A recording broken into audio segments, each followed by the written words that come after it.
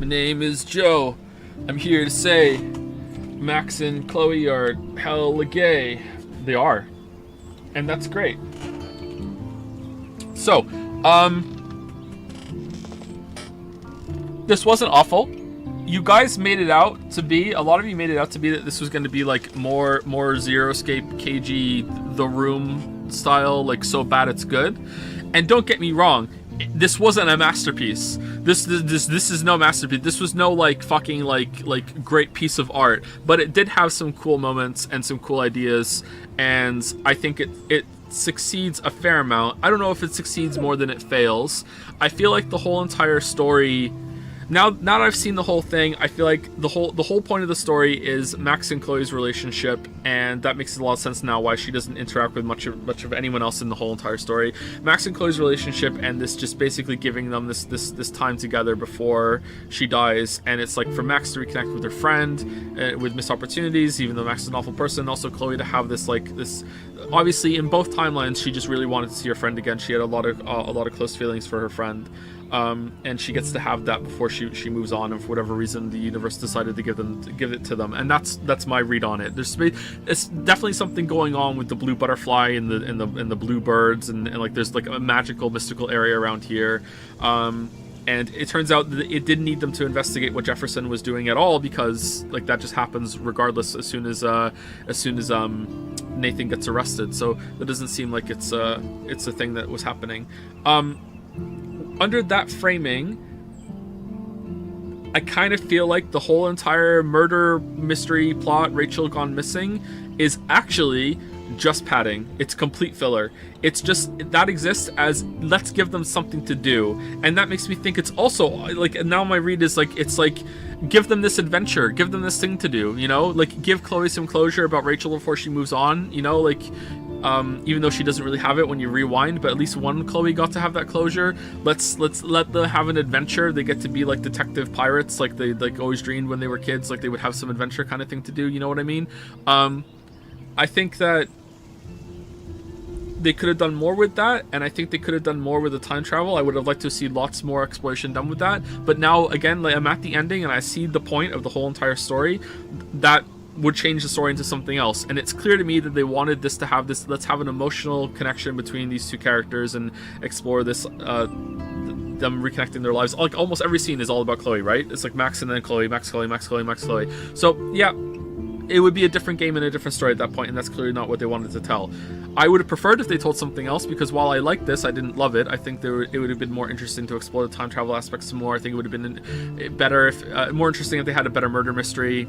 Maybe they thought that the whole Mark Jefferson thing would be more interesting and more engaging, to be more surprising, and oh, is it Nathan, is it not, you know, like it needed to have more depth explored than that. The whole school system seems kind of like a bit out there too. I do wonder if it was always supposed to be about Max and Chloe, because the whole Kate thing seems odd now, oddly out of place, but maybe that's just feeding into the mystery that's going on. But in terms of like production, I thought that it needed a few more different environments, but someone in chat 2 streams back said that this was made on like a shoestring budget. I don't think it actually was made on a shoestring budget. For the scale of the game, was probably a very tight budget, but this is definitely not shoestring budget. Voice acting was pretty good. Presentation was pretty good. Music was hit or miss for me, but especially the party scenes or whatever, but it was all right. Writing was switched between kind of so cringe and funny that I'm not even sure if it was on purpose. Like ironically funny to unironically funny, like ass biology, like what the fuck is that? Like the characterizations of a lot of them are really weird. Like Max is kind of awful, but then she's a teenager, so she's gonna make mistakes and stuff, but you know, having them voice her intrusive thoughts is very strange, and maybe not the best thing you could possibly do. Chloe grew on me a bit as it went on, and she's in a bad place. I don't really judge her too harshly. Like she lost her dad in her early teens. That's going to be rough. And then she doesn't like her stepfather. Also pretty rough.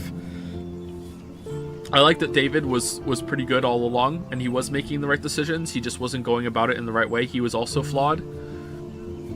Feels like that sums up almost every single character. Well, every character except for like Mark and maybe Nathan, is that they're just trying to do their best, and they have their flaws, and they can't help but be held back by them.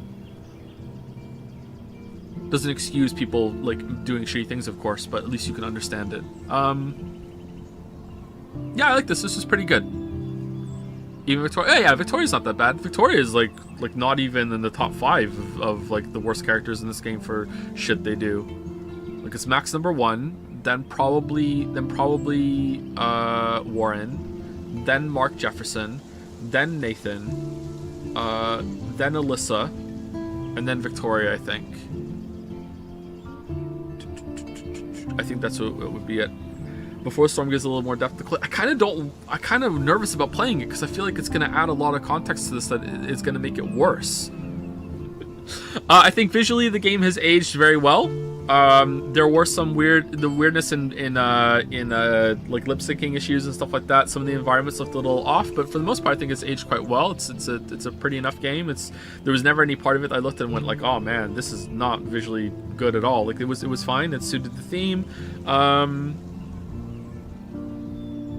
What was the last thing I wanted to say? The choice is kind of like, I had fun with the time travel. I think they could have done way more with that. Even in just mechanics, like I was eating those damn beans. Like times where you can be a little bit of a scumbag with it, that would have been funny. I like that they call Max out on using it just to be cool, but that was the only thing you really had the choice of using it for. So seems a little Spec Opsy to me. I don't think that the time travel makes perfect sense, but it makes sense enough that I don't have a huge issue with it like I did in Steins Gate. Like how it worked when we pieced out on Steins Gate was like literally impossible, so that's what really pissed me off. Like they made a change in time and that just couldn't do what they tried to do. So, you know, what are your favorite memes from this? My favorite is the NPC that is acknowledging that you just said the right dialogue line. You're right, I did need to hear that, but please continue and say 4 more nice correct options for me before I will give you what you want. Like, I think that's my favorite, although I think High Horror got wrung out a little bit. Joe, is the best chapter in your opinion? I think chapter 2 or 3. 2 or 3 was the best one for sure. I would say 4 was the worst one. 4 was by far the worst, even though it started out interesting, but no, 4 was the worst. And I would go 2 and 3. So worst tier, chapter 4. Next tier up, it would be 1 or 5. And then top tier would be 2 and 3. That's how I would rank them. I don't know where I would rank them individually if I had to, though. If Max didn't give a shit about Chloe and not call her for 5 years, why would the universe give her a chance to meet her again? Well, it's not just for Max, it's also for Chloe, I think. Like, Chloe really wanted that. Like, look, in both timelines, look how happy Chloe was to see Max again, even when she didn't have Rachel, right? She still really wanted Max. She needed this closure. So I think it was more for Chloe than Max. But, like, you can make a bad decision and fall out in touch with your friend quite easily when you move away. Like I want to hate on Max. It is kind of fucked up, but at the same time, she was young. She was a kid. Like, I need info. Like, how did that go? You know, like, I moved a lot as a kid, and I moved a lot from school. I never had a friend as good as Chloe and Max were. Like, I didn't have like a friend where like early on in life. Sorry, I didn't have a friend like that. So it's hard for me to judge that, but like I know how hard it is to keep in touch with people when you move away, even if you say that you're going to. Now you completed it. How would you compare it to David Cage Telltale's games mechanically? Okay, on mechanical level, this is the last question I'm going to answer, and then I'm gonna peace out. Hella. Mechanically is an interesting question. I haven't played Telltale games. I've played the first episode of Walking Dead, and that's it. I don't even know if I finished it. I played it for more than an hour or two, though, so I can't remember if I finished the first episode of Telltale's Walking Dead, but I haven't played anything else of that. So I can't really comment on that mechanically. I felt that moving around and looking at things in this game was a lot more interesting, and I had a lot more fun doing it, and I wanted to do it more than I did in the David Cage games, maybe because of the camera angle. Instead of being like a little bit more like a Resident Evil game, this game you can actually move the camera around max for the most part, whereas in a lot of the David Cage games it's Resident Evil fixed camera, which can be cool, don't get me wrong, but I think I prefer this system for looking around and exploring. Because you use repeated environments more here, I was able to get more in touch with the characters and the places and see change, and I liked seeing the change and seeing how it developed as time went on. Whereas in the Cage games, you're not constantly, but you're usually going to a new place, which has its perks too, but You don't get to dig in and see repeated characters all that much. I also liked the writing more when it came to what Max would comment on compared to what happened in the Cage games, because in the Cage games it was just less interesting, and here it was more funny. I feel like there was more stuff to do to fuck around with as well in this game than there was in the Cage games. There were more like still decisions, but kind of like minor, somewhat inconsequential decisions that don't feed as much into the main narrative as all of the decisions in Cage have to. Did the emotional beats hit for you? Not really. At the very end there, when it was like solidifying that, okay, the whole point was to give these two characters their moment. I felt that worked on me a little bit. Yeah, I was like, okay, I think I get it, or at least I get it. Enough, like you don't just. Okay, here's the problem with saying I get it. First of all, not getting it is okay. Life is Strange, Before the Storm. Alright, so this sucked.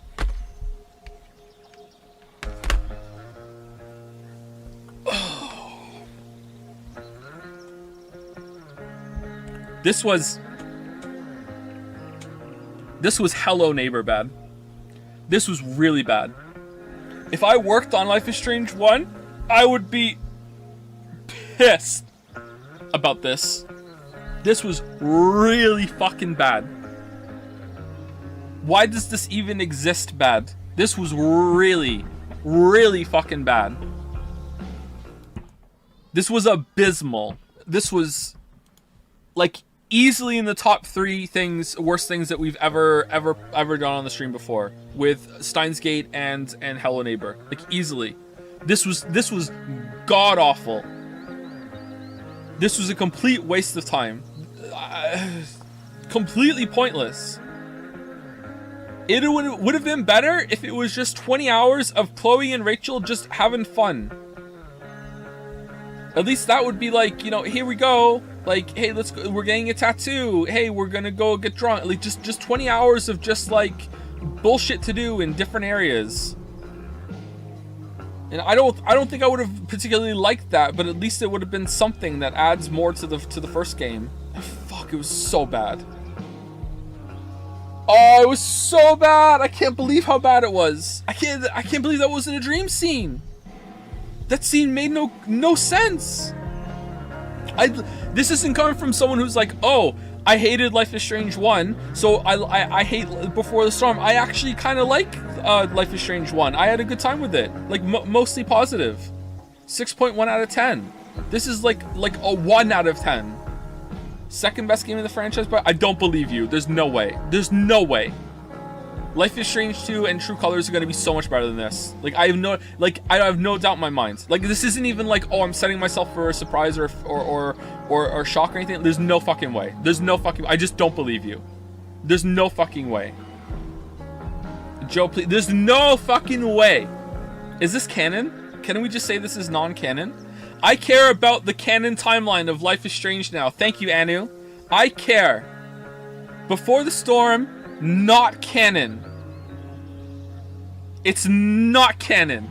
What's the opposite of a shipper? This was just an unreliable version of events from Dandelion, okay? This is not canon. A sinker. I sink the ship. A sinker. Fucking hell.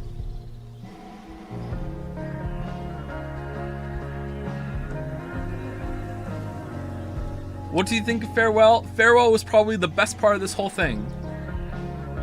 Game Over Online on January 16, 2018 says, the writing is good enough, and the dialogue is acted. Oh wait, that's not a period. There's a little bit of dust on my monitor. I thought that was the whole sentence. Life is Strange, Captain Spirit. Is it better than Before the Storm? Of course, yeah, of course it's better than Before the Storm. Life is Strange 2.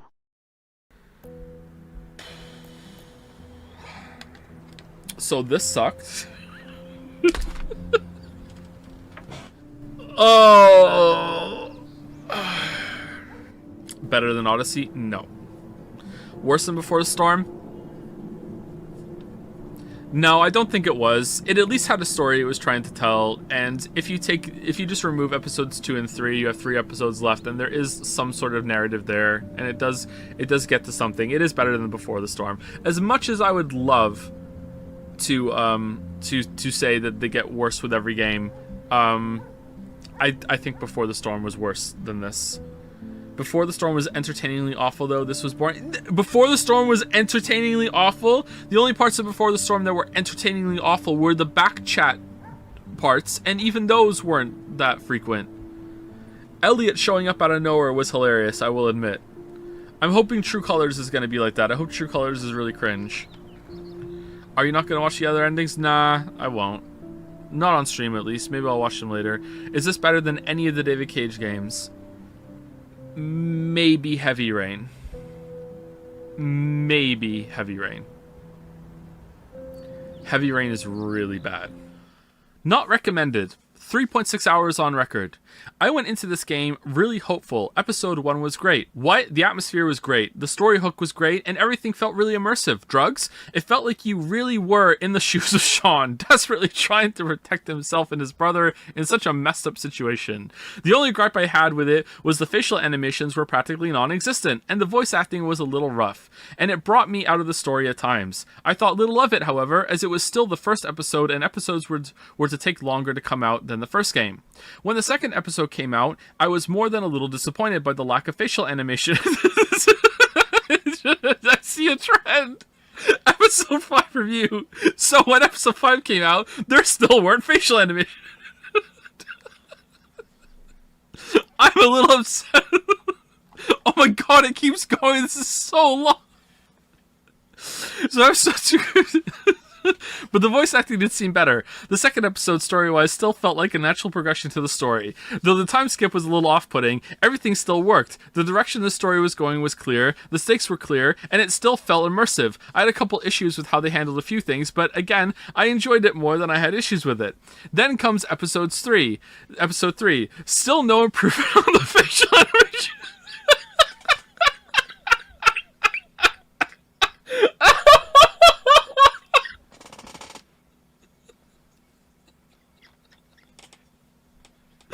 So, on the facial animations, the voice acting was worse than the first episode. True, the time skip mix caused another bump in my ability to remain connected with the story. And dear all gods, Daniel became the most annoying little scamp I've ever been forced to play alongside. The first bits I could have gladly ignored if they continued with having lovable and relatable characters, but Daniel went from your kind of annoying little brother to a total brat. Sean is then blamed for this transition for doing little other than having other friends, completely despite the fact Daniel has his own other friend too. True, the story takes an odd turn, which could be justified with where the execution a little better, but the time skip gets rid of any execution at all. You are simply thrown into it, and it is apparently what you have been doing for a while.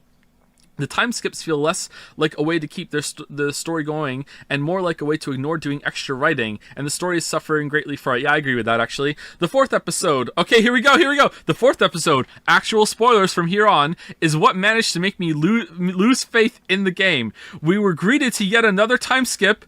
I'm waiting for the facial animation comment. Sean having been in the hospital for a decent chunk of time and about to go on trial, and Daniel is missing. Now I was forgiving and thought we were in for an interesting start with the hospital escape. Then a scene happens that seriously rubs me the wrong way. Sean takes a break from driving to sleep, and it turns out that he is in the private property of racists. I do not know if this can be avoided, but for me, at least it ended with Sean getting the living heavens beat out of him. And then nothing happens. The scene does not matter later in the story. It's just there to give Sean some more pain on top of all the pain he's already in, which was really hard to tell because of the lack of facial animation. I do not know if they added it in either because they wanted their main character to suffer more, or if they thought this was clever writing relating to topical events happening right now, but the scene could have been removed from the game, and literally the game would be the exact same. This is not good writing. Alright.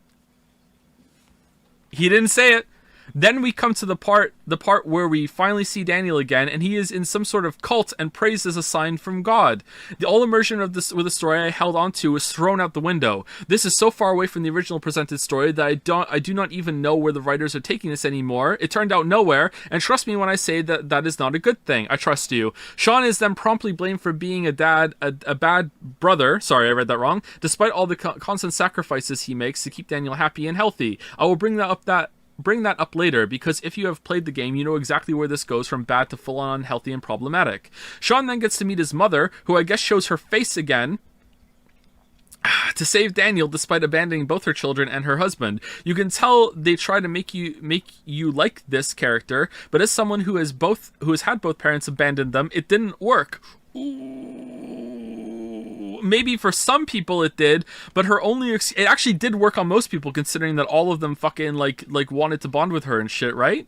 Maybe for some people it did, but her only excuse is being forced into the role of a mother by society so she couldn't live out her dreams. That pissed me off so much I did not have words. Maybe it would have been fine if she still remained as part of their lives, or if she even at least wrote them letters, or at least let them know she still cared, but no. She was gone without a trace, and we are supposed to be okay with that because society made her. That is beyond upsetting, and treats Sean and Daniel less like children and more like burdens to her. Finally, everyone bands together to free Daniel. I really could not care less about anyone except for Sean, who is the only character in this game I still like, which is just wonderful as we are treated to him getting beat up over and over to prove that he really does care about Daniel. What in the ever-living hell did Sean do to deserve that? He has shown nothing but concern over his brother, who has constantly disregarded him and acted like a brat. Heavens forbid he spend a bit of time with friends while still taking care of his brother. I really do not know what the writers are going with here. The scene was disturbing for reasons I do not think they were intending.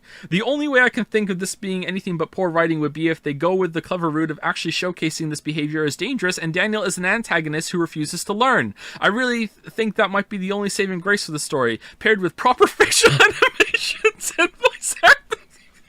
Because, oh my, did they drop the ball on this episode? So hard the ball shattered, and we were left with a bunch of expressionless characters and unfitting voices. Acting out what can only be described as a soap opera that has gone on so long they needed to go completely off the wall for shock value. I can't believe it came back at the end.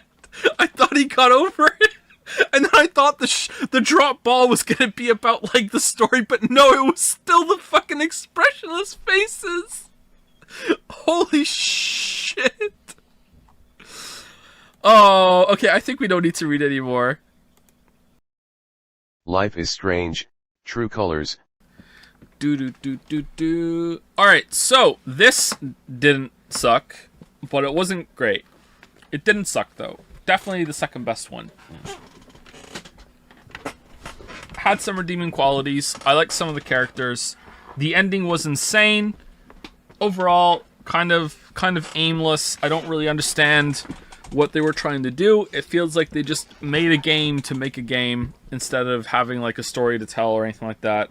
I don't understand what happened to this series when it starts off so strong with Life is Strange 1. Well, it starts off so relatively strong, and then just keeps getting worse in most ways. That's not true. Like, this is better than Life is Strange 2 and Before the Storm, but it also feels more pointless than Life is Strange 2, so in that way it's getting worse. Jump between Before the Storm does feels insane. They got way better. Yeah, Before the Storm is actual trash. Actual trash. Like, one of the worst games I've ever played. This is nowhere near that bad. I don't understand the ending. I don't understand how they covered up the deaths of those miners. I don't understand how that's even possible without it being like a huge conspiracy and a lot of people being in on it instead of just being Jed. I don't understand how she came in possibly having some broken bones with like a visible like gunshot and like a bullet wound, and I mean it can pass as a scrape I guess, but at the same time like what do you think she did? That she went into the mines and fell over a bunch of times? Like, the fact that she wasn't like, hey, come, I'll show you the mine shaft where he shot me and I fell down and all this other shit. Like, just insane. Someone feels like there's less stakes the more the games go on. Yeah, I don't know I don't know if they wanted a mystery or if they wanted like just like a time in a town. Oh, man, I don't get this. Why does this game exist? Not stealing from Charlotte is correct, but signing means she can't help like she wants to. Stealing from Pike is the best option for him, though. All right, so we're punished for wanting Ethan to have means in the future. All right, I guess it makes sense. Ultimately, it doesn't matter because you can still stand up to Jed and win anyway. If everyone stands up for you, do you not need to do the emotional bullshit, or do you still do that? You probably still do that no matter what, huh? Just with more power. I think in the next Life is Strange game, which isn't going to exist, but if there is another Life is Strange game, I think that the plot twist should be that there's powers, and at the end of the game, they explain where the powers came from. Whoa! Weren't expecting that, were you, Life is Strange fan? We're going to explain where the powers came from. Holy fuck! Do you think the scale of the game is small on purpose, like the power can only be used to help individuals, and the setting is only a single town compared to the world altering of Life is Strange 1 and the telekinesis of Life is Strange 2? I don't know if anything about these games is on purpose.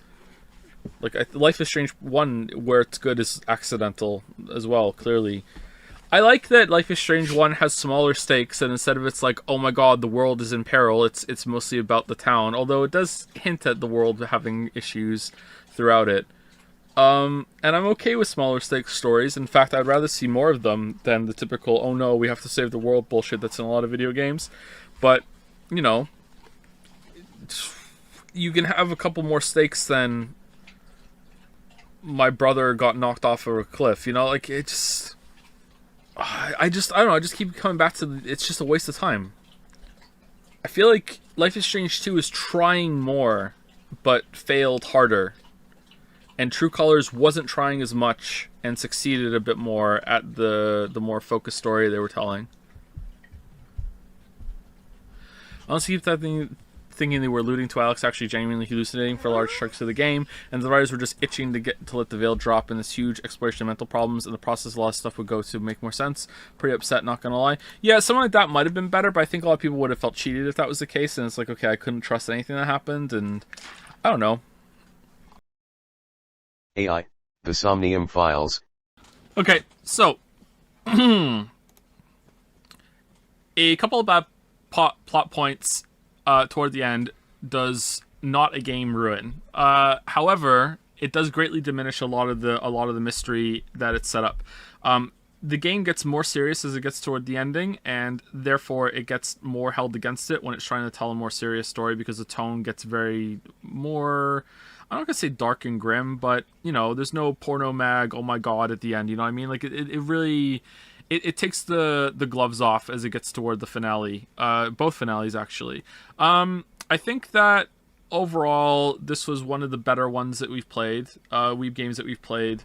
The ending has really soured my experience on it right now, but give it some time and I'll probably say that I enjoyed it more than I'm feeling right now.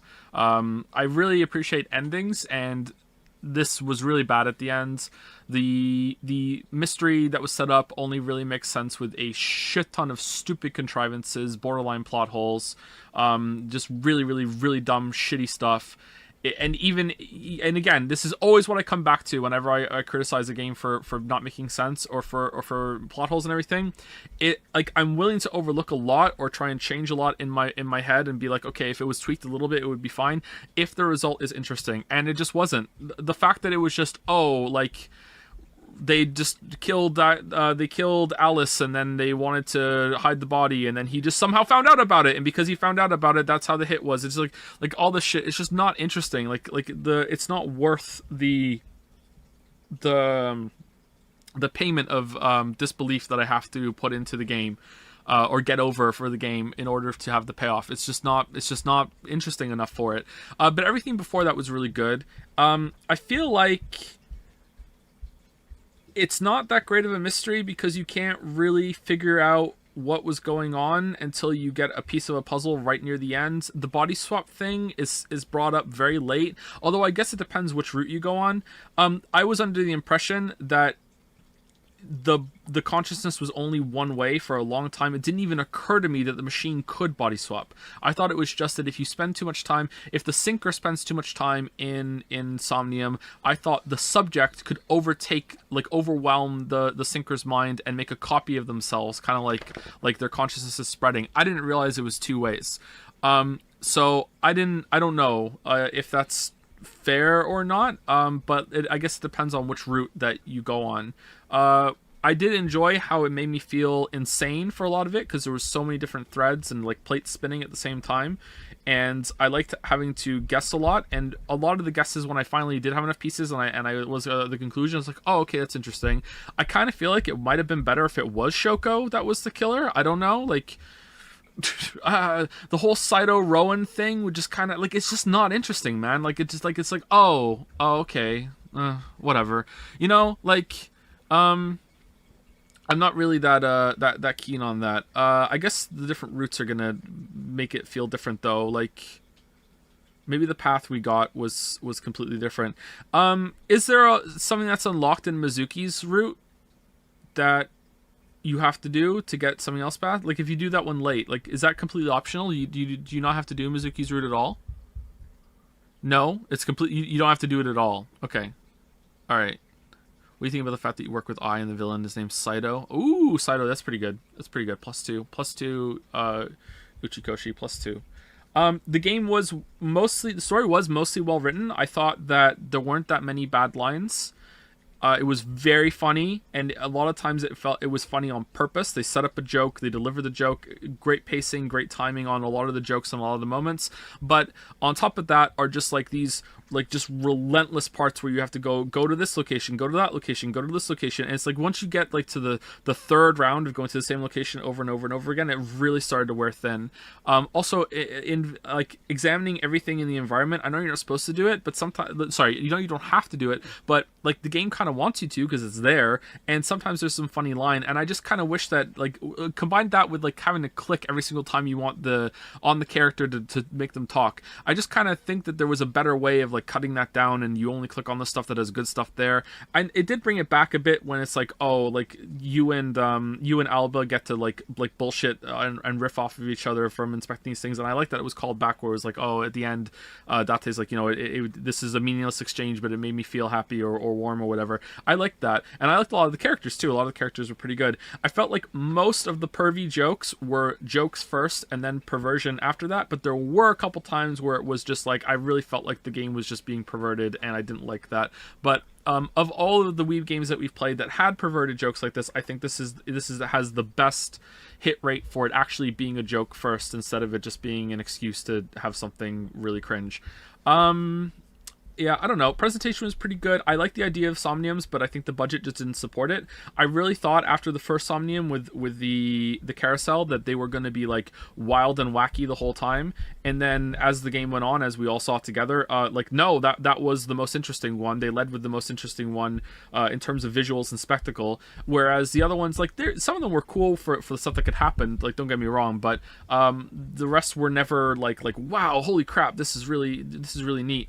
And for that reason, I feel like I didn't like them as much as the escape rooms in Zero Escape, because I like the escape room, I like the puzzles, I like moving around this environment, I also like having the time to inspect things and go at my own pace, whereas with the Somniums, I always felt like I was against the clock. And even if I just ignored the fact that, hey, I'm trying to move the stream along, or I don't want to have to repeat content, like I still feel like I'm gonna have to restart and get to the next phase in order to inspect everything. And so like I don't know, I like to really take my time in those kind of situations, and I don't think it worked all that well. However, having the time limit in Somnium, you know, makes sense. I don't know. Maybe they should have, like, it seemed like because it wasn't an accident staying in Somnium for 6 minutes, like, why didn't they just have, oh, by the way, this machine can also do like a body swap if we put it on a different setting, you know? We can merge consciousness for a while, but also we can swap them too if we put on a different setting. There was no it was never an accident that someone stayed in Somnium for too long, so I feel like that wasn't really necessary. which Somnium did you like the most? For Spectacle, the first one. In terms of the connections and the like the fun interactions that they had,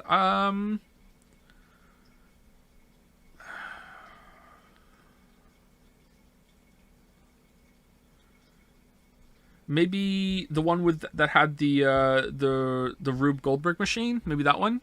That one was okay. I'm struggling to think of some of them now. The Force one was kind of crap. The one in the factory was pretty fun for how we did it on stream, but like as like a maze, it was okay as a maze. Best character is Alba. I really liked Alba, and then Mizuki, and then probably Date. Anyway, so yeah, this was pretty good. I would say that it's not as good as 999. I would place it above VLR and Zero Time Escape for unironic enjoyment. VLR's ending is way worse than this one. This one commits a couple of crimes for me, but like it still has an ending. Whereas VLR just utterly shits the bed. On every level does VLR shit the bed. And it ends up being the whole thing is just absolutely fucking pointless. So even though VLR has some amazing moments leading up to that, and I like the character interactions and the escape rooms and everything, and the power of morbing and realizing what that is, like VLR's ending absolutely shits the bed. And while this did take a nosedive, it didn't completely shit the bed. It's just kind of dull. It was good though. Overall, I'm positive on it. Loves it or mixed? I love some of it. I don't like loves it or mixed or hates it, you know? Because most of the time I'm mixed on everything. It's pretty rare that I will love something. I liked it. It's good. Hypnospace Outlaw. Anyway, so yeah, this was excellent. I'm not sure how I feel about the main story and the main conclusion. I feel like that's probably about as good as it could have been. There were a lot of things that were set up ahead of time that came back later, like little mysteries that you didn't even realize were mysteries. If you were really paying attention, like more than I was, then you might have figured out that they were kind of mysteries. But there's a lot of things like, oh, that was a part of it. Oh, I see. You know, like you can tell that they're up to some shady shit in the background, but not. Maybe I think the revelation there at the end is that they were perhaps even worse than you realize when it comes to like mucking around with what people can do in Hypnospace and the like. Yeah, this was really excellent. Obviously, I haven't gotten the full experience. There's a lot of pages I didn't find. We can go, you know, they're in there. We can see them again before I end the stream. So if you really enjoyed this experience and you haven't played it yourself, there's still a lot of game here and a lot of pages to discover and probably little stories to find and connect. Obviously, experiencing it yourself is always going to be different. I will probably do that at some point, but I'm not going to do it on stream because I feel like that is not going to be very entertaining for you all, maybe some of you, but I think most of you would not find it entertaining, and I don't think I would find it very comfortable doing that because it's something I'd like to take my time and be able to, you know, step away, come back, read it. I don't want to read everything out loud. Sometimes with games, when you stream them, it's good to leave like a big chunk of content for the viewers to be able to do themselves completely blind as well. So yeah, I really enjoyed this. Really enjoyed this. This is definitely something special. I like this quite a bit. This is a really cool idea. The writing in this was very good, very purposeful, very artistic at the same time. Like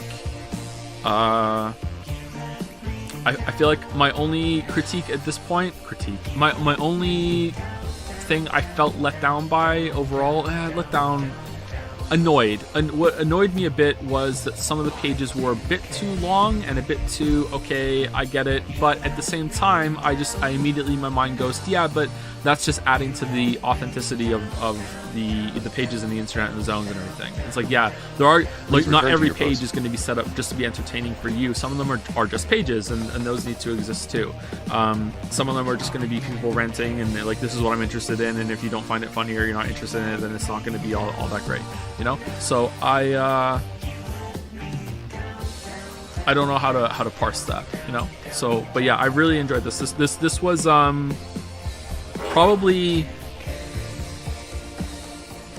even more difficult to put together than you already think it was, if that makes sense. Like, you look at this game and how complicated it is, and all the pages and the time skips and everything that have to go into it, and all the updates and all the different ways all the characters had to interact and everything, and you probably look at this and be like, holy shit, this must have been really hard. I bet you it's even harder than that. Like it was. This is very impressive. Very impressive. So yeah, I really enjoyed this. This was really cool, especially someone who grew up in this era of the internet. Just for that, this was worth it for me. This was really cool. Half-Life. Joe, you're gonna have to give me a rating for the list. X. I liked it. I didn't love it though, but I've never loved Half-Life. Even when I played it like a year after it came out, I've never loved Half-Life. But I liked it for sure. Yeah, it was cool to go back to it. A lot of bullshit, but you know you're supposed to quick save a lot, so I should have embraced that sooner. The mechanics of the boss fight, the last boss fight, are not that bad. I think it's just like working out what you're supposed to do is just completely up in the air. The fact that you can shoot it and there's no real feedback of what's going on. I don't know. I don't like a health bar. I don't think would have worked all that well there, but maybe it would have been better. I guess it's sort of like after you see it, it kind of clicks and it's kind of like, oh, I get it. You know, once you get it, it's kind of like, how did I not see that? So maybe it is fine, but most people don't like that boss. So I guess maybe this is an example of even in retrospect, even though you can understand it, it's still not great. I don't know. But yeah, I like the game overall. It was a good time. I think I prefer the first half more to the second half.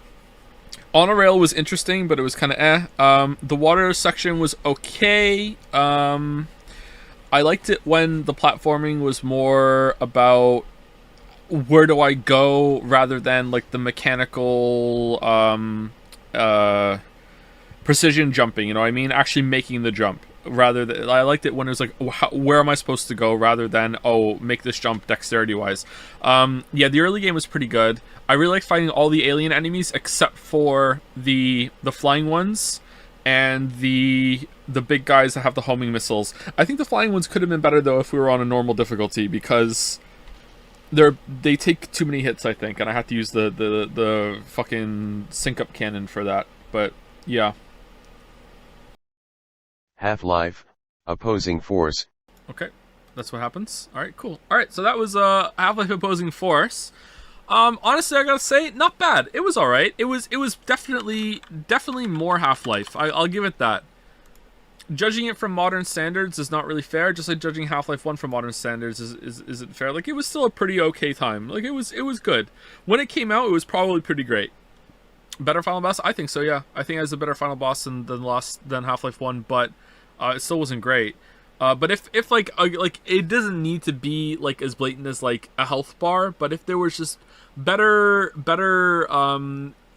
ways to know if you're even doing the right thing on the last boss in Half-Life 1, that would definitely be the better boss.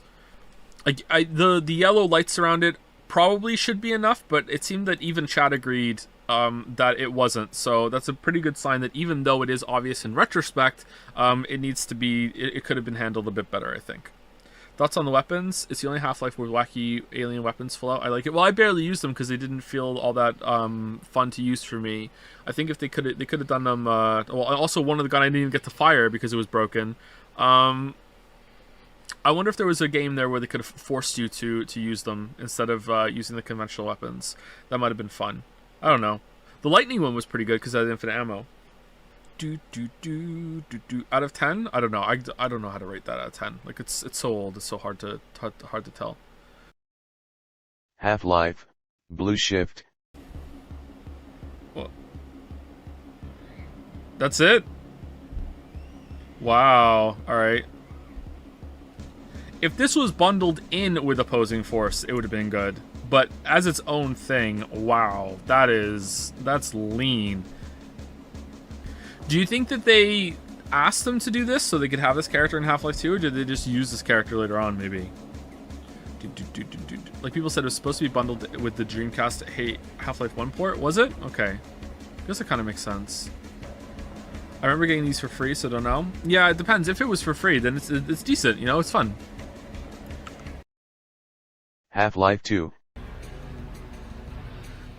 I love this ending. Why do you dislike it? I don't necessarily say if I dislike it. I like how cool it is, and like the abruptness is interesting, but the game just kind of stops. Would you say you love or like this game? Played it right now, I really like it. Close to love. Played when it came out, I loved it. Like I do have fond feelings about this game. It's not perfect, but you know, nothing is, as always. But don't know why I always want to say it's not perfect. Like, of course it isn't. It's pretty fucking great. When it came out, it was even better. Is aged quite well? I agree, it has aged quite well. It hasn't aged well in every regard. I think the shooting is more dated now, but it's still pretty good. It's very playable. I wish there were less waiting for people to talk sections, though. That's annoying. Do you like the music? It's alright. I'm not sure if I like the music all that much. Half-Life 2, Episode 2. That's the end? Oh my god, Valve, what the fuck? What the fuck? There's not even a little epilogue after that? So I knew that Eli died. I didn't know how or when, or if that was like the actual last scene or whatever. I knew Eli died. Of course, how could you not know that? What the fuck? The team originally planned for the ending to feature a combo sequence with Lamar floating in space after the rocket was launched, but Gabe Newell requested them to add this in instead for a cliffhanger. Wow, what the hell, Gabe, man? Alright, that was pretty good. I enjoyed that. It definitely picked up toward the end. Everything after the car, I think, was like on the same level as the great parts in Half-Life 2. Everything before the car was just kind of like, yeah, whatever. This just feels like I'm just going through the motions in the Half-Life world. However, I did just play, you know, Half-Life 1, the expansions, Half-Life 2, Episode 1 before that. So going through a lot is it's gonna start to feel a bit repetitive and samey. So Hunt down the Freeman. all right. So I mean, this sucked, but like, it wasn't completely atrocious. Let me explain that. So this benefits greatly from like the mechanics of Half-Life, which are pretty good. So it has the same kind of gun feel, has the same kind of movement, has the same physics system, all that other shit, has the same enemies. So like I don't think you can call this atrocious without also throwing really, really hard shade at Half-Life 2. Okay, like, the story is atrocious. The story is absolutely fucking terrible. But like, the gameplay like is not. I don't think there's any section of this game that's good. But you know, it's still, you know, when it comes to the gunplay and shooting some dudes, it's pretty close to it. You know what I mean? Like, it's the same. People are coping so hard in chat right now. So hard. The copium used to be way worse. It's patched. It's better. It's better. It's better. Okay, I believe you. I believe you. I believe you. Don't lie, it was really funny. It was really funny. I feel like it got better as it went along in terms of the encounters and everything, which is weird. You think it would get worse. It did get worse after a bit. The beginning felt kind of like aimless, and you were fighting those weird fucking aliens in the streets, and it was kind of like, what the fuck are you even doing? And then it got really bad for a little bit, and then toward the end it was kind of like, it kind of got into a groove of feeling kind of like the worst parts of Half-Life 2. Where it felt like, oh, just going through linear corridors, shooting some things, the occasional like go into a vent or whatever. You know what I mean? Like, it kind of got there a little bit toward the end. Especially in that last section when you're climbing up that outpost tower. Yeah, it was pretty bad. I would give it like a 4 out of 10. I think 4 out of 10. Like, it's really bad in the context of Half-Life 2, right? Because this shouldn't be a paid thing. This should be a free mod campaign download thing. That's what I think this should be. It's really bad in the context of Half-Life 2. But if this came out and Half-Life 2 didn't exist, and you view it like that, like if this was just like this game came out and this was the first time you ever seen these weapons, this world, whatever. Like, I know that sounds insane. Like, how could that even happen? But you play through, you'd be like, you know what? This isn't bad. It's okay. You know? Whereas, because it's said within the context of Half-Life 2, like, it's hard to judge. It's like, okay, how much of what I enjoyed here is just because it uses all the gameplay mechanics from Half-Life 2? It's really interesting if you're into game design, though, because I was struck over and over again about the idea of how many games, because this isn't the only game that does this, how many games will just put encounters at you just to fill space instead of trying to have an idea that they want to convey to you. And lots of games have that issue where it's just, here's the combat loop, or here's the gameplay loop that is not really all that refined all that well, and we're just going to throw you into encounter and encounter and encounter over and over and over again of the same thing in just a slightly different environment, and that's pretty much the whole entire game. Whereas that can work if you're like Doom Eternal and that combat loop is just absolutely enthralling and it's polished to like a fucking sheen, and you have so many different mechanics and guns and and enemies and the environments are changing significantly as you go. Whereas this kind of combat doesn't, and most combat games don't have that benefit. So, like, it's better to be purposeful and interesting and actually have an idea behind what you want every area and every encounter to do, rather than just throw shit to fill up space. And if you are throwing shit in to fill up space, that can work if it's like a breather or a break from something else that you're doing, like some of the purposeful stuff. I always thought that the Dark Souls games might have needed a little bit more of that, where it's like not every area needs to be built around some sort of gimmick. Some of them can just be a bridging section that has some combat and a couple of rooms that loop around, and that's it. Black Mesa. Alright, so this was really good. I feel like this is 2 games in one. There's like their own version of like opposing force, or like Blue Shift, which was the reimagining whatever of Zen, which to me was the highlight of the whole playthrough. I really enjoyed Zen. It was really cool. I liked the changes they made. I liked the expansion. I'm not sure if I would like it as much if I was replaying the game, or if I was looking for a very super faithful, just some minor tweaks and updated graphics, please. That'll be $20 plus tip. I might be upset if that's the case, but I didn't really like Zen in the original game, although it wasn't that bad.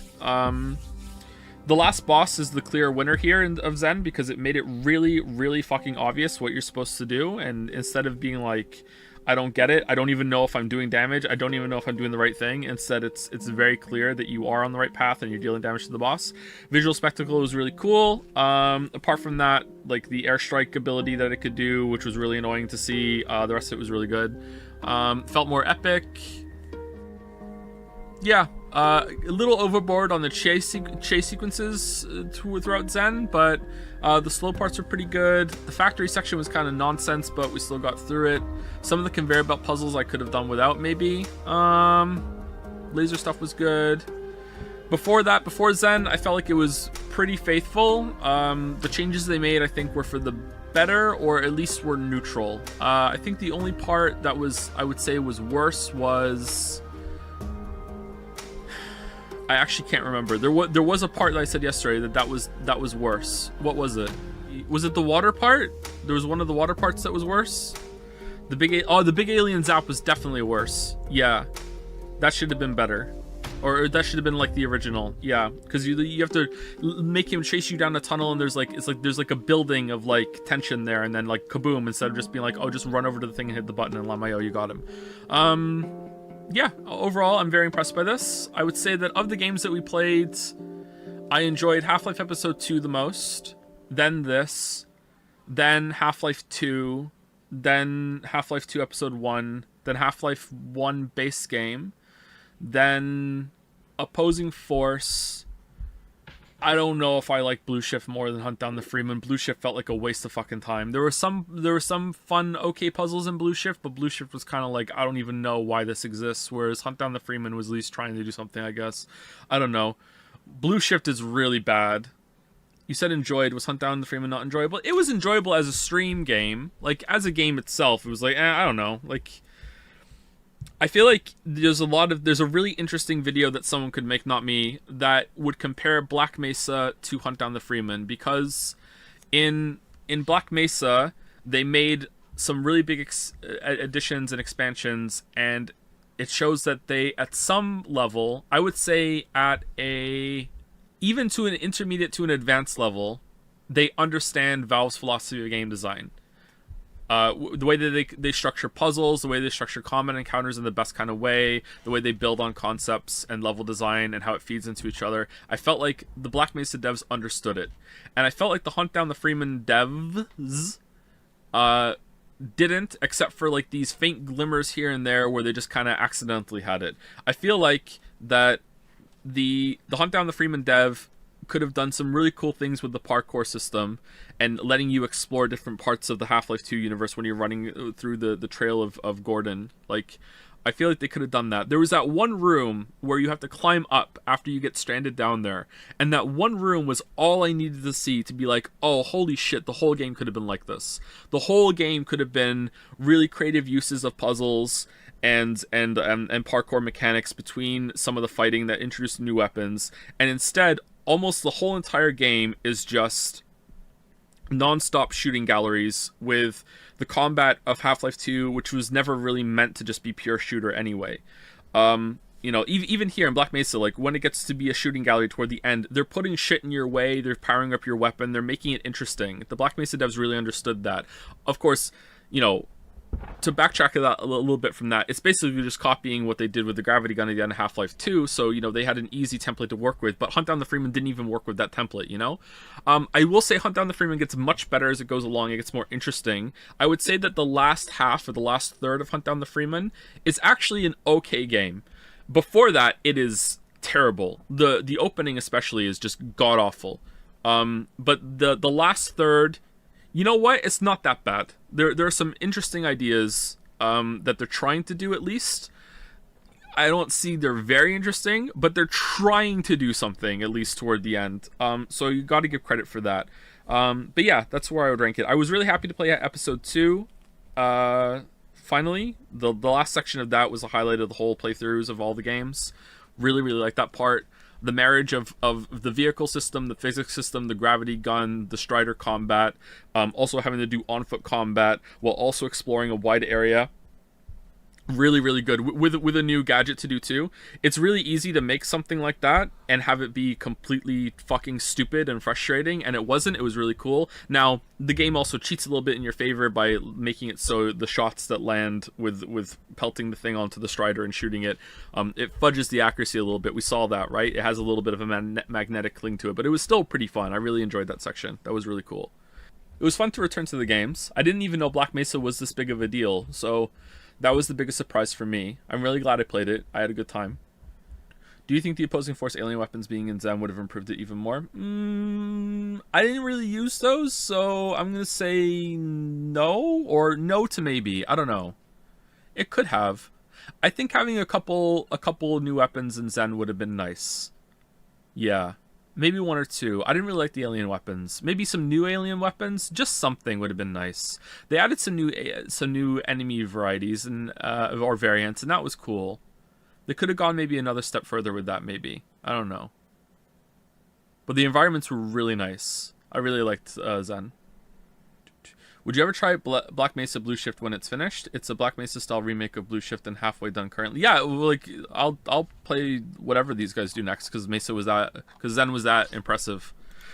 Because like up until that point it was like, okay, they were just like redoing the work that was already done for them, and then in Zen it's like, okay, we're just gonna make something almost wholly new. There were some parts there that were redone parts, redone sections of Half-Life 1. But a lot of that was just new stuff, and it was really good. It really, really worked out. So I would play what they do next, yeah, for sure. Deadly Premonition. Alright, so I don't really know how I feel about this game. I definitely enjoyed it. I was definitely entertained. The only couple times that it lost me, and I was actually having a bad time, like I didn't want to play it anymore, were during the chase sequences, which were thankfully short-lived, and just everything that happened with George and the resolution of that mystery really rang hollow to me. Maybe it's supposed to, so to set up the epilogue surprise thing with the real ending. I like that, but I'm not gonna pretend I understand anything that went on just now. So my read on this is that there exists another supernatural kind of world. There's different forces. It seems like York is possibly like the quote good holy force, and then Kaysen was like the dark evil force, red versus white, maybe, I don't know. And Kaysen is one of these creatures or agents that is kind of just like sowing chaos around the place with this time with seeds, but it could be with something else. And the FBI caught on to this, or the dad did, and the dad got wrapped up in it, and Kaysen found out about it, and like will punish people that get in on it, just like sowing more chaos or whatever. I don't really understand why York and Zack were like, they repressed so much that they didn't remember exactly what happened in the house. That seemed like a kind of a cheap twist there, to be like, oh, the dad didn't really shoot the mom, but maybe they were lying, maybe they didn't really remember it properly. I don't really understand how Kaysen just knew that York wouldn't recognize him. Maybe Kaysen knew what he had done to York. Maybe this is something Kaysen does. Maybe Kaysen just picks people and timeline and bloodlines and families and just keeps fucking with them over and over and over and over and over again, and that's why he like hit him in the head and like sent him to the Red Room maybe or something. I don't know. Like that was kind of weird. There was a lot of things about this that are kind of weird that I have to do a lot of imaginative work to get there, and for some reason I'm kind of happy about it. I'm happy to do it because the game was so interesting. Yeah, I don't know. Like I the fact that Emily started seeing the zombies too was kind of like weird, and it's never brought up. Everything to do with Thomas was kind of weird too. George having a sex cult was kind of glossed over a little bit too, because he doesn't exactly, you know, like exude so much fucking charisma, but maybe he had some powers with the seeds, and not everything needs to be really thoroughly explained, but it was definitely unsatisfying. It's probably the worst part of the game by far, was the George thing. I liked the tone of it overall. I liked York / Zack was definitely the standout. I really liked them a lot. I think they definitely could have sold more that Emily was this kind of like special person. Like the whole time it's kind of like, you know that bit in Arrested Development where Michael Cera's character starts dating the girl and everyone's kind of like, her?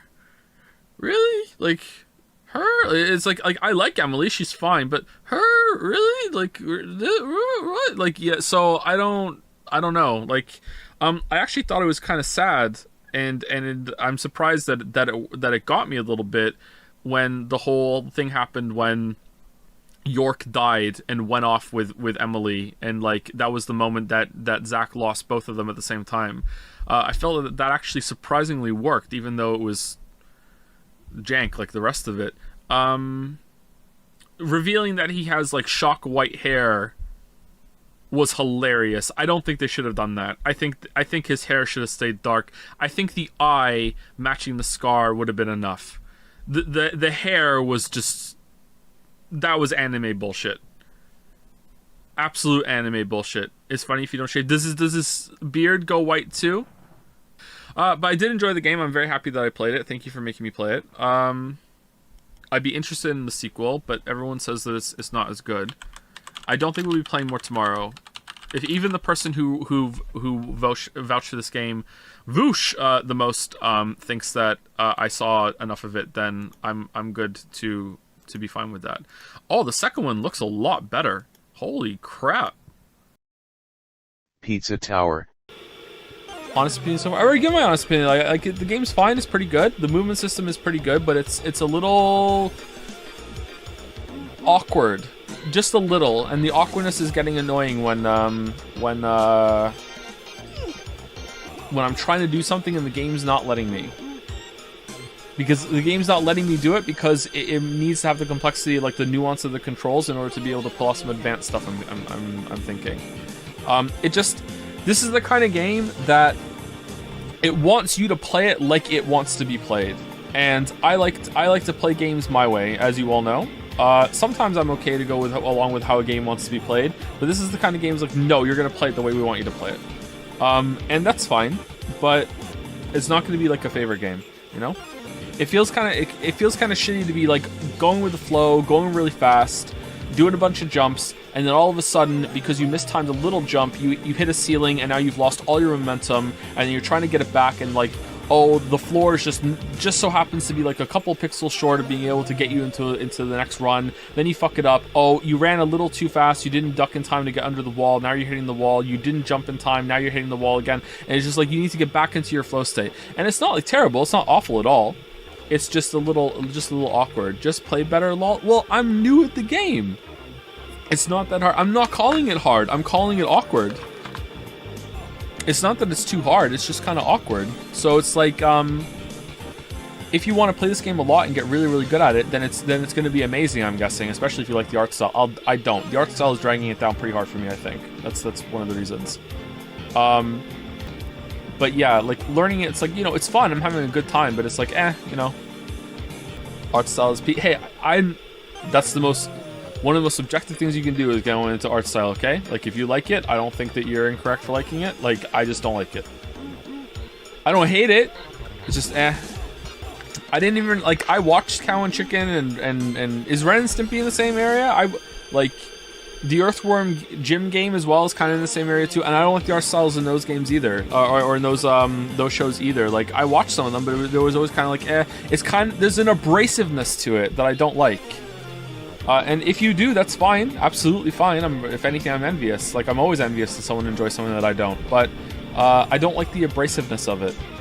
I do enjoy it a lot. I love how overly expressive it is. Yeah, I like that part too. And there was a couple of funny moments, but that were like born out of the animations. Like, but you know, I'm not vibing with it all that much. Like during this game, when I was in the flow state, the game was really, really good. So it reminded me of the best times I was playing Rayman. I really like Rayman's Origins and Rayman Legends. But even that has the same kind of problem, but it has a much simpler moveset, so it's easier to get into the flow. So like that's the closest I would say this game is. It's in the Rayman kind of area, especially when you're running back through the level. It feels like those Rayman games, the newer ones. I've never played an old Rayman game. The only Rayman games I've ever played are Origins and Legends. Like when you're running through and everything's smooth, not just in the music levels, there are little levels where you get into that too. It feels really great, and Pizza Tower felt like that in some of the best parts too, or the best times where I had a good flow with it today. But when you like lose your momentum and you slow down and there's so much shit on the screen, and the trolley kind of design that's working against you instead of with you, because it wants to be a challenging game and have you really commit to learning the levels and use all the moves because it has a lot more going for it. It's kind of annoying as a first-time player. Now, if I committed a lot of time to this game, I think I might be like, oh, I actually really do appreciate those. I appreciate the gotchas. I appreciate the intricacies and how the cactus enemies teleport around. I have to remember to do that. It's very challenging. It's not overly difficult. Like, you can't die, but like at least I don't think you can. You can't die in the normal levels, can you? You can only die in the bosses. But like, it is very trolly all over the place. That last boss was fucking trolly as all hell. I do think that it is brushing against the Sonic problem, but it's not quite there. So Sonic has, I don't know if this is a hot take or not. I've said it before on stream a long time ago. I don't think I've said it for years. I think Mario is a faster game than Sonic. And the reason I think that is because you can go full speed when you're playing Mario, and you can process everything and you can react to everything the whole time, and you can jump, you can see it coming, you can react to it. Whereas Sonic is so fast that if you get to top speed at Sonic, you literally cannot react to what happens next. Like, you can just hit a wall, hit an enemy, hit a spike, because you literally did not have time to react to what was coming to you. I don't know if the 3D Sonics are different. And I feel like Pizza Tower does not have that problem, except for now and then there were times where I was like reading the levels and I was like, oh, it wants me to jump, and it didn't, and it's like, Lamayo got you, and you actually have to go down instead. And in those moments it's kind of frustrating. It's like, oh, okay, well played, you know, like, you got me. Let me run around again and get back to it. So it's not nearly as bad as Sonic for how the speed can work against it in a way. But I would say it's not as smooth as Mario, and I don't think it wants to be either. Like, the moveset's really, really deep, actually. There's a lot of shit, man. There's a lot of shit. Speed is subjective in that regard. There are people with super reaction and also TAS. Well, TAS is I don't know if TAS is applicable to the conversation. I don't think there's anyone in the whole entire world that can react to a Sonic level going top speed in Sonic the first time they've ever seen it. I don't think that's humanly possible. You can memorize the level, and then know when to jump, know when to do it.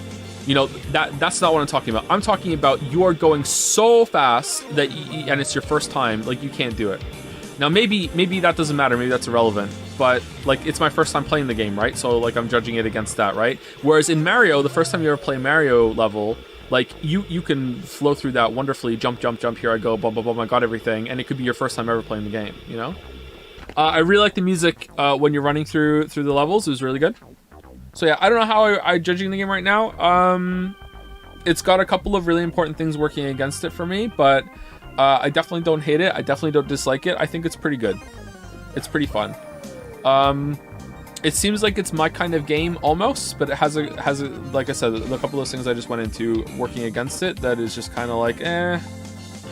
I can't like fully like just jump in and be like, oh hell yeah, like I was with like Hollow Knight, Celeste. Like you've seen the Celeste streams, well, why would I say that? Just assume everyone here has seen every single one of our streams. Like you saw when I played Celeste, it was like, oh, this game's fucking awesome. Oh, I can do this. Oh, cool, here I go. Whereas with this, it's like, oh, I also in general hate rating systems. I kind of hate it. I hate being judged and being like, oh, if you're not playing the game the way you want, we want you to play the game, then we're gonna give you a lower score, and don't experiment, don't explore, just like just keep going, you know, like, and they can work, it can be fine, but I'm not really a big fan of rating systems in games. Gravity Rush. All right. Well, this was a game. I thought there was going to be some big grand reveal about how, like, things that you thought, it's not all it seemed to be. And then it seems like they were going that route, but like, lol, it's in the sequel. I don't understand. This was like a whole load of nothing. Like, I kept waiting for it to like get past the hee we're all having funny games in the city phase, and then we're dropping down the tree and it seemed to be getting there, and then it didn't. We just came back up and did more of that. I don't understand. Like, the movement system is really good. I really enjoy the movement system. It's pretty fun. It's cool. It feels good. The game feels really good, especially moving around. It's like it becomes intuitive, which I'm surprised. Like, it's really fun. The combat sucked. There wasn't a single good boss fight in the game. Some of the challenges were the best part. They should have had more races. The races were by far the best part. Making you use the movement system. Why wasn't that part of the game instead of like combat and bosses? It's so weird. So yeah, like, I don't know, like, I don't think this is even a 6 out of 10. I think this is probably a 5. I think it's a 5 with like a really, like, the movement system is really good, but the rest of it can't make up for it. The story was just a whole load of nothing. I can't believe it. Sony tampering messed with the ending of the game. It was meant to be a PS3 game, but Sony wanted on the Vita, so the game had to end earlier than they wanted because the Vita hardware wasn't good. Yeah, okay, keep coping, fucking weebs, yeah. If only my beloved weeb game developer had the total freedom. It's the fucking executives who ruined it. Alright, sure, whatever. So lower than Forspoken? Oh, I mean, I think it's Forspoken tier. Nah, that's not fair. The movement system in this is way better than Forspoken. Like, the combat and the story and everything in this are as bad as Forspoken, but the movement system in this is better than Forspoken, and Forspoken's movement system is actually kind of fun. I would give this like a cat hair above Forspoken so far, but maybe Forspoken's gonna get there. Game just ended. I feel like the world is really interesting, but it literally goes nowhere. I think the world has the potential to be interesting. Like, the setup that happened here and everything, like, it could have been interesting. I thought it was good. I thought something really important was going to happen to the bottom of the tree. And instead it was just like, oh, remember that throwaway line about the kids on the bus? Here they are. And then nothing else happened after that. You have to play Gravity Rush before the storm now? Forspoken. Final words about the game, please. So some interesting ideas with movement system. Combat system also had some interesting ideas. The bosses were definitely the highlight. I think the bosses were surprisingly good. Visually, they're good. Mechanically, they had stuff going on. There was some creativity there. Someone clearly gave a shit about the bosses. So my guess, and this is very much a guess, my guess is that the bosses were a part of an earlier iteration of the game that, like, they weren't able to finish or it didn't go anywhere, and they just kind of pulled them over into this new system. I really do like the because the game feels really stitched together. The open world feels kind of pointless and a waste of time. I don't understand why it exists at all.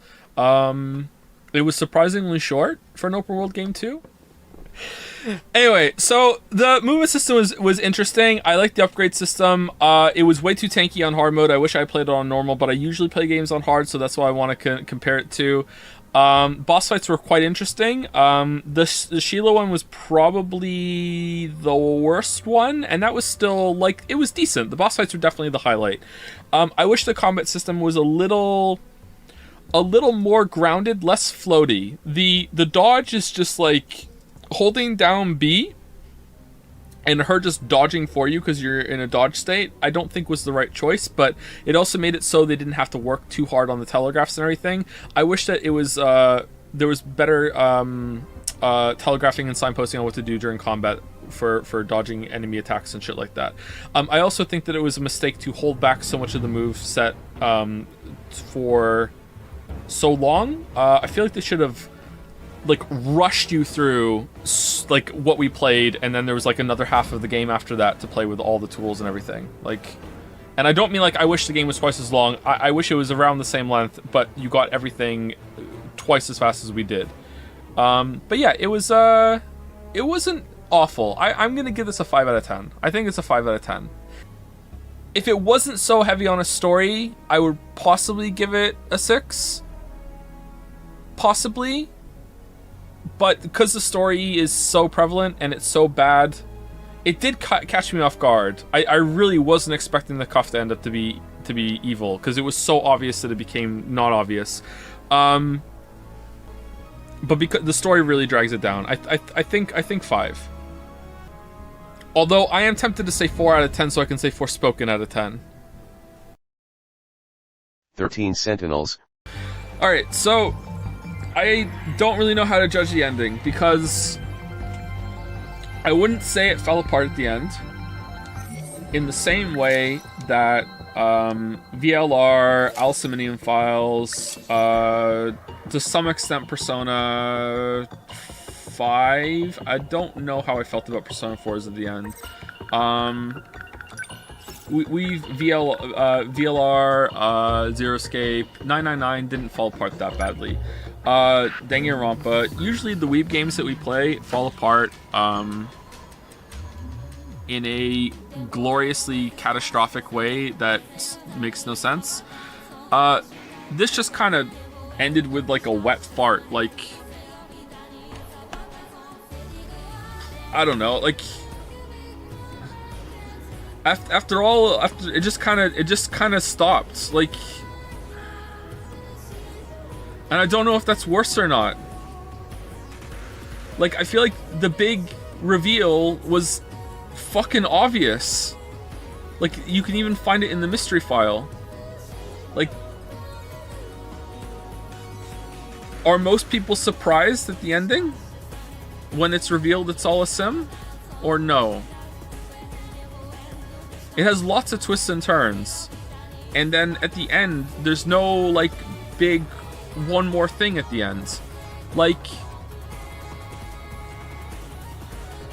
why are the Daimos attacking? Like, blink and you'll miss it. It was just Ryoko because she was mad, lol. Like, what? Like, can we have something more? Like, Ogata's dad just isn't introduced and goes nowhere? Like, some of the characters don't really have much endings, I guess. Like, we don't even see Sekigahara in the outside world. We have this like weird focus on Juro and Megami at the end there, which is like two of the least interesting characters in the whole fucking experience. And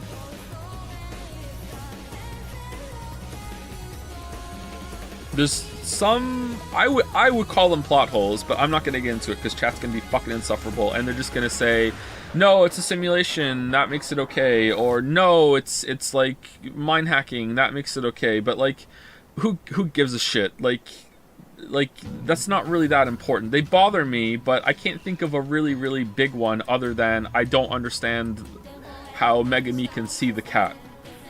Or, okay, let me flip that back. If Megami can see the cat, I don't understand why Juro had to coincidentally run into the dead robot that could transfer the nanomachine mind hack into him in the street for that to be an option. I don't see how you can have it both ways.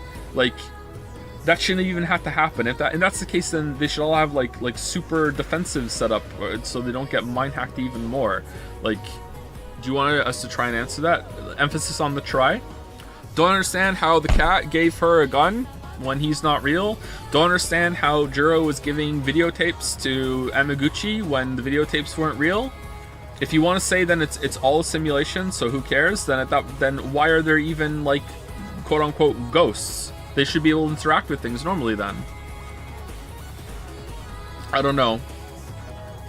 So there's like things wrong with it like that don't make sense to me, but They're not the biggest issues in the world. I think the biggest issue is that at the end, it just kind of went nowhere. We're talking about story. The gameplay, I can't believe how hard that last battle was. That was insane. Like, that was... Oh my god, I juiced the map too hard. Arch Nemesis, Path of Exile, horseshit, insane. Like, I can't... Oh, this mob just rolled some bad fucking prefixes and affixes and you literally can't kill it, Lamayo. Like, just like, that was bonkers. I can't think of another difficulty spike on that level compared to how easy the rest of the game was before it. That's important too. Like, it's not that that fight was like, oh, that's the hardest thing I've ever done in gaming. No, it's that it's the difference between where it was before that and where that was is just like staggering. Like, holy shit. Like, do they want you to go back and farm for XP and shit? Like, I don't get it. Like, how many of the battles am I supposed to do? I just don't know. I don't know if this is a worse kind of ending than VLR. If it's just like, it's probably not. It's probably still a better ending. I really admire this game for how it's structured and how it's put together. Endings are important to me, but they're not the be all end all. Pun not intended. But I am disappointed that there wasn't like a big like holy shit at the end. And then in the epilogue, it's all about the characters' relationships, which is fine, but it feels kind of fake. It also feels like shit that they're back in the simulation, that we couldn't have had seen them like how they lived their lives outside of it. I understand that would have been like so much work for art, so maybe it was a budget thing, almost certainly actually, but you know, maybe they could have had like an animated thing. I don't know if that would have been easier. Maybe it wouldn't have been. I don't know. But like, it shows them all paired off, and that's like the focus of the epilogue, and it's just like so... What's the word? Like, is it saccharine? Is that the word? It's just so... It's so overly sweet that, oh, everyone lived, and everyone came back, and here's a happy ending, you get a happy ending, you get a happy ending, everyone gets a happy ending. And I like the characters, but I felt like... I feel like, apart from Okino and Hijiyama, and Megami and Juro, I don't feel like the rest of them, their pairings mattered that much for the story. So for that to be the focus now, afterward, in the epilogue, like, it can be there, but that's all we get is kind of like, oh, okay. You know, like, especially with Ida's happy ending. Yeah, I don't even understand that. I don't get that. I don't understand that. I'm not going to pretend to understand that at all. I don't get it. What does their new planet even look like beyond Earth? Like, it probably looks exactly like Earth because it was terraformed to look like Earth. Do you like the game overall? Very much so, yeah. It was really good. I even liked the combat, apart from the last mission. It really soured me on it. I was legit pissed. I don't know. I really like the first third of this game was absolutely fantastic. The second and third thirds, I don't know. I felt like it started to drag. I feel like they could have cut down a lot of the stories. I think almost all of them could have been cut down. Would have really, like, so many of these stuck in the same scene that starts really started to wear thin.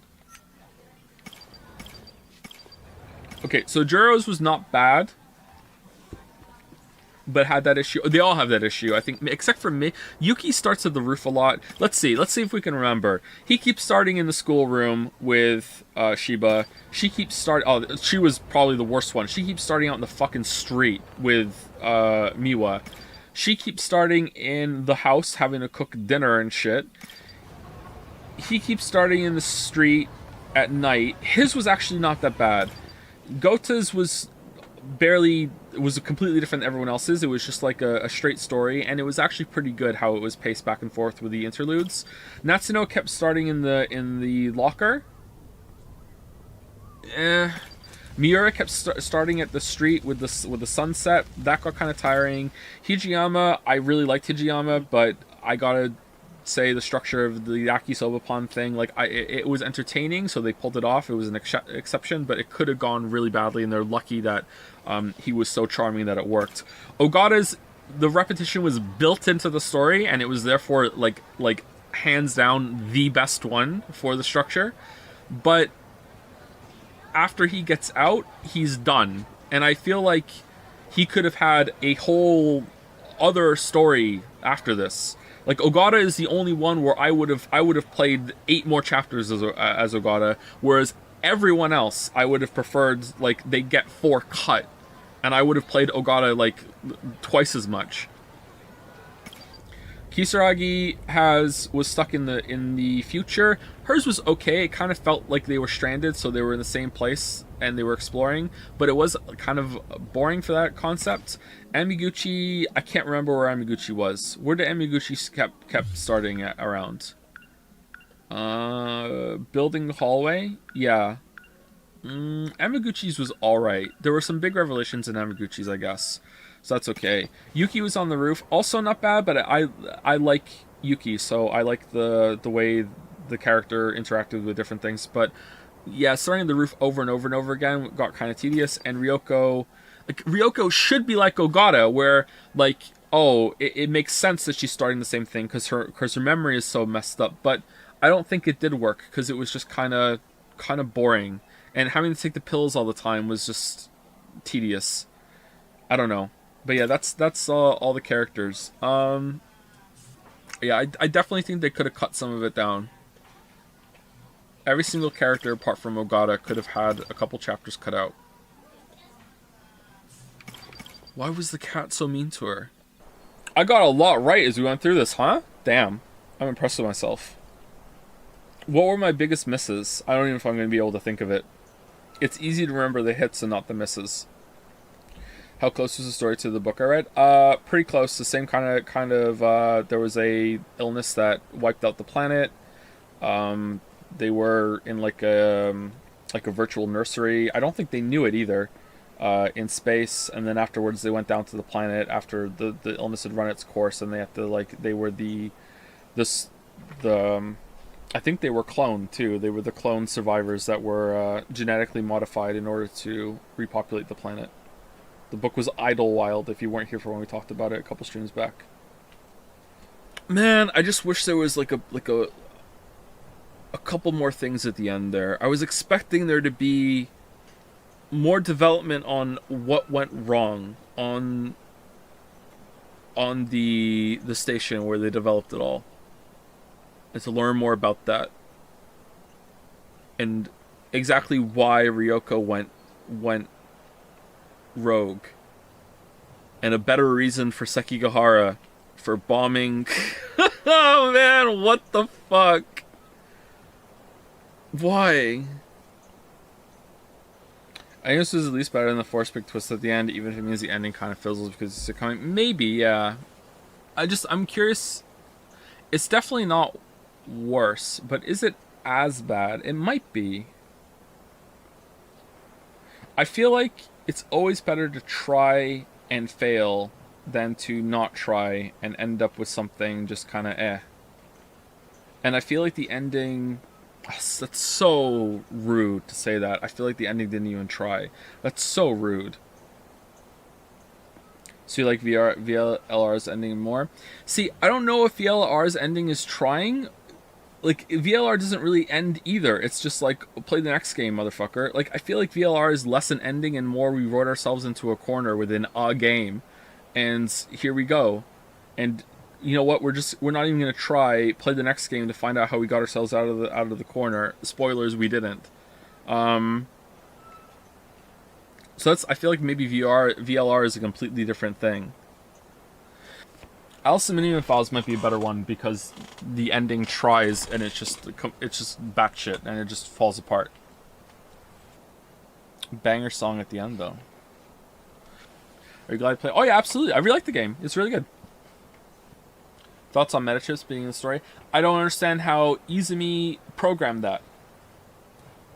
And then Chihiro activated it properly, or Okino did? I don't I don't get that. I don't know how did Izumi even know how to do that? I feel like a lot of it doesn't make sense. If you think about it too hard, a lot of it doesn't make sense. And I wish it did. So I think this is probably going to be something that I will admire for the structure and the competency at which it uses the medium in order to drip feed you reveals. The art style is gorgeous. The combat's actually pretty good. But in terms of like the narrative itself, it feels like a very, very, very simple story made very, very, very, very complex just because. And that can be fun, but I don't know if they could have done something better.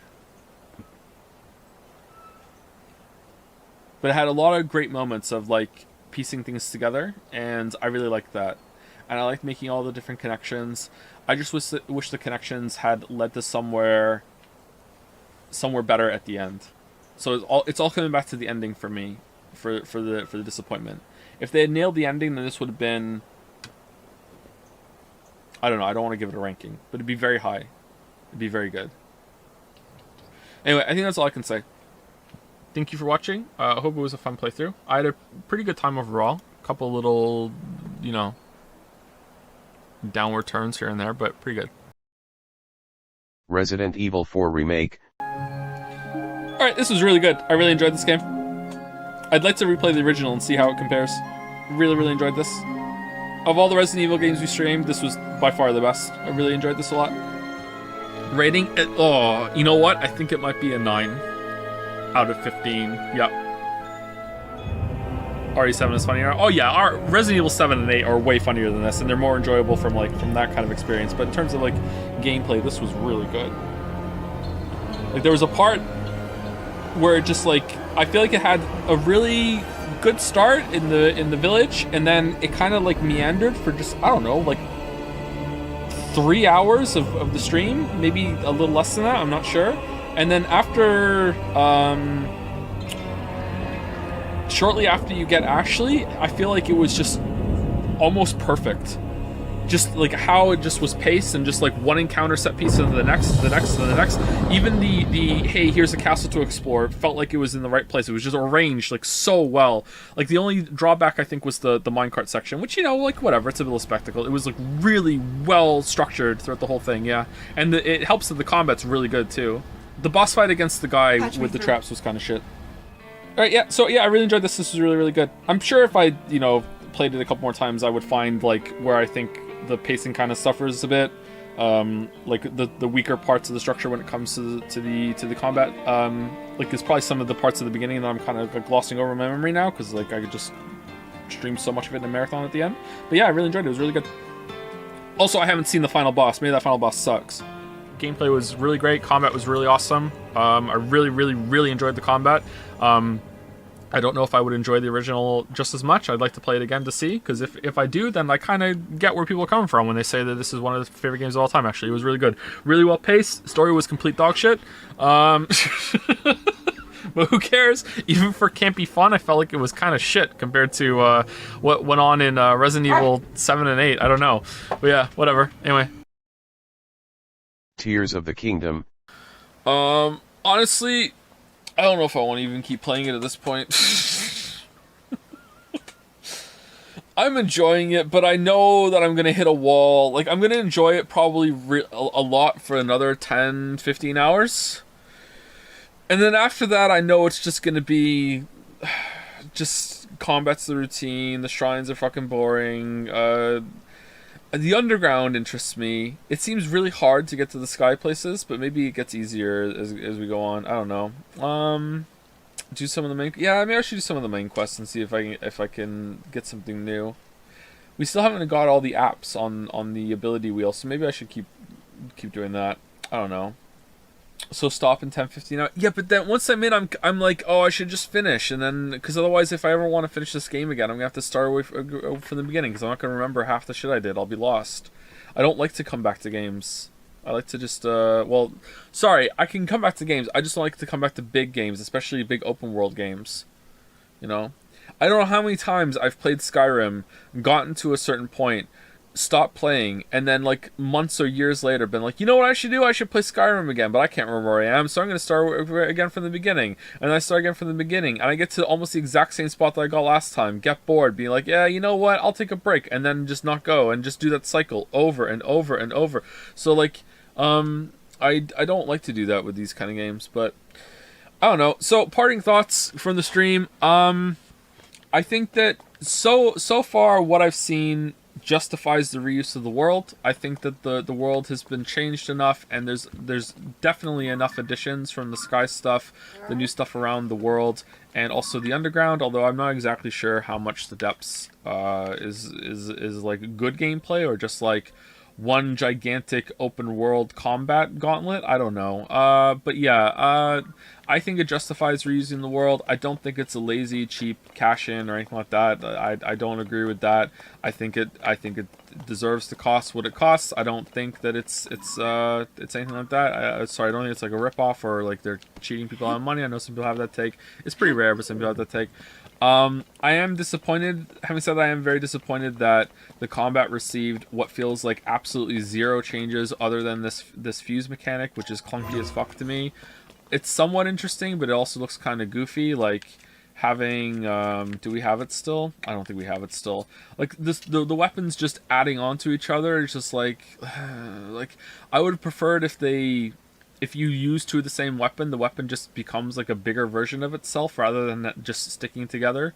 You know, it's just like sticking assets together, probably with the exact same function that they use Ultra Hand on. Ultra Hand is fantastic. The rewind seems fucking situational as all hell, and we haven't really used it all that much. Ascend is pretty good. I keep forgetting it exists, but it's pretty good. I really like that you can use it to get out of areas and dungeons instead of having to use a teleport. Like instead of it. So I think the genius of Ascend is not in like how it makes you look at different areas, because it's so easy to forget about it, and also a lot of the areas aren't built around it.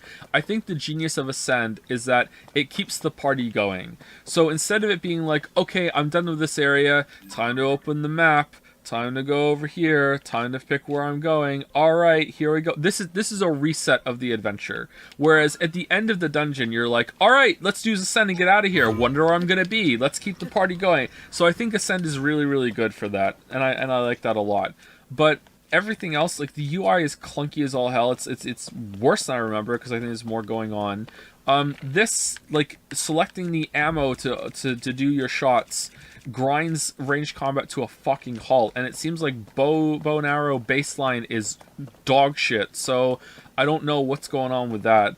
Some of the fusions are fun, but it's like, again, it's bringing down the experience to a crawl. It's like really, really slow. I would have preferred a more traditional weapon system, but I've already made my case for that in the video. The shrines are dog shit boring. I keep saying dog shit. I'm sorry. I should be less inflammatory. The shrines are really, really bad. There you go. That's a diplomatic way of saying it. Really bad. The visuals are... I like the visuals, but at the same time, like, they are dated. That doesn't really bother me all that much, to be honest. I don't, like, play games for, like, pretty visuals all the time. They can help, sure, but, like, I'm okay with it. It runs fairly well. The beginning, it didn't run very well. It looked really bad at the beginning, and I was like, this does not bode well. But since then, since we got to the ground, it's been running better.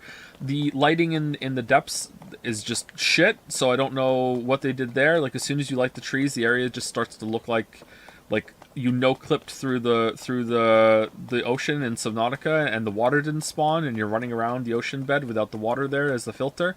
That's what it looks like to me. I can't unsee it. What else? We haven't found any bosses yet. Oh, some of the new enemies. Some of the new enemies are fun. I like that they added more variety, but I don't know if there's enough. The cube boss was pretty good. Most of the bosses we fought so far have been like the same kind of thing, Hinox and stuff. The frog ox in the bottom in the depths was a pretty cool moment that happened at the beginning of the stream today. I like that. I like that I was able to like react to being thrown up in the air and like, you know, did a bombardment from the air with it. That was kind of cool. I think that's it. I think those are all my thoughts. Flurry Rush not being changed is really disappointing. The fact that we haven't found a dungeon yet is kind of like, but we haven't really done the main quest, so maybe there's going to be a dungeon eventually. I don't know. I doubt it though, but that's it. Any questions before I go about, like, is there anything I forgot to talk about? They should make the chests actually rare, but fill them with, like, the brink with money, like boatloads. Fuck you, you don't have enough to worry about money. You don't have to worry about money for a while. It's a tad lame, but I think it'd be preferable to how it is right now. The rewards are really lackluster, yeah. Yeah, I don't like the rewards. I don't think they have to go that hard on it, but yeah, I don't like the rewards at all. Is the story worth any mention? I don't think so. Seems like it's just a rehash of Breath of the Wild. Something really bad happens. Link had to go into, like, some sort of recovery mode for a while the whole world went to shit while he was gone. Zelda is absent, and you have to find out where she went, and she set up a bunch of shit for you to do. Only this time it was when she back in time. Like, it feels like it's the exact thing that Breath of the Wild did again. Do you believe it's better than Breath of the Wild? I think that if you were to play one of these games, like if you never played Tears of the Kingdom and Breath of the Wild, I'm going to hazard a guess that if you had to choose one to play right now, which one would you like better? I think you'd like Tears of the Kingdom better. However, if we're like, I played Breath of the Wild when it came out, compared to playing this now, I think Breath of the Wild is going to end up being the more memorable, like, magical experience. And this is still going to be, like, a good time, especially if you liked Breath of the Wild, you'll like this game, I think. Like, it's still going to be a good time, but I don't think it's going to hit the same level of, like, oh, wow, this is really special that Breath of the Wild did, because Breath of the Wild had you know, the novelty carrying it as well. That's not to say that this is a bad experience or a bad game, but to me, I think Breath of the Wild will remain more special. But if I was to start playing one today for the first time, I think I would prefer this one over Breath of the Wild. I'm actually thinking of that because the kids want to play this. My boys want to play this, and they haven't played Breath of the Wild, or Leo's trying to play it right now. And, like, they just want to skip right to this one, and I was like, I could let them do that, but I'm like, if they do, I don't think they're gonna want to go back and play Breath of the Wild, so that I'm basically, like, killing a game for them that they could enjoy, you know? So I think you should watch them in order. We're about to end, actually. I'm doing the parting speech. So, a big positive about the game before we go, let's end on a positive note, because I don't want to be a Debbie Downer about the game.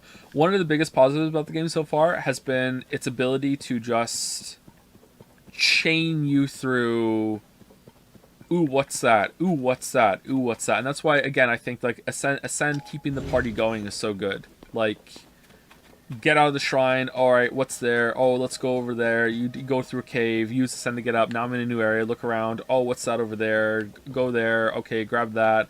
Oh, now I'm getting attacked. Oh, there's an NPC to talk to over there. Oh, now I'm close to a tower. Let's go in a tower. Oh, now the tower, when I use the tower, it's not like a choice to jump off. It literally flings me up in the air, and as I'm going down, I'm like, oh, I'll find something interesting. Whoa, whoa, whoa, whoa. Oh, that looks interesting. Let's go over there. And then, oh, I'm done with that. Now I'll jump down from a sky palace. Okay, now I'm going to a sky island. Now I'm gonna go somewhere else. Like, oh, there's a hole. Now I'm gonna go in the hole. You know, it's really fucking good at like look, I'm like not even consciously running toward the shrine right now because ooh, neon green. I want to go see what's over there. Like, it's really fucking good for that. And it feels good the whole time, I think. I just wish the combat was better. But would I be saying that if I had already played Breath of the Wild?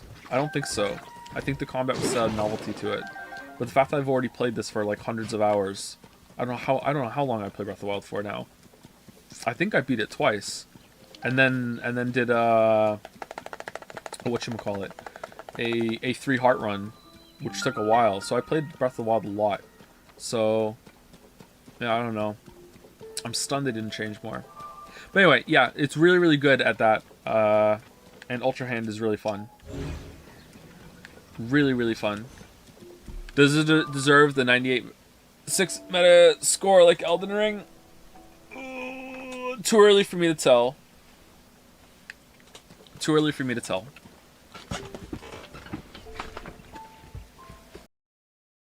Jedi Survivor. Alright, so with context, this was not that great. The story, not great. I would like to do the Ravis fight. So we skipped the Ravis fight, and we skipped the third fight with Dagon. Wasn't really a big fan of the first 2 fights with Dagon. Maybe the third one's better. If I played the game again, which I probably will at some point, I would like to do the Ravus fight legit and see if it's much better. The Bode fight was pretty bad when we didn't have Purity on, but that was because it was just like kind of sloppy, which kind of like sums up both of the games really. I feel like these would be absolutely fantastic games in terms of gameplay and like combat and exploration and like progression systems too, if they just had maybe another 6 months or a year to just clean up all the shit that is in like the animations and how just bad it feels to like chain moves together and everything. But I will qualify that with maybe that's because I'm a Jedi Master. The stories for both of them just seem like a complete waste. I don't know how anyone could think any differently, so apparently I think this is objective. I don't know, the stories in these are pretty bad. This is still probably my favorite recent Star Wars media. I think my favorite period is KOTOR 2, and then after that, I don't know, man. Like, I don't really like the movies all that much. Maybe Jedi Academy, then maybe these? I don't know. But, yeah. But yeah, anyway, I really like these games, but I wish that they had just a little bit more time for getting some of this stuff right. However, I think that a lot of the problems I have with the combat and how moves feel to chain together might be harder to fix than I initially think, because why wouldn't they have fixed them between games then? Like, I don't know. Maybe it's just Jedi Master, because I've never played these games on anything other than Jedi Master. So maybe that's the reason. Because they don't see them as issues? Maybe, but I feel like... I keep saying feel like. Oh, look at you. They must have played like Sekiro and a lot of the other Souls games as a reference for this, right? So how do they not play those games and then play this game and just immediately feel, oh shit, chaining parries is ass? So maybe it is Jedi Master. Or maybe it's like when you develop something, you just know how it feels and what they're going for. I played both games on differing difficulties. You will see an insane difference in combat. It's much more enjoyable and lower because enemies are less tanky and do less damage. It's the major issue in these two games, IMO, because they raise the difficulty artificially. Yeah, maybe that's the problem. I think that incoming damage on Cal on Jedi Master is fine without Purity on. I think it's okay. But enemies are a bit tanky with Purity off. Do you think Purity worked as a concept? Yeah, I think it worked. It's definitely far from flawless, but I think it worked, yeah. Is Cyberpunk still the game that you broke the most? No, I think this is the game I broke the most. I think I broke this more than Cyberpunk. Hi. Fi Rush. Alright, so, Hi-Fi Rush. This game is fantastic. I feel like the Samurai was too big of a difficulty spike where it's placed. I didn't have nearly as much trouble with any of the rhythm timings after that. Or before that. So I feel like that's kind of out of place. Maybe it needed like one less of it or some more practice at some point before that. I'm not really sure, but yeah, that would be my biggest criticism. The fire enemies and some of the stuff in the rooms, like the environmental hazards, can get a bit insane when it comes to keeping track of everything, but that could be a skill issue instead of a like legitimate criticism issue. I feel like the bird just does stuff sometimes, and it's probably overall the worst enemy. I don't really understand what it does, but that also could be a skill issue.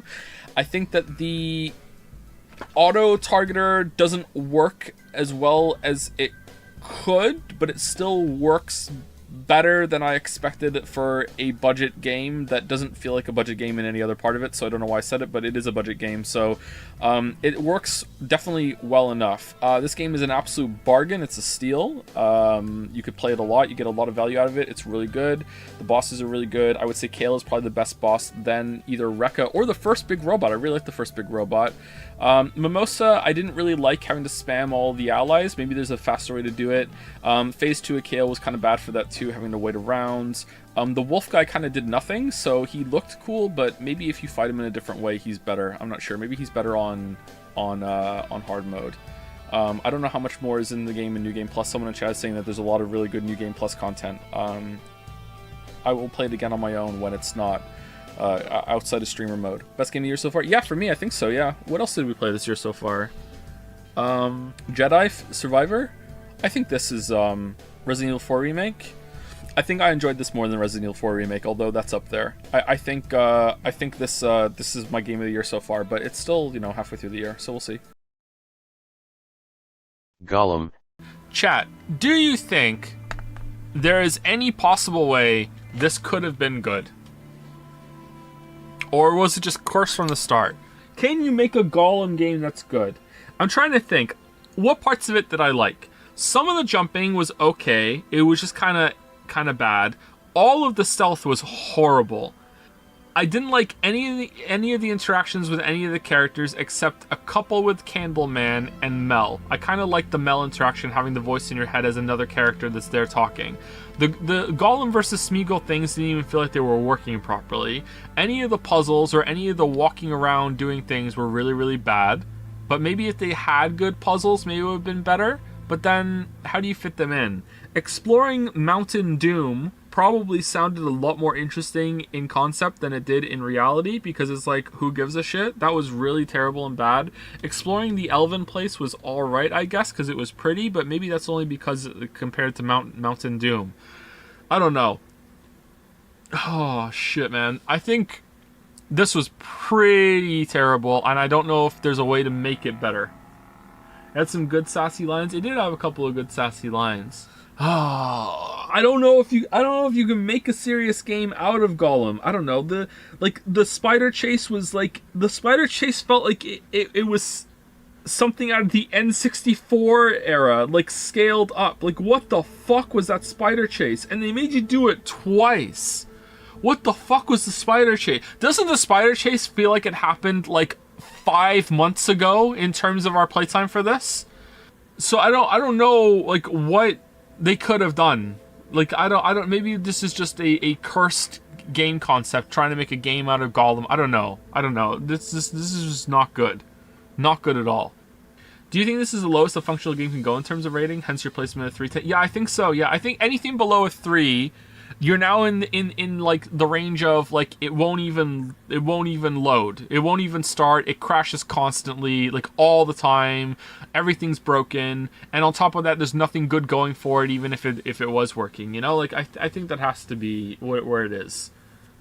If this game came out 15 years ago, would your opinion change? Would your option change at all? Opinion change at all? It says option. I mean, I don't think so. I think even if I played this 15 years ago, I'd be bored to tears. Someone said it in chat during the spider chase, I think, that it feels like a shitty cash grab movie tie-in game, but there's no movie. And that's true. It really does feel like that. It feels like they gamified a bunch of like shit that Gollum went through in a movie, and they had to follow the movie script. So because they had to follow the movie script, they had to like try their damnedest to do shit with the game, with the movie's scenarios, and turn it into a game, and it still makes sense. But there's no movie. Like, remember the fucking, like, jump on the carts to get and hang off to not get knocked off bit? Like, holy shit. I mean, you gotta hand it to them. At least the Mordor section had some shit to do, whereas it was just relentless jumping and stealthing in the elf section, and then the follow the trail to find out where the elves were standing. Like, it really does feel like a movie tie-in, but there's no... a game movie tie-in, but there's no movie. Man, this was bad. This was bad. This was really bad. Really, really bad. Anyway, I hope that you got some enjoyment out of it, and that you have seen that the memes were true. This really was as bad as everyone was saying.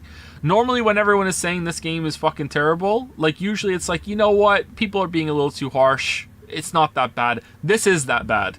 This is what people think Forspoken really is. Forspoken's bad too, but it's not this bad. This was fucking bad.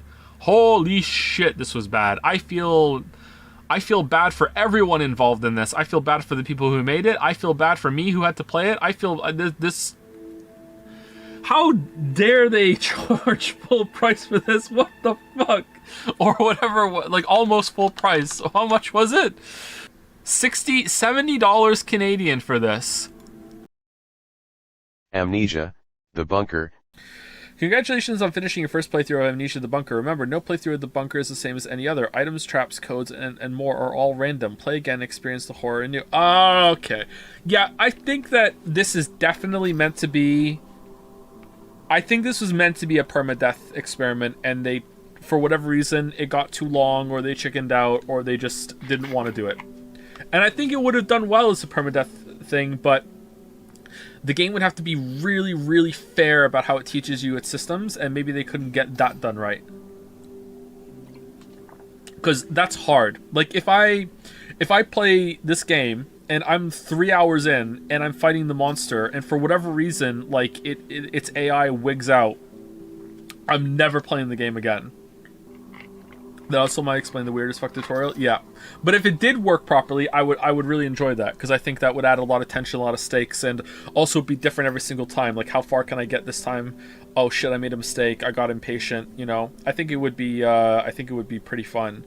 I'm guessing that the dynamite and the plunger are not random, and everything else is. Huh. Okay. All right. So this was not very good, but it wasn't terrible. I think it's like whatever. It's a step above Forspoken, a step below Mario Odyssey. I don't know. It's somewhere around there. I really enjoyed the concept. I can't really say it was well put together. I think they kind of really shot themselves in the foot by putting that message at the beginning of the game and on every load screen. If you think you can do something, you probably can. That's insane. I don't know why they would do that. I also don't understand how this feels somehow more amateurish in terms of game mechanics and systems than Soma. Like Amnesia Dark Descent is pretty flawed, but I still respect it for what it is. Soma has its issues, but I liked Soma for the story more than anything. And this feels like a first game that has some pretty decent visuals, apart from maybe the human character models. I don't know. I don't know. I would never have guessed that this is third or fourth or fifth horror game. This was pretty rough.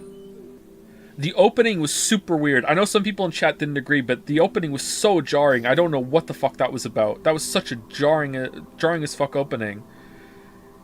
Using bricks to break down doors as well is so weird. Yeah, I don't know. I wonder if the blocked doors are completely different too. I wonder if that's why sometimes we got through a blocked door and there was sweet fuck all in there. I wonder if the stuff that you use with the chains, I wonder if those are different as well. I think it's their first attempt to reimagine the gameplay systems of their games, because here it's much more engaging than anything they made before. Yeah, there's definitely a lot more going on. That's why I like it. I don't hate the game. I think it's decent-ish. It's just they did something really wrong with that. You can experiment. There's not enough freedom. It promised something that it didn't deliver on. Yeah, alright, so I think that the most fun I had in this game was trying to trap the monster in the room. I think that it's decent. For the $25 mark, having it be kind of experimental, I wish they had gone harder on it and made it so you could actually just have a permadeath mode. Maybe there's a permadeath mode, I don't know about it. And cut down the intro a little bit better. I think it could be more fun, and I would maybe possibly enjoy it, and maybe even possibly get a little scared with the stakes as the run went on. I'd be like, oh man, this monster. I don't know though. With this kind of system, I don't know if I would still enjoy that. Joe, please give a numerical score to the game for my monkey game. Monkey brain.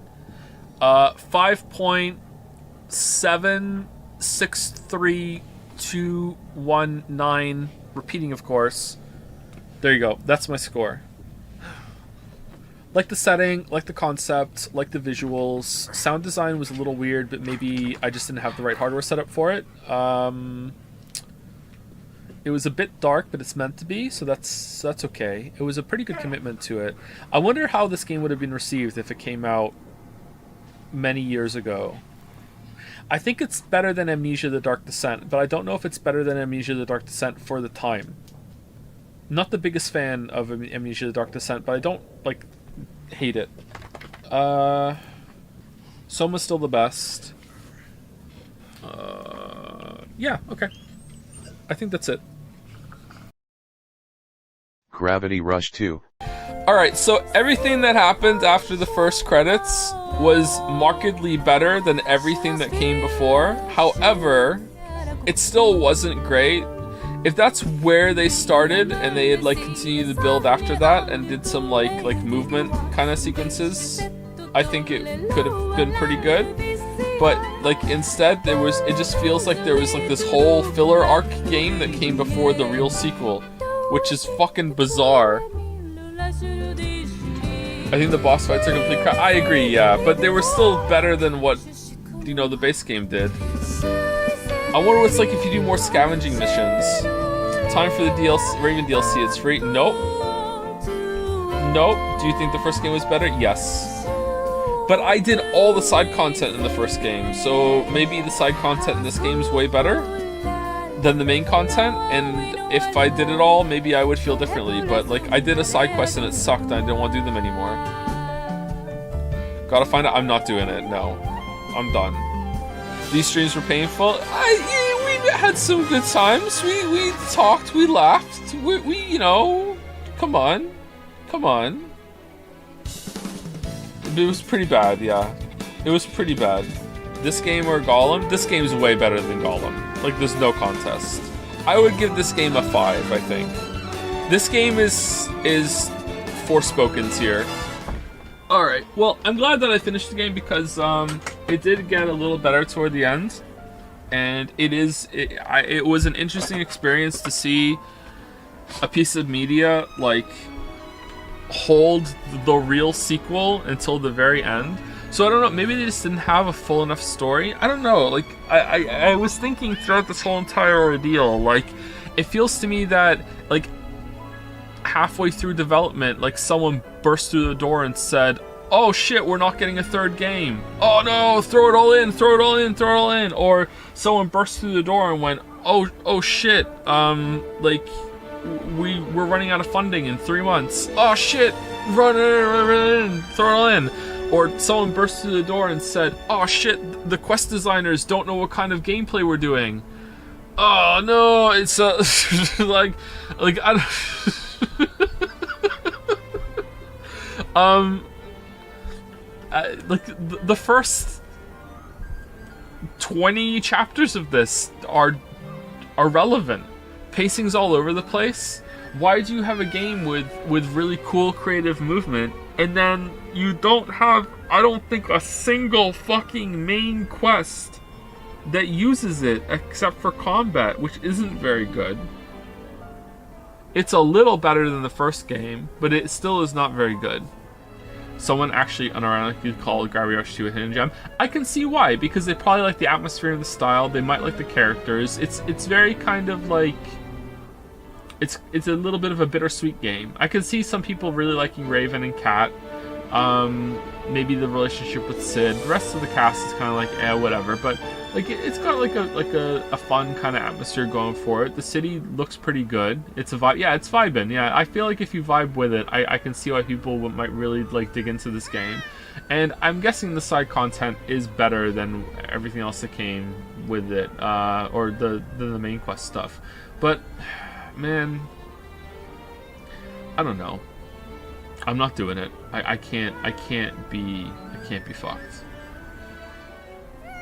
Story is a mess, but still got charming, unique gameplay. Yeah, I think that's a good way of saying it. Yeah, the game is charming in some places, not in a lot of places, but in some places it is charming. Yeah, and the way that you fly is unique. It feels pretty good, which is why it's a shame that they don't use it more.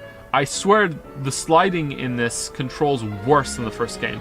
I remember the sliding in the first game feeling like a little unintuitive at first, but after a while it's like, okay, I get this, it feels really good. Whereas the sliding in this one never felt good. So I don't know if I need to turn my my sensitivity down, but I wasn't even using the right stick to move while sliding after the first couple times. It was only the left stick. Darkest Dungeon 2.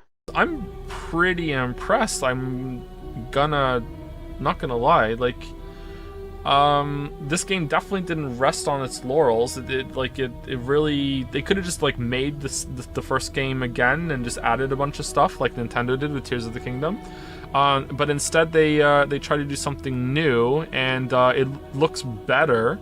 And it's got a cool like system, multiple systems overlapping with each other. At the same time, it still feels like Darkest Dungeon 1 combat, but it feels like there's more progression here. Instead of like, if you die, you still get to make sure that you're stronger next time. Instead of like, oh, you die and now you're condemned to 4 or 5 hours of grinding. Maybe that's what happens at the end. Like I said, like Darkest Dungeon 1 reviews, most people didn't finish it, so I don't want to fall into that same trap here. But you know, this isn't a review. This is me just talking at the end of the stream after playing it for the first time for a couple hours.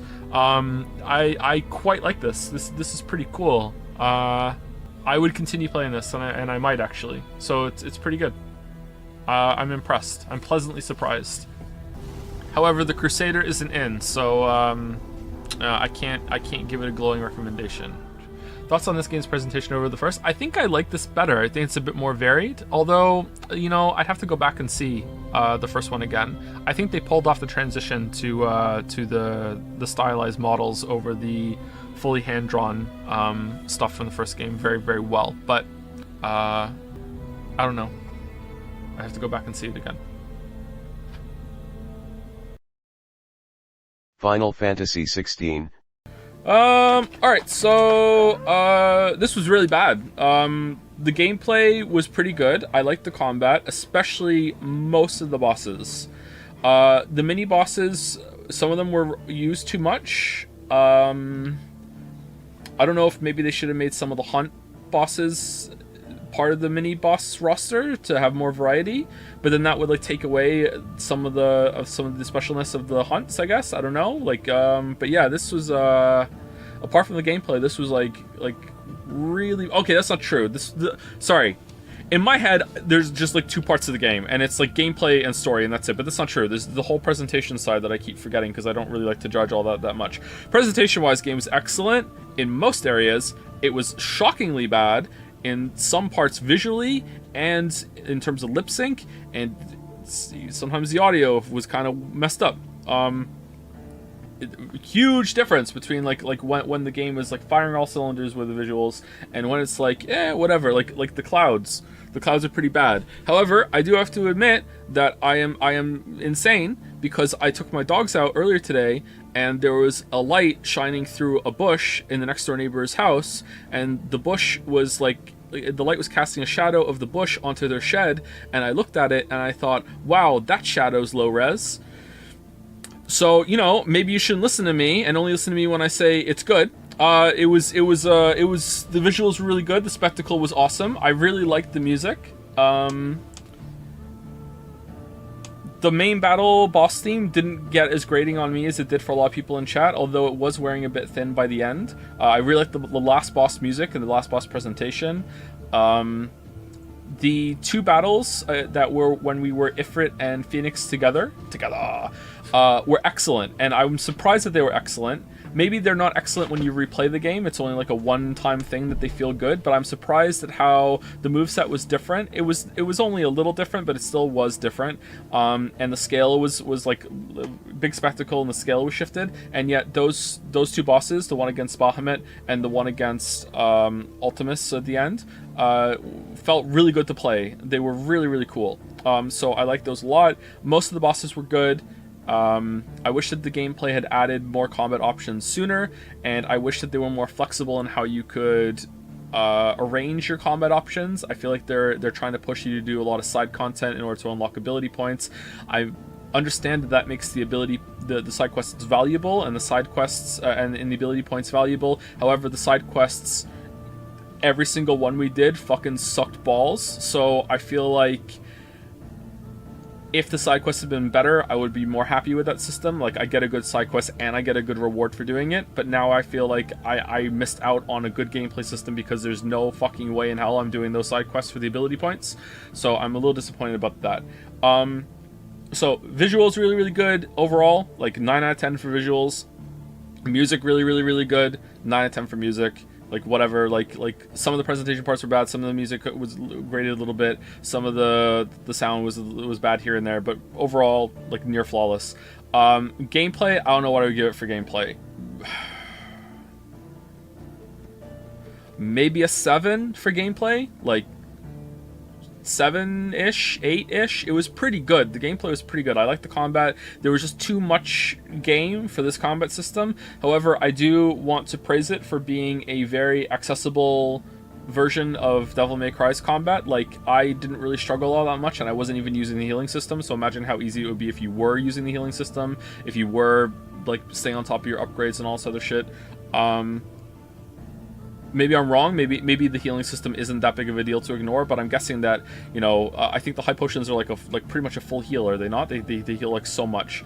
Yeah, so that's that. I think that as an accessible spectacle fighter, it's really, really good, and I don't mean that in a patronizing way. I think it's good even if you like these kind of games and you've played a lot of them, you're still going to have fun with this because it has a lot of room to grow. It really does give you the full experience of the spectacle fighter genre, and you can, like, dig in. It's just not as deep with its base combos outside of spamming cooldowns than someone like Devil May Cry or Bayonetta or Metal Gear Rising: Revengeance versus Predator. All right, story, I'm sorry, it's like a 2 out of 10. Like, the story was like, the visuals and the music are doing all the heavy lifting in the story. If it didn't have that, like, this is like a, like, dog shit story. Like, I can't believe how bad the story is. Like, this is just come on, Sanda, it is that bad. It is that bad. Like, I'm not kidding, I'm not exaggerating, this is 10-year-old writing, and I know that for sure because I wrote when I was 10 years old. This is 10-year-old writing. The way that there's just constant coincidences and, like, oh, they arrived at the city, and it just so happens that that's the night that Dion stages his rebellion, and, like, just all this shit, you know, like, and that's just one example out of, like, pretty much every single beat the story has. It's just like, oh, it just so happens that when they come back to fix the ship, that's when the gates bust down, and the Yakashik come through the gates, and also Sleipnir's there again, and, like, just every single story beat pretty much had that. The characters don't make decisions that make any amount of sense. They're not engaged in the story. They're not exploring their options. They're not thinking. They're not talking. They're just nothing. They're just vessels to move the plot forward. With this, like, idea of, like, school kids LARPing on the playground, or someone who's 10 years old that's writing what they like from comic books and just writing it and not realizing the mistakes they're making. This story was absolute dog shit. Better or worse story than Ragnarok? It's not even close how much worse this was than Ragnarok's story. Ragnarok's story was disappointing, don't get me wrong. Huge letdown at the end, okay? And the pacing was a bit all over the place. I didn't like the Marvel shit. There's some characters I really didn't like in Ragnarok, but there's, like, no contest. Like, fucking, like, Ragnarok is so much better than this story. Dear God, this was bad. I can't even say that it had good characters because it didn't. It was like, Dion was good, but he didn't have enough screen time. Sid was pretty good, but, like, he was a fucking moron. There was no good villain, and any villain that could have been good was killed off right when they were about to get interesting. There was no real interplay with any of the characters, including the ones that we have in the party. Jill was just a whole nothing character for the whole thing. There was no chemistry between her and Clive. Like, Joshua, like, I'm sorry to harp on about it, but Joshua, like legit stalked his brother who thought he had killed him, and, like, when we find out, like, he doesn't even ask him, hey, like, what the fuck, where have you been, why didn't you try to find me, like, you had so many resources, you could have found me in the army, like, what the fuck are you doing, like, they have magical, like, message, like, delivering owls that everyone knows how to use apparently, and the person who keeps showing up to the fucking mother crystal before it explodes, like that fucking clown in the Hindenburg picture, is, like, suddenly, like, not a known entity, but he's Schrodinger's outlaw. At one point he's the most wanted outlaw in all the realms, but also no one knows what he looks like, and he can't go through a city without being ambushed by some people, but also he can sneak into any city and fucking blow a mother crystal, like like, just sometimes you can sense the iconic forces of another icon nearby and know that they're alive, but other times the king, the most powerful one of all, can just fucking sneak up on you in the sky. Like, characters just do whatever they want. There's no rules whatsoever. The whole entire plot hinged on Sid saying, I have an hunch that if we blow up the mother crystals, that's gonna fucking work. Meanwhile, Ultima, who was just like sitting in the corner eavesdropping, I guess, was like, yes, it's all according to Kotaku. And like, no one ever thinks, as the situation gets worse, as the story goes on, maybe this is a bad idea, maybe we shouldn't do this. And then it turns out that the main bad is like, this is what I wanted you to do all along. Like, it's just like, this is like dog shit writing, man. Like, the jukebox scene just sealed the deal for me. And now the glass is shattered and I see it all over the place. Motherfuckers, Sid, fucking Clive, I almost called him Sid. Clive loses his whole entire family, his whole entire life, and he's in the army for 13 years, just living day by day with like no personality, hopes or dreams or whatever, apart from hopefully one day finding who killed his brother. It turned out to be him, but also not really. And then in the space of fucking 5 minutes, finds his long lost sister, forsakes his whole station, kills his squad mates, decides that he's gonna go after him, meets someone who recognizes him for the first time, and that person who recognizes him for the first time just so happens to have his fucking dog from when he was a kid. This happens literally in the space of 5 fucking minutes after the fucking flash forward from the prologue, okay? 5 minutes this happens. No joke, no exaggeration. That is 5 minutes, alright? Who the fuck was the hooded dude at Phoenix Gate? I guess it was Inner him or Ultima trying to speak to him. I don't know. How the fuck was Annabelle? How the fuck did Annabelle give birth to an Ultima puppet? Was there no pregnancy? Was that a real kid? Was that kid die? Like, he just fucking just turned into like magic when he was killed. That didn't come back. Like, there's so much wrong with this. And again, I would forgive it. I always say this. I am willing to forgive a surprising amount of contrivance and bad plot if it's good. Like if the result is good and exciting. Like, I don't know if it really makes sense how we got up into space and had that fight with Bahamut, but I don't care because it was cool as fuck, alright? Like, it was really cool, whatever. I'm willing to overlook some of that, and my brain is like, yeah, you know what, maybe we shouldn't needle that a little bit because we might find more wrong with it, okay? Meanwhile, what did they do when you're like, hey, go back to fucking the hideout, fast travel there when we're trying to ride down the ship to save Jill, go back to the hideout, find some notes in my dad's books that I already went through, fucking look at a poem riddle, then go over to the jukebox where the kids just so happened to be fucking with it for the first time since we went over there. Oh, they broke it in just the exact same way as we were coming to check it out, that we find the piece that fucking Mid needed from Sid right then and there, and then quest complete, la-di-da, done. Like that was absolute horseshit, and for what? It was boring as fuck. It slowed the whole pacing down. It was just filler for no reason, brought the story to a grinding fucking halt, doesn't even make sense because like we have to fast travel fucking there and back again and waste time. Meanwhile, Jill is getting progressively further and further away. That's the whole game. God, it was shit. The story was so shit. Anyway, thank you for coming to my TED Talk. These are the games that are the hardest to judge because there's so much wrong with it, but there's so much cool shit too. And like, I finished it. Like, it wasn't that big of a chore to finish it. It wasn't like Gollum where I'm like, oh my god, like we're doing this for the vine, you know, like. My default feels right here. My default usually is like, yeah, it's about a 6. It's about a 6 out of 10. Like, that's a pretty good score. It has some good things, it has some bad things. It's really hard for me to universally recommend this to people, but if I know your tastes and I know this would align with it, it's an easy recommend. I think about a 6. Why is it that most JRPG games have such dog shit stories? Because of anime bullshit. No, like, you can just take the JRPG out.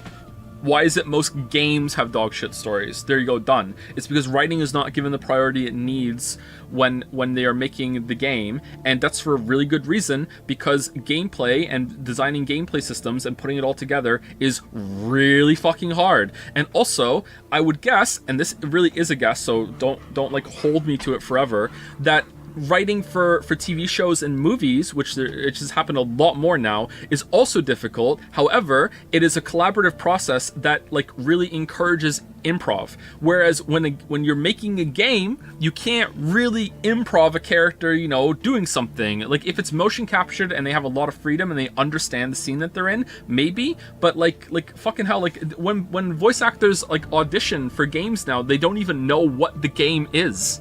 Like when the guy who did Clive, he didn't even know it was a Final Fantasy game when he sent in the audition, you know? So like things like that. Now I'm sure there are some games that can allow that, but I would say it's pretty fucking hard, right? So like it's a collaborative process. Like the actors can clean some stuff up. They can see in real time, is this working? Is it not right away? They can get two people who are playing the roles in the room, and they can see them in real time. These two have no chemistry. These two can't feed off each other. These two can't work. This person is not right for the role. Whereas here it's like it's just voice with character that they change how it looks, and it's really hard to have that form naturally, you know? Like Jill and Clive's quote sex scene is one of the most awkward scenes I've ever seen. It was hilarious. Forspoken, better story? No, let's not go crazy. Let's not go resetting the DKP, okay? Do you think this trash wins Game of the Year, or is it Zelda? I will be devastated if this beats... I can't believe Final Fantasy 16 is making me say this, because I don't think Tears of the Kingdom deserves it. I will be fucking devastated if this beats Tears of the Kingdom. Okay? I'm devastated. Not because I want Tears of the Kingdom to win so bad, but I feel like if this is Game of the Year 2023, like why the fuck am I even working in this space in the world? I should just fuck off back to books or start looking into film, or just like seriously, like I will be fucking like critical spiritual damage will be dealt if this wins Game of the Year. Diablo 4. I kind of like it. Ghost Trick. Done. All right. So yeah, this sucked. We're on a really bad roll of having bad games. Oh, we really need to you know, Rabi Ribi, man, has a lot to live up to. This playing this has done irreparable damage to my opinion of Matthew Matosis's ability to judge the story. It was pretty good. It was very charming. Very charming. Had a very interesting premise. Had a lot of cool moments.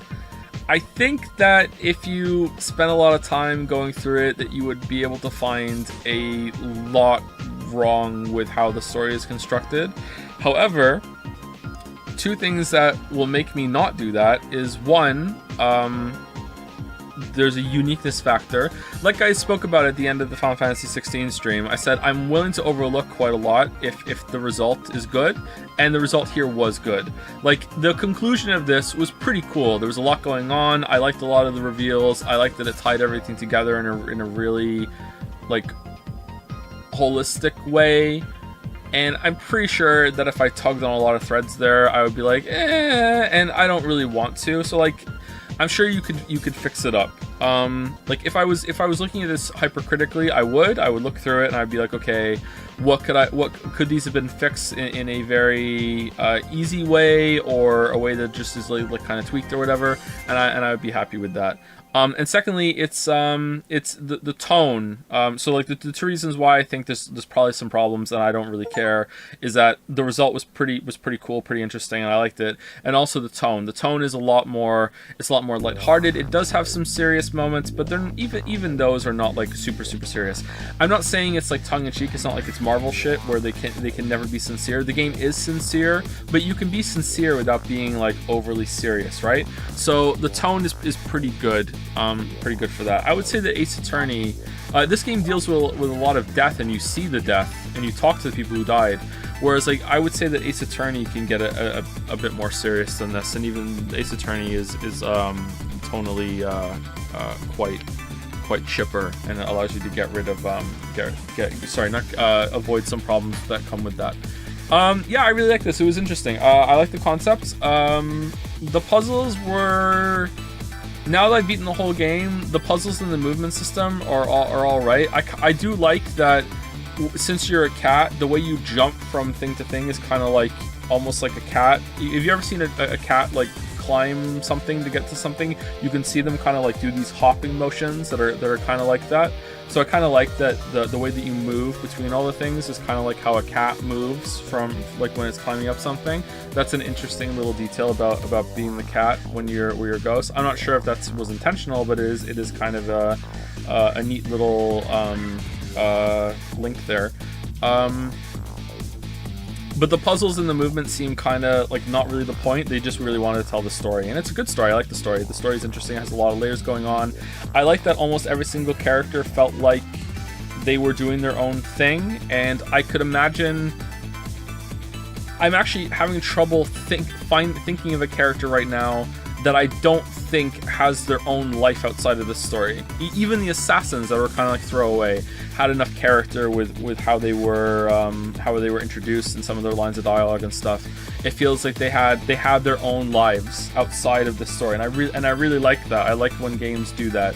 There are no throwaway characters. Sorry to harp on about this. I'm not doing it to piss people off this time, but it is just the last game we played. It is night and day contrast between Final Fantasy 16 and this game. That this game has better characterization in its throwaway background characters. Compared to characters in Final Fantasy 16 that are like main characters, you know what I mean? Like more effort went into making these characters stand out and have like depth to them in these little snippets that you see, compared to characters that are on the screen a lot. Anyway, so yeah, I like that. I like it when stories do that. I think the puzzles could have possibly been more open-ended and a bit more difficult when it came to like what you can do, whereas the difficulty in the puzzles right now feels like it's more of a kind of trial and error, I don't really know what's possible sort of thing, kind of like an adventure game where you're just kind of like throwing shit together and see what happens. Sometimes I would get unlucky and I wouldn't get it, and other times I got lucky and I would stumble through it. But I did like it. It was unique, and having played so many games that I've played over the years, if you can give me anything close to a unique experience, I will give you lots of extra points. So I liked the uniqueness of it. I'm sure there is another game that's like this, but I did like this quite a bit, even though I feel like the gameplay isn't really the strongest point of this. It was pretty well written. The dialogue was pretty good. The sprites were really cute, very, very appealing. The game is very attractive overall, actually. Very, very charming, very, very endearing. Yeah, it was pretty good. I liked it. Do you think you're maybe too many little hints? It definitely felt like that at times. Yeah, but also with the trial and error nature of the Deathiums, I don't really blame them. I think my least favorite one was the one in the park. And I think my favorite one for how it flowed was probably the submarine one with the torpedo, but like I did it first try because I got really lucky, so maybe that's why. Apart from that, maybe going through the fantastic contraption thing, the Rube Goldberg machine, is that what it's called, in the basement, that was interesting. Didn't really like the prison one. The prison escape was kind of yeah, not sure. I think the game was paced very well. The story was paced very well. If any, and this is really rare that I say this about a video game story. If anything, I think it could have been a little longer, and there could have been a few more scenes with the different characters. Maybe there is if you go and do all the side stuff. This game did have an editor. This game does not say a lot about society. This game does understand colonialism. Someone asked earlier, do I like this more than 13 Sentinels? I think the ending of this is better than 13 Sentinels ending, but overall, I prefer 13 Sentinels, sorry. I think the ending of this is better, though. This was pretty good the whole time. It did start to lose me a little bit, and I was starting to get worried that it was gonna be aliens. It's kind of wacky and all over the place, but the tone is pretty good. They pulled it back a little bit, and it's like, oh, okay, you know. So they wowed me in the end. So if you can wow me in the end, endings are really, really important to me, chat. I really like endings, and this ending was pretty good. I don't think it was like fantastic, but it was pretty good ending. So that matters a lot to me. So yeah, this was pretty good the whole entire time. So I like that. Whereas 13 Sentinels was excellent a lot of the time. And then at the end it was just like, yeah, it was okay. You know, like the ending wasn't bad. It was just like, oh, okay, you know. Rabi Ribi. All right, so we're done with Rabi Ribi. If you want to see the rest of the fights and everything, you can go and do it. So my thoughts on this game are pretty messy. So let's separate the game real quick into like presentation, story, and gameplay. Presentation. No, let's do story first because that's the easiest to say. The story shit. I don't give a fuck. But it's also not for me, so whatever.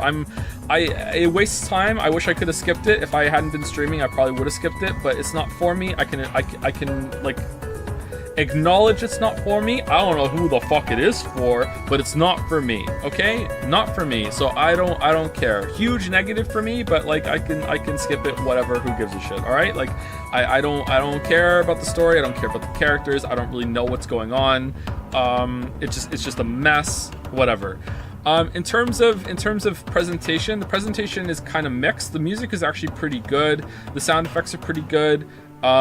The exploration and the zones that we're in are kind of like one step above RPG Maker, if that makes sense. It's kind of in that reciteer area of kind of jank. It feels like they've used assets from a completely different game to make this game, and it doesn't really work all that well.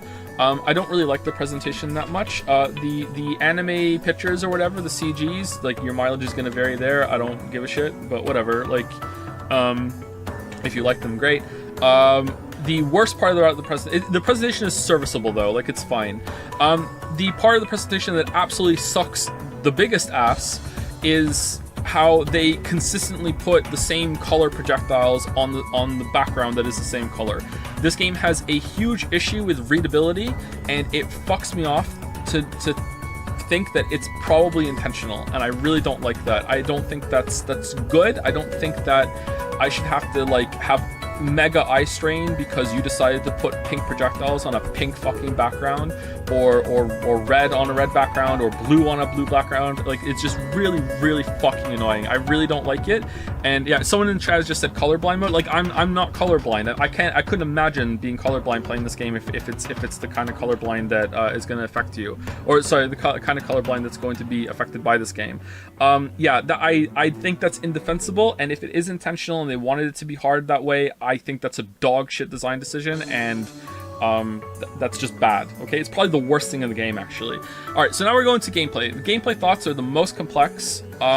So this may surprise you, but I think there is actually a lot to enjoy in this game when it comes to gameplay, when it comes to the boss combat.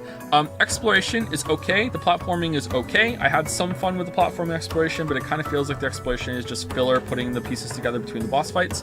The filler fights in like the trash packs are just kind of like whatever. They're just you just hit them, you go through.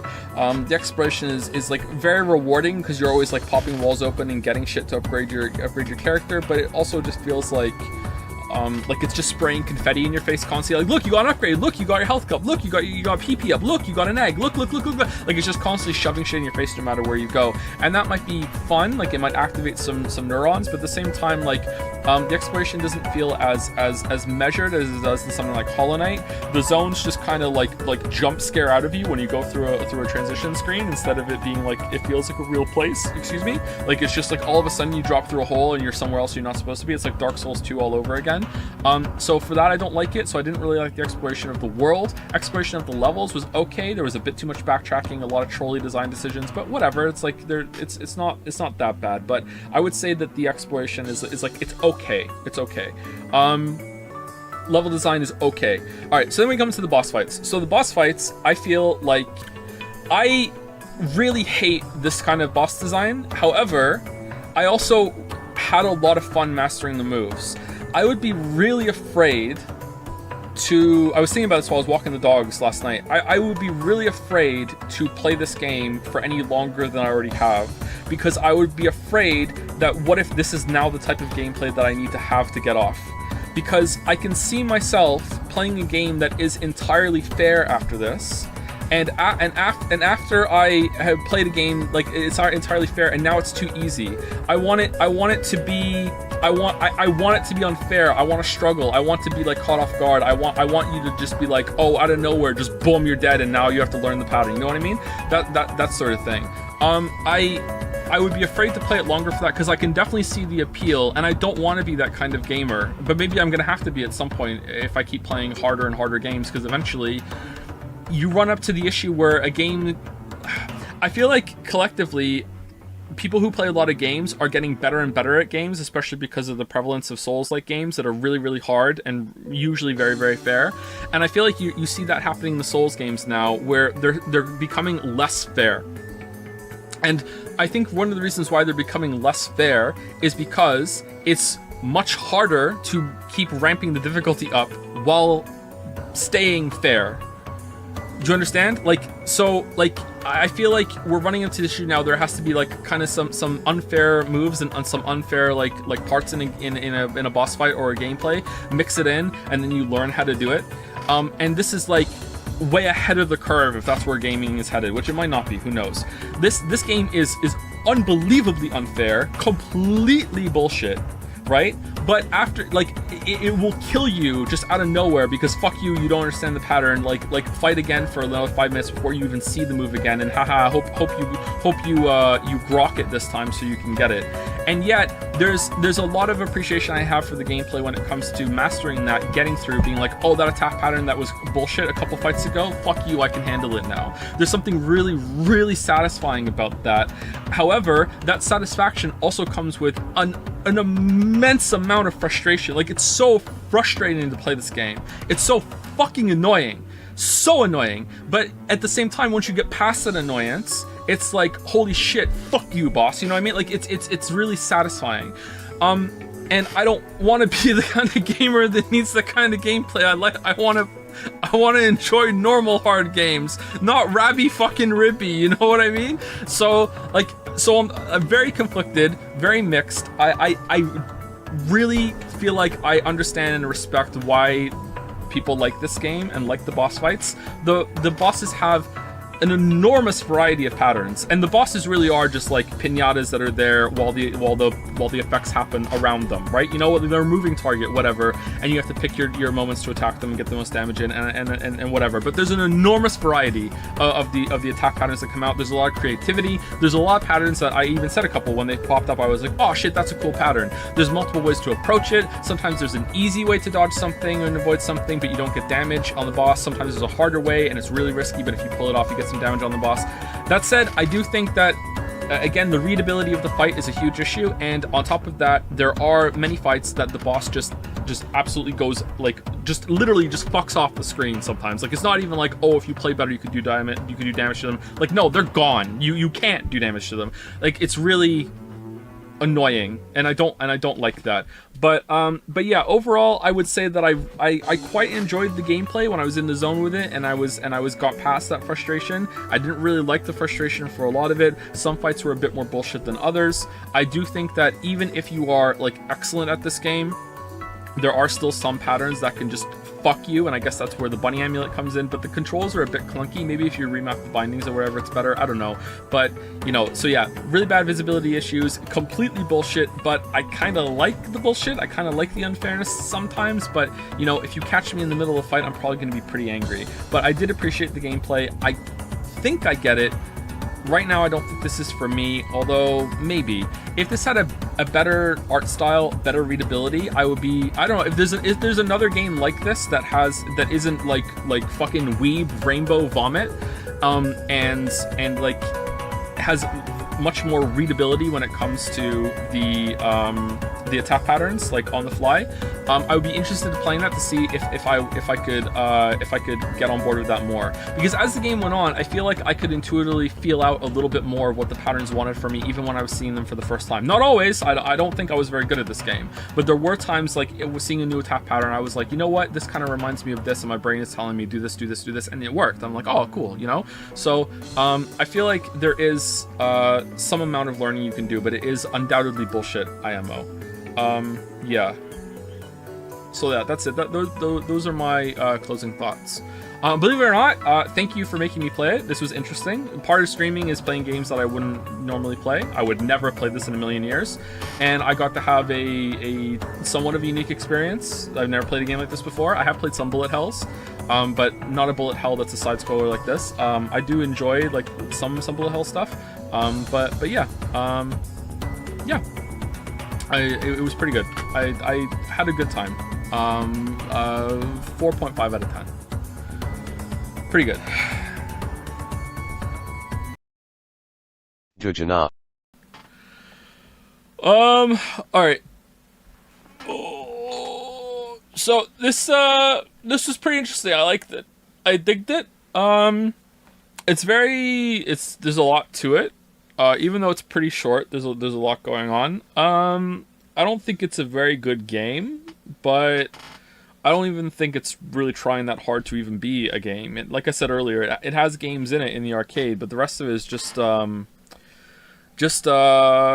of walking around and just seeing some stuff. It seems like it has a lot of heart in a lot of what different characters say, a lot of different vignettes. The ending was actually pretty powerful. I thought that sequence at the end at the cemetery was pretty strong. There was a lot of heart and emotion in those 2 paragraphs at the end. It didn't really go long either. It knew to stay very focused at the end. There were some parts that went on a little bit too long. The games in the arcade especially, but maybe there's a point to that I spoke about earlier about, like, you know, it's meant to feel kind of soulless. Like, why am I even doing this? You know, like.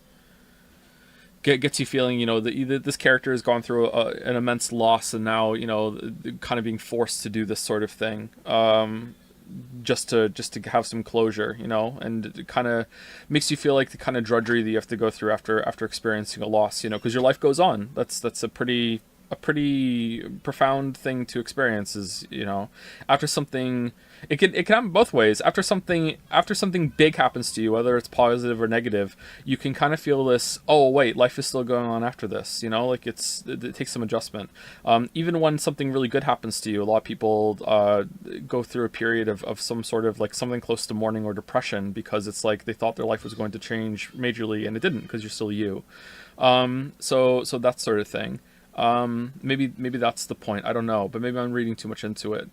No, I liked it. It was interesting. I don't know if I can talk about it much more than that. I feel like I don't have a really good grasp on it. Tonally, it was kind of all over the place, because it's like I don't like how it ended. I don't like that you walk through the cemetery and then all of a sudden it's just like jump scare credits. I thought it could have maybe been a little bit softer there. I didn't like that part. And I'm not sure what it was trying to do in that section where you were with the kid that was doing the story that was being narrated. That was relaxing, but I'm not really sure what that was. I don't know. I feel like the tone makes me. I was kind of on edge. I wonder if I would like this more if I replayed it, because I was kind of on edge the whole time that something was gonna peel back the curtain and start screaming at me, like, or start laughing at me, or something like that. I wasn't sure how sincere it was being, and now that we've gotten to the end, I realize it is being sincere. And now that I know it's sincere, I wonder if I would enjoy it more on a second time. You know what I mean? Like, because the whole time I was like, okay, wait, what are we doing? Like, how, like, because something can be sincere and funny and have some absurdist parts to it. Don't get me wrong, like those can definitely go hand in hand. But I feel like I couldn't the way that the game was introduced with like the sudden like the opening like title made me laugh because it was so sudden. Like, your hamster died, boom, Star Wars, dun, dun, dun, dun, dun, dun. It was like that was funny, you know what I mean? And then the way that they killed off the husband and child was also kind of funny in a way. And I was like, okay, well, is it meant to be funny because it's meant to be haha, this is really fucked up, or is it meant to be funny like we're not taking any of this seriously, we're being insincere? But no, it is being sincere. So now that I know it's sincere, I would be curious to see if I would enjoy it more, and I would be able to sink into it and appreciate it more if I played it again. But yeah, I liked it. It was interesting.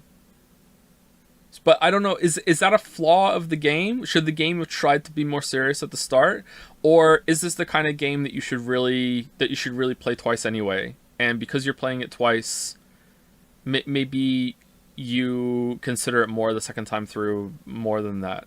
Maybe. Like, you're not sure, you're kind of like approaching it like, I don't even know what this is, and then, oh, okay, I'll play it again. Maybe. It's pretty short too, right?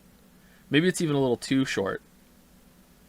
I think the tone shifts are pretty obviously intentional. No, well, yeah, for sure they're intentional, but just because they're intentional doesn't mean if they're good or not. Like the tone shifts kind of put me, like I said, put me in a defensive position where I was bracing for insincerity. I was bracing for, maybe if I'm not familiar with the devs' work, I don't know if they've made other things. They've obviously made other things, but I don't know if they've made other games.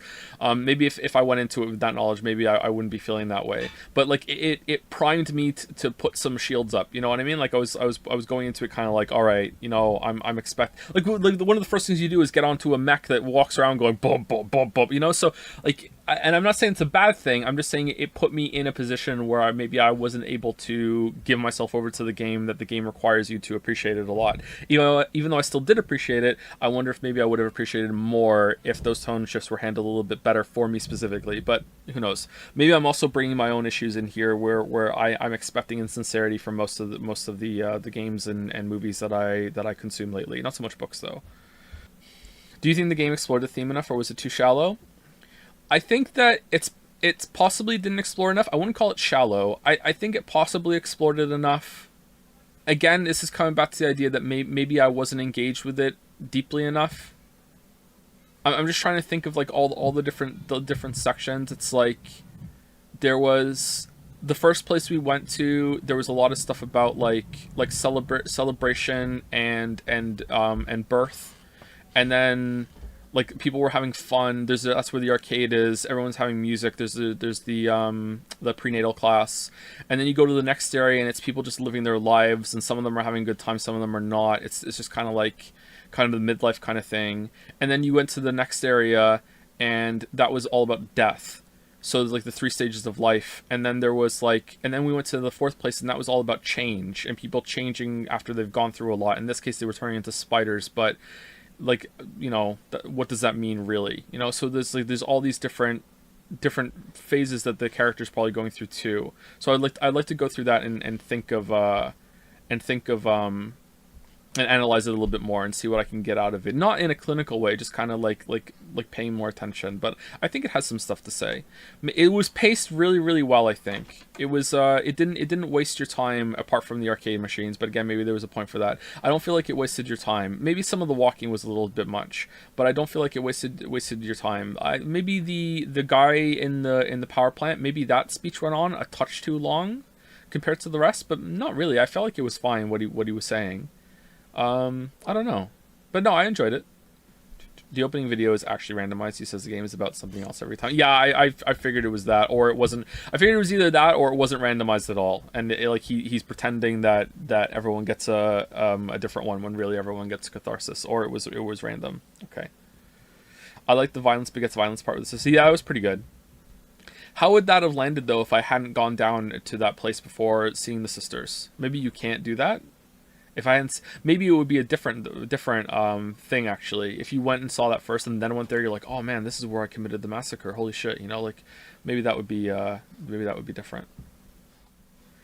I love the story about the girl who fell in love with another boy while married, especially Dujana's final reply. Yeah, I like that part too. That was probably the standout moment to me. Yeah, I really liked that. I really need to be in a certain state of mind to enjoy abstract games like this. Yeah, it's probably not a good game to stream, but hey, we streamed it. Someone wanted me to stream it. We streamed it. I'm glad I streamed it. But yeah. Maybe not the best thing to stream. You said stories with children at front and center resonate with you much more since you became a dad. Do you think this game would have hit different if you played 10 years ago? Yeah, probably. Yeah. The kind of experience that was said at the end at the funeral, the paragraph that was a little bit of like stream of consciousness memories of like bum bum bum bum bum bum bum bum. Like I've had a lot of those moments. So yeah, it hit. Just also being older too helps as well. Just having more life experience. So were talking points about death just bullshit, or was there some deeper sense to it? With the guy that was hooked up to the machine, that was my read on that was someone who is so terrified of death that they have mind fucked themselves into thinking death is something that it isn't, and is trying to approach death scientifically and trying to, for lack of a better word, solve death. Like it's like to them death is a mathematical equation and they're trying to solve it and come to terms with it. And I think maybe there's a conflict in the game there that some people can do that and maybe they're even successful. Like he even set up a factory in order to try and do it. Whereas the other side of that is that death is something you fundamentally cannot solve. Like as someone who is like, if you're mortal and you know there's death coming, you can't. There's no real preparation for that, and this guy is coming along saying, no, you can, you just have to try really hard, you know? And I feel like there's some conflict there between those two ideologies and how some people approach death. So that sort of thing. So to me, maybe that's showing my bias. To me, I'm looking at him and I'm saying, I think you're full of shit. Not necessarily in the way that I think you're wrong. I think he's full of shit because I don't think he knows this. He hasn't proven it. He's just deluded himself into thinking that this is the way things are, and he has found a lot of solace and comfort in that while he's there strapped up to a machine that is keeping him alive because he's paradoxically fucking terrified of it completely, even though he says he's totally calm. I'm not owned, I'm fine with it, by the way. You know, like he seems like he has all the answers, and yet like look at the position that he's in. Yeah. 12 minutes. This was Gollum bad. This was really bad. It was. This was Gollum bad. This was really, really bad. L-Take, tell me you haven't played Gollum without telling me you haven't played Gollum.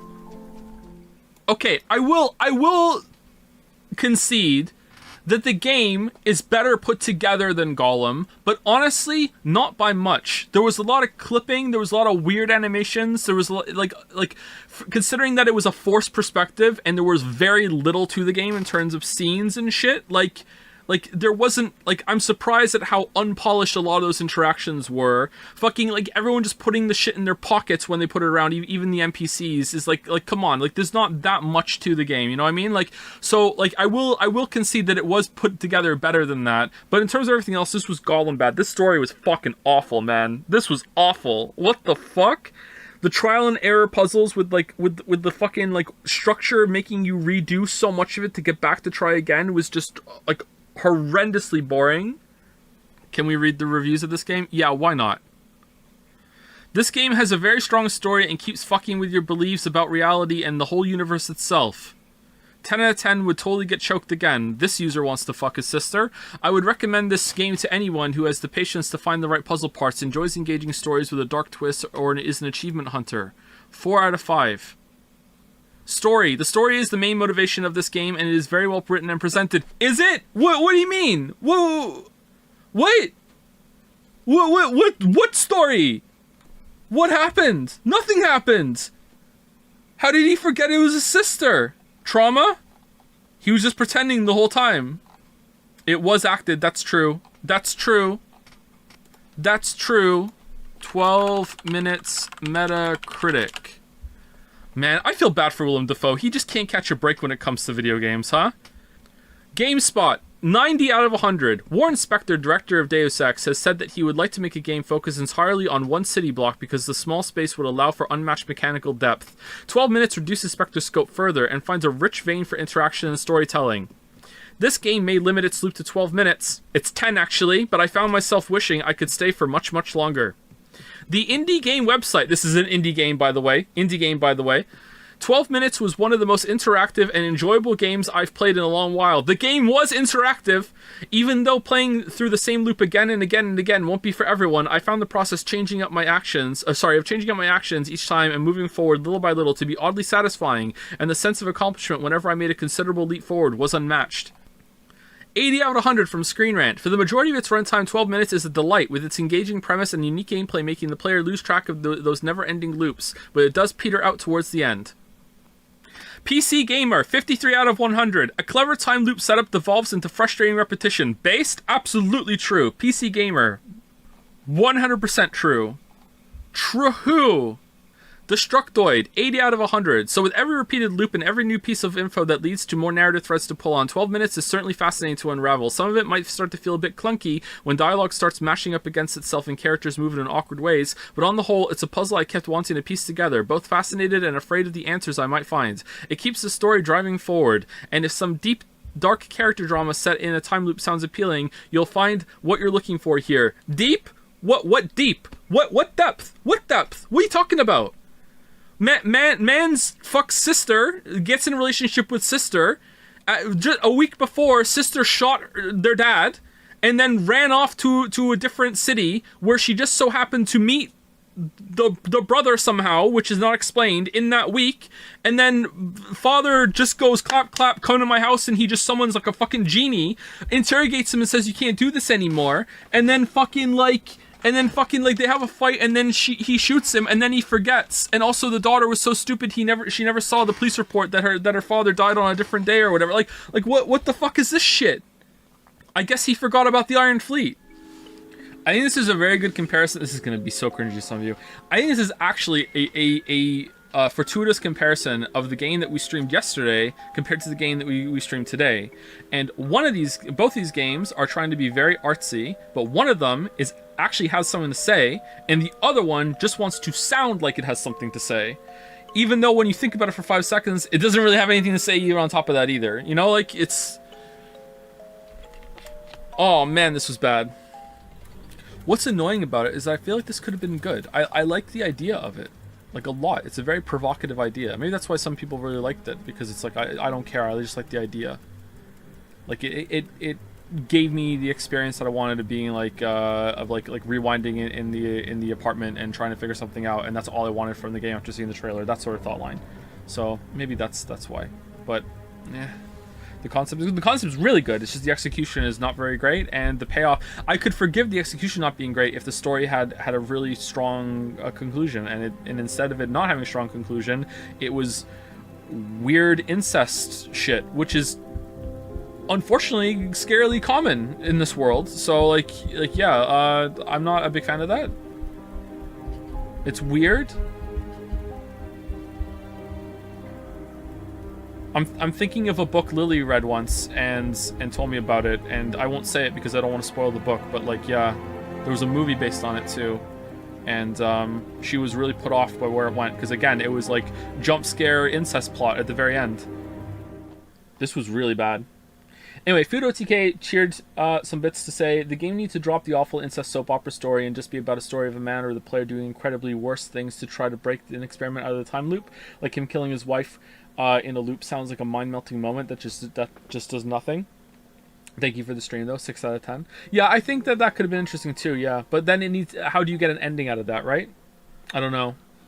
Anyway, I'm sorry if you like this game. I don't mean to be like dismissive or crass or whatever. I really didn't like this. I hated the story. It has so many problems to me that like can only be explained by none of this is real and it's all in his head and he's just in a mental asylum, and then I just check out because it's immediately, well, this is just all a dream, and not only is it all a dream, it's not even an interesting kind of dream. So then I don't even understand how this story happened. I don't get how anyone put this together and thought, yeah, that's compelling. I don't get it. I don't understand. So like I feel like I was invested in the story the whole time. It's not like I checked out halfway through and I'm at the end and I'm kind of like, what? Like like, why is the watch time travel? Like, how does that work? Why does it not work for anybody else? Why didn't it work for the father? Like, how did the father get... Again, why am I even talking? Like, there's just so many problems that are just spewing out of my head right now that are probably just being explained, but it's abstract. Who gives a shit? In terms of the concept and the execution, like, the structure of the game, that was interesting, but it wore out its welcome really, really soon. It needed some sort of chapter select moment where you jump back and forth, but if you had that, I'm guessing that you could just solve it too fast, and the game would be super, super short, and it would be over way too fast. And a lot of the trial and error is padding out the runtime, and it might take away the experience of like trying to reset and get back there. But like when the game, like, that would be fine, but the game is so weird about what it'll let you do, and like, oh, you thought that after calling Bumblebee that you would be able to talk to the guy when he comes to the door. Well, wrong, fuck you, motherfucker, that doesn't work at all. Like, so it's like, that should work, but it doesn't. Like, why would calling the daughter and talk to her, and now you say something slightly different work when before, when you tried something, it didn't work before? If that's an option, why don't you just let me just shotgun it? Like, if I was really in a time loop, I could keep calling her until I finally I have infinite tries to just say whatever I can to her to try to get this to work, right? It's very limited, and the limitations are fine if it was also easy to jump around and try all the different things, but it's not, so it's like the worst of both worlds, you know what I mean? So like I really didn't like this. Why would it let you put the candles in the vent? Why did it let you flush things down the toilet? Is there like a super secret ending after that? I think instead of a time loop, this game would work better with a rewind mechanic. Yeah, and maybe your name is Max? Yeah, a rewind might have been better, or like a rewind on top of the reset as well. But yeah, I don't know. Before I go, is there anybody here that really loved this game and wants to like defend it real quick? And I will read out your defense, and I promise I won't jump on it. I'll be like, okay, there's the other side. There we go. Like, the perspective and concept is cool. Everything else is bad. Yeah, I agree with that. Yeah. I feel like the developers had to spend so much money on the voice actors, they didn't have the time budgets to make the dialogue more consistent. Maybe, I don't know.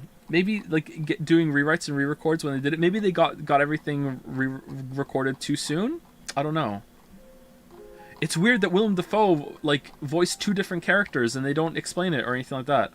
A bit of insight: the author is Portuguese and got inspired by one of the most well-known books in the country. The book's twist is that the main characters, who are lovers, are brother and sister. Oh, okay.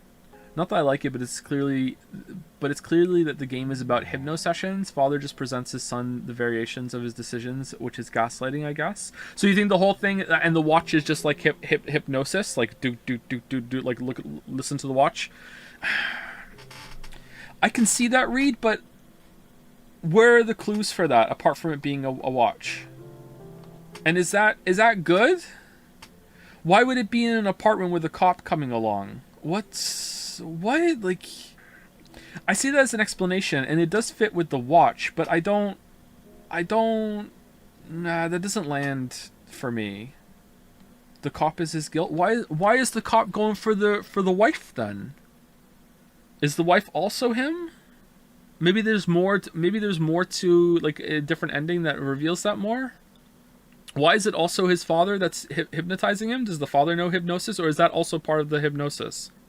Story's not the best, but I thought the way they revealed it bit by bit made it a little compelling. The reveals were paced all right, yeah. The plot itself is kind of fake deep, but it's not completely meritless. The voice acting is also decent, though the dialogue is kind of cringe. There are some things about this game that are enjoyable. Calling it worse than Gollum is doing it a huge disservice. I'm not calling it worse than Gollum. I'm saying it's on the same level as Gollum. AI, the Somnium Files, Nirvana Initiative. So what are your overall thoughts on Uchikoshi overall now? Overall? So yesterday I called him an asshole, and I felt a little bad after I said that, but I was just kind of like getting into the fired up moment. I like every single game of his that he's written. I've enjoyed them. I found them entertaining, even if they're frustrating me. I find them entertaining. I don't think they play fair, but they're not entertaining me in a way that I feel like, oh my god, this is such a well put together story. Although, I have to say, like I hasten to add, there are many times, at least one or two, sometimes even 3 or 4 in each game, that there are some very well thought out and put together sequences. And some callbacks and interactions with setup and payoff. You know, there are good moments in them. for example, I can't give you examples without spoiling them. Like for this one, the end sequence we had with Mame was decent, you know. I also want to if he did Uchikoshi write literally everything. I don't want to give credit to someone or give credit to one writer when it might have been multiple. So who knows? Comedy writing, I've said this many times on the stream before, comedy writing is the hardest thing to write. There's nothing harder to write than comedy. Obviously, there might be certain topics that if you're making a drama are very difficult to write about. I'm not saying that like comedy writing is harder in every single circumstance. We're talking in generalities right here. In general, comedy writing is the hardest thing to do. And Somnium Files 1 to me is first and foremost a comedy game. ZTD is as well, but I don't know if ZTD is on purpose. Somnium Files 1 is on purpose. It is clearly meant to be comedic. Most of it is lighthearted and very, very funny. There's a lot of setups to jokes. There's a lot of bits. Most of them work. I really like Somnium Files for that. So, like, clearly, again, I'm going with the assumption that Uchikoshi wrote all of it. So, if he didn't, then maybe someone else is responsible.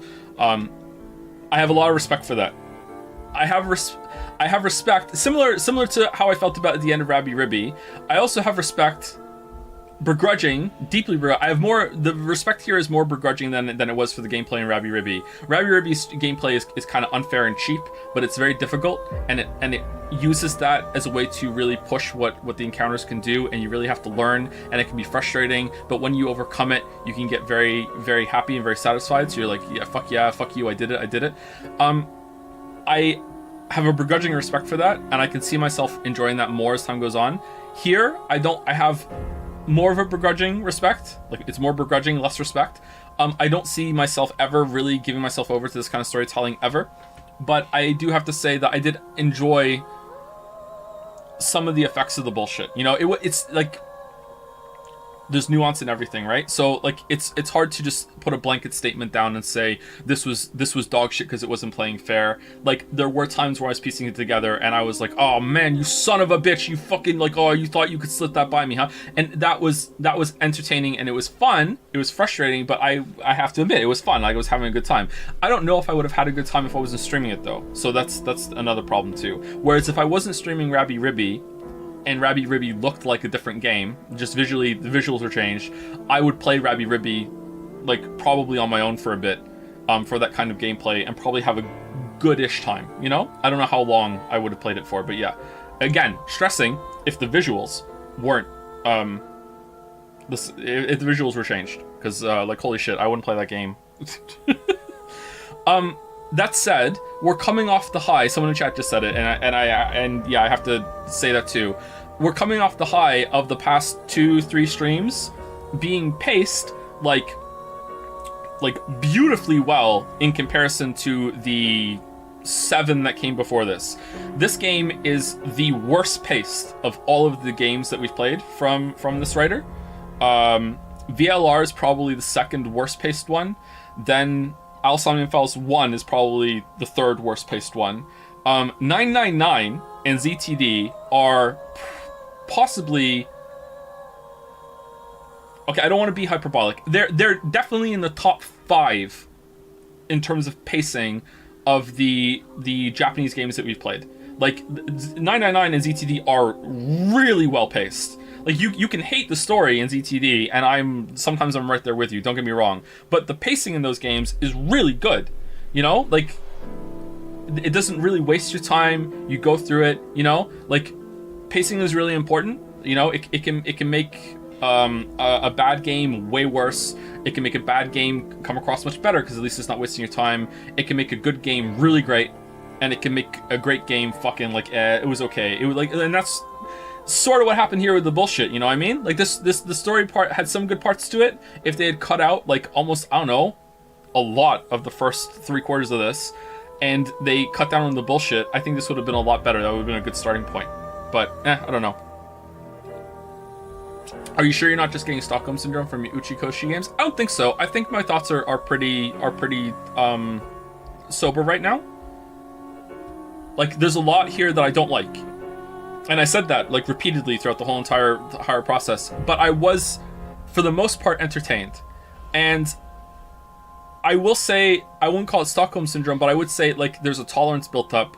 If this was the first one I played, or let's say we started with... Okay, so in another timeline, let's morph over Mandela Effect style. Let's say I started with AI 1 and AI 2, and then we went back, and we just did the Zero Escape, and chat was lighting up right now going, oh my god, this is the beginning of Zero Escape, you gotta play Zero Escape, you gotta play Zero Escape. I'm like, what the fuck's Zero Escape? Okay, fine, we'll play it, fine, lock it in.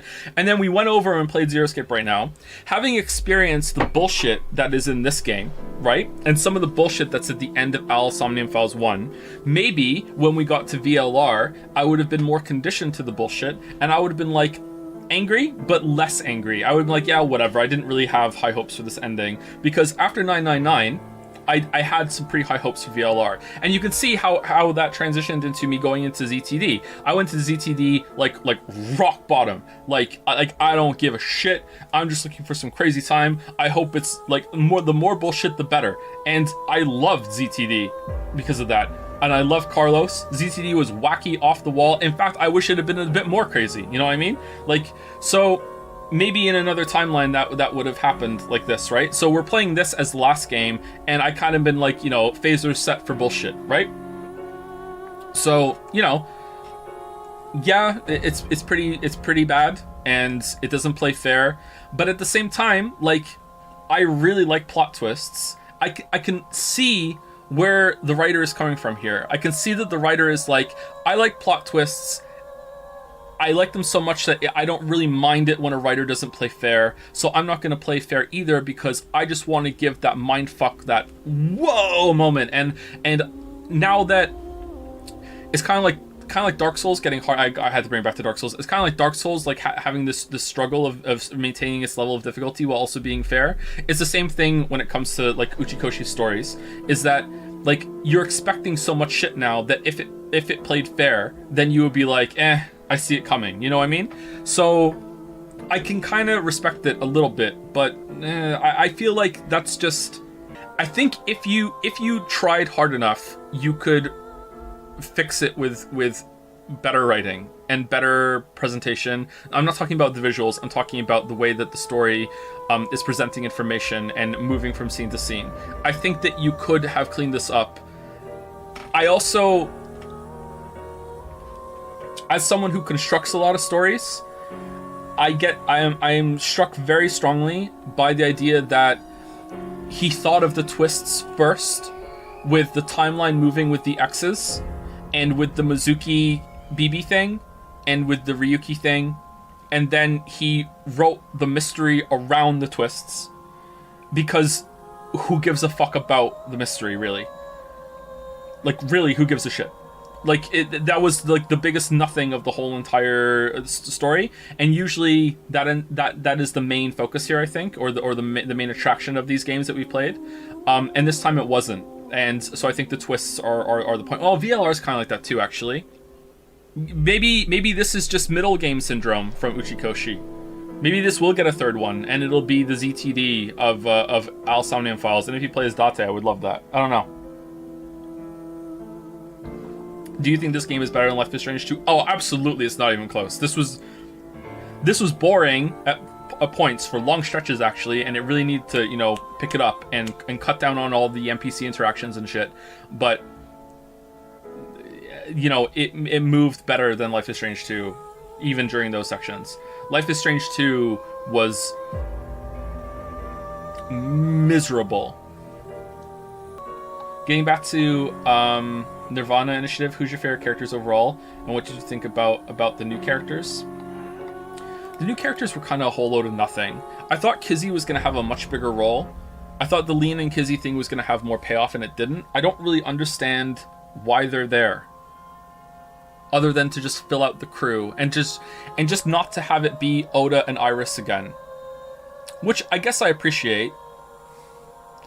I liked Mizuki still. It felt like Mizuki. It didn't feel like they changed Mizuki too much. It really did feel like Mizuki, but I also think that the fear I had was confirmed, that I don't think Mizuki can carry a game. I don't think Mizuki is too much of... very, very common thing everyone knows is the idea of like the comedic duo, or you know, it doesn't have to be a comedic duo. The straight man and the foil, right? The two Harry and fuck, I said his name. Harry and Kim in Disco Elysium. You know, like that kind of dynamic. It's very, very common dynamic. Everyone knows it. Okay, Mizuki is the straight man, but so is Aiba. Date is the comedic foil to Aiba's straight man. You can't put two straights together. It don't work.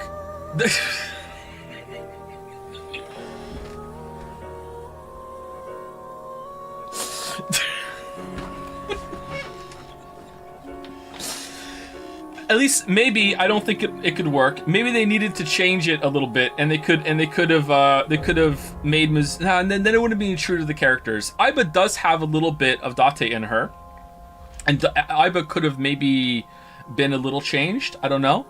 Maybe Mizuki should have been paired with Tama or some other character. They should have made a new character. Aiba is really good with Date, and I don't think the dynamic of Aiba and Mizuki worked.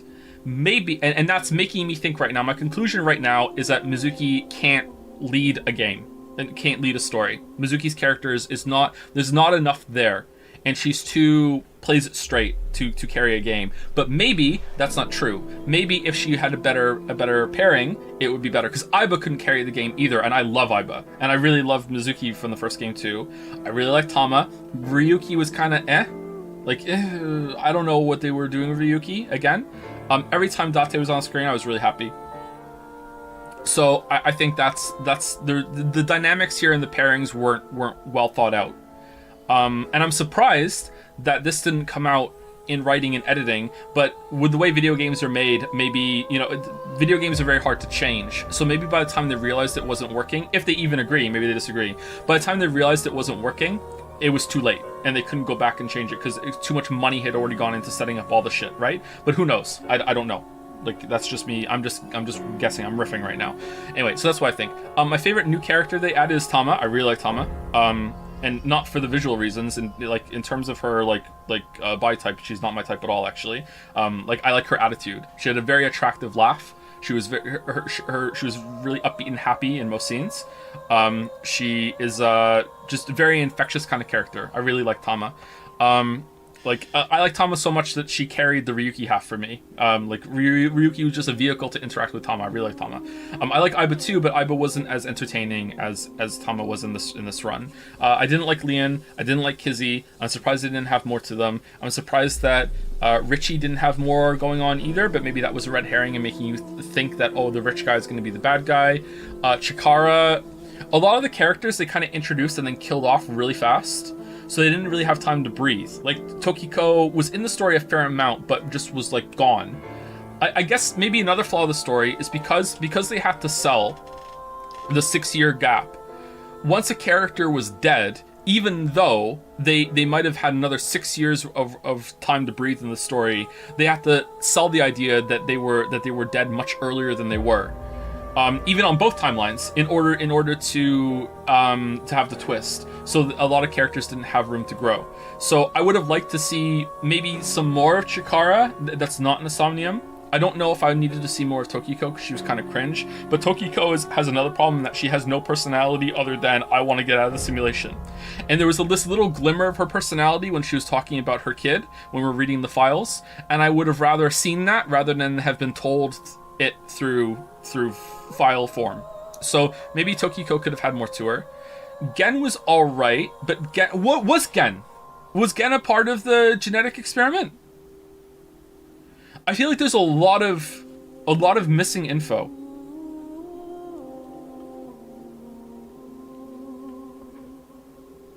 What was the balloons? What was Dahlia boat? What was no, it's gone, it's out of my head. The Ryuki shooting someone at the that had to be when we flash back and Boss is angry with us. That had to have been. Why is it that Ryuki saw Amame as a blue person but Tama didn't? There's so many problems. If we went through the whole thing again, which we won't, but if we went through the whole thing again, I think we would have a field day of like, wow, that doesn't make sense. Wow, that's forced. Wow, they thought they were sneaky there when they were hiding something, right? Like we would have it would be pretty bad. Dahlia Boat is Terror trying to do what Tokiko did. Yeah, but then that raises even further questions. That makes sense. But then that raises further questions like, how did they know to do that? How did he know, like, you know, like... I knew that you would have a Somnium in the future, and that they would ask you for fucking 2 names, and there would be a six-digit fucking first name and a 4-digit fucking last name, and that you would have to... Like, I don't, yeah, I don't understand that. That raises even more questions. Like, I don't know. Yeah, I don't know. I'm trying to think of any of the other characters that we had. Who were the other new ones?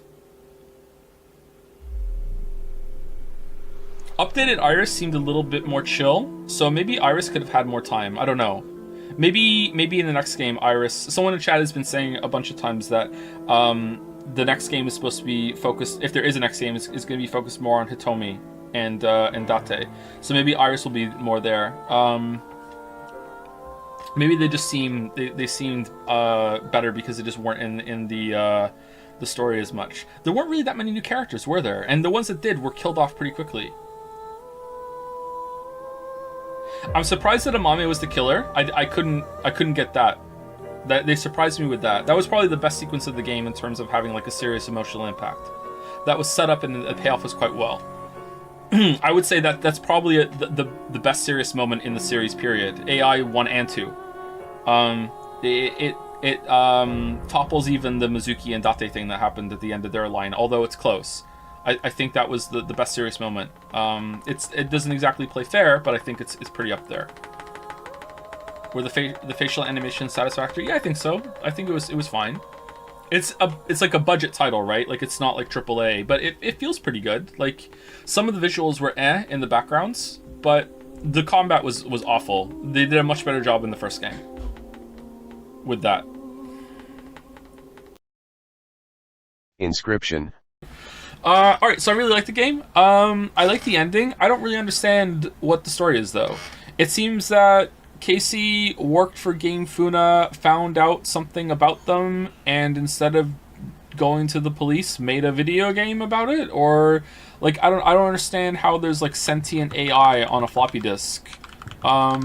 So maybe those were her files and Inscryption was put on that and like got corrupted by like how evil the fucking shit that she found on them. Like I don't really know what's going on there. It must be some pretty heavy shit if they hired someone to show up and kill a YouTuber. You know, I don't get it. Sorry. Like I'm not saying it's bad. I'm saying I don't get it, you know? Whereas, you know, with some games in the past, I feel like I did get it and I just thought it was not that great, and then chat hates me forever. But in this case, I'm not saying it's bad or good. I'm just saying outright I don't get it. Like, I don't understand what happened at the end. But I did like the kind of, like, the notes and the mood and the vibe of the story at the end when we were going through and seeing Grimora into Leshy into Magnificus. I thought that was pretty well done, even though I didn't fully understand what was going on. Maybe you're not supposed to understand what's going on. Maybe you're just supposed to vibe with it. And I think I did vibe with it a bit. I liked it quite a bit. So the main problem with the game is that what the room we're in right now is the best part of the game. And after that, it's just never nearly as good. Like, it doesn't even come close to being as good as it is in here. I love this part of the game. This part of the game was like 10 out of 10. This part of the game was fucking excellent. Are you not supposed to beat it in 3 runs? Maybe I kind of fucked myself in the foot by beating it in 3 runs, because I feel like I didn't get to soak in a lot of this atmosphere, and I wish I had spent more time here. So like I like this character, I like the mood of this cabin, I like all the shit that's around for you to interact with here. I don't know if this is randomized every single run too. Like that would be cool. I could see a game that uses this format where a lot more of it's randomized. Like the whole room is different. There's not always a picture here. It's like completely like a randomized escaped room. I think that could be really interesting to incorporate into the card game. I think that that would be cool. But yeah, like it was really, really good. I feel like it's weird that the game teases a much better version of itself with the Grimoire thing, and that's kind of heartbreaking. Like there was a lot of assets put in that. It looked at that, like for all intents and purposes, that looked like it could have been a finished game. And I gotta admire the bravery to put that much work into what is essentially a bit. Like just like, hey, yeah, and like it's an emotional bit, not a funny bit. It's just like, hey, yeah, this was going to be a part of it. Fuck you, you don't get to do it. And you actually feel like lost on terms of gameplay, because like I'm playing it, I'm like, oh, there's like a chessboard and you're kind of moving the character around. It had its own unique kind of feel, and look, there's the you pull the rope and there's like this weird spindly spiders scale there instead, you know? Like it's like, oh, holy shit, like that's really cool. And then there's no boss fight there either. I don't know. I don't think there's been a game that's really hit me like that, where it's like you're sensing a feeling of loss for gameplay that could have been there, that they're just put in your face and then say no, you can't do it. Whereas the Magnificus thing was not very good. I'm happy that wasn't in the game actually. So maybe that's for the best. Yeah, the Pokemon Battle World exploring was okay. It was okay to good.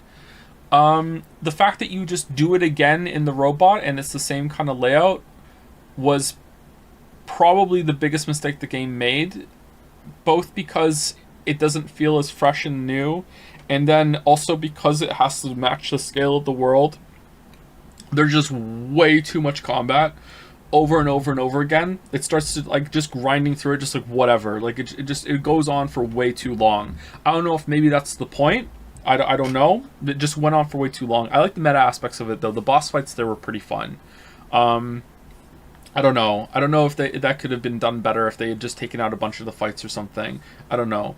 But yeah, I would possibly say that's probably the weakest part of the game, because even though I feel like the meta parts of the Robot Land, Botopia, were more interesting than anything that happens in the Pokemon world, I feel like during the Pokemon world, I was rarely bored. Whereas in the Botopia world, I actually was bored for parts of it. So I feel like that's probably the weakest part of the game, even though it had higher highs than the Pokemon part. So yeah, I think that's where I'm gonna go with. Don't really understand the story. Really like the mood. Really like the visuals. Really cool idea. I like it a lot. I wish that it was just like this, and then another room where you have someone else, like Remora, and then you do another one with a couple other characters, and it's a room that just this. I don't know if I would have got bored with that though. Like it's really hard to gauge like what could have been. I just know my brain is going, this part was fucking fantastic and I loved it. I wish the whole game had just been more variety on this concept, but maybe it would have got tiring. I don't know. But this was really good. Do you overall recommend the game? Yeah, I do, yeah. I think I do. I'm surprised though, chat. Like, a lot of people rave about this game, and I'm surprised at how it kind of fell off after this part. It wasn't bad, for sure. I don't want to slam it, because it wasn't bad. It wasn't like God forbid, it's not like Final Fantasy 16 or Gollum or whatever. Like, it never got bad, but it just really like, oh my god, so good. And then after that, it's just kind of like, oh, now we're in like 6 out of 10 territory. You know what I mean? Like, just like going from a 10 down to a 6. But the ending was interesting. I respect the hell out of putting that Grimoire bit in. I respect the hell out of that. That's so wild to me. So they bring it back a little bit at the end. Armored Core. Alright, so this game was mid as fuck. Like, it definitely has some really strong points, but man, a lot of this was just not very good. All the bosses are sick, you just had double shotguns. Oh, that's how it's gonna be, is it, chat? That's how it's gonna be? Alright. I think I like the combat better in Final Fantasy 16, although if this had been like boss after boss after boss after boss, I think I would have liked this better. How about the story? This or Final Fantasy 16? I would go with this because it stays out of the way more, but it doesn't stay completely out of the way. Final Fantasy 16 was aggressively bad. This was just kind of like, music wasn't as good. Oh yeah, no way. Liza P. Alright, well, this was fantastic. Holy shit, this was fantastic. I mean, I also got lucky and had some really cool moments in the gameplay that other people might not have. There a lot of boss fights ended with like holy shit moments, you know what I mean? Like, but this was really good. I'm really impressed. Still your game of the year. This ended very strongly with, like, the last area going through that tower wasn't my favorite bit. Like, I felt like I could have been done, you know what I mean? Like, I didn't need that, but those last two fights were really good. And I feel like I didn't even really see much of that last fight there. I don't even, what was the name of that fight? I didn't even look at the name. What was the name of the fight?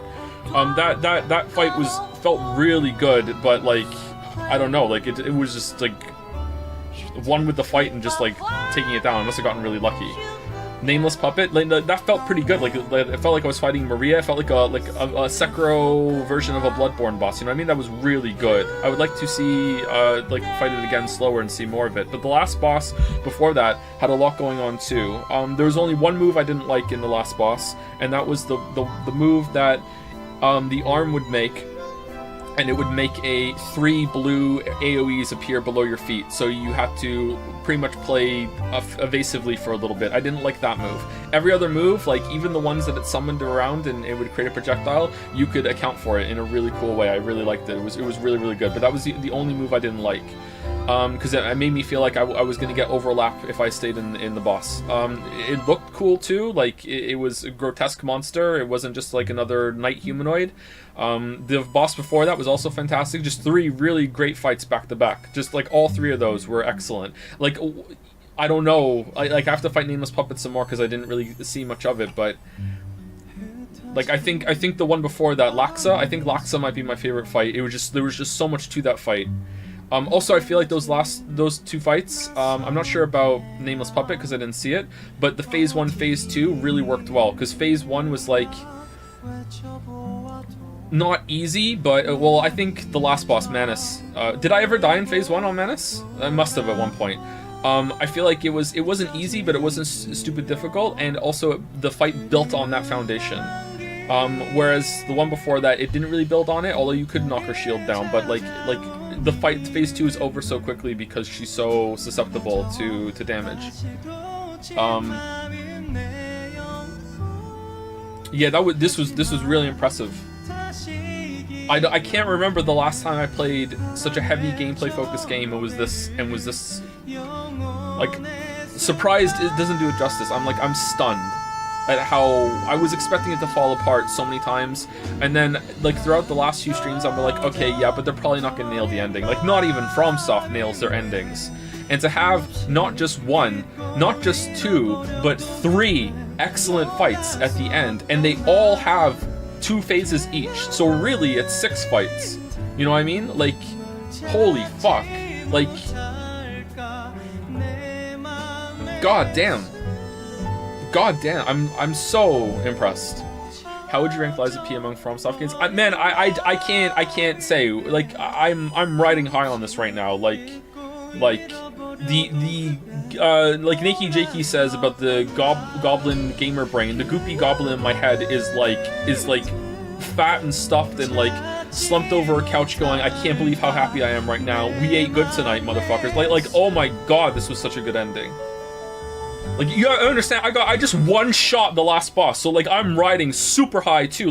My personal enjoyment is like through the roof right now because I was like, holy shit! Not only did I one-shot the last boss, I did it in front of like over 1,000 people. So I'm like, fuck yeah, let's go! Like, so like I'm really happy about that. So like it's hard for me to judge, but like it's definitely in the top tier. It's definitely better than some of FromSoft's entries for sure.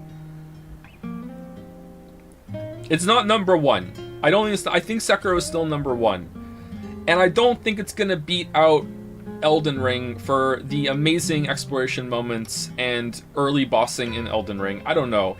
It's definitely got, if I'm looking at just the boss combat, okay? Just the boss combat. It's number 2, I think. It's number 2. I don't think it's gonna be better than Sekiro. I need to go back and play Sekiro again. I don't think it's gonna beat Sekiro. I can't do that. Like, there's no way. There's no way it's gonna beat Sekiro. You can be so much more aggressive in Sekiro, and you have the jump as another defensive option as well. I don't think it's gonna beat Sekiro, but I think it's gonna be number 2.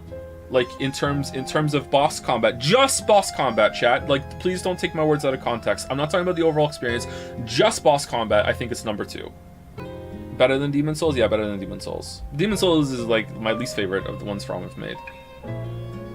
Did this game have more of a story than Souls games? Oh yeah, for sure it did, yeah. If we're taking everything into account, all the exploration, like going through the world, like level design, everything like that, I don't know where it's gonna fall. What this game did that might also be better than some of the FromSoft entries, which is just mind-blowing to me, because I think FromSoft does this better than anyone. So if this game did it, I don't know how much money they pumped into this shit. Is enemy variety. The amount of new enemies that they were introducing into this game, even in the last zone, there was a couple of new ones that they kind of just threw in, like, here's a fun one. Like, what the fuck? There's a couple of, like, enemy mini-bosses that you only saw once. Like, the amount of fucking enemy variety in this is incredible. I don't know how the encounter variety is going to stack up. That's really hard to judge. Like, there's a lot of things in this game, in these games, that are encounter variety that you don't even realize are encounter variety until you take a step back and look at it. So I don't know how that's going to go. But like, it's got the enemy variety, and all the enemies are like pretty good too. The mini bosses seem good too. Yeah, I agree, Merrick. The mini bosses, some of the mini bosses are better than some bosses in other From Souls games. Souls, like, sorry, I didn't mean to say From Souls. Although that's true, like, Dark Souls 2 is full of stinkers, some of the Elden Ring, yeah, Elden Ring's so hard to judge, because Elden Ring has a bunch of, like, just, like, here's a normal enemy with a big health bar at the end of a fucking random dungeon. Like, that's not fair. It's not fair. I understand they didn't have to do all that content, but it's not fair. So, like, you'd have to, like, make a, what are actual bosses in Elden Ring list, you know what I mean? Like, you'd have to actually go through. Compare how Elden Ring does challenging fights toward the end versus Lies of P. It's a night and day difference in enjoyment. I honestly can't believe that a new developer can get this right, but FromSoft does such a mediocre job.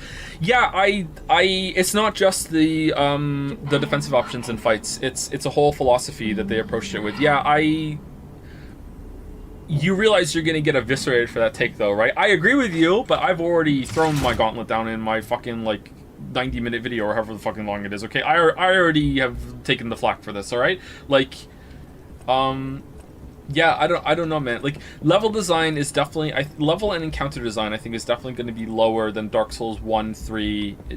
FromSoft, I think, does that better.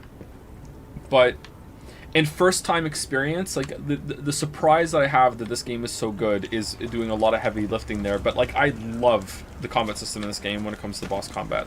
I fucking love it. So, man, I don't know where it's gonna come down. But like, right now, I'd rather play this game 3 more times than go and play another like a Dark Souls game.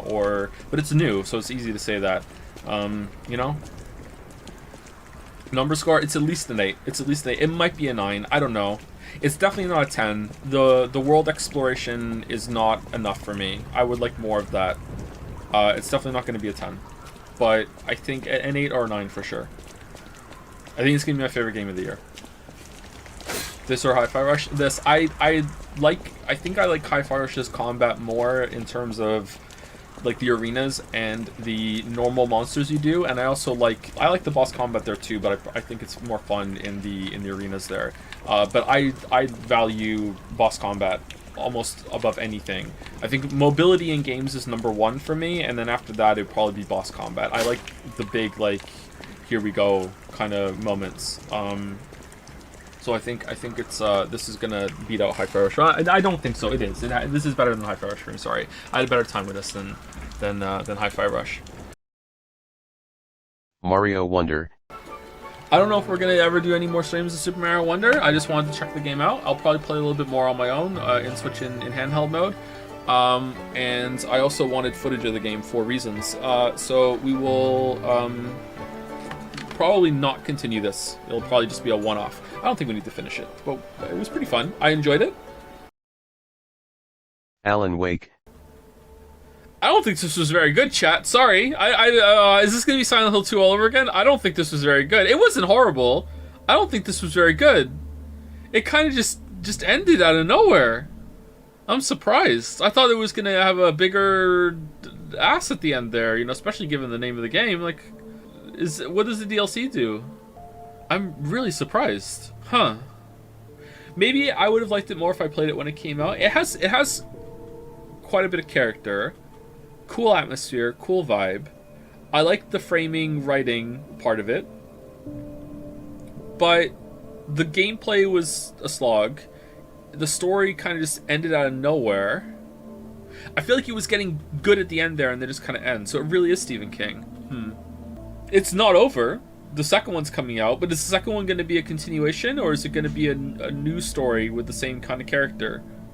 Is he just writing a story? Is he trying to write his way out, maybe? Can you summarize the plot? There exists a special lake in this town of Bright Falls that's not a lake, it's an ocean. Who knows what that means? And this is a special conduit to some supernatural power that we don't know, that can interact with creativity, kind of like a muse making things become real. And at some point in the past, a writer named Thomas Zane lived there with his wife Barbara, and Barbara died from something. I don't know what. Maybe the game told me, I forgot. And then Thomas Zane wrote her back to save her, but she came back wrong. And through that process, he then had to write more and more in order to try and fix everything. And in the process, deleted himself from history. And there was a volcanic eruption that blew up the island that we're looking at right now, which probably was a part of his fucking with the timeline. And then he also wrote Alan Wake's existence too, in some way. And then we come here years later, and we're in the same dark powers trying to use us to write reality differently to their own ends. And we don't make the same mistake that Thomas Zane did. Instead, we realize, or Alan Wake realized, that change has to come with sacrifice for it to be baked in, for it not to come with like a monkey's paw curled, kind of like, oh, but no, you can't have everything you want. So he sacrifices himself. He writes his own way out as he's writing for the Dark Force, and then he wrote the story that was him getting back here to finish the story. And when he finished the story, he sacrificed himself for his wife, and that's it, right? And it seems like Alice pops out of the river on the day that this all went down, and the week that we just experienced just didn't happen. That's my read on it, is that she popped out like a couple minutes after falling in the lake. Or is it she popped out a week later? I don't know. I feel like the whole week didn't happen. There's definitely some time travel shenanigans going on, or time fuckery going on. Maybe not time travel, but time fuckery with things happening out of order, or the past changing a bit. It's very Death Strandian, isn't it? Sinister laugh. All the lakes of tar lead to the ocean. It is kind of Death Stranding. Yeah, I agree. Alan Wake, American Nightmare. Okay, so on the one hand, I don't really feel like there was much here about the whole darkness, it's not a lake, it's an ocean storyline bullshit, unless Mr. Scratch is an important thing in the sequel or is in some of the other media going forward. This just seems like a side thing. And for that, I feel like this was not worth it whatsoever. It almost doesn't feel real, to be honest. But if it is canon, and it did happen, then there was quite a bit of how the world has moved on after Alan. 2 years have passed. Probably doesn't feel like 2 years for him. Alice has moved on. Barry's moved on. The world's kind of leaving him behind, although there's still a mystery. And for that, I feel like maybe it was worth it, and it was good to know. So I can see why chat said, hey, play American Nightmare, but at the same time, I guess it depends on what's going to happen. It wouldn't surprise me if this was not canon, even though they said, you know, it's canon. I don't know, or it just never comes up at all. Alan Wake 2. Alright, so I didn't like the ending. I really loved the game, and I don't hate the ending, so the ending has not ruined the game for me. I think it could have come close to ruining the game, but it didn't. So I don't like it. I don't hate it. I think it has some good qualities, but I don't like the ending. The ending might grow on me. I don't know. Usually I have to play things twice and see what was set up ahead of time and everything. I don't know. But right now, having fresh at the ending, I don't like it. But I also felt that way about Outer Wilds. I didn't like the ending of Outer Wilds right at the start either. I felt very mixed on it, and now I really, really like the ending of Outer Wilds. So I don't know how that goes. So I don't know how this is gonna go the same way. So here's why I don't like the ending for many reasons. But the main one I can think of right now to explain it is that throughout the whole entire story, they pretty much wrote themselves into a corner. And then the last scene is just the two of them going, but what if we just wrote ourselves out of the corner, LMAO? Okay, let's do that. And then they just wrote themselves out of the corner. So I feel like Alan even says, and this is why I feel a bit mixed on it, Alan even says, was that too easy? And it does feel too easy. They said they had to earn it, and I don't feel like it was earned. Especially since he wakes up at the end, alive. And it's like, it's not a loop, it's a spiral. Which is a really cool way of ending it and everything. And I really like that they had another one like that. That makes sense, and it's funny, but it's also kind of like, you know? Like, what does that mean? Although I think it makes more sense than it's not a lake, it's an ocean. Like, it's not like it's an ocean does make sense to me, some amount of sense, but yeah. So let's get some of the easy ones out of the way first. Gameplay surprisingly grew on me. It has the dodging and shooting, you know, if you can get some good game feel and some good sounding guns, just the basic concept of shoot for the weak spots and mostly headshots can be satisfying, and the guns feel good in this game. Ammo is pretty tightly controlled. I like the dodge. I didn't like some of the fumbling you can do when you run out of battery and she replaces the battery and she doesn't pull it up. I think Alan can do that too, but it didn't seem to happen as much with Alan as it did with Saga. I wonder if maybe there wasn't enough incentive to do combat. Once I realized that enemies would just spawn in areas, I just was like, it's not worth the resources to me. I'm probably going to spend more resources killing them, and that I'm going to get from killing them, and then I get to the next area and there's probably going to be more ammo from boxes because I'm low, and it's like, why, whatever, who gives a shit. And in these games I try to play as I would, rather than just knowing the game's going to give me more ammo later. That might be a flaw of mine. If you feel differently, then go for it. But to me, I would rather not be like, well, I know the game's going to give me more ammo later, so who gives a shit? Just use it all. Like, I would rather be like, no, I want to conserve. I want to like feel that stress on resources, that sort of thing. But I do think that if they gave you a lot more ammo and there was a lot more enemies in some like fighting arenas, I think that the gameplay might have more time to shine. So I'd be interested to see what they do in DLC, because Alan Wake 1 was so much better with DLC, so I'd like to see that. But this was definitely way better than Alan Wake 1 gameplay.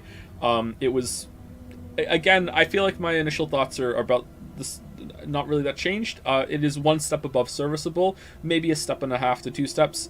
It's decent to good, you know. That last gauntlet where you're fighting all those enemies, it was a fun time. It was pretty stressful, didn't run very well, so maybe that impacted my enjoyment a little bit, but you know, I enjoyed the gameplay. I liked the exploration, I liked the puzzles.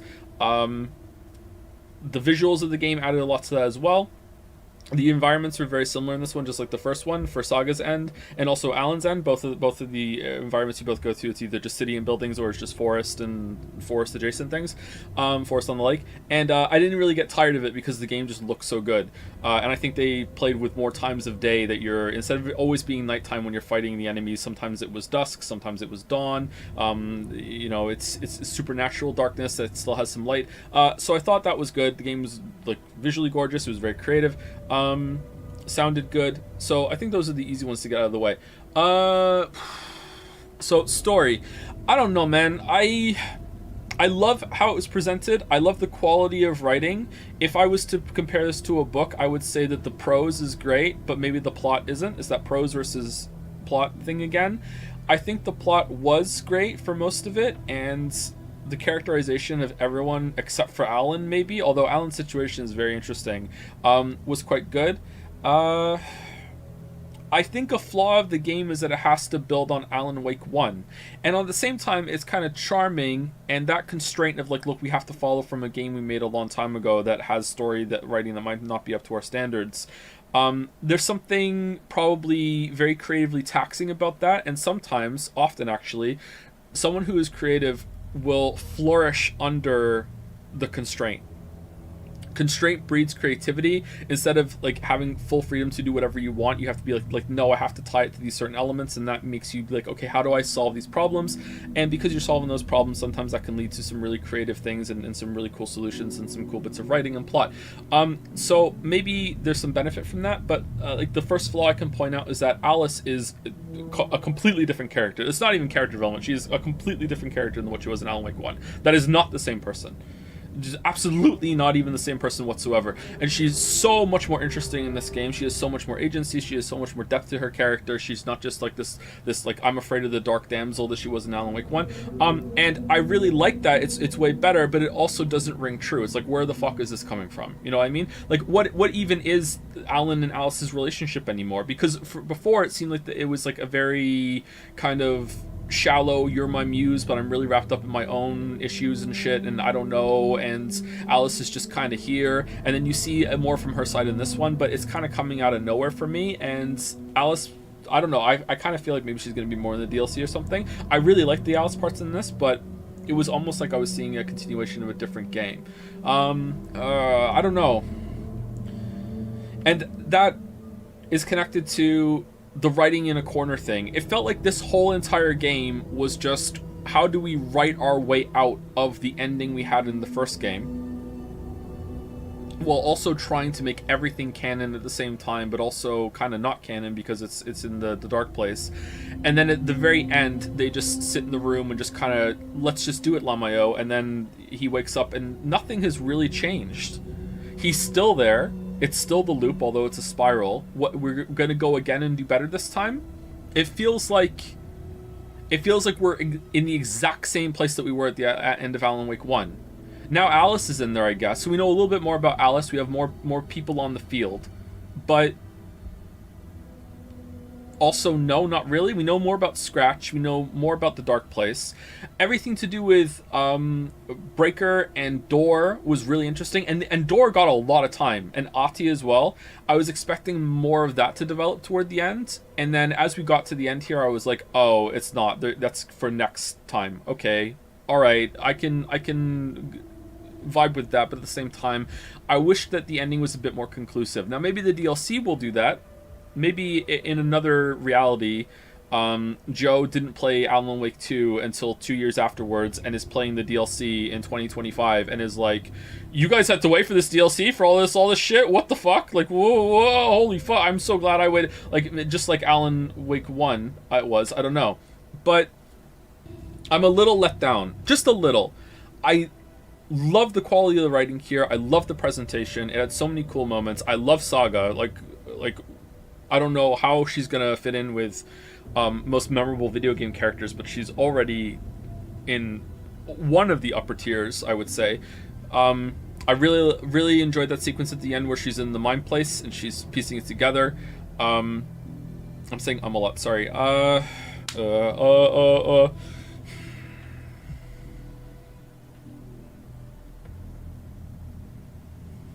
The whole Alan is Scratch thing didn't land for me, and maybe that's why I'm not enjoying the ending. It's just kind of like, oh. And then he's just Casey for no reason. It feels kind of rushed, right? I thought it was going somewhere with more purpose. Like, look, the revelations of this is the ritual to lead you on, that was more purposeful writing to me, and more of a, oh, fuck moment. Holy shit, I felt like I was in the hands of a masterful writer at that moment that knew how to toy with me and was leading me on and was look at the revelations I'm giving you, where's this going? And then followed that with, yeah, Scratch and Alan are the same person kind of, but also it's a dark entity that can just shift between one and the other, and Alex Casey is there, and now also they're just gonna go into the writer's room and just be like, no you on the typewriter, and then I win GG. It's like, wait, what? Is this the same thing? So it just feels... I don't want... The quality of writing was so high that I don't think that that's exactly what happened, but I'm sitting here just thinking this is just set up for Alan Wake 3 in the next one, which is what I was really starting to worry about as we got through this game, that it wasn't going to end with anything conclusive and it's just going to be, oh, you know, drink your Ovaltine, motherfucker, here's the next one. And that is what's happening. Not the worst thing in the world, you know? Trilogies are very common, DLC, but I am a little disappointed and I just want to be upfront about that. You know what I mean? Thoughts on the Bullet of Light? That kind of came out of nowhere too, right? Would you describe it as I loved it, do better? That sounds kind of self-important.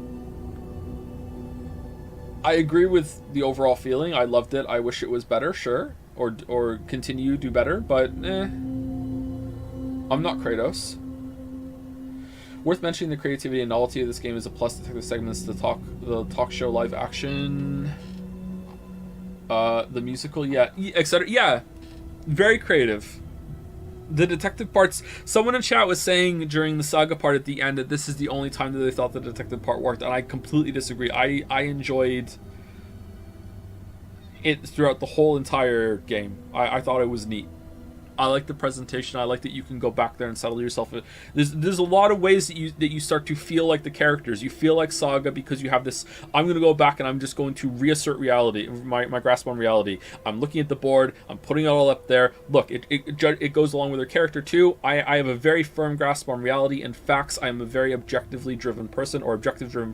I know what I need to do, and she's also an FBI agent, so that's that matches with her as well. And you get to feel that as you just continually just like go through it all and be like, I know this, I'm reminded, I know this. And with Alan, you feel the confusion as well, where you're just kind of riffing and you're writing, and then the scene changes around you, and you have no idea what's going to happen. Along with Alan, he's just like, oh gee, I wonder what's going to happen now. Let me just follow the thread. Let me just go here. Let me just see. Let me feel confused. Let me drop into a scene without even realizing how I got there. I'm doing shit that has consequences, and I'm doing it without even understanding that there's consequences. Both halves of the game make you really harmonize with the lead characters, and I like that a lot. It's a really big achievement, in addition to having a very high quality of writing, very witty, a lot of moments that are funny and thrilling at the same time, a lot of moments that are horrifying and funny at the same time, a lot of click moments.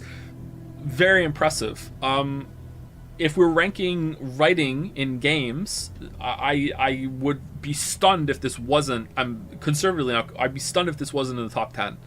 Stunned. I want to say top 5, but then someone might say, here's 5 games that you love the writing on, Joe. Fuck you. I have the receipts. I'd be like, oh fuck, you're right. Sorry. Disco Elysium number 1, and then like this is easily in the top 10. Like this is one of the rare times I can say this writing isn't just good for video games. It's good. It's not like, oh, video games has such low standards, fuck you. Like, no, it's good. Period. Like, it's good. So I enjoy it for that. But the ending, man. Overall, I'm disappointed. Oh, it's Annie. Annie was loving the game in chat, so let me read Annie's closing thoughts. Overall, I'm disappointed that they went for DLC bait again, but that said, this was utterly fantastic and one of the most creative game experiences I've had. Were you playing it yourself, or is it through me? Through me, the streamer. Yeah, I agree. Yeah. I agree that I had a good time. Yeah. Scratcher seems like a reasonable retcon. In the old games, Alan and Scratch were separate people beings. In this game, Scratch is Alan while possessed in the Dark Presence. It's a weird twist, but that's why Alan equals Scratch is meant to be a surprise, and why the possession can move around. Oh, I'm not... Sorry. Okay, I'm not... Maybe I'm not saying that. Maybe you're not saying that in response to me. You're just clarifying. It's not that I feel like the retcon is bad, or that it comes out of nowhere, or it's a surprise or anything like that. It's actually fairly predictable. It's just not interesting. It's one of those things that's okay, and you know, like, and that means what? It's fine as a foundation. Like, I have no problem with it. It's just like, okay, can do something with it, please. You know, like that's the problem. If they introduced that and then immediately, it doesn't help that it was with that fucking awful gameplay sequence too, with him just being a fucking dumbass, just running into the light cage. I don't understand that. If they've done something good with it afterwards or interesting, I'd be like, okay, fine, this is where it's going. But they didn't to me. It just kind of runs out. And I was really starting to get worried about that when if you get into the like third act or very close to the end of Act 2 of story. Most stories have a 3-act structure. We all know this. Not all of them, but most do. If you get to the second act of the story and the antagonist hasn't even been on the screen yet, you should be really fucking worried. Like, sometimes it works, but it's like, what the fuck? Where are they? There's another game, Witcher 3, that like, I mean, the main antagonist has like fucking like 3 scenes and doesn't show up. Like, I don't think that's okay. I almost quoted the script. But yeah. So in this case, he was around and you just didn't know it, but they didn't really have much of a presence. What about the mummy Tom Zane? Yeah, what about Tom Zane? I was expecting Tom Zane to do more. I was expecting Door to do more. I was expecting Breaker to do more. I love that scene. One of the best scenes in the game is in the morgue when it just abruptly just unravels on so many levels. Oh, here's the supernatural. That guy just disappeared. Oh, the manuscript pages. There was a flash of this weird guy on the screen. What the fuck was that? Oh, now someone's dead. Now we're in a fight.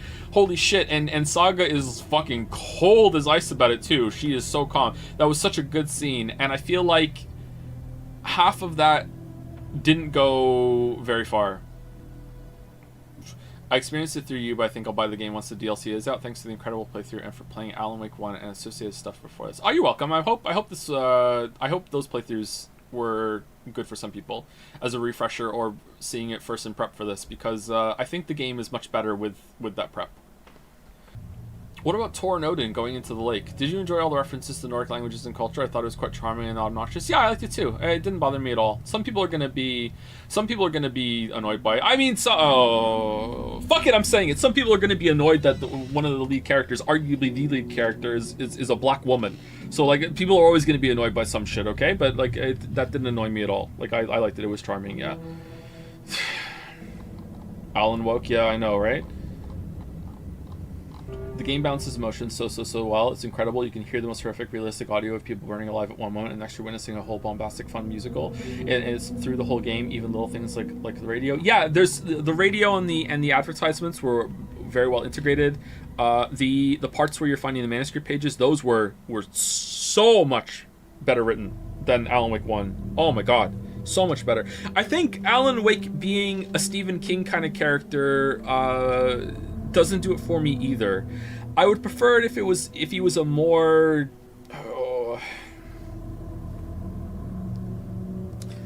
like Cormac McCarthy kind of character, like more of a celebrated literary author instead of like pulp generic mystery fiction. I know, but then he wouldn't have the worldwide fame. But it just doesn't. There's something about that doesn't fit for me, and I can't take that character as seriously as I want to. Like I can take Max Payne more seriously than Alan Wake for some reason. I don't know. I think maybe this is a me problem. I don't hate King, actually. I really like Stephen King. The editing adds a lot more depth to those pages too. Yeah, every page you find is a mystery. What was it before? How did it change? Yeah, so much. There's so much good stuff in this here to keep you on your toes and attentive. Yeah, it's this, and I feel like that. Maybe that's why I'm disappointed. I feel like all the attention I poured into it wasn't met with a good enough reward at the end. Like I gave this so much of my attention and engaged with it at such a level, and then at the end it was like, oh, this is what you get, and I'm like, okay, yeah, so another game, okay, all right, I'm okay with that, but I wish I was much happier now, you know? Like, why is he a bad writer exactly? I don't think Alan Wake was a bad writer in this one, but he was a pretty bad writer in the first one. And I think that was meant to be on purpose, wasn't it?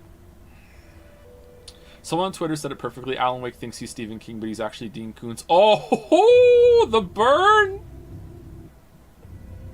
I love Wake, although he's really carried by the whole concept of his tragedy alone. It automatically makes him so compelling to me. I like Alan Wake in the dark place. I don't like Alan Wake outside of it. Plot twists are difficult to define. I want to propose a reaction of, oh, holy shit, what the fuck do we do now, is what a writer would need to aim for. Surprise is not the only requirement. Can I get your thoughts? Yeah, surprise is not the only requirement, yeah. Some of the best plot twists... I completely just forgot what I was about to say.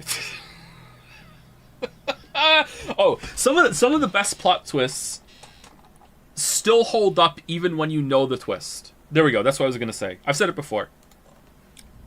I want to say a movie. I've said it before. It's my favorite movie.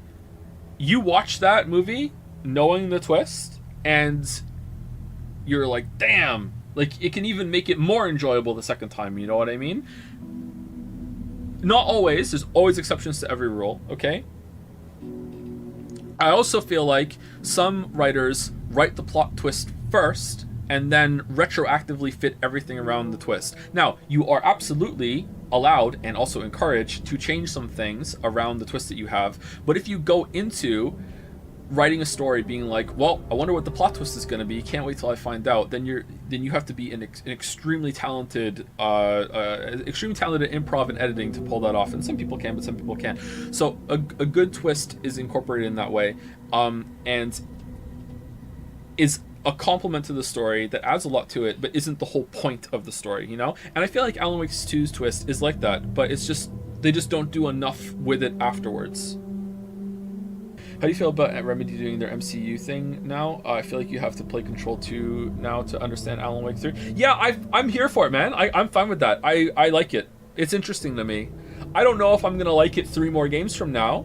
And I also, I fucking hate the thought of trying to get into Marvel movies when I've fallen out of it. It's like, oh, do your fucking homework here. Oh, I haven't seen Endgame. I haven't seen any of the Spider-Man movies. There's so many of those I haven't seen. I'm like, oh fuck, I have to like watch so many movies. Fuck it, I can't be fucked. Especially because a lot of them are bad. But maybe that's the reason. A lot of them are bad, and therefore I don't want to do that homework. Whereas if the games are really good, I'm like, okay, cool. I do worry that it's going to get too convoluted, and it's going to be more about the overlap rather than the self-contained ones. But again, that's a problem of execution and planning. If you can do that well, then great. And right now, this was done at such a high level that I would be very interested in playing the next one and the next Control and seeing like what are the connections. I like this. I feel like the connections between these games have been very loose until now, and this is the game where they just put like the hammer down. We're like, no, we are going all in on throwing all this shit in the same pot and seeing what comes out. Main theory about Zane is that we didn't meet real Zane whatsoever. It can be deduced from him not being a filmmaker in the real world but a poet. So similar to how Alan created Diver Zane to lead him to the first game when he lost his memory in the first 2 weeks, he created Zane the filmmaker in the second game. So technically Zane sank so deep into dark place that we don't know the real person yet. Yeah, I don't know about that.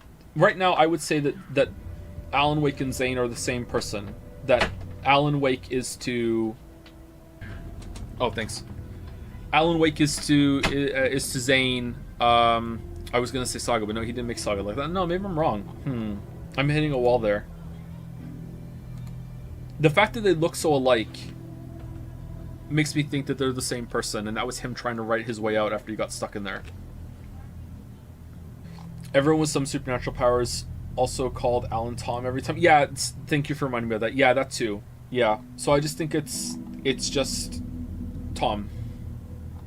Do you think the price Saga paid was not knowing whether her daughter was alive or not? No, I don't think so. She said it was non-negotiable, so I think she picks up at the end.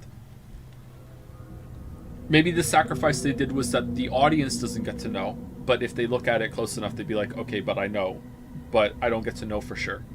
So that's part of the deal that was struck there, which I kind of like, actually. I wish the bosses were more like Nightingale instead of just another boss to defeat. The cost of being corrupted just came out of nowhere, and the old lady was even more out of nowhere. Yeah, that's another thing. Yeah. So I wanted to talk about that earlier, and I forgot. Control and Nightingale set my standards pretty high on the monster part of this, and I do like the different enemies that we fought. The water ones were really creepy. I like those, but I thought that we were going to be fighting more stretch things like Hartman. And Nightingale, I don't know if they made him bigger or if he was just always a big person, but he was a lot more monstrous too. And then the other ones are just basically bigger, normal people that have the dark shadow around them that you shine the light on. And I think that was a misstep. I think they could have gone really creative with the monster parts that you fight. I don't know why they didn't do that. Maybe they couldn't get it to work? I don't know. Alan Wake 2 or Lies of P? That's tough, man. These two games have... I love Souls-like gameplay, and I love boss fights especially, and Lies of P has one of the best boss rosters of all the Souls-likes. It was great. This had decent to good gameplay and had a story that I really love, but lost me at the end a bit. I'm probably going to give it to Lies of P still, but this comes close. Very different strengths. Yeah, it's not fair to compare them, but hey, they're both games. Slay the Princess. Okay, that was pretty cool. All right, so that went places I didn't think it was going to go. I kind of feel like my read on what was happening is actually true, right? It feels like it's definitely like a godlike entity that is two pieces, yin and yang, that sort of thing. And they're basically having a debate. Maybe it's even one entity that split itself into two pieces, and they're basically having this debate through this system, Slay the Princess style, of deciding what the next universe they're making is going to be like, right? It feels like it fits. I don't think it fits with everything, but that's definitely what it feels like. And at the end, it's like you are the god that has more authority than the other one, I guess, or whatever the part that has more authority. And you are deciding if death is going to be a part of the next universe, I guess. I don't know. I would like to see the other ending to see. Maybe it can go in different places. Maybe that's not the only way it can go at the end, but that's how it feels to me right now. You forgot the role that the crow played. Well, isn't the crow kind of like a mediator or something that is arguing for or representing an argument that that the dispute was on your side? And she didn't have her own though. I don't know. The crow supposedly started the whole mess. Well, what if the crow is just like an intrusive god thought that came in and was like, you know what, maybe we could do it better. There's a lot of suffering in our universes, honey. Don't you think that we could possibly have a universe without that level of suffering? And then that caused like a schism between the two within the god, and that's what this was all about. Do we want the death or not? I don't know. I feel like that fits with a lot of what was going on there. The debate at the end. The debate at the end seemed very much, what's a universe without death? The narrator seemed mortal, but it could have been God's perspective on what a mortal would feel. How is the mortal there for each one then? Is it a time rewind? I don't know. Possibly. It could just be... Oh, does that change anything? Whether it's a mortal or whether it's something that came from within the godlike entity, does that matter? The effect is still the same, right? It still led to the same result. That doesn't change the read on what's happening. Just why it started. He was immortal in one of his replies. He would say that. What even is mortal though in this sense? Because it felt like we were in a nonsense land. Maybe the thought itself is fleeting, and it's that entity that was created within the god complex is mortal. Where's the first ending you got at the beginning of the playthrough fit into all of this? Yeah, that's true too. Maybe that's a universe without a god, no death but no god. You're just stuck there forever, and you don't. It got to run without any interference or anything like that?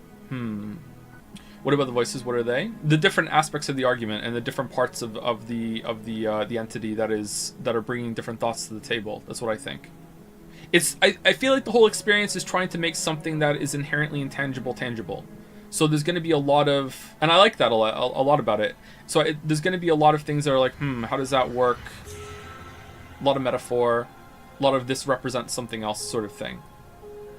I wonder if there's anything there too about the princess represents death, and you're trying to slay her. You're trying to kill death. So you're trying to give death a death. Well, you can't give death a death without death.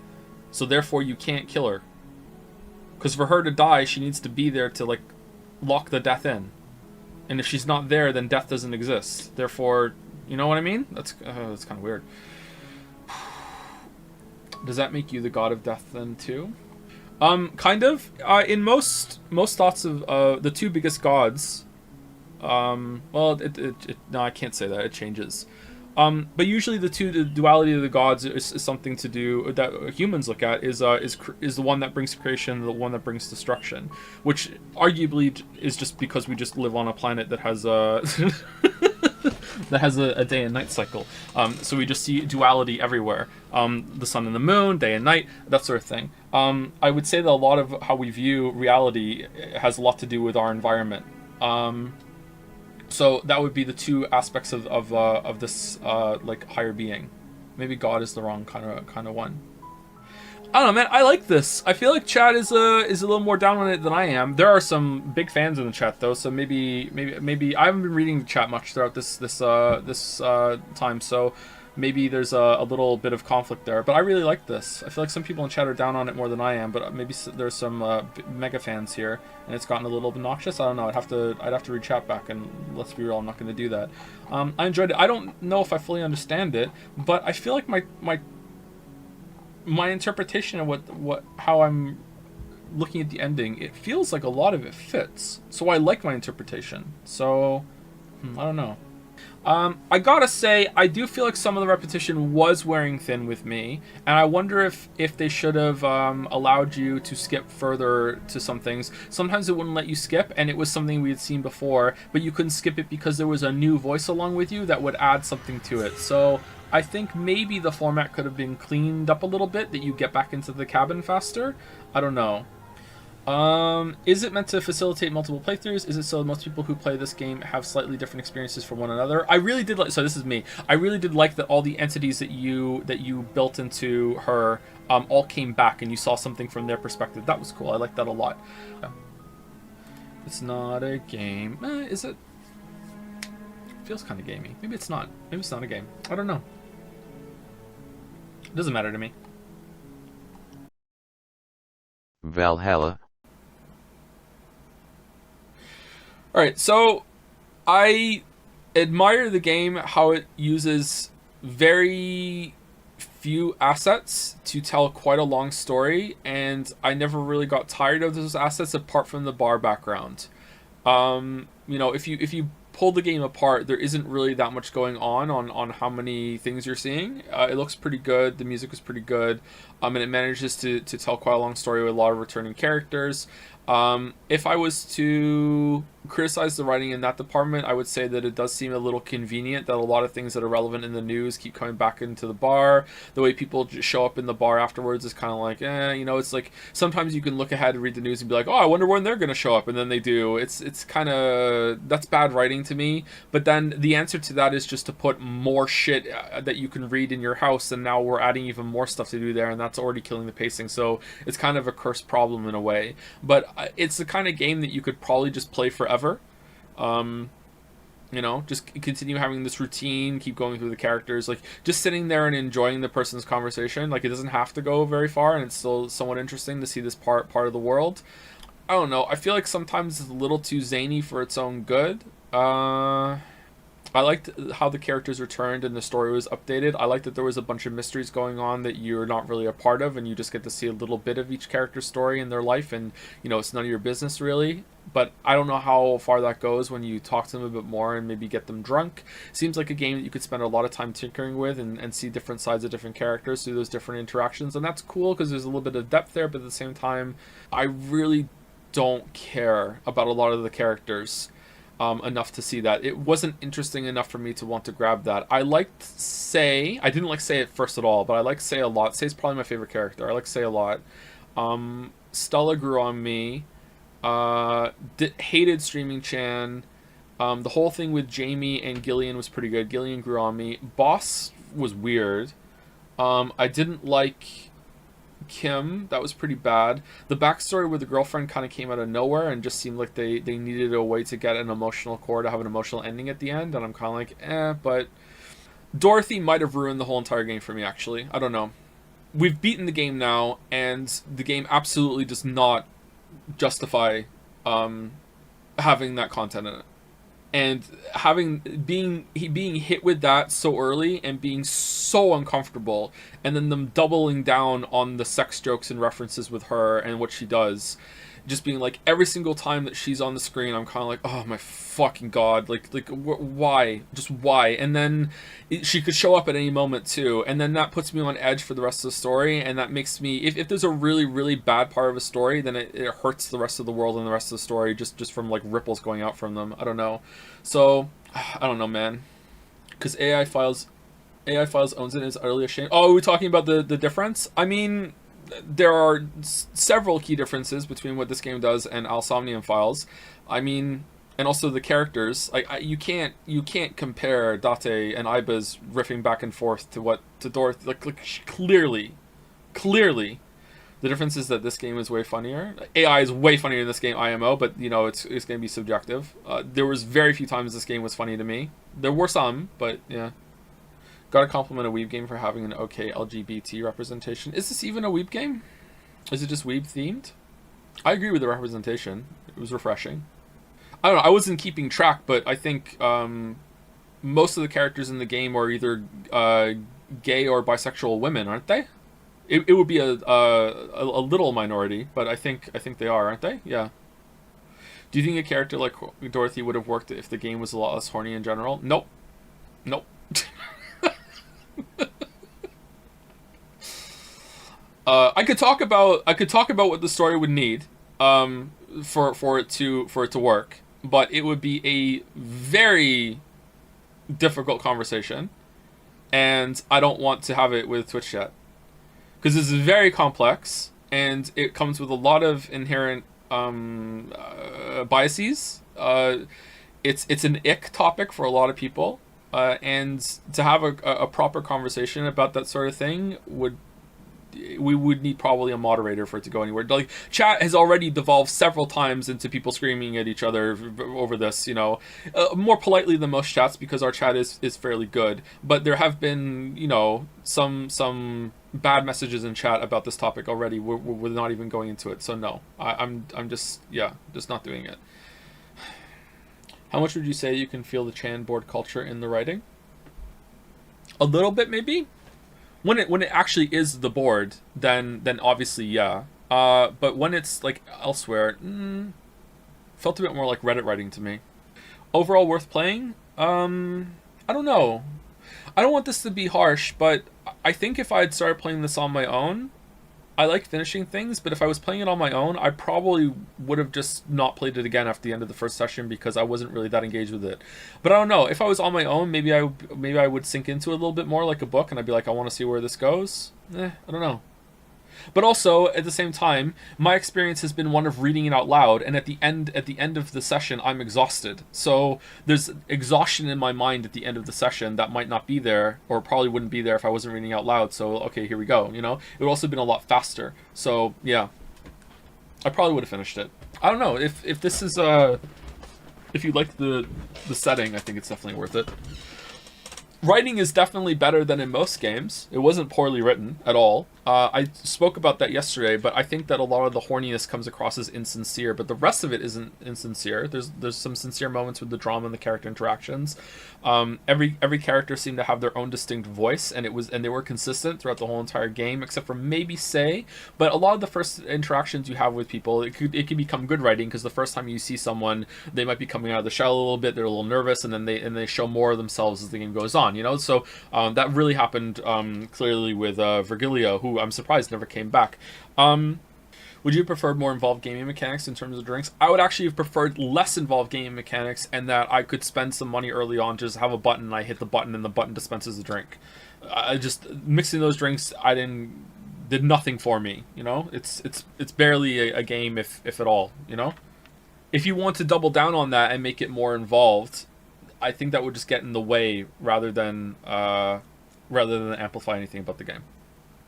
The drink making felt like an excuse so that people wouldn't call it just a VN. Yeah, I think so too. Didn't work though, it's just a VN to me. Do you think it's a good game to recommend for people who've never played a visual novel before? No, they're going to get absolutely blindsided by the horniness. They need a couple more visual novels to build up a tolerance for this. For real now, is it worse than Steins Gate? I mean, I finished this, so that says it all, doesn't it? Rating out of 10? I'm not giving this a rating out of 10. Oh, sorry to be a downer about this game, man. Like, I feel like to criticize it, I would have to talk about Something Yikes, and I don't want to talk about Something Yikes. I don't want to get into it, and that really brought it down. So just as always, like, you should always feel this way, but I'm pointing it out this time instead of just letting it simmer. You can just ignore my opinion. My opinion doesn't really matter all that much. You can just be like, yeah, fuck it, I don't give a shit. It seems like most of the people in chat like the game more than I do. There are some people that don't really enjoy it, but yeah. And I'm not saying the game is completely devoid of merit or anything like that. There were some parts I really liked about it. I like the structure. I like the vibes. Like I said, it feels like a game that you could just play forever, you know? Like, just those characters keep coming back. Like, this game could be 5 times as long, and I think it would still stay the same level as engaging, you know? Like, you could just, oh, what's going on with them? Like, oh, a new character come in. I think you could make a game like that, actually. And I think it would be pretty good. But it does have certain qualities. Stress me out.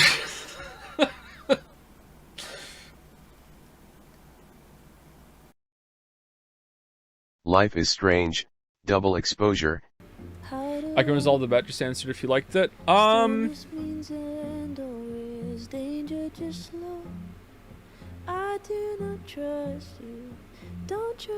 Yeah, I think I liked it. I think I give this a 5.1 out of 10.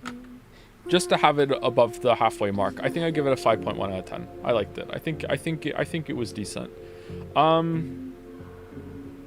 It's definitely not as good as Life is Strange 1. It could have been a lot better. I feel like the main conflict of the story wasn't that interesting. Kind of came out of nowhere, then was resolved in a really awkward way, and then after that it was just, oh, how did we get back here with Safi? There were a lot of unanswered questions, a lot of things that went nowhere, the cop just blipping out of existence, and then that was the end of that. It was really weird. I was expecting more out of the ending, and we didn't really get it. I did really enjoy, like, going back to and how the dreamscape thing was with the time stuff going on. I don't know.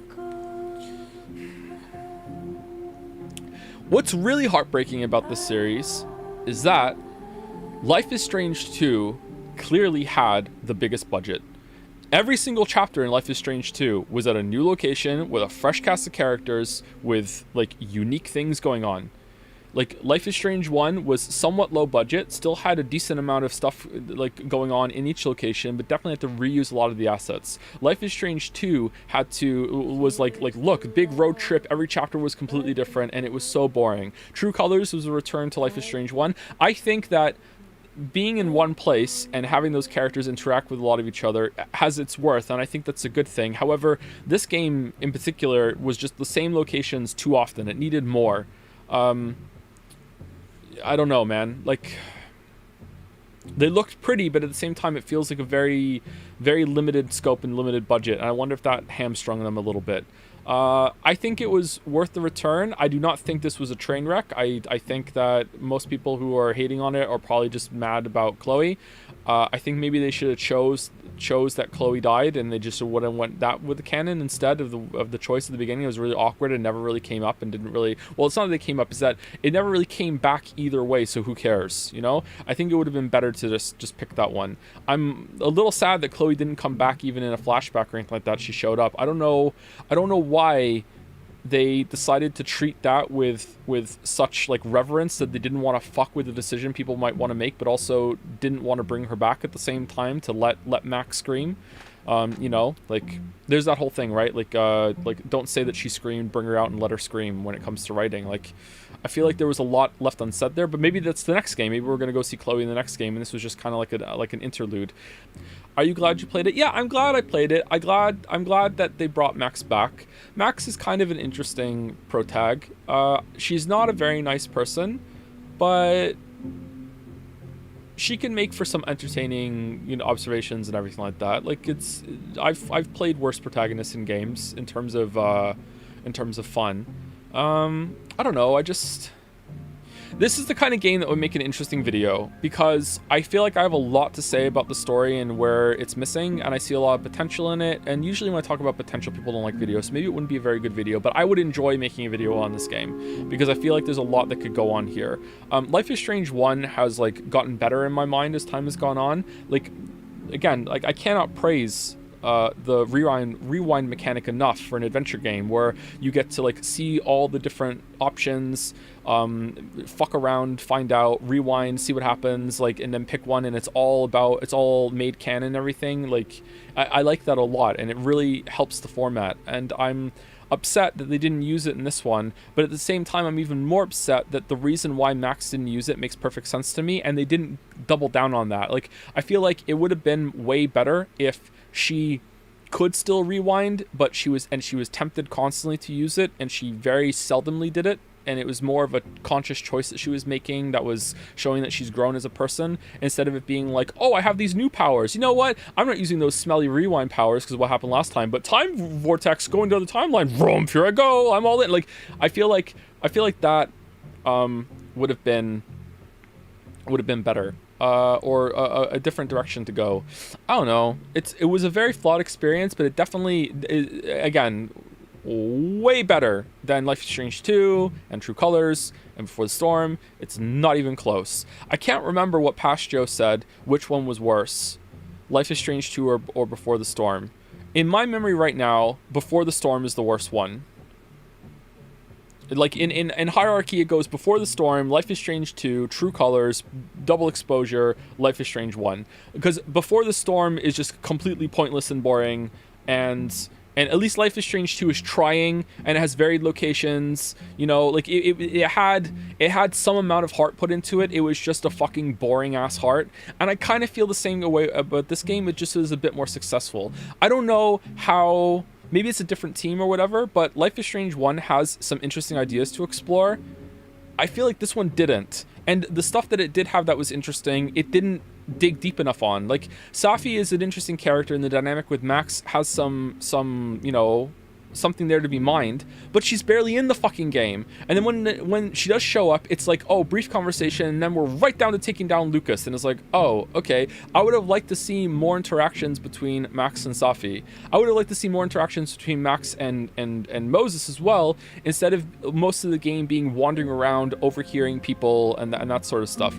I feel like this game could have been longer, and they could have hit the conflict that happened at the end of episode 4, like in the middle or at the end of episode 3, maybe, or maybe even at the end of episode 2, and then we have a little bit more of that, and then more development on what happened afterwards. I don't, it's just not really that interesting. Maybe I'd have liked it more if I hadn't worked out ahead of time that Safi was a shapeshifter, but then I also thought that maybe Yasmin was a shapeshifter too, and they were both in on it, and they were like scheming with the school and shit, so I was completely wrong there. But wait, wasn't there was it the voice actress's name? I thought Helen Hellerton was going to show up at some point in the story, and we're going to go back in time, because wasn't it Life is Strange, like a voice actress award was for the character Helen Hellerton, or is that the actress that played her, and they used the actress's name in the game? Cop guy died for nothing. Yeah, that was a really weird thing too. What did you think of the ending? Really anticlimactic. I really liked the time warp dreamscape part. That was really cool. But I love shit like that in anything. I love shit like that, so it's always gonna get me. But like the whole central conflict was resolved without us even realizing why. You know? The writers didn't know how to finish, I guess. Writing's really hard.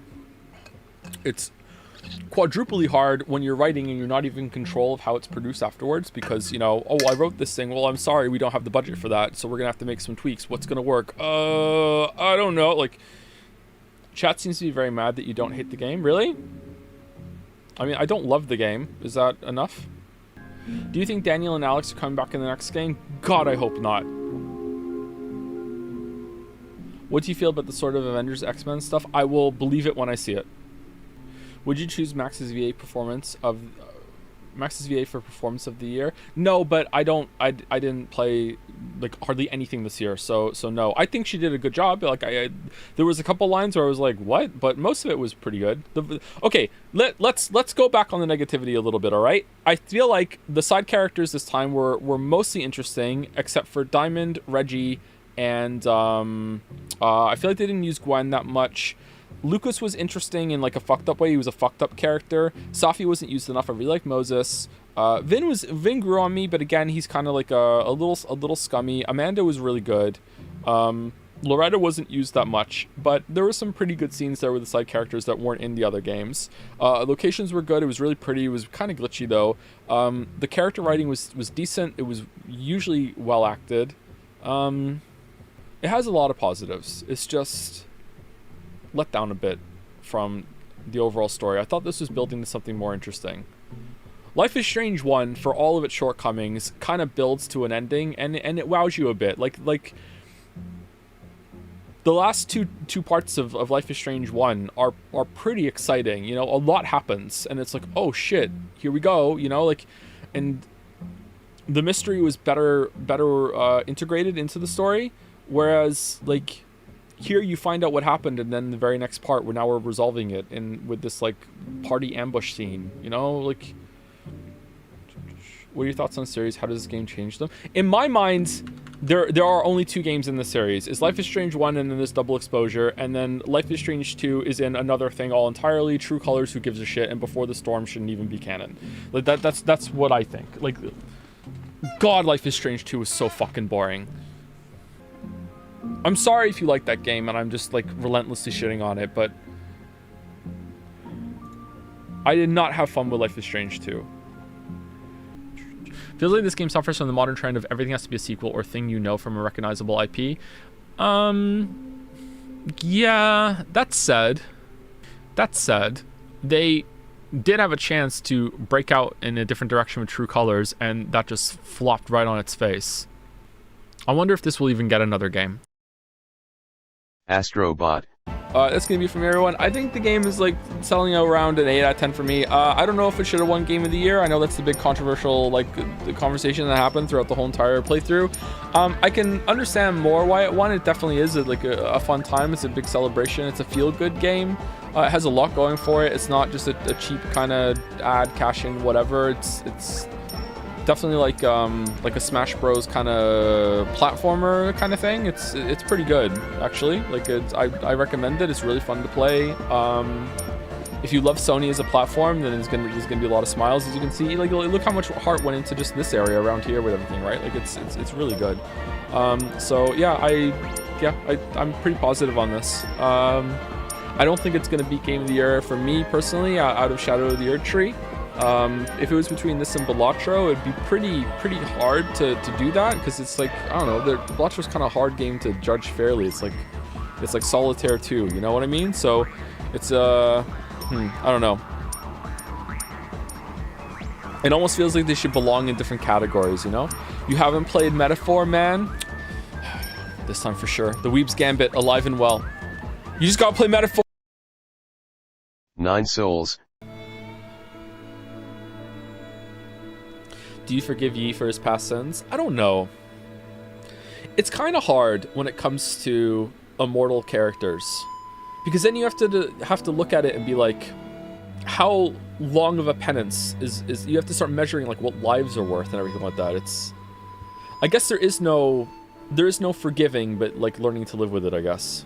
Like Kratos is like that too. Kratos seems to be a different person. At some point, you just become a different person, and it's like the person who committed those crimes is still there, obviously, but they're also dead. So I don't know.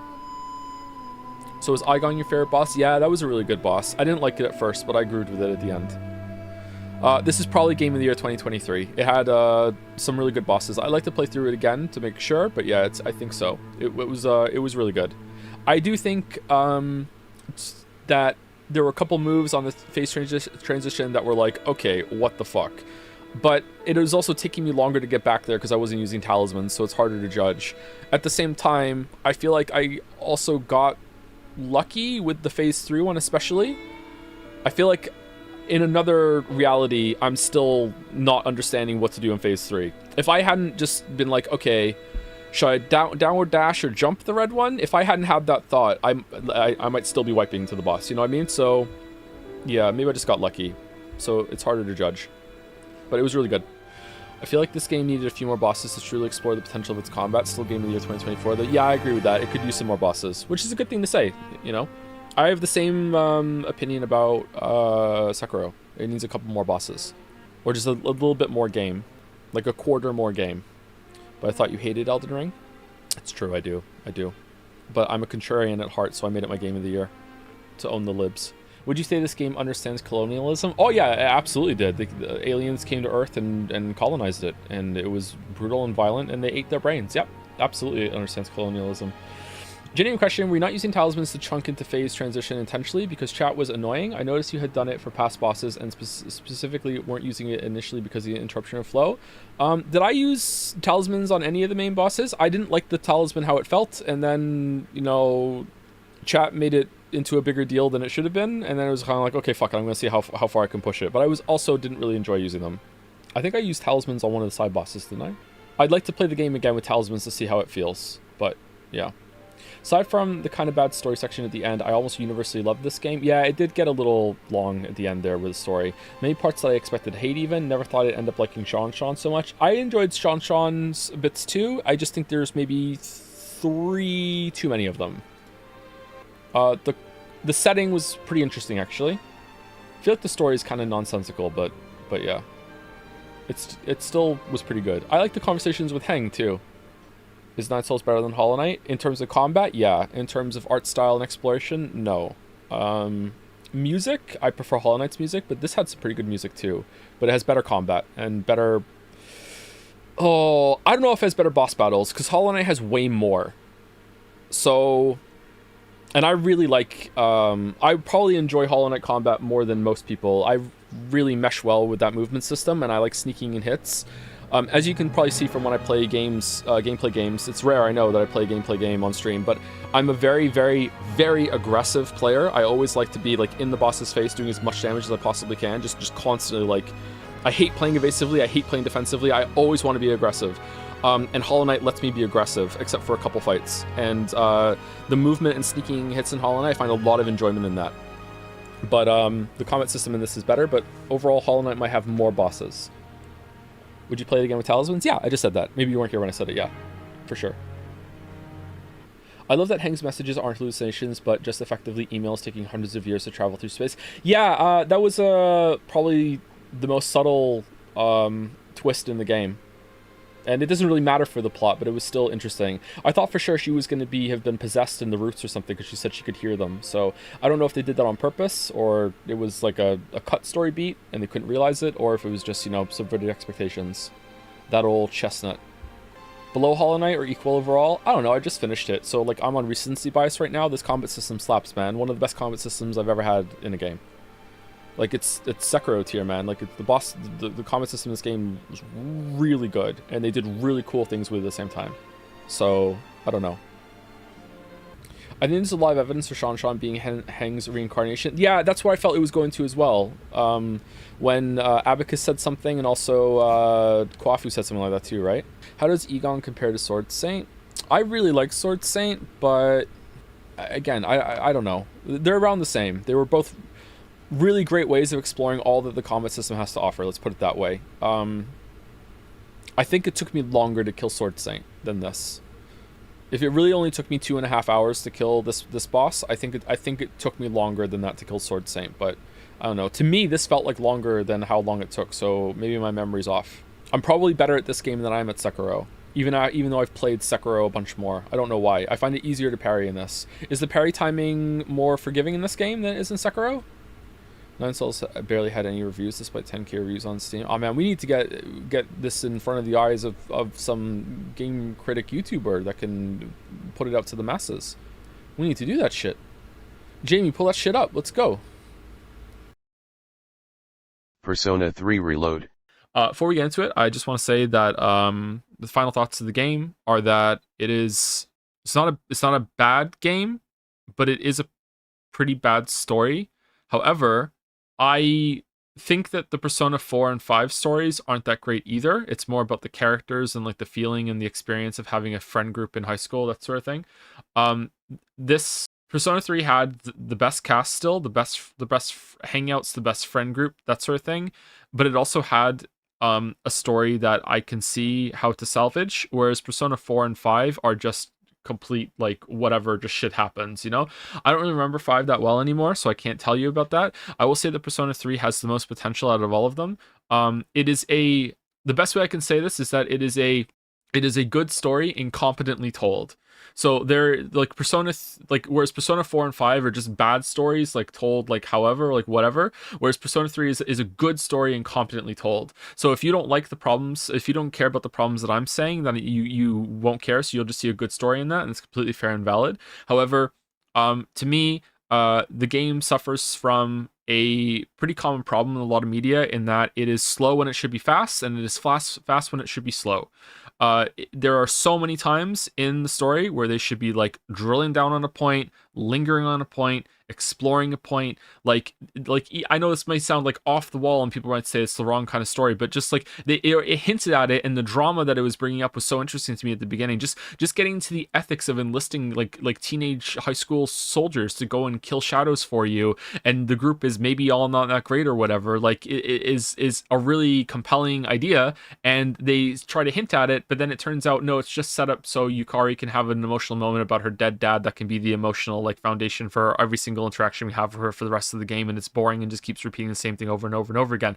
Like the best scene was when they were having conflict Junpei, wasn't it? Well, I can't remember exactly what it was because it was weeks ago now, but there was a scene in the dorm when they were having a big fight about what to do, and things like that. They should have been more explorations of that they could have done. Like, one of the reasons why, the biggest reason why I'm upset about the cameras is because having the cameras be used as a point of drama, and like, wait, what the fuck are we even doing? We're spying on people without their consent.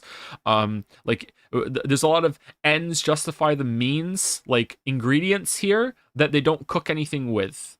So, and it's really frustrating to have all of that potential there, and they're just making microwave fucking ramen out of all of the stuff, like, while everything else stays in the fridge untouched, okay? To use like a weird cooking food analogy, okay?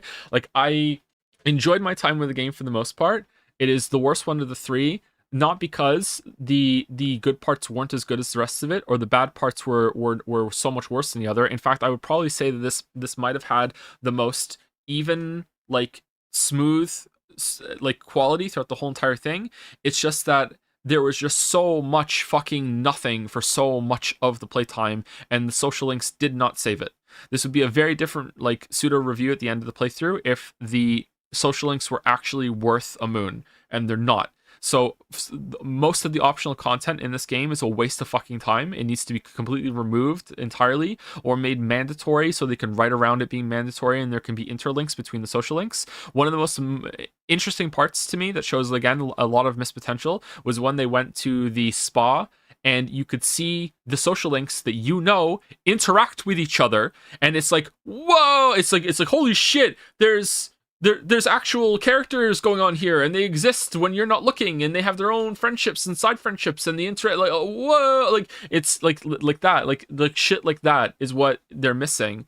But yeah, I still think it's the best cast overall, because, you know, the highs are not as high as Kanji and Rise and Yusuke to me, but the lows are nowhere near as low as Morgana and Teddy and, like, Ryuji and Yosuke. So, like, it's still the best cast. It had some interesting moments that I could see a lot of potential in. They had the balls to kill off a character. They also killed off another character near the end, apparently, too. Although my read on that, if I was playing this at release, didn't know anything, my read on that would be, like, he's probably just at peace at the end. Like, here I go. Like, I won, you know, that sort of thing. But it's fine if the read is different for you. I'm happy I played it. There was this weird moment when I played Demon Souls after playing Dark Souls, where I felt like some of the animations in Demon Souls were better and more, like, engrossing than Dark Souls, and it was this weird moment of being like, wait, did this really come out first before Dark Souls? It wasn't Demon Souls Remake, it was the first Demon Souls. I played it after I played the first Dark Souls game, and I remember thinking, like, it's weird to go back to the first one to see that the game I like so much, Dark Souls, like, took some steps back from Demon Souls. Like, it was a strange thing to go through, and that's kind of how I feel now, assuming that the structure is the same. Like, Persona 4 and 5 in some ways are a big step back from Persona 3 in some areas, whereas Persona 4 and 5 just, like, rocketed ahead in some of the other areas in competition for that, I guess. I don't know. I think there's a really good Persona game that takes the best of all three of these. However, there's not a single Persona game so far that has actually had a competently written story, and it's interesting that this is a story that could be really good if it was competently written, whereas Persona 4 and 5 stories, even if you did have a very, very, like, experienced writer that was given the task to rewrite those stories, but they're not allowed to change much, or it has to keep hitting the same emotional beats, I don't think you could do it. I really don't think you could. Whereas this, I think you could. I think there's, like, a really, really damn good story here in the right hands of someone that's changing it. But yeah, so that's my take right now. I hope that's acceptable, but I'm not taking any questions. We're just gonna watch the video now and we're gonna get into it.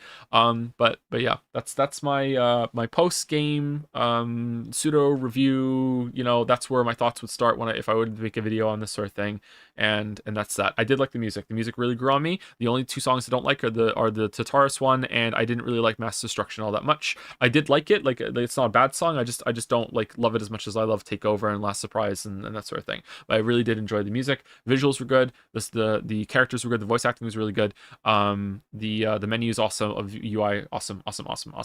Oh, sorry, one last thing. I also really liked the last boss. The last boss was visually kind of cool. I liked that the cards came back. It was a decent fight. It wasn't wasn't too hard, it wasn't too easy. It felt like it was long. It embodied the struggle that they built it up to be. I that was the best last fight of all three of them. Sorry, that was really good. That was I really liked that part. Yeah. Signalis. So Joe, what do you think is happening by the end? I honestly have no idea. However, and again, this is purely vibe based for me. I feel like the writers do know, and that's important to me. I can't tell you how. I just know sometimes. Yeah, the writer has no idea what they're talking about. But as soon as I like sniff that out, I just check out. Like it's like fuck that. Whereas I feel like the writer does have an idea what's going on, and like there's so much information that's given about the world and the characters talking about it. So I feel like there is something going on that the writer definitely sees and knows about and is presenting in a weird way. Maybe something to do with the illness, something to do with the bioresonance, that sort of thing. Like yeah, a lot of it seems to be out of order, unreliable. I wish there were more scenes on the ship between the two characters. Like that could have been honestly like maybe 4 or 5 times longer than it was, so you can really like dig into their relationship and know why Elster has this like really strong drive to get back to her. I know that sometimes it's better to leave that sort of stuff up to the imagination, but I would have rather seen it actually. I think that what might have been good. But yeah. Why are you hesitant to play this originally? Because it's in that horror game area that usually doesn't go well. He hates Silent Hill 2. I don't hate Silent Hill 2, I just didn't like it as much as I wanted to. I think I would have liked it more if I played it when it first came out. Glad you liked it. I was confident you appreciate the writing. Hey, you know me pretty well then. Sure, Stepper, nice one. Yeah, this is pretty good. I think the visuals were cool. I really like the presentation, but maybe there's some other media that uses this kind of presentation style that I haven't encountered, so it's hitting me more with novelty. I really like the presentation. I really like the music. It's fairly rare that I encounter a game that is trying to go for the PlayStation 1 sort of style instead of like retro games are usually like pixel art in that area for me. I do know that there are quite a few that are going for like the PlayStation or early PlayStation 2 sort of style. They do exist. I just haven't played a lot of them. So like that has novelty for me as well. I didn't really like the combat. The puzzles were pretty good. I didn't like how much backtracking there was. The combat just kind of got in the way a little bit. I don't know. I don't know if maybe I would have preferred, nice number saves, yeah, 69, nice. I don't know if I would have preferred maybe if you just don't have any weapons and you have to like sneak about and dodge a lot of things, just having to kill things. I don't know. Again, please don't take that as like digging my heels in, that's the criticism I'm going for. I just feel like the combat was bothering me more than adding to it. So if like you were just running away from the enemies and you couldn't fight them and you had to like I had more fun like trying to thread the needle through some enemies and not aggro them than I did, you know, holding the button down and firing them. And like every single time I walked over the corpses, I was kind of like, oh yeah, I wonder if they're gonna come back to life again. Yeah, I don't know. I think Soma shows the issues of that. Yeah, it does as well. Yeah, that's true. But I think the perspective of the camera here might make it a bit more fun instead of just like sitting in a corner every so often and waiting for them to de-aggro. Yeah, I don't know. If I dug into this game and I felt like I couldn't get like one proper like very concrete theory, I think I might get frustrated. I don't know. Yeah, this was cool. I enjoyed it. Thank you for making me play it, Crane. Do you want to try to say what you understood about the story and themes? No, because historically, whenever I do that with a game like this at the end of stream, I end up like making people angry. I'd rather think about it for a while and maybe play it again and see more. But just to reiterate what I said earlier, it feels like maybe we are. I feel like the bioresonance is definitely what's going on, and a big part of it. I don't even know like what's reliable, what's real. It really feels like we're in like this combined mess of like Elster's memories, but not the original Elster, but like the one that like I don't even know who Falk is. That's like how bad I'm out of my depth here. But it feels like there's like the original Elster's memories are separate from the Elster that the other Elsters have been like copied from, because she's a copy of a copy instead of being the original one, right? And I feel like that is something that's gone on there where like she can like take over all the versions of that replica. And it seems like she's also connected with Ariane at the end too, in a way. And I don't know exactly how that works when it comes to Adler being there too. It's just, I don't know, it just feels like... It feels like something has happened with the bioresonance that someone has had such a strong emotion that has just kind of taken over that bioresonance and corrupted it in some way. But corrupted might not be the right word, but it's just kind of like looking at the universe and being like, this is unacceptable, and through the power of the bioresonance is just changing reality to be like, yes, and I can change it because I don't find it acceptable, but also the universe is kind of like fighting back at the same time, you know, like that. That's how it feels to me, right? So yeah, I don't know if that's anywhere in the area, but that's where I think it is. I don't think it's like supernatural in the sense that it's like spirits and ghosts and shit. I think it's supernatural in the sense that there is some like maybe some combination of alien tech and magic that's there, that is connecting a lot of consciousness together, and it's like mixed up with this one person, or maybe even these two people that have just been like through the trauma that happened to them on the ship, or like, I think this is unacceptable, therefore I don't accept it, therefore, you know, I can change it. It's like that movie when they go underwater and they find it and they can make their wishes come. The sphere. It's like the sphere. So it's kind of like that in that area. So I think it's like there's like a wish fulfillment, but they don't have really good control over it, sort of thing. Yeah.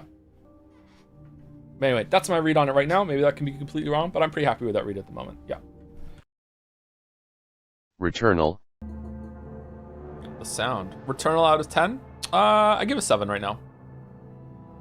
Is this story anything for you? I feel like I don't understand it, so I don't want to judge it. I feel like I'm not there yet. I don't really understand what happened. Like right now, my basic ass interpretation is that she's basically in purgatory, and this is some sort of like world that has been designed for her in order for her to get over what happened to her and to move on to something of the afterlife. And until she gets that, she's not allowed to move on. And this is her way of like working through like past trauma and all this other stuff. You know, that's how it feels like to me. That's why a lot of things in like are based on stories that she read. It's like a purgatory of her own making and of her own design. So Silent Hill, I don't know if Silent Hill is it goes back and forth, right? Sometimes Silent Hill presents as malicious, sometimes it is like impartial, sometimes it's benevolent a little bit. I would say that this feels like a good presence. It feels like something that's constructive for her, not necessarily pleasant, but constructive. It's a constructive thing she's going through, not destructive. That's almost the exact name of Geller's video. What is Silent Hill and Silent Hill 2 is malicious to those who have sinned, I think. Yeah, maybe. I don't know. Maybe it depends on what you're bringing into it. So she did hit an astronaut cosplay. Yeah, I don't understand how the astronaut caused it, and why did the kid say, "Have you seen the White Shadow?" I don't know. Those were two weird things. I also don't even know if the character we were was the mother or the daughter. The astronaut wasn't literally there. Then why did she swerve out of the way? Is she just seeing things? So it was literally there in her head. She did actually swerve out of something. Or is the astronaut representing something else? It was a dog? Okay. I don't think a dog could fit in an astronaut suit though. So I don't think you're right. How much of this do you want answered? Like ideally I would like to have something to work through and like again, I would like to reach the point in stories like this that I feel confident that the writer does actually have something in mind and they're not just riffing like they are in like fucking like Inside or whatever, right? Like the Edith Finch is like that too. I definitely think that Edith Finch has something that's going on. The writers know, and they're fine with other interpretations. The Witcher is like that too. A lot of things in The Witcher, Sapkowski speaks about that in some interviews. Is like he has something in mind that he thinks, but he's fine with other interpretations, and he wants to encourage that. So I would like to get to that place. But if they don't have that, then I'm like, okay, I don't really care then. I think you can get there with Returnal. I'm just missing some key parts right now. Yeah, probably. Yeah, I'm not judging it. Don't worry. The Looker. Better or worse than the Witness? No comment. No comment. UFO 50. I'm not okay. All right. We're done. All right, this one's pretty good actually, but okay. All right, I think we're done with this. Sarah, I see why you like this. This is pretty cool. Like so far, I've only played 4 of them because the party house looked cringe. I've only played 4 of them, but they all had like a unique idea that they were exploring. That's neat. Split Fiction. You really liked this game? I also really liked this game. The gameplay was really fun. I liked the game too. I just wish the story was. I don't know. I don't want to be too sucky because the gameplay was really good and the visuals were really good and like the set pieces were interesting. But yeah. That's actual lesbian classic writing back when they had to have someone randomly die or get into a straight romance so it didn't get hit by obscenity laws. That's true. If they're based off the director's kids, why does one not call her parents and the other's dad dies? That's what I'm saying. Like, yeah, sure, they're based on sisters, but like literally nothing else about the game is about them being sisters. So like, that's a weak argument to me. Yeah, I like to imagine I like to imagine that the other writers were just doing like the riding around on dragons, having a good time part. And they're like, damn, this rocks. Do you think it would have been improved if the CEO was more involved before the last 40 minutes? I think a lot of that. Okay, first of all, like we're tied to the idea of how it was from the start.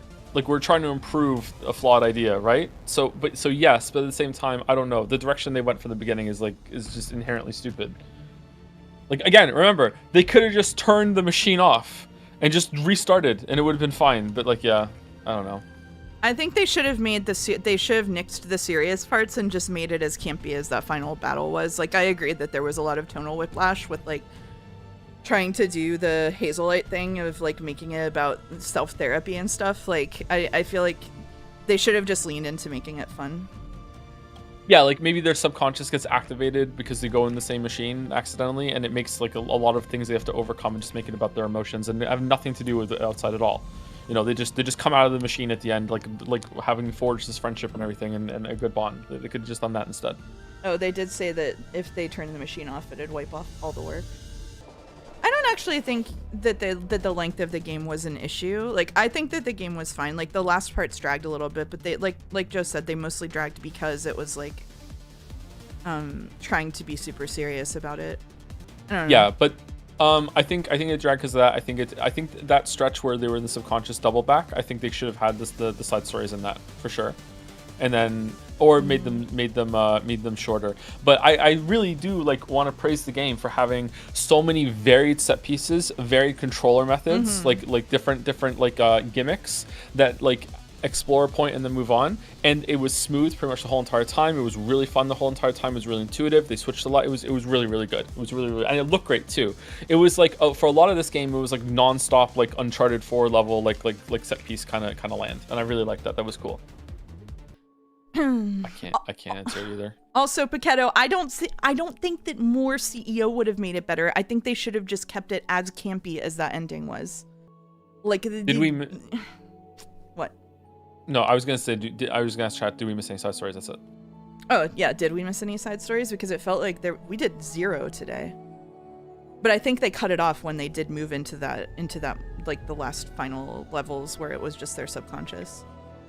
Which is weird because you would think that your subconscious is producing more like tangents, but whatever. Yeah, they could have went really crazy with that, couldn't they have? Like your subconscious should be like this more chaos land, yeah. Yeah. I think It Takes Two and Split Fiction fell into the formulaic. We're introducing a mechanic, here's an alteration, now at the end synthesize it rhythm, but that's unavoidable.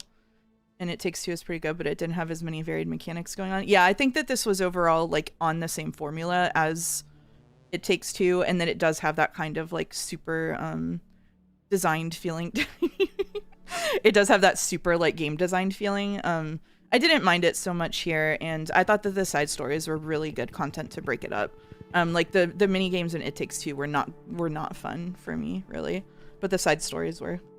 My favorite section was the train one where we were hang gliding and then we went to water skiing and then we had to fight the boss at the end with the shoot 'em up. That was my favorite section. I really liked that one. That was cool. I don't know. I really liked the pig side story. Yeah, pigs for sure. That's what Allison just said. How soon we forget the farting pig. Yeah, I was not looking at chat. I was looking at the ceiling. The main levels could have been more varied in their theming. Yeah, I agree with that. Yeah, I think so too. Yeah. If they make a Split Fiction 2, then the writers have to be capable of doing more than one genre, I think. They can switch between a bunch of them. They did 2 genres. No, two each. No, 2 each. I know, it's crazy. A crazy idea. Two each. Nice work on the cool reference, Mouse. Thanks, Jumble. Nice to see you here again. 1000x resist. My view on the game right now is that is more about the lasting impact of damage that a parent can inflict on a child, and how it doesn't matter how mature and how many experiences that an adult might have later on in their life, that what is done to a child by their parent is still just going to be this permanent thing that they might not ever be able to get over. And that part of growing up is learning a way to cope with it rather than getting over it. Because I don't think you can. And it's just iterations on that concept over and over and over again. And I think the thesis statements that the two chatters just said, it was Moa, who was the other one? Shelf loathing. I don't think they're incongruent with what I just said. I think they can be a part of it, but I guess I'm not there with a clear-cut statement just yet. To me, the most powerful concept was in nods to protests. Even if we lost history, you'll remember that we fought back. It really changed my perspective. Yeah, you could wrap it up in the same kind of perspective too, right? With like authority being parental figures. As 1000 X was his third strongest warrior, I'd also like to thank you for playing this. I love seeing your theories throughout the game. Definitely a great game to see a second time through as well. Yeah, it was a good experience. I liked it a lot. I enjoyed the presentation even more because it is clearly low budget. They did a lot with very little, I think. Maybe that's being condescending because I can't tell. Obviously, I don't know, but my read on this is that, you know, this wasn't given, this didn't have like a ton of resources to it. It clearly wasn't made like for pennies, obviously. But compared to a lot of other things that we've played on the channel, it's definitely on the lower budget side or lower resources availability side.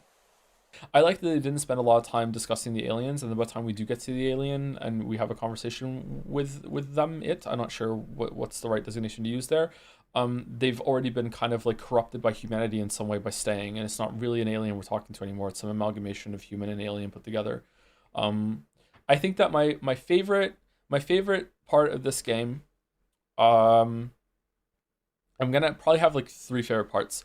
But my favorite part overall, because it hit me the hardest and I really enjoyed it, I thought it was a very beautiful sequence, was the part at the end of the first stream where you go through the Edith Finch like section where you're seeing Iris's home life. I don't know how much of that is actually true at this point anymore.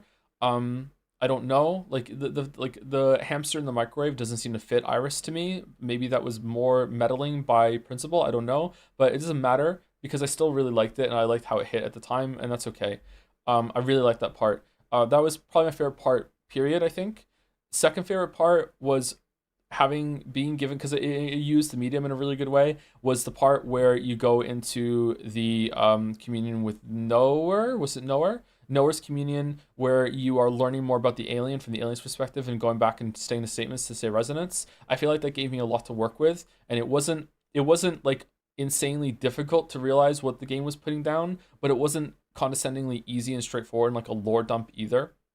I'm sure that there are some people who don't pick up everything that I did when I went through that section, and I'm sure there's other people that picked up a lot more than I did when I went through that section, and you can enjoy it on multiple levels when you know more about the story, maybe on a second playthrough. I really like that part a lot.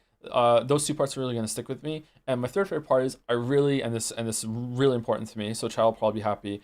I really like the ending. I think the ending where you have all those choices to turn all the lights off and you get to like think about the story that you just went through, think about all the groups, and it rewards your engagement and like investment in the characters and talking to them and thinking about them, and like you get to make those decisions and just be like, okay, like what is the best thing here, and it also makes you think about the point of the story as well, right? Yeah, like I don't know. I wasn't exactly clear what it was asking for me, like I said, so that's why I left them all on. Kind of see what happened at the same time too. But I think that it's not just like the ending was satisfying, and it's just that also what you have to do at the end with the choices uses the medium again in a really cool way. And it's like, okay, I'm sure there's a lot of different variations of that ending. I would like to see some more. I'm not going to though, because if you want to see the variations, you should play the game yourself and go through it and do the same process. I'm not going to do more than one variation. I got the variation that I want. That's it. I'm stuck. I'll probably do it again myself on my own time. We'll see.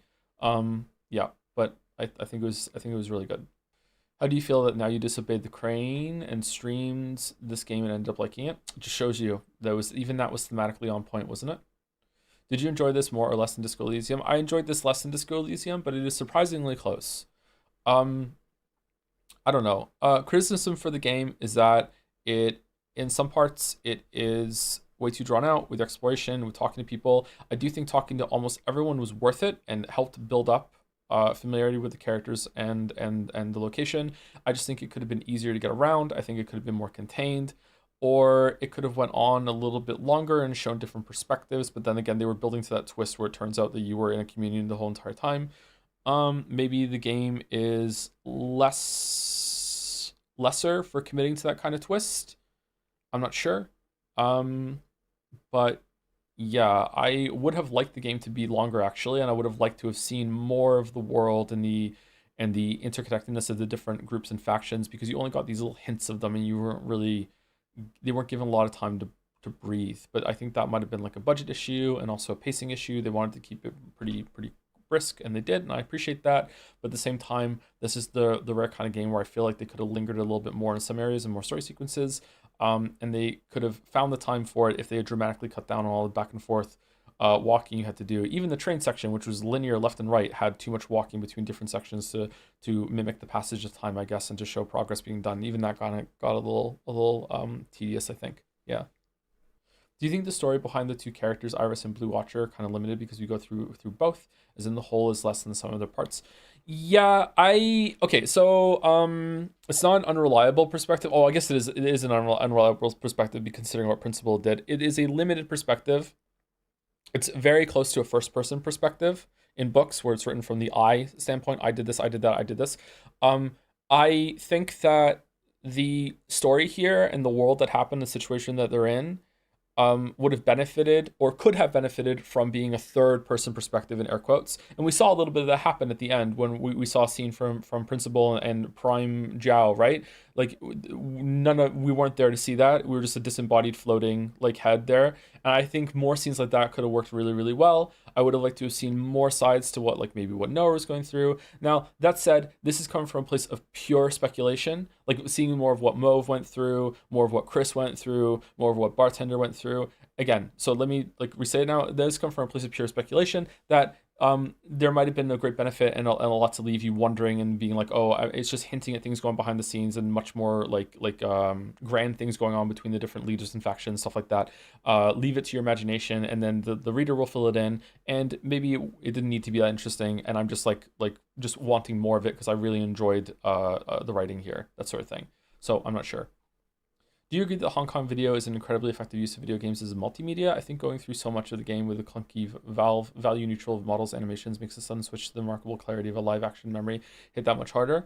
Yeah, I see it, but I gotta be honest, I feel like that didn't resonate with me quite as much as it did with some people in chat.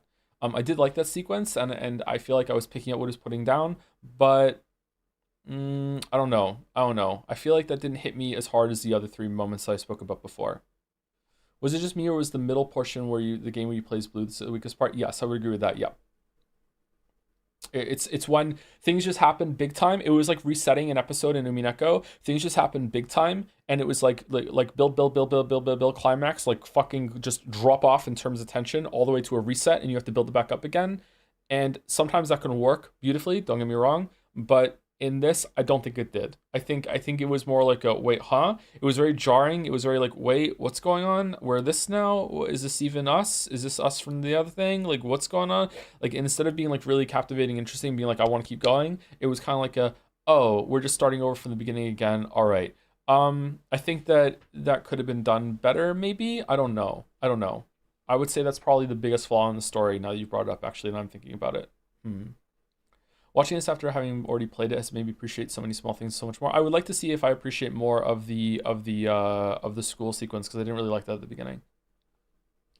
Do you think you understood the aspects of Hong Kong in the story? E.g., the year 2047 is important in this game and is when Hong Kong autonomy runs out. Probably not. Yeah, probably not. So there's a part of that is not landing with me as it would with someone else who's very invested in that topic. Yeah, for sure. Yeah. Maybe that's I wouldn't say it's a flaw, but to me, the stuff about parents and children is just very dominating the conversation and the vibes of the story, because I am both a child and a parent, right? So, well, everyone's a child, but you know what I mean. I'm both a child and a parent. I've gone through both sides of that.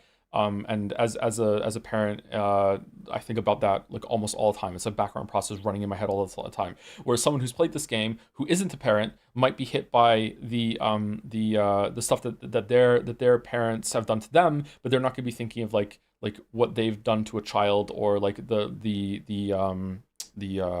harrowing experience of being a parent sometimes, like that you're going through. You might be thinking of it like, oh, to be a parent one day, and being like, oh, I have to prepare for that, like that's looming in the future maybe, but something else might fill that void in the story.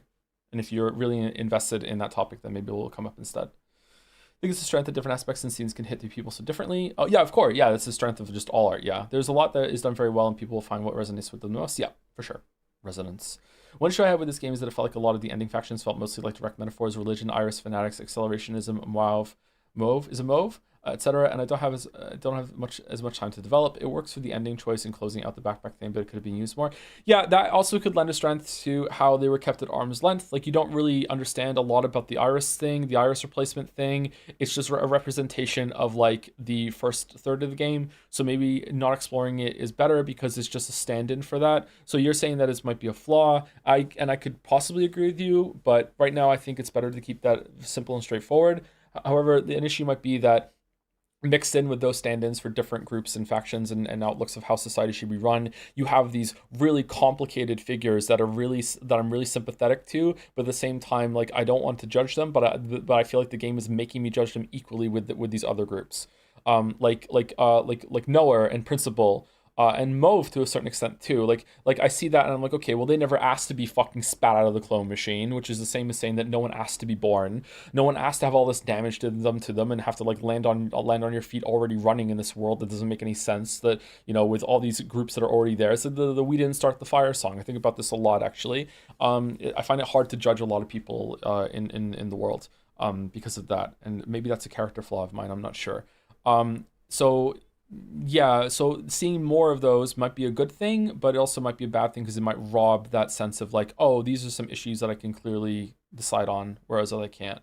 I'd be curious to see what would happen if I removed all of the groups that are representing certain types of authoritarianism and religion, and just leave the conflicted kind of like, I can see the damage was done to you, but I am also sympathetic, but also maybe you shouldn't be allowed to live, but I'm going to let you live and see what happens, and to see what the ending you get from that is. So leaving Mauve alive, leaving Principal alive, leaving the Fixer and Healer alive, and leaving Nowhere alive, and seeing what happens. And maybe even turning the Jows off, just so it's see like what happens with the characters that are that are clearly damaged and just acting out from that damage.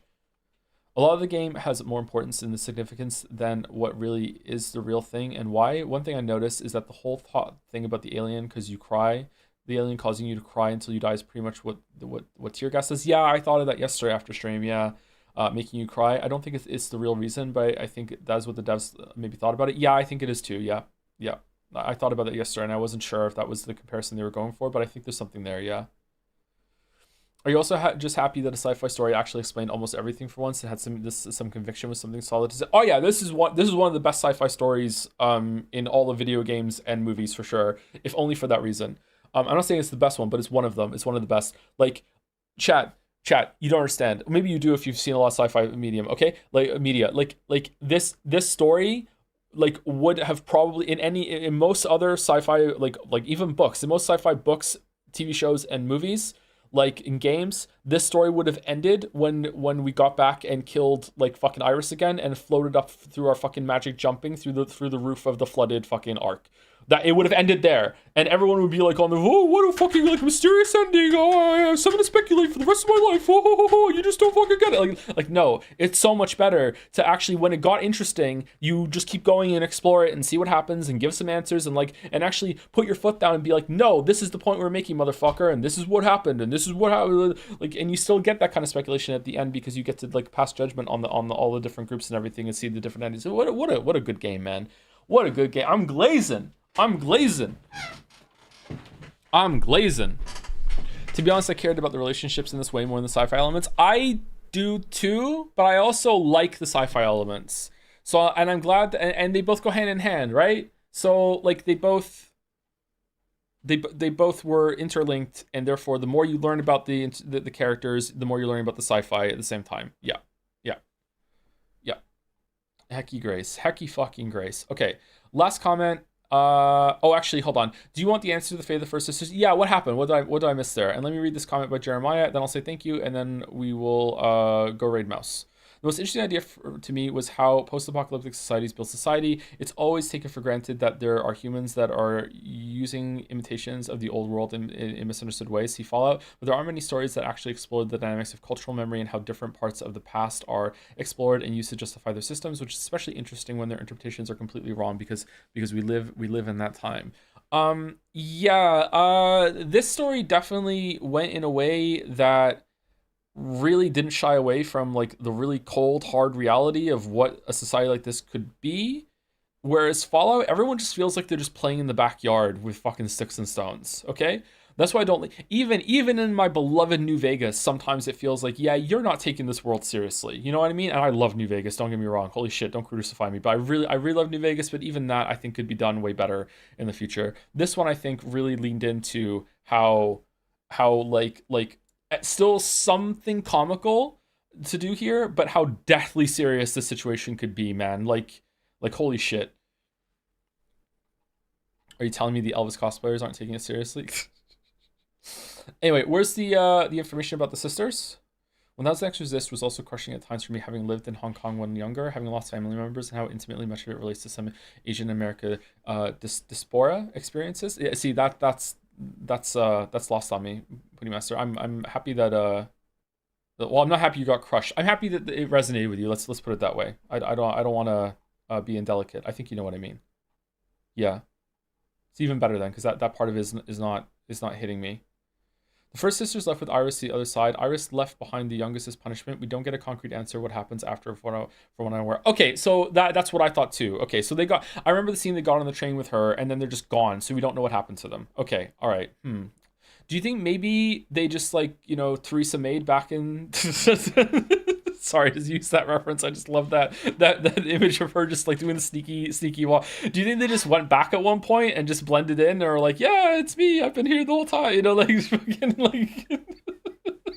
when she started getting close? Like, what happened to everyone else that was sent on the train, right? Like, where did they go?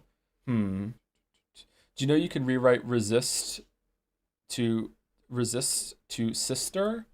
So it would be 0001X sister, like the one sister, maybe? You're reversing the other one too?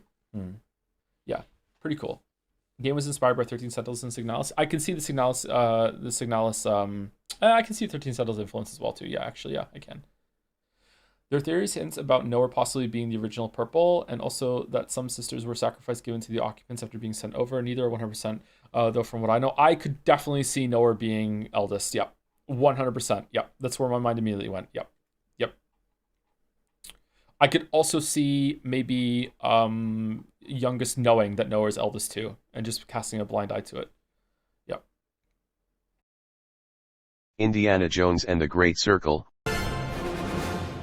6 out of 10. I think this is at least a 7. I think this really succeeded with what it was trying to do, and adapting the movies in such a faithful and still entertaining way is worth a lot to me. I think it was really cool. I think it's at least a 7. This was pretty good. Level design of the Vatican was really good too. Third act kind of hurt the game. I don't think the third act hurt the game. I think that the ending sequence could have been maybe 20 minutes longer. I don't know. I feel like it was missing one more thing happening at the end there. I don't know. It was better than those new movie Indiana Jones. Good for them. Is it better than the Dial one? I haven't seen the Dial one. The ending was rushed in Raiders of the Lost Ark 2. Yeah, you know what? It kind of was, to be honest. Yeah. So in that way, maybe it's still faithful to that. Yeah, I agree. The ending of Raiders is a bit rushed. Do you think the last few scenes could have... Fucking hell, it's loud. I'm sorry. Do you think the last few scenes could have had some more gameplay, or would just get soft locked again? If it did, probably just soft locked again, yeah. It was a little weird that I was expecting to be able to parry him instead of just holding it down to block. I don't know. Maybe it's because I was on very hard and I was only using the block button as a parry button instead of actually blocking a hit. I don't think I blocked a hit the whole entire playthrough until the end. Yeah, I wasn't sure what it wanted me to do there. Does this fit what you described in Witcher 1 as the game's side content not really feeling like side content? Yeah, for sure. Yeah, really good. I would say that 1 is the best movie, and then this and 3 are the same. Then 2, Temple, then Dial, and then a huge power gap before Crystal Skull. It's good to know that Dial is better than Crystal Skull. Crystal Skull was a really bad movie. What should be changed for a sequel? I think that the melee and stealth is pretty good, but it's not good enough to justify the shooting being so dog shit. When we were on the boat and we were shooting, that was actually fun, and it proved that there was room in this game for some gun parts, I think. I don't know. So I would rather have that the shooting becomes better, or that the shooting is dropped pretty much entirely and they make out a much more fleshed out like melee stealth system. But maybe I just wasn't engaged with it enough, and maybe it is there. I just wasn't playing it very well. I don't know. I would like to have maybe a bit smoother exploration, just a little faster when it comes to going from like the wet parts and everything. It was a little awkward sometimes, and just tightening up some of the transitions there, like when the scene cut, sometimes it would glitch. Gino was kind of weird. I feel like some of the set pieces in the tombs could have been a bit more exciting. I don't know. Just the same thing, just better and improved in some ways, but you don't have to change like the soul of what this game did. I think they had a good idea. They did great shooting in the Wolfenstein games. I guess it just wasn't the focus. It's intentional. It's intentionally bad that the shooting it's meant to dissuade you from using the guns. It must be, because the shooting was fine in that boat part when all you had to do was shoot. So like it's for sure on purpose. But I just don't think it's a great idea. Maybe it's because it's on very hard. Maybe it's better on normal. I don't know. Professor Layton 3, Layton 2, Layton 4, Layton 1, this, other indie movies. I don't know, haven't seen them. It's pretty good. How'd you like the immersive sim elements? I feel like they could have gone harder on that in terms of gameplay, but I feel like if you did go harder on that, it wouldn't really be a good Indiana Jones thing. If anything, I would say I would rather them drop the open world elements in the next one and just focus on like more linear like tomb diving thing. But I enjoyed the inclusion. It was just a bit odd. I don't know. It just didn't really fit all that well. I think the Vatican was the best level and had the best incorporation of like all the secrets and tombs and everything. They felt different, whereas the ones in Giza felt very samey. I did enjoy the Giza level, but I think the Vatican level overall was better, actually. It was easier to navigate the Giza level. Maybe that's why I liked it a bit more at first. But I think now on like retrospect, I think that the Vatican was a better level. I didn't do the water level all that well, though. We kind of accidentally stumbled through that, so I don't know what that's like with the side content there. They have to design around the 9 to 5 dads. Did they? I feel like this is not a good 9 to 5 dad game. I feel like there's too much in the overworlds for that and everything. The most impressive thing this game did is finding its niche after Uncharted and Lara Croft. Yeah, I do think that it stands out amongst those two. It definitely has some similarities, and I would say that maybe if they're going to try and do the Uncharted set piece thing like they did in the Shanghai level, that they need to tighten it up a little bit more. I don't know, it felt a bit loose there, and the shooting the planes down felt awful. But it did definitely have its own distinct like Indiana Jones flavor, like between the two that learned a lot from Indiana Jones and were definitely like trying to copy Indiana Jones with their character's identity. And then this comes in and definitely has its own. Even with like the swashbuckler, like Heart of Gold kind of quipping kind of thing, it still felt a lot different than Uncharted. It felt more genuine in a way. I don't know. Maybe I just like Indiana Jones. I don't know. Would you like more whip? I think I kept forgetting I had the whip. I would like the whip to be stronger, maybe. Yeah, good observation there, Altar RRR. Yeah, I agree with you. Was the mystery of the Great Circle satisfying? It was alright. I think that the story, like the actual like plot of what happened was okay. Like it was fine. But like the movement between all those pieces was pretty good, and it was entertaining to see Indiana Jones be like Indiana Jones, and like the music and the presentation. It was definitely on that side of it rather than the actual plot. Like enjoying that, you know. The fight scenes were pretty funny. Yeah, I don't know. It was good. The whole part, my favorite part of the whole game was when we went into the Himalayas, and like the snowy mountain and going on the ship and everything. That was and then the Shanghai capping it off. That was really, really good. I enjoyed that section quite a bit. That was some good gaming, I think. Did it make you feel like Indiana Jones? It did. It made me really feel like I was Indiana Jones. Every time Voss entered a scene, I genuinely sweat. Yeah, Voss stole the show. Voss was really good. Pretty rare nowadays. and it's usually all about the hero, and the villain is just there to play second fiddle to the hero and let the hero grandstand. So I think that like Voss is probably one of a few things in this game that would definitely be worth analyzing from a literary perspective, not just from video games, just straight up literature. Just like, hey, like how is this successful? You know, because he is fairly intimidating, and whenever he's on the screen, you're not sure exactly what he's gonna do. But he also like takes a lot of punches and like a kick to the groin and everything. Like he's not always super successful, but he still has like so a pretty good aura and presence. Yeah, I like him a lot. I think maybe it's because they just embraced like the inevitability that he's gonna lose. It's like that's kind of baked in. Like, you know, this dude's not gonna be successful, but he still has a bunch of like oh, here's a victory, failure, victory, failure, victory, failure. Like, I don't know. It feels like he went through his own kind of like arc, and a lot of those things were like earned in the story. I don't know how. Maybe earned is the wrong word. I'm not sure, but like yeah, I like them a lot. I can't remember the other villains in the Indiana Jones movies, but he's probably the best one in my memory. He's better than any of the villains in Raiders. Blueprints. Okay, so I don't really understand what's going on, but that was pretty good. I just can't tell you why, which in Critic Land means I shouldn't tell you that I think it's good, but I don't know. I enjoyed that. That was. Maybe it's just presentation. It's just pulling on vibes. I don't know. I love this. This was a great experience. It really makes you feel like you're Charlie Day in that one episode of Always Sunny. There's a lot here, a lot to dig into, a lot of paths and ideas, and a lot of things to notice. I felt like I was being rewarded constantly with my commitment and investment, and I don't regret it. I really enjoyed it. It was really, really cool. Really stylistic. Even some of the story parts seem to be pretty good too. Music great, visuals great, everything great. I really, really enjoy it. Highly recommend. 7 out of 10. Yeah, 7 out of 10. 6.5. Doom, The Dark Ages. All right, so the story was a complete waste of time and fucking sucked. It didn't try to do anything interesting whatsoever.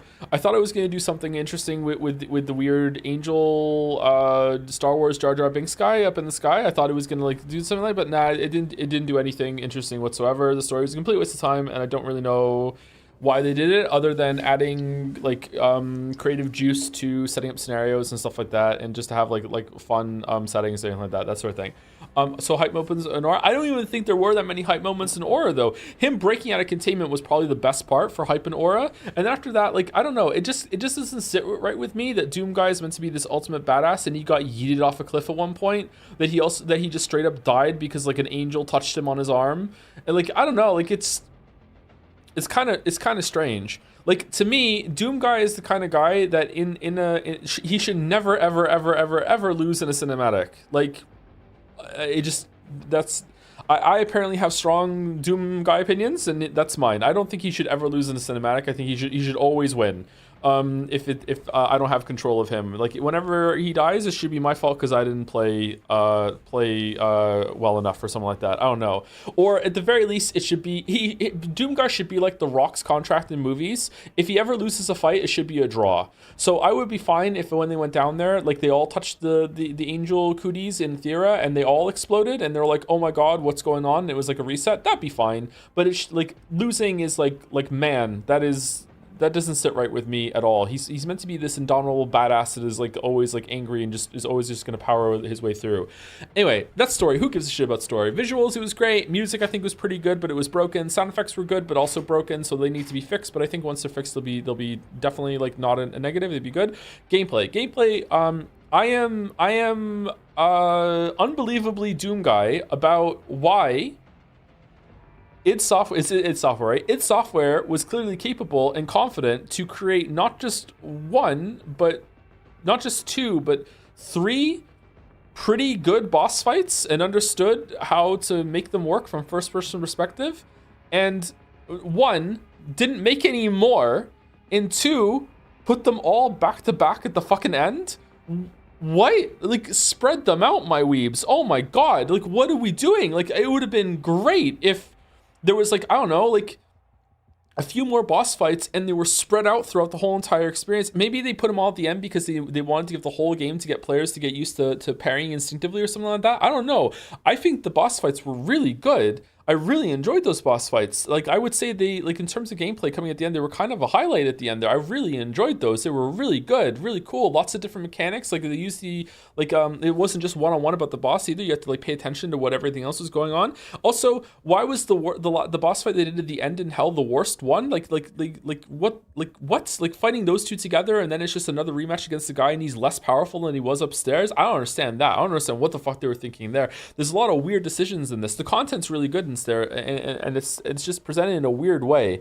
I don't know. I think this is probably close to Returnal in terms of quality for me. It's the boss fights really elevated there at the end. I'm surprised that it went there. The mech things are a waste of time, but they're just kind of cool, and some people will like them. I don't know. They're not for me, but they're really short-lived, so I don't give a shit. I liked the dragon. I thought the dragon was a cool way of navigating arenas and gave me something to do that wasn't just like more fighting and running around. I preferred navigating the skies as the dragon as I did running around between boss fights in the arena when the levels were too big. I think the open concept levels were a failure. I don't think they were bad, but I didn't really enjoy them. I would prefer linear corridors with secrets hidden in that I could find as I'm going.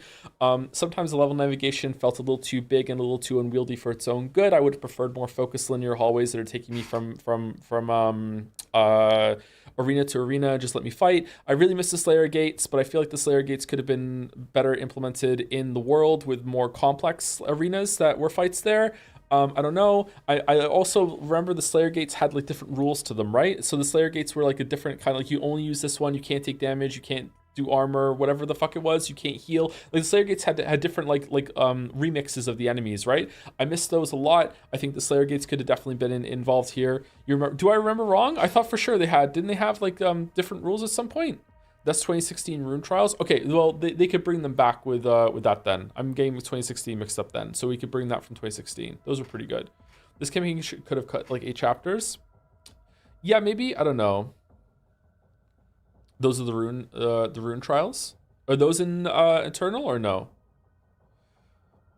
I think that everything to do with the shield was a success, except for the green things that are in the sky and you have to on the ceiling and you make a long jump from that. I think those were there just when they realized that they had level designed themselves into a corner and there's no way to get up there.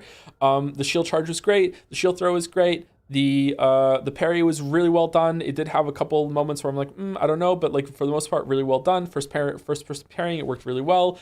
Like, it could be cleaned up a little bit, but for overall, I really think it was a great time. Yeah, whatever Eternal is, this is probably, maybe I'd have to play Eternal again to see, but I would put this maybe like half a point or 1 point below at most Eternal.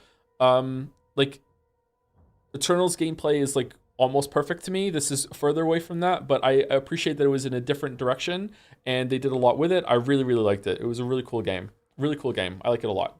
I like that they managed to pull off a lot of different things where they purposefully seem to like, no, we're going to make a different game. We're going to make lots of different decisions just for the sake of making different decisions. But it wasn't like they did like different decisions and like rested on their laurels and were like, oh, I made a different decision. Who cares as long as it's different? No, they made a different decision, but also made it like, I want to make it a good decision. It never gave me an air dash. It never gave me a double jump. And I'm still pretty happy, which I'm really surprised about that. Okay. Like I really love mobility in games. So this game should not be for me. Like, you feel really hefty in this game. You feel really sluggish to move around, and yet it still felt fair and really engaging. I really like the game.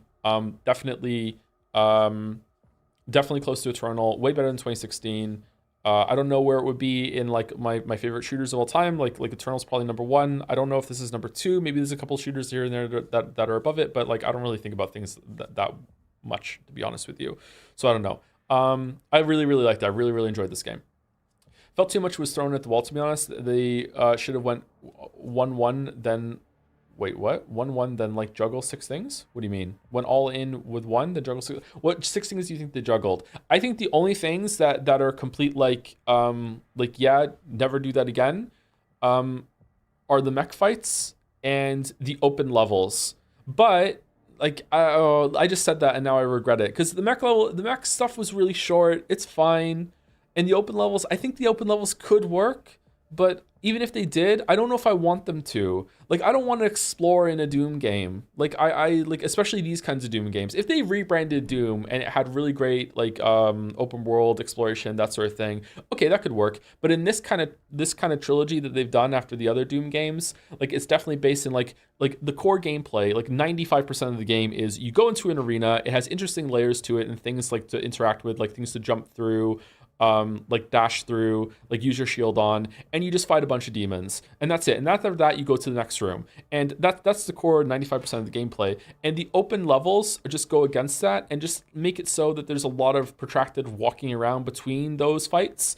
And I don't know, I just don't feel like it worked, and it added some unnecessary downtime to my experience. It wasn't terrible. I'm not like pissed off about it, but it also made it so that when I went back and got the secrets, it was even longer to do that, and that's kind of annoying. I missed the teleport from Returnal, if that's true what chat said.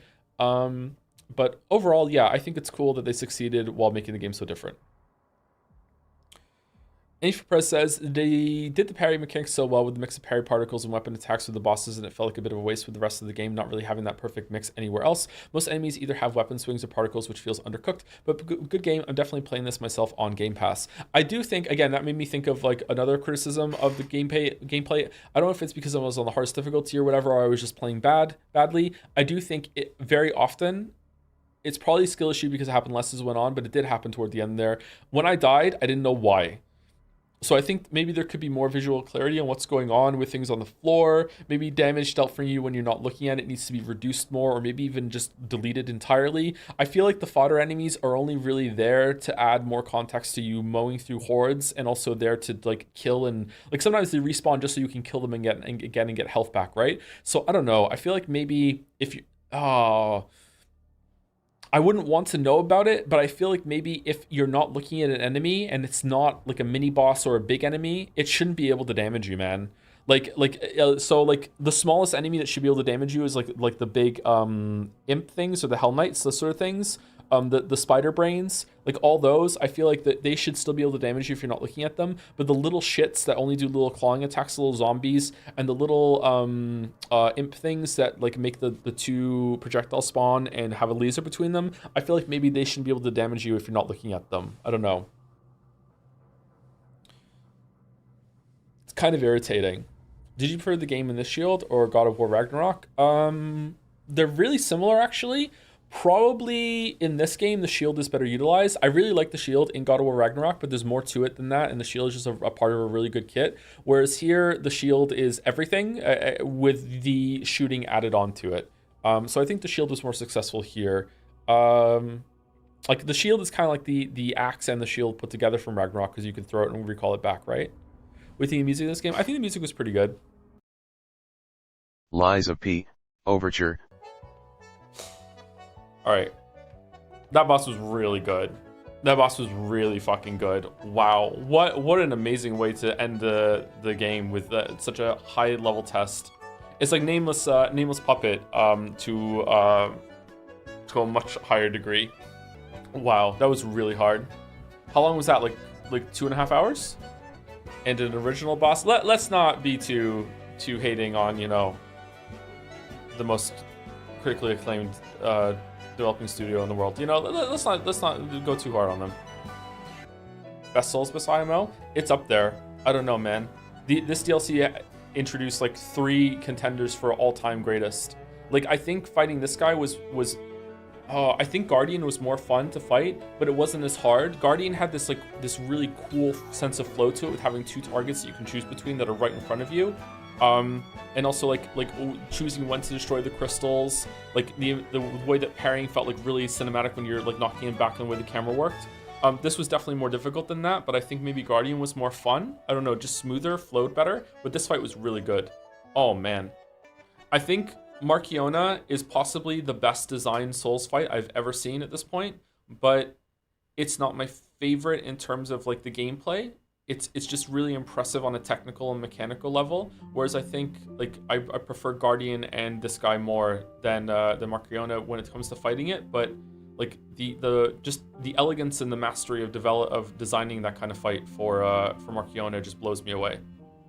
Do you think you agree with the statement when I said this is the dead end point of what we can do with the typical Souls combat without breaking the complete mold? Maybe. I don't know. It already kind of like the way that I think you can add a jump button as another response and actually telegraph it well. And I believe that this team could do it because this team, like the best thing FromSoft does is cinematic introductions to areas and just being like this beautiful atmosphere, and don't get me wrong, they do other things really great too, and this game does that too, good too, but nowhere near as good as FromSoft. The best thing this team does is the animations and telegraphing, which means that everything looks really, really good, but they can also incorporate it into the gameplay itself. Like, I'm sorry, I don't mean to be hyperbolic, I don't mean to be like incendiary, like this team, when it comes to animation quality and readability and telegraphs and making fights difficult within that, are on a whole other level than anyone else I've ever seen make one of these games. Like, FromSoft could only dream of getting on the same level as what this team can do, and this is their first time doing a Souls-like, man. Like, it's incredible. It's incredible. Like, I thought it maybe might have been a fluke or whatever, but now they've introduced all these new bosses, and they did it again at an even higher level, and they even were creative and were innovative with it too. Like, man, like some of the stuff in Shadow of the Erdtree is kind of boring in comparison to this when it comes to like the animation and the attack creativity. I still like Shadow of the Erdtree overall more, I think, because it has just more content and it has more exploration to it.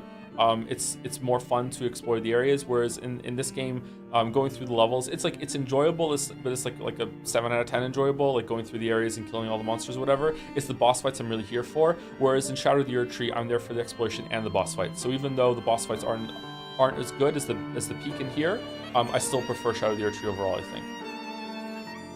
I love not seeing what consoles are doing face. Yeah, it's just really, I feel like FromSoft is at the point now with its boss design that they're just throwing shit at the wall and seeing what sticks, and it's really unrefined and like unironically sloppy. It's like they're just, let's hope that the players figure out a way to deal with this, because we don't, and it's just like whatever to challenge them. Whereas NeoWiz seems to really, really understand how the combat works, what they can do to really really force the player to learn and master something, and also had like the foresight to make a second response required to play the game, dodging and parrying, right? Whereas Elden Ring has dodging and jumping, everyone can do that, and then yeah, deflection you can parry as well, but they don't really demand it, but they don't telegraph it and communicate well enough that you can be jumping as much as you can be, because they just don't have the animation chops or whatever the fuck you want to call it. It's just not refined. Okay, so the boss, oh yeah, Two-Faced Overseer. Two-Faced Overseer was a pretty good boss too. Kind of like a standard, kind of like a patchwork kind of boss. All right, so Liza P thinks that the DLC only had 4 bosses. I disagree. I think that the Gator and the Hammer person and Astarion are worth boss status, especially if like rematch against the Bunny Bros counts as boss status in the base game. But so I would put the amount of bosses that are in the DLC at 7. And the 3 that aren't here, especially the Gator, are actually pretty good. I would put them as decent fights. Of these, I would, like, in terms of my personal enjoyment, I would rank Guardian at number 1, then this one at number 2, then Marchion at number 3, and then Two-Faced Overseer at number 4. That's my least favorite of the 4, but it was still a really, really good fight. In terms of impressiveness of like what they were doing, this is number 1. This is number 2, and then this is number 3, and this is number 4. This is a very simple fight, Two-Faced Overseer. But like it's still pretty good. Favorite level of DLC, mine was the zoo. It's a really good zoo. It had a lot of animals. I think the zoo is probably the best area in the game. Yeah. Is Green Monster, Scar Watchman still your favorite bosses? Like Scar Watchman is I'm really partial to, because like, excuse me, it was where I realized that the game wasn't fucking around and that they were gonna have a good time. Sorry, they knew what they were doing with the boss design, but I wasn't sure how long I was going to keep up for. And then when we got to Archbishop, I was like, okay, yeah. So this game is going to end real soon. And then, 1, 2, 3, 4, 5, 6, 7, 8, 9 bosses later, I'm like, okay, this is now game of the year. Like a lot of these bosses are really good. My favorite boss right now is probably Guardians or Licino. One of those two is my favorite boss right now. I don't know, we'll see. Your video critique level design, does DLC addresses? Only a little bit. Only a little bit. It's a step up, half a step up from the base game in terms of complexity. It's fine. I don't think that Liza P really wanted a complicated level design. I think they wanted it to be more linear, where you go through it and like you have a breather and do some exploration and kill some shit between the bosses. The bosses are the point. Is this still your game of the year now that you're done with Baldur's Gate 3? I don't know. Baldur's Gate 3 is really impressive, but I think Liza P, for the surprise and like the experience of like falling in love with the game on stream like that, I think it's still gonna do. It's still gonna take it. Can't wait to see what this blessed team does in the future. We need to appreciate them all the time. What a fresh breath of genre. Yeah, even when they do something bad, we need to appreciate them. And once anyone ever says something bad about them online, we need to rally together and go in there and be like, no, you don't understand. It's all on purpose. No, it's flawless. There's intended to do it. You just need to get good. You stop thinking. You stop peeing. You're not viewing with love. You're a puppet. You're a puppet. You're someone who would kill Romeo. Like, that's what we have to do, right? Yep. Baldur's Gate 3. All right. So narratively, this ending sucked. This is the ending I chose though, but I didn't know I was gonna like just lose my whole entire identity twice over. Maybe there's other endings that are better. I don't know. It's very hard to judge this at the moment, but like to be really, really crystal clear to all the Baldur's Gate 3 fans in chat, like just the ending that we saw, narratively, didn't like it. But the rest of the game that came before it slapped. Like even the story was I don't think the story was ever bad, apart from how it handled Nanjo, the Emperor. The rest of it was like, none of it was bad. Do you think this game deserves Game of the Year? Yeah, probably, yeah. This or Liza P? They're both so different, man. I don't think that's a fair comparison. Like, there's such different experiences. This is the more impressive game, let's put it that way. But again, it's not really, like, Liza P's a linear action game, you know what I mean? Like, this is the more impressive game. Meta player choice in the game is mind-blowing. It's crazy how many moving parts are in this game. Is astounding. I like to see how they all pay off, because I have a feeling that some of them don't pan out very long, but I'm sure enough of them do that it still is really impressive. Yeah. What was the highlight of the game for you? I don't know. How many, like, it even happened in the last battle there, how many, like, down to the wire, I don't think we're gonna win, and then suddenly we pull it back and we win moments? Probably the Raphael fight is up there. That's the best fight in the game, although mechanically I really enjoyed the Anvil quest, the Forge one. That was really good. Astarion was definitely a highlight. Like, the verticality, the construction, I don't know what you want to call it, just like the design of all the interior dungeons was really cool. It was really layered. The camera did fuck up sometimes, but not as much as you would think, considering how ambitious those areas were. It really felt like that was the only thing I feel like this game did that no other game has ever done, is like being able to have you explore these kind of these like 3D like models of like statues. Like, I could picture a lot of these dungeon areas being like on a tabletop, and you can zoom in while you're playing like a really, really expensive like Dungeons and Dragons game, like on a table, and you're looking at the Warhammer like landscapes, you know what I mean? I'm sure they exist for D&D as well, and the fact that you could explore those with a lot of freedom, a lot of jumping, a lot of slow fall sort of thing, and like move the camera in, expect it, and it worked. I feel like no other game has ever done that. Maybe Divinity Original Sin does. I don't know if it's come from there, but that's probably like the most unique thing that the game does. It was really cool. Thoughts on Act 3 compared to the rest of the game? I actually quite liked it. I don't know if that's a hot take. Until the very end, I thought it was about standard, the same amount of quality. There's a lot of content, a lot of secrets to find. I quite enjoyed it, yeah. Did it get patched or anything? Did it get buffed since it came out? Because I know a lot of people hated Act 3. I actually quite liked it. Less buggy, but same content? Okay. The bugs are really going to bring it down, yeah. It was broken on launch? Yeah, I can believe it, yeah.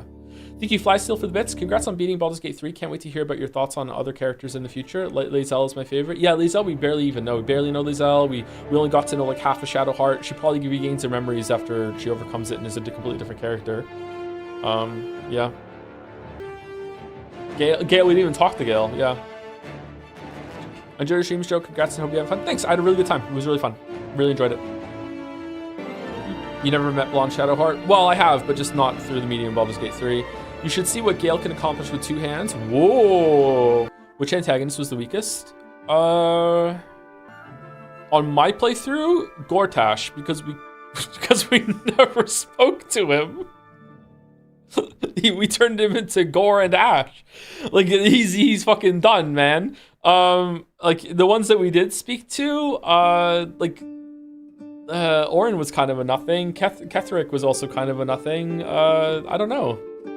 It's kind of hard to tell. What was the Yankee dude that just flew the fuck away on that dragon at one point? Like, did he even ever come back? Dude, he's part of Lae'zel's quest? Okay. The tactical nuke against Gortash was my favorite moment for your stream ever. Was it? I'm glad you enjoyed it. It was pretty funny. Just destroyed. Are you happy you got to the end with being Waffles with Minty, or who you would have picked for him if not her? I know the obvious answer is Shadowheart, but just curious since the start thing was unexpected, like the one with the star in. I don't know. That's good. That's tapping into a big thing about the decision that I made to not re-roll or reload anything that was a decision and not just something that was a glitch or just a moment that the game was just completely insane or unfair about telegraphing something. Which, to be fair, maybe Shadowheart's thing could have done. Like, we lost Lae'zel because I trusted Shadowheart would do the right thing. I lost Shadowheart because I didn't trust that Shadowheart would do the right thing. I lost Asterion because I trusted him that he would do the right thing. We just kind of flip-flop between them, like with trust and not trust, and we just got on the wrong cycle, I guess. And that makes me sad, but then, like, isn't that a good thing in a way? Isn't it a good thing that your decisions have such impact that sometimes it's not going to go your way and you do actually feel a sense of loss and be like, oh man, it didn't go my way, fuck. Like I know it's not the most like narrative successful thing, but far from it actually. It's not a very good narrative in terms of like being satisfying or anything for these characters, but it's satisfying as a game narrative because your decisions actually have impact and you have to like do something else instead. So if it wasn't for Shadowheart getting killed, I probably wouldn't have romanced Minthara, and Minthara ended up being like a good thing. It's like real life in a way that you go back. You ever thought of your life and you'd be like, okay, what if this hadn't happened to me? What if this had happened differently? You know, what if this person, you know, like hadn't died? What if this person had lived longer? What if this person had died? You know, like that sort of thing. Like my life would have been completely different. So it's interesting in that sense, but it's not very interesting and satisfying in terms of like telling a coherent narrative, but you're just making your own narrative. And that's how I like to play my own games usually. I like to play games, my own playthroughs. I like to find my own narrative through line. We're going back to Death Stranding 2, which is like Death Stranding 1 is one of the most famous times that we ever did that, where the main story was so boring that we made our own story when it came to like how can we like romance a bike and get her to places that we're not supposed to get her, and that turned into our own narrative that to me is more memorable than the actual real narrative that happened in Death Stranding. So yeah, whether that's going to come back in Death Stranding 2, I don't know. I don't know if we're going to repeat that. It might be a bit forced, but we'll see. It's not as much of a power fantasy when you don't say it's come. Yeah, but like there are times where it doesn't work though. Like the ending, like overpowering the brain, winning that fight legitimately, taking over with the Netherstones that are meant to be able to give you power and the crown, then becoming like lord of this whole entire subsect of mind flayers, only for the brain to go, haha, fuck you, I win anyway, unless you roll a 1 out of 20 chance right now to pass this, is just sheer pure prime horseshit. That sucks, man. That sucks. That's the equivalent of like like you win a story at the end of like Half-Life 2, and then it's just like, oh yeah, and by the way, there's a 1 in 20 chance right now for you to roll the dice, and if you don't roll a 20, Gordon just dies of brain aneurysm that you didn't know was there. Over. What? Like it's really bad. Not brain nature, but it's effectively the brain. You know what I mean? It's effectively the brain. Once you're back in the grand design, the brain is fine. What do you think about the player being able to influence every major decision companions make? It felt like it takes away from their character since you have too much control over them. I mean, you say that, but there are plenty of times where like I should have let them do what they all wanted to do, and I shouldn't have mingled, and then there are times I should have meddled. I don't know. That happens in a lot of games. The only game that has done this right is Knights of the Old Republic 2. And the reason why Knights of the Old Republic 2 managed to do it is because your special Jedi power in Knights of the Old Republic 2 is the power of influence and being able to change all the companions and sway their fate, that sort of thing. That's like an actual canon power that you have as the weird Jedi thing that you are in that game. And I quite liked it for that respect. Other games, yeah, you do have a lot of power and sway that is sometimes not well earned. I don't know if these games should show your characters being more of a capable badass in some moments, but that will take away player agency because it's kind of weird. A lot of characters in this group probably should have fucked off much earlier than they did, and they didn't because they want you to be able to have them in your team. But the game did probably go further than any other game I've ever done it, so I can't complain when it comes to players drawing a line in the sand and being like, no, I'm leaving, or no, I'm going to kill this other character, if that makes sense. Would you say this game expects or even encourages you to stay? Absolutely yes. Yeah, 100% it does. Apparently, if you don't eat worms and or don't become a mind flayer, that check doesn't happen. I assume it was super hard because you were full on mind flayer. Yeah, maybe that's it then. Biggest regret of the playthrough, hardest thing not to reload for. Getting Astarion back today was the biggest willpower check I had to do for reloading. Because I really liked Astarion, I wanted to see where his story went. I really liked him as a character, like as power too. Neil Newbun, there we go, that's his name. Many RPG fans claim this game has some of the best encounter design. Do you agree? Yes. With my limited experience in the genre, not completely limited though. I have played Baldur's Gate 1 and 2, Throne of Ball, Icewind Dale 1 and 2. I have played some games in this genre. I've played some other CRPGs as well. From my experience, it's not even yes, it's an easy yes. Easily yes. I enjoyed this game for the gameplay. I really had a lot of fun. The big bosses were a highlight. I really, really enjoyed it. I feel like this game was also quite reserved in like, Baldur's Gate 2 sends a lot of like packs of like trash goblins and humans at you and bandits. This game could have went way harder on that.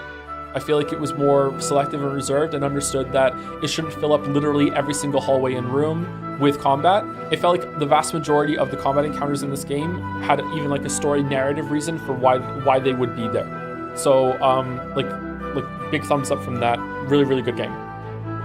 Do you think you hit max level too early? Yes, I think you should have just been capable of just leveling the whole entire time. It's also kind of like bullshit on a narrative level that my characters for some reason at some point just decided, fuck it, I'm just not going to get stronger. There are enemies in the game that are level 16. Why can't I keep getting stronger? Like I'm not getting better killing all these monsters. Like I learned nothing from fighting Raphael. Like really? Like what are you talking about? You know, it just kind of sucks. Would you say this is your favorite game you played this year? Compared to Overture? I know, we played a lot of really good games this year so far. It's a contender, let's put it that way. I don't know. I think it's good they tapped on the level cap early so that people who miss content in the Mass Effect 3 don't go in under level to the final boss fight. I mean, I don't want the encounters to still level up more than they already are. I just think you could still be able to level to get higher up so to make it easier for yourself. I don't know. Like, I was playing on the hardest difficulty, so I could have gone up a little long. I don't know. Maybe that's the point. I'm not sure.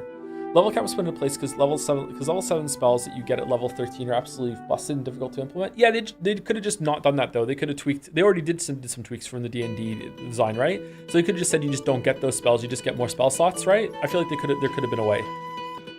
Just realize how often you told characters starting not to do evil things to get power, and then Minthara asks you to do it, and then you're like, yep, I did it for me. It just felt right at the end. I wasn't planning on it. I was planning on killing the brain. And then, I don't know, like, seeing him standing there as a mind flayer completely corrupted after all the decisions that he had made, I was just standing there and be just like, it feels right now. The Dark Urge was still there.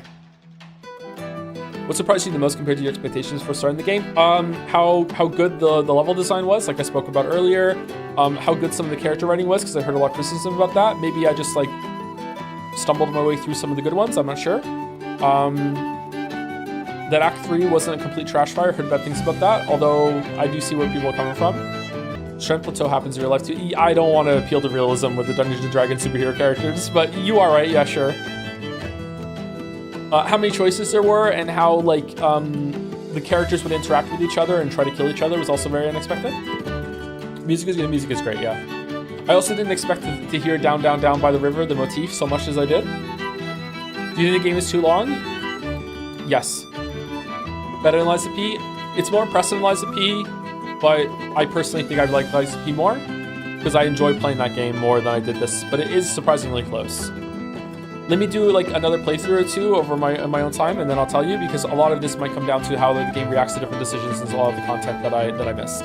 Thoughts on Minimization? It was pretty fun. It did a balance of like not being too impenetrable like some of these games can get, but also like you do find some real treasure. I think some of it was built around or catering to unique builds that most people aren't going to know or use, which is kind of weird, but that's fine. The Destiny confirmed Dirge was meant to be the default, but they changed. What do you make of the decision? I think that that's a bad decision, but I bet you it was completely because a lot of playtesters reacted like very strongly to kicking the squirrel to death and waking up murdering another character in camp. And they're like, this isn't my character, what the fuck? This is meant to be a role-playing game. I can definitely see the sanctimonious like appeals that can come from that, even though the response to that is like, yeah, your character is still your character, but it's literally the Dark Urge, man. Like the Dark Urge is something that's carrying with you that you don't want. That's the whole point of of the Dark Urge, is that you don't want to have it. And you can embrace it if you want, but that's like literally the point, is that it's ruining your character. You can still be that character in the moments that the Dark Urge doesn't take over, but I can see a lot of players being like, fuck this is too alienating, I don't want to be that. So I see where they're coming from, but like it's definitely, the story is built around being the Dark Urge, absolutely 100%. Def should listen to players less? I don't think so. I can see where they're coming from.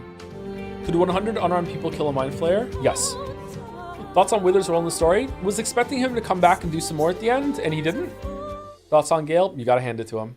Would you say this game is a masterpiece? Yeah, I would say so, yeah. I think it's a masterpiece, yeah. I think so. But it's a tadpoled one. Ace Combat 7. Alright, so this was cool. I actually quite enjoyed this game. I didn't enjoy it the first stream. I do think that it has, the biggest flaws it has are that some of the score attack missions just need checkpoints and they would just be much better. But apart from that, it's pretty fun. Learning to like just get a feel for when your missiles are gonna land, when they're not gonna land. I like the ways that they played with it, with especially in the DLC, with having to do attacks in a certain direction, like going from above or below, having multiple targets show up and you have to like cycle through them to do a target, or like timing when the lock-on's gonna happen with the ones that had the jammer. It was interesting. Yeah, it was pretty good. I enjoyed it. Definitely not my thing. I never would play this by myself, so thank you for voting it in. It was an interesting time. I like the like a lot of games have a problem with being just having really basic movement and then something complicated on the gameplay, on the combat side, like how you attack or defend, or they have really like lackluster like attack and defensive moves, but like they have really complicated movement.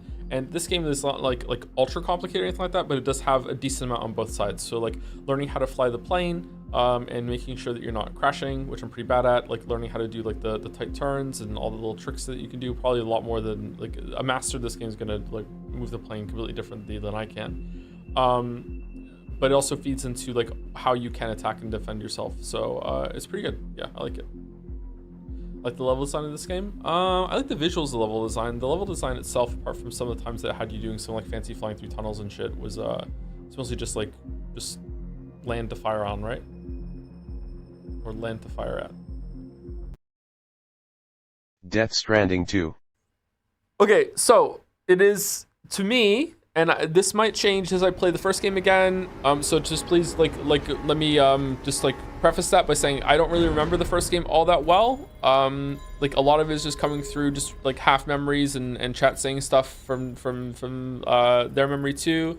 A lot of us have been like wrong, or there's been some dispute about certain things that have happened. But right now, having just finished this game, I really enjoyed it. The finale was really entertaining, but it is just overwhelmingly clear to me that this game exists because Kojima fell in love with Sam when he was writing the first game, and the journey that Sam took with Lou, his found child, and just had an idea at some point that was like, what if it actually was his real child? How could I make that happen and give that character that gift? Here I go writing to make that work. That is literally the only reason why this game exists and this story exists the way it does. Obviously he wanted to explore more of the story and stuff like that too. Like it's not the only reason that it exists now, but that was the catalyst. It just feels like I want to give this character their real child back. How can I like change things and make it appear that this is how everything was working all along? How can I also make it a really entertaining twist at the end, so it's like a, oh my god, like it comes out of nowhere. I don't think it was all that successful. I did still really enjoy it. I feel like this game has a shit ton of flaws when it comes to Sam and interacting with the rest of the crew. I feel like they should have cut out, I don't know, like half of the scenes that were with every single other person in the world, and instead had a lot more scenes with Sam interacting with the people on the Magellan and really feeling like they were bonding, and really like building a crew. I have no idea like why they have the President Die Hard man standoff at the end, like a big surprise that goes nowhere. Like it's really odd to me. I don't know what that's all about. Maybe it makes sense in second playthrough. I kind of respect it for how unique it was, that there was this like big bad villain, and then Die Hardman shows up as the protagonist, and it's just like, no, fuck you, and that's actually the end of it. There's no like double cross. There's no like back on it. It was just like, yeah, that's it. Like, we just outsmarted them. GG, get the fuck out. It's interesting, but is it satisfying? I don't know. But it just does feel to me that this was just a writing exercise to see if we could get Sam his actual child back without it being so overwhelmingly like sickeningly sweet, you know, that he gets everything that he wants. Like his wife is still dead, the wife is still or the mother is still dead, but the mother was also probably kind of a bad person. The stuff with Neil was interesting to me, but seems kind of weirdly underdeveloped in a way. I don't know. It feels like a lot of the story with that is just kind of like a patch for the main story. I don't know. I really enjoyed the gameplay. I really enjoyed the combat this time, and not in terms of like a mechanical like Devil May Cry sort of way. It was just kind of just entertaining. It's like number goes up with leveling up and everything, and clearing out the BTs, and the spectacle was really good. The visuals are just like some of the best I've ever seen in gaming. Just, I don't know, it was fun. It had a really good mix of like low kind of simmer tranquil moments, and then high energy moments where it like really showed off itself and had really good like spectacle and animation and action choreography. Sorry, I can't say the word very well. It was well paced, except for I feel like the conversations with a lot of the shelters went on for too long, and it was just right back into the Magellan too often. For not all, it wasn't always worth it, and a lot of things like went nowhere. Maybe if you develop the side stories more, there are more scenes. Like, are there more scenes with the motherhood? Because I felt like that was building to something big, and then it went nowhere. But I guess it's like world building and showing you the different factions and different things that exist in this world. I thought the game was going to really explore the motherhood area, and we were going to dig down and go back to that area like maybe 4 or 5 times and really see some more that happened there. But it didn't. So I don't really know what that's going on. Heartman is just kind of here and barely does anything. Deadman was also barely doing anything. Fragile was like a really important this time, maybe even more important than last time, but also was barely in the story. I feel like we could have had some more scenes with Rainey after she was introduced, more scenes with Lou, just more scenes with them on the crew. Yeah, I would definitely probably have made fewer shelters, maybe even cut them in like down to 2/3 or even a half shelters in Australia, and then had more scenes with the crew and develop Rainy and Tomorrow and Fragile especially more. I also find it odd that they kept hyping that we're going to make a new plate gate, and then we didn't get to go through the plate gate like Tomorrow does. So maybe there's going to be a Death Stranding 3. Maybe there's going to be DLC where there's another map where it's just like you're playing as Tomorrow.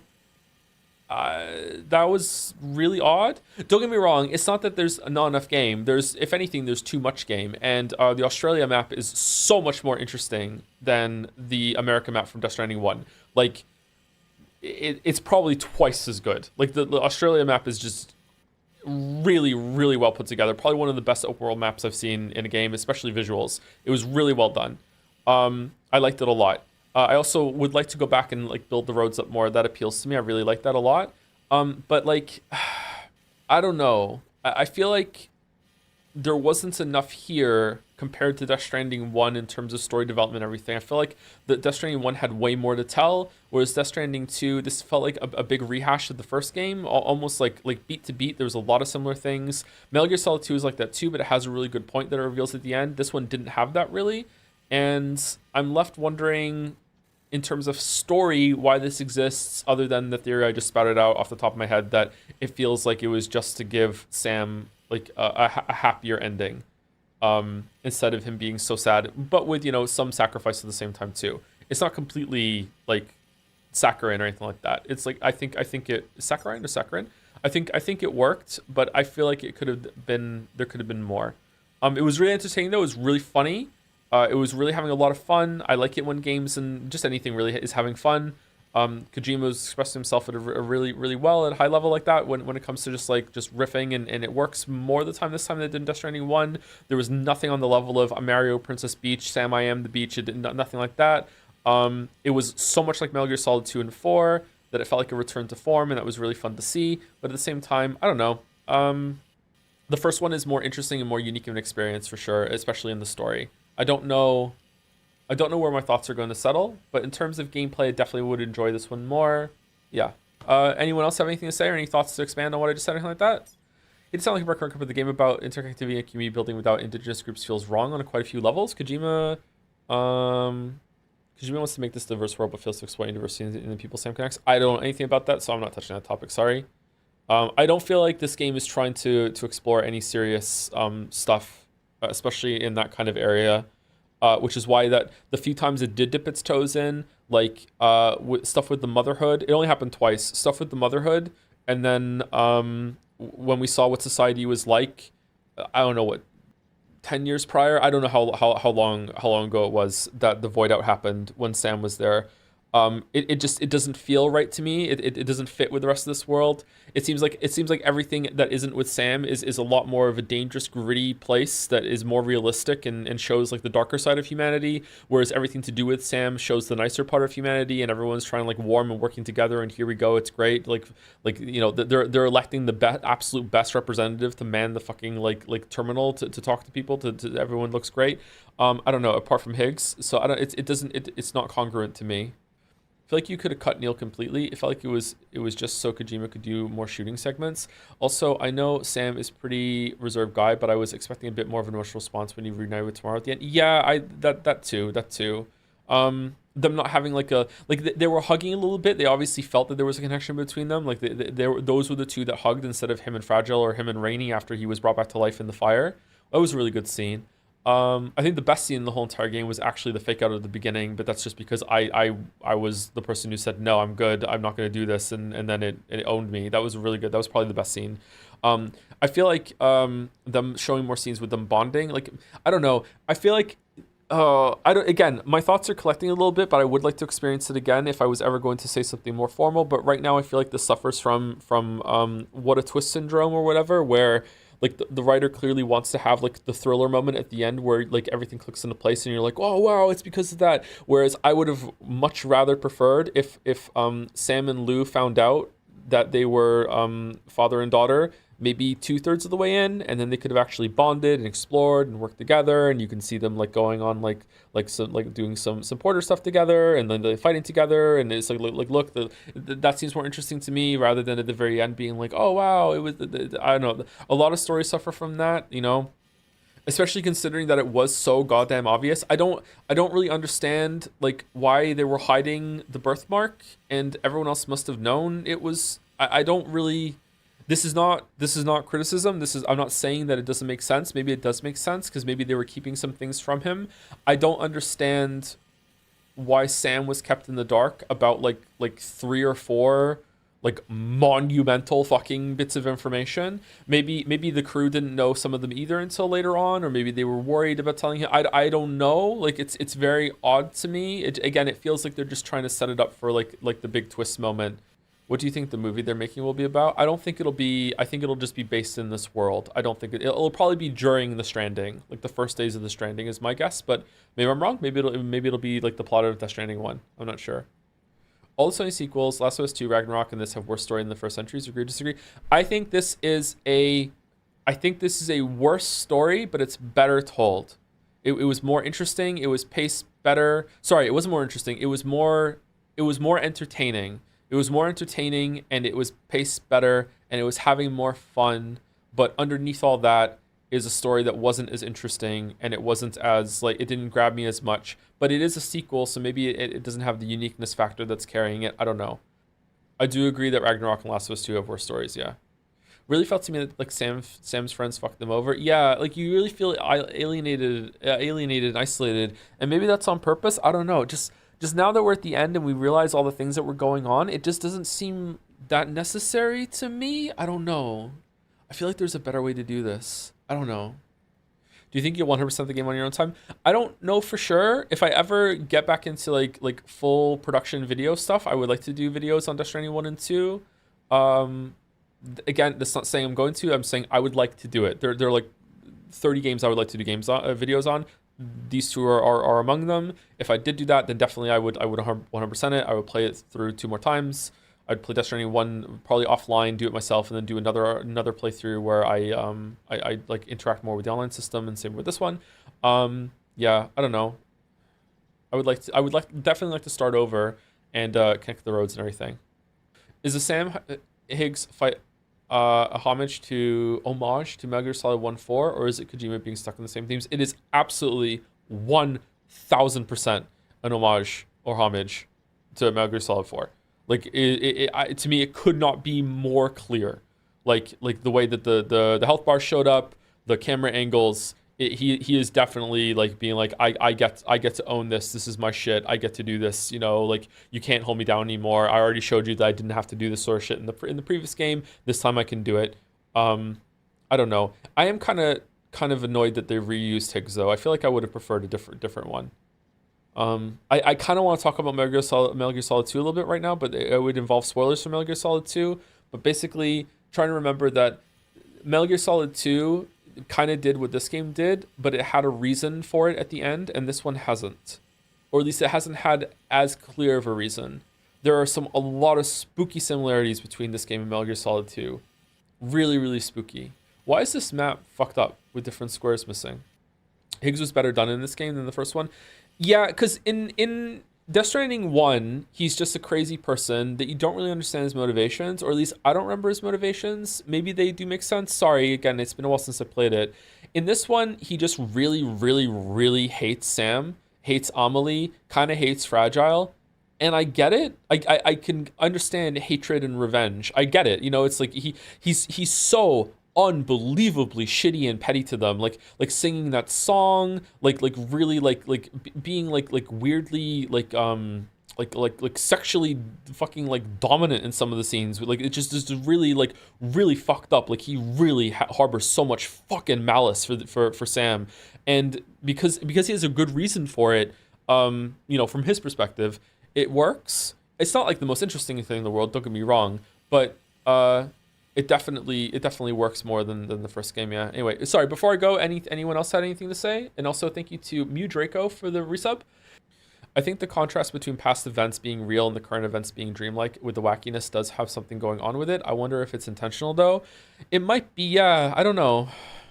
I mean, I guess another way of saying that would be that it is almost certainly intentional. But what's the intent? And was it worth it to go for that intent? And did they do it well? The game goes for a theme of camaraderie, but really doesn't feel like these guys are close to Sam at all. Even Fragile, which is odd considering her sacrifice. It feels like the girls were getting along way more, to the point that I don't know. Maybe this is just me like picking up vibes that weren't there at all. I thought Fragile and Rainy were a couple for like a good couple hours there. I thought that they were making something happen. And then like Sam and Fragile are kissing at the end, and maybe it's just like an intimate moment to strengthen their connection and bond. Like it doesn't always mean something romance or whatever. Like I don't know, like they're just caught up in emotions and the connection at the time. Like it doesn't necessarily mean there's a lot there, but yeah, I don't know. Weirdly, I think Neil's story was the main point. Basically, the importance of adoptive families. Don't really understand how that worked. Maybe that's why I'm hesitant to agree. Neil is definitely really important. I actually quite like Neil's character. I would like to have seen more of Neil. Lucy's terrible, huh? Man, Lucy's terrible. Lucy's really bad. I liked Rainy. I liked Tomorrow, although... Okay, so I'm not a really good judge of this. Elle Fanning is a really good actress, right? Quite a high-profile actress. Is the sister of Dakota Fanning, right? I recently read something or watched something, I can't remember what it was. Just because someone is a good actor doesn't mean they're a good voice actor. And I feel like Elle Fanning is not a good voice actor. Every single time she was talking, even her monologue at the end, I was like, this is not very good. I'm sure she's better like when she's actually acting and she has like another person to play off of and like you know is actually in front of like with real people. It's a different skill set, right? Like I feel like that wasn't a good choice. I think I don't know how to say her name, sorry. Lea Seydoux, I think she was good, like definitely good in both games, no problem there. Di Hartman was fantastic. Rainy seemed decent. I'm surprised Rainy didn't have more of a part of the story, to be honest. Neil was probably, of the new people that joined, Neil was probably the star of the show. Neil was really good. Really, really good. Lucy's actress did a good job too. Like, I don't dislike the performance. I just dislike the character. I think you're meant to dislike the character. A therapist that ends up sleeping with 2 of her patients and also like has to go through this and cheats on Sam and everything. For kind of a bad reason. I feel like I would have bought the relationship way more if he did save her as a kid.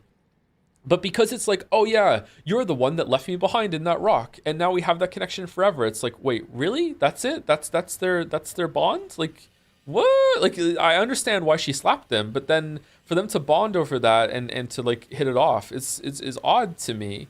You know, I don't know. I would have preferred that if he actually saved her, or she saved him, and then they both like, or they saved each other. And then they have this, and it would make sense why she's in a relationship with Sam, but here's someone that was really important for my past that, like, you know, I've just accidentally just kind of like fell into this right now. I would kind of understand it. I understand her wanting to save her child and not from experimentation. I understand faking the baby's father. I get that part. That's not something fucked up that she did.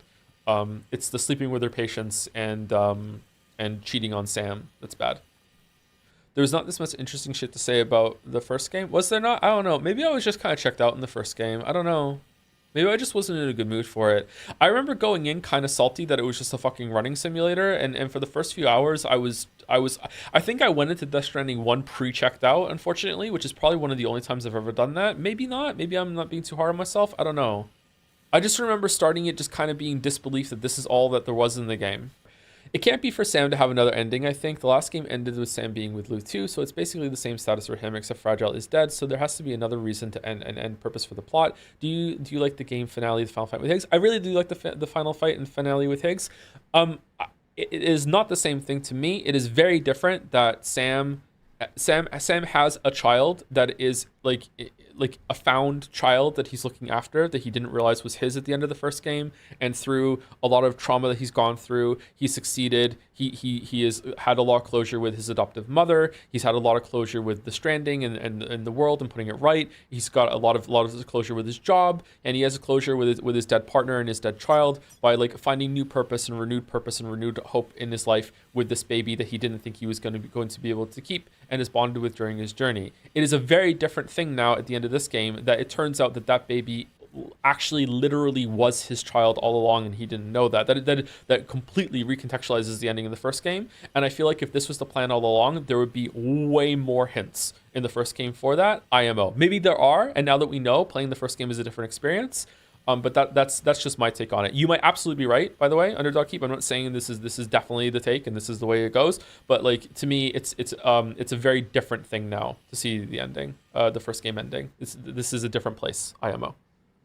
Kojima said that he wouldn't be making Death Stranding 3, but he would work open to others working on it. Oh, I remember him saying that about Metal Gear Solid 2, and Metal Gear Solid 3, and Metal Gear Solid 4, and Metal Gear Solid 5, and Metal Gear Solid Peace Walker, and Metal Gear Solid Banana Pancake. You know, yeah, so we'll see. I kind of believe him this time, actually, but I don't know, we'll see. Surprised you enjoyed the pacing. I think it has the exact problem as the first game of putting every meaningful character moment in the climax. I don't know. We got to see that Tarman scene. Rainey showed up. It definitely does hold almost all of its cards to the end. You are right about that. I don't know, it was just more entertaining, I guess, like the samurai showing up and having that big fight with Higgs. Like there were times where it was just like, yeah, just it was like the Matrix. Like sometimes when we watch the Matrix, it's like I don't care about the story, I just want to see an ass kicking, and it was just fun. And then getting from place to place was just more direct. But also, gotta remember, okay, I should have said this earlier, and that'll be my last thought, and then we're gonna go. You gotta remember that like I came into this like preloaded with my own narrative that sometimes I forgot wasn't canon. So like we came in with this with the fucking bike bullshit, and there were plenty of times that I was just making my own story, and I like legitimately, no joke, forgot that wasn't part of the real story, which is kind of cringe. I'm sorry, but like. I'm not kidding, like before Samurai showed up, I thought Bike-chan was going to ram Higgs from off screen because I had just spent the time with Bike-chan fucking like fighting the robots, okay? Like Like, it was a weird thing, okay? So, like, yeah. Maybe that's why I was enjoying Death Stranding 2 more than Death Stranding 1. All right? So, yeah. What about fragile memory loss plot point? Absolute horseshit. Fucking terrible. Sorry. Don't like it at all. Probably the worst part in the whole entire story. Fragile just did something and then lol forgot and has been dead the whole time, but not really, but is. Like, I don't know. Chrono Trigger. Yeah. So still one of my favorite games of all time. I don't think it's my favorite outright anymore. It just feels disingenuous to think that when a lot of it is still very aimed at a younger audience. It's not me. I don't mean anything bad by that. I love a lot of the media that's for kids. A lot of the Pixar movies that I watched with the kids, I've enjoyed myself. Not as much as they have. I still think Finding Nemo is a great movie. Toy Story is pretty good. But like, it's a different kind of thing, man. Like, yeah, that's what I think. Is it potentially one of the first with multiple endings? It's probably one of the first games that has multiple endings. I don't think it is the first with multiple endings, but it's one of the first, yeah. Would you say Undertale is for kids? No. I think Undertale is for... possibly for kids if a kid has played a shit ton of games. I think Undertale is for an older audience that has played a lot of games and has stopped engaging with games in the way that Undertale wants you to engage with it. But Undertale is probably a game that lands differently for different audiences. I love Undertale. Undertale is one of my favorite games. I probably prefer Undertale to Chrono Trigger, actually.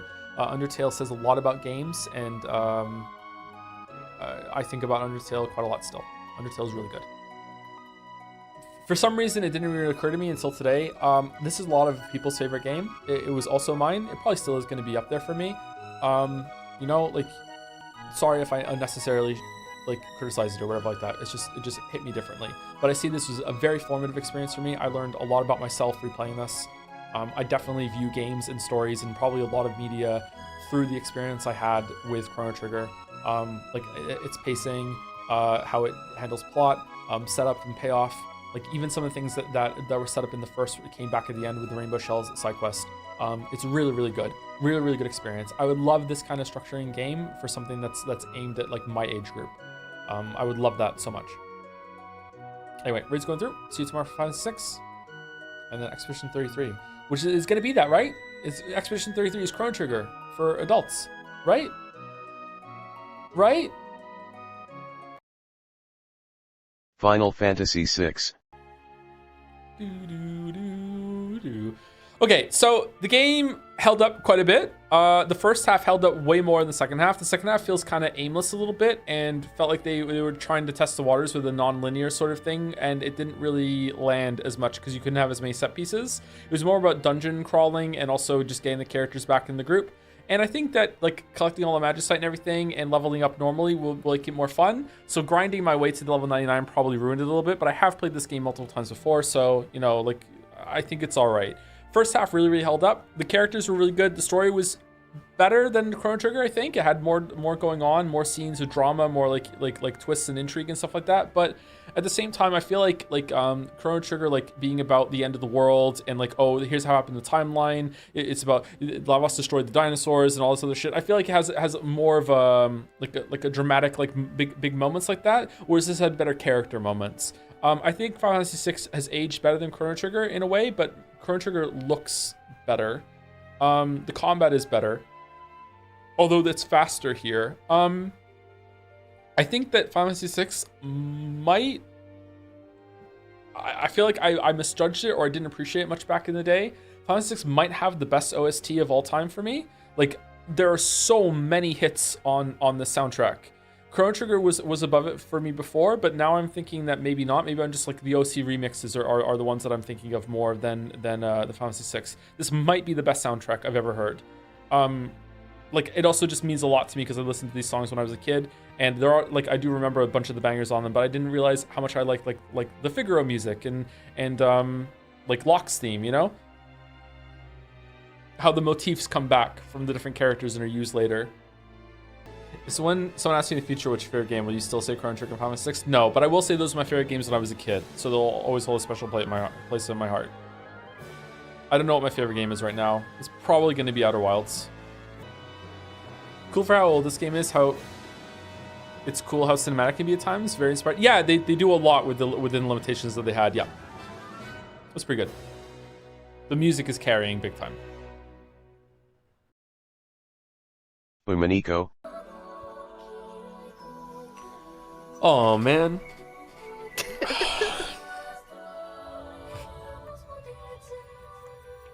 They finally got you, dude.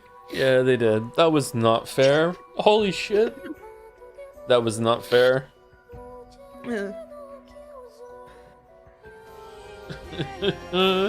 Sorry, I'm afraid to talk on my breakdown. Holy shit. He died there, right? That's what that was? He died. Is that an interpretation or no? Or I feel like he died. I think it was Battler being put to rest. However you want to interpret that. Mm-hmm. Is this the part where you give it a rating out of 10? 6. So about the same as Mario Odyssey? About the same as Mario Odyssey, yeah. Yeah. Fucker can write. That was paced really well. He can do it. Fucking hell. So one thing that I said in Umiful is that I think he's better at writing things happening than when he's not having to like impart information at the same time. Like I think he was focusing really hard on constructing the mysteries, and so a lot of it kind of lagged because he was trying to like impart a lot of information. And so you have moments that drag. But when he's just writing stuff like the ending, it's really good. It's really good. Yeah, that was really good. That was really good. Like I was teetering, but I was okay, and then they all showed up in that like spanning, and that's it, just destroyed.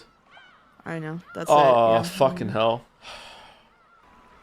For me, and I think I've said this to you before, for me, Umineko is, and this is funny because everybody says Mouse hates Umineko and Umiful Den. That's like a bit that we have going. But for me, Umineko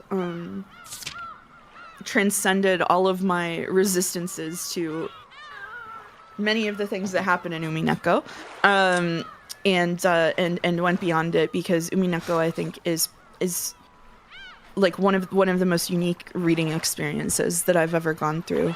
The way that it's constructed, the layers of all the mysteries, the fact that there's a conversation happening between the author and the reader, the fact that it does what you said, where it's just keeping up with how you're thinking really well and almost predicts where your thoughts are going. I have never read anything else that did all of those things so well. I've read a lot of things that have done individual pieces of that, some of them even better than Umineko, but I've never read anything that does all of it. And this has to be one of the most powerful things I've ever reread too. I reread question arcs once before I came on stream, but I've never reread answer arcs, and it hits really hard. And so I'm also the best way to do absolute fucking critical damage to me is to have like a tragic ending where two people can't actually be together. Like this is the best way to assassinate me emotionally, and this has to be like the most devastating ending to something that I've ever had to live through and sit with. I think a lot of people who read Umineko just go around recommending it to kind of like everyone, like because it is such a special experience, and I think that's why people get so attached to it.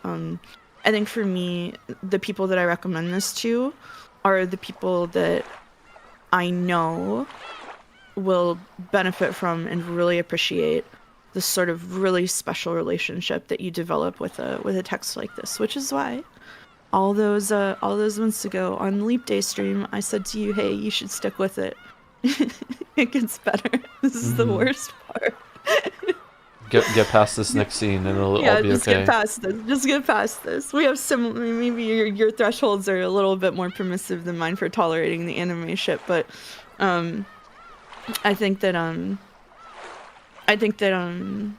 just like even back then, I think not just for me, but for a lot of people, it was obvious that the way that you're really thoughtful and how you engage with stuff and all of the details of it was just obvious that this was a story that you would really enjoy going through, even if you didn't enjoy all of the parts of it. I don't think I've said this on stream before, but I was a White Horse rememberer, so in episode 4, I remembered the White Horse thing, and so I got there about the same time you did, but for different reasons maybe.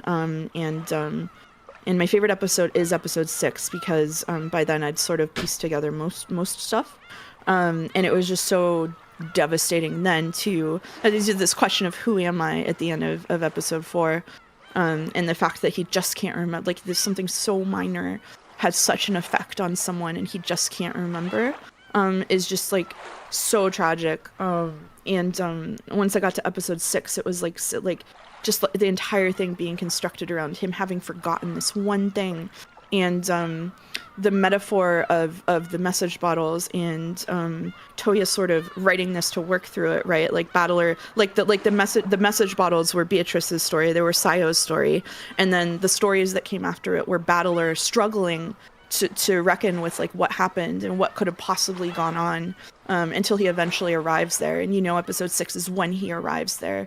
And so the mysteries, which were what he was using to connect with her, and what they connected with on originally, like suddenly those don't matter.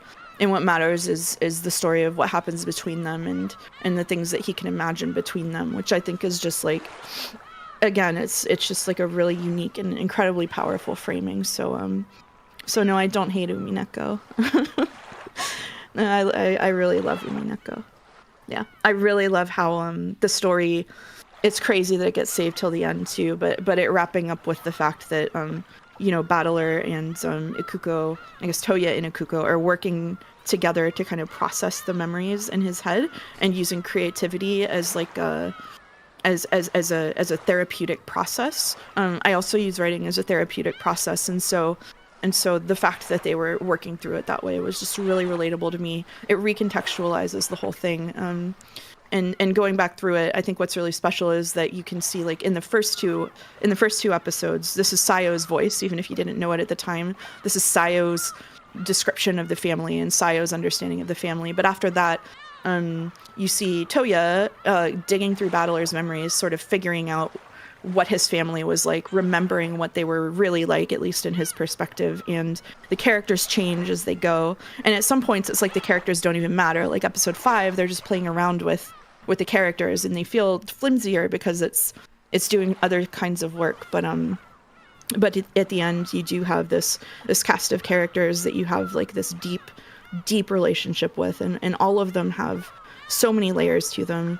Some of them obviously get more attention to them than others, like Kraus is underdeveloped, but most of the characters just feel so multi-layered. It does feel like a family. It feels like a family, and it's really hard to walk away from, which is why the ending is so brutal. The characters are very real. That's why it's the other something else that ends in a similar way without spoilers is I love the show. It's the show 6 Feet Under, and the ending, the last scene of 6 Feet Under also just annihilates me. I cry at the end of that too. Like it's just, my God. Just I remember when I watched that. Yeah. It was the same for me. Yeah. I think that the ending has raised a lot of questions. I didn't think it was going to go this way. So like I don't know if I'm asking for an answer right now, if it's just to bring it up to think about, because I think I'd rather like to simmer with it for a while longer. Like in reality, the reality that happened on the island, like when Battler, like before Battler got on the motorboat, like do we think that he had remembered everything with Sayo when he left, or do we think that like when he was writing like his own episodes, is that when he figured it out? Like when he gets to that part where in the story in episode 6 he actually, and I remember who what happened, like who you are, is that him like years later writing in that mansion being like, oh my God, I figured out now why this happened, it was because of me, like I get it, oh fucking hell, or did he actually figure it out on the island itself before he left? Like I don't, maybe it's meant to be up to you to decide that, but it's an interesting thought already. Chad is already saying manga answers that. So, yeah, so the manga has a lot of.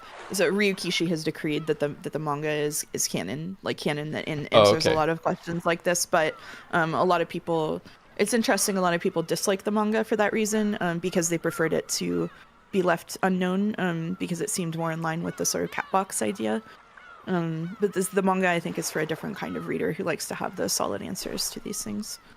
The manga also has some really powerful sections, I think, that really benefit the story. I think this used the medium to really in a really good way. I would be curious to see. I doubt it could be translatable because a lot of it's visual. But I'd be curious to see how I would rate the characterization of everyone in the family if it was just text, because when you're just dealing with text, it's extremely difficult to have unique voices and unique perspectives. You need for the characters to come through and everything that they do. And I feel like that probably the second best thing that this does. First best thing that it does for me is, again, that we just spoke about with the predictive writing, which is just constantly like making you feel like you're getting a little bit ahead, but then no, it calls you out on it, and that's and it feels like. And then Battler surpasses you, and suddenly you're on Angie. You're where Angie is instead, which I think is just like actually one of the most powerful transitions I've seen happen in fiction is swapping you to Angie's perspective just in time for you to kind of take, like, it's crazy, but she's still not like front loaded into the story.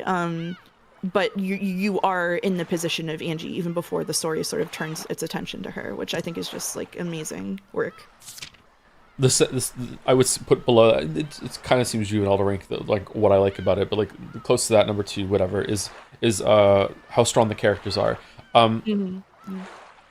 And I wonder how much of that is like the voice acting performances in the background. I don't speak their language, but I can still hear the difference, right? Like having their sprites on there, like conveying a lot of emotion, like how they present themselves is very important to the characters as well. But I feel like their voices, just the voices in the text, are still distinct enough in how they act and what they do. It's really hard to do that. So it's really impressive that they have such a varied cast that brings so much to the story. I do wish that Kraus was developed a little bit more. I also wish that they returned to Rosa and Maria a little bit more. I wish that came back a little bit. Yeah. There's a lot of balls being juggled throughout this. Yeah. Yep. But yeah, like I still think that I don't know how to process Answers Arc. See, after episode 5 into episode 6. There was like a big upset to me in the story. Maybe some of you were here for it. There was a big upset to the story with me, and it's kind of hard to process a lot of the stuff that happened around that time. Like it was because like, and I feel like it's a positive thing, or it's a credit to how well it's written, that I had to give up a lot of what I enjoyed in Questions arc. And the way that I'm viewing that story now is that I don't know, maybe people can disagree with you. I feel like it's intentional. I feel like you're meant to realize that, and let go of that mystery and let go. There's still a solution there. You can still work through it. But like, I feel like how you were like lured in with that, and you have to be able to let it go. But that was upsetting to go through. It was probably worse to do it on stream with a bunch of people that got extremely upset with going that too. So, but that was what was, I think, really frustrating for me and maybe a lot of other readers about it, was because you were literally going through like the intended experience, even if you weren't articulating it in a way that they liked. Like, you're supposed to feel put off by Erica. You're supposed to think she's ridiculous. You're supposed to feel like it's not fair. You're supposed to, like, even the fact that the solutions to the 5 and 6 mysteries are fucking bullshit. Like, the whole thing is supposed to yank the rug out from under you, and it's doing, and this is what Ryukishi is good at, right? It's doing like multiple kinds of work, because it's doing, literally, it's restructuring the story to prepare for the end. Metaphorically, on Battler's level, like, Toya is working through this and like has hit a breaking point where he's trying to figure out who Beato is, and then finally figures it out, and so the mysteries kind of crumble there because that was his point of connection. And then on like the meta level, Ryukishi was writing in response to like his own readers, as well as like having a conversation with a genre of writers. And so like doing all of that shit at once and going through it like the first time, like, oh, I love solving mysteries, is like, it's like devastating. Like it's overwhelming and confusing and weird. And like everybody responds to it differently. So I think it was a little bit silly that people got so defensive about it, because that's literally intended. I think that there's going to be a lot that I like there a lot more on a second read through now that I know about it. I like that the section in this, probably it's likely that there's a section in Answers that might like rocket to the top where that I really like, but like the point I'm trying to get at right now is that it's hard for me to really evaluate that looking back until I go back through it again. But in questions, the whole setup of episode 1 was really, really good, and this feeling of dread that just keeps on going, and that's a dead angle is just fucking perfect throughout that. It's like episode 1 is just incredible after the parlor scene. Like it's fucking like so enthralling. But interspersed in that, episode 1, 2, and 3, I think, like I just want to go back to, because I haven't said it in a long time. Like I really, really, really appreciate and want to praise the hell out of everything that happened with Rosa and Maria. Like my God, that is a very, very sensitive, difficult topic to get into, and I feel like it was handled really, really well. And lays up and sets up like simultaneously like how these characters act with each other, how the family interacts with each other, like the generational trauma bit, like, but is also talking about like societal issues about like with like raising kids and like what it's like to be a single mother or a single parent. But it's also setting up like everything to do with like magic and perception and like as a coping mechanism, and some good things about love and some bad things about love, and viewing it with love, and what magic even is, and just like usually I say that if a scene is doing more than one thing at once, then it's good. There are those scenes are doing like fucking 10 things at once. Yep. You know, like fucking hell. Like all of the scenes are so layered. It's why a second read through is like just incredible. Like how and it's crazy too. Like on the first read through, I fucking despised 2 and I despised 5. I could not stand them. And on the second read through, and hearing how you reacted to it, I was like, oh shit, episode 2 kind of pops off. Like holy shit. And then we got to episode 5, and it's like probably still my least favorite, but like having the knowledge of everything that episode 5 was doing, like just dramatically changes how I was reading the different scenes. So yeah. I'm stunned actually that when we get to the end of this, I thought it was going to be an ending that was going to give me some amount of closure, but also was going to just be like, okay, and you know, we have to bring this down to an end. And then I was going to read through it again at some point in the future, and I was going to read through it armed with the knowledge of everything that happened to do with Sayo, basically. It's like everything to do with Sayo and all the character things behind the scenes. But instead, like at the very end, now I have this whole other layer of being like, okay, well, how much of this, like, the authorship of every single episode is now a big deal about that. So what are they trying to work through when they write this? Like how much of this is Toya trying to come to conclusions, and maybe the manga makes it more clear, I'm not sure, but like there's a whole other layer to this I wasn't appreciating. It's good. How does it feel to have the whole story recontextualized the last 10 minutes? It's good. I like it. It's good. It gives you a lot of answers, but also raises more questions at the same time, which is a really good way of presenting with the answers. I still think at this time that there is magic, and no matter how that is framed, it does seem to me that Burn and Lambda really are magical entities. I cannot process the story in any other way other than there is some amount of magic. So I think yeah, go ahead. Sorry. No, I'm done. It's okay. I think I said this to you once before, like while you were going through it, while you were reading, kind of in the middle, and I think that Lambda and Burn are doing kind of multiple kinds of things here, but I'm trying to find it, but I can't. I think that one of the most compelling theories that I've read was put together by someone in my server, and I cannot for the life of me find it. But basically, I think that Lambda, Delta, and Burn can be read as literal witches, but also they sort of represent metaphorical concepts. Like one of the really common ones is that, like as the Witch of Certainty, Lambda Delta represents the bomb, right? Like it's certainly going to go off, and so she represents the end of the story that's coming no matter what. And Burn represents, like the Witch of Miracles. So Lambda is the government. There you go, Jelly. Whereas Burn, as the Witch of Miracles, is like the 1 in a million chance that like Baldur gets off the island, right? And that this story happens. Another thing that I read that I really liked by someone in my server was that Burn and Lambda can be understood as different kinds of readers reading the story. So Burn produces like Erica, and who upsets the story, and Burn is very dedicated to getting the truth out there and opening the cat box, whereas Lambda is like dead set at the end on a happy ending. She's dead set, she's certain there's going to be a happy ending, and so it's also doing that kind of work. So again, I think there's like a bunch of different layers that you can read them on. I do think that in terms of like functionally, in terms of the sea of fragments and stuff, they are meant to be like witches and magic. But that because that is like a thoroughfare through Ryukishi's work. But I do think that the sea of fragments is meant to be read metaphorically as well, and the witches are meant to be read metaphorically too. Like I think it's both, you know what I mean? Like I think it's like a magical lens to understand storytelling. I definitely think it can be both. Yeah, I definitely, just because they can be magical entities doesn't mean they can't also be like playing the role of like metaphorical perspectives or anything like that. Yeah, for sure. Yeah, and that's what I think. Chad is also producing other stuff, like they're writing tropes personified, they're Angie's inner conflict regarding her first wish. Like I think Lambda Delta and Burn are, unfortunately for you, doing some of the most like sophisticated work in terms of all of the different things that they represent and what the battles between them mean. But Mouse, if it's a metaphor, why are they gay? Because the best storytelling has miracles and certainty, and so having one without the other isn't satisfying. That's why. Feathering is really interesting because it's like a lot of her inserts are going to be like as Toya is probably talking to her about this sort of thing.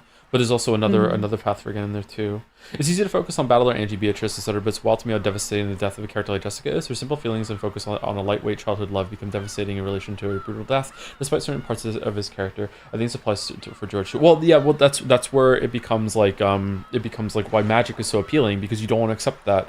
I don't want to say spoilers about something, but like I was talking to Mouse about this yesterday. I think I feel something similar about Expedition 33. Is that I'm not going to say what it is. We'll talk about it tomorrow if we stream it.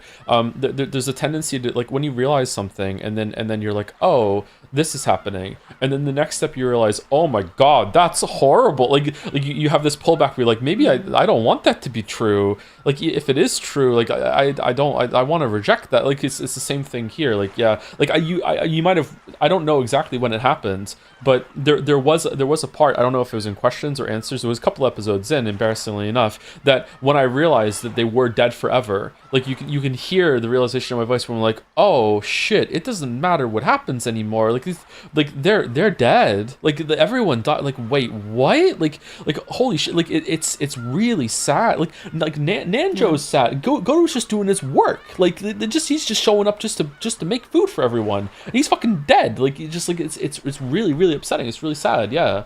Like thank you, Richard M15, not the same Richard that we've been talking about lately. Thank you for the bits. Catching up on this stream, but congrats on getting to the end. Hopefully this doesn't age poorly. There was a lot of anime nonsense and bad pacing, but also some... Oh, sorry to interrupt your message. I do want to make it clear, though, what I just said, like, that I was talking about, like, there's a lot of good scenes. I would say there's more good scenes than bad scenes, but this whole thing definitely still, even at the end of this, has some really dire fucking pacing issues. Okay, like it still could be tidied up a lot. A lot of the magic scenes go on for way too long for my taste. A lot of people might like it or whatever. Like you know, I really enjoyed this. It's very memorable. It's gonna stick with me for a long time. I'm gonna reference this a lot in the future. But that's still like definitely it still has some issues when it comes to pacing for sure. Yeah. I do think that some of the starting scenes I would find them more enjoyable now, because I know those characters more. So I don't know how to gauge that actually. Is that a good thing or a bad thing? I think you have to. So this is how I feel about Expedition 33 too. Without spoilers, I think it's important to understand creative work through the lens of someone who is encountering it for the first time. Like I think it's good. Like I think it is criticizable on that level, if that makes sense. Like if it's like a paradox, or like if the only way that you're able to enjoy something is the second time through it, then you have to get through it one time to get to the second time. So it's like it's not like Umineko is like for me, like the slow opening scenes are like they weren't a deal breaker for me, but they are for a lot of people. And so I think that it's fair. It's fair that they could be condensed. Beginning, yeah, it's the Witcher 3 video bit that was, I think this is live already. The talk about beginnings is very difficult. Not just as someone who like consumes a lot of media, but also like sometimes creates it. Is very troubling. Yeah, I don't know if I had started reading Umineko on my own before it had any amount of critical acclaim or following, I I don't know if I would have gotten through the first 3 hours of it. I don't know. Yeah. If I was reading on my own and it had like a big following, I wasn't streaming it. Maybe I would have. Maybe if it was recommended by someone. Yeah. But yeah, the beginning is. I'm curious how that's gonna land now. Actually.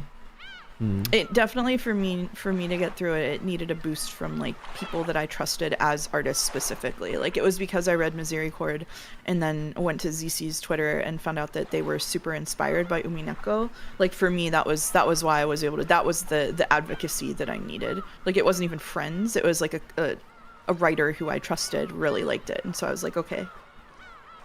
I can't believe the boat scene in the beginning got recontextualized with Baldur having the fear of falling off boat. Yeah, there was I think it was when Jelly was on last week, there was a line about something about Baldur, like on a boat or whatever, and that's when like the theory I had about him surviving somehow like went from in my head to like it jumped up from like 65 to up to like 75. I was like, oh shit. Like yeah, it was that was a big thing. I think that you guys predicted this ending literally in episode 2 or something.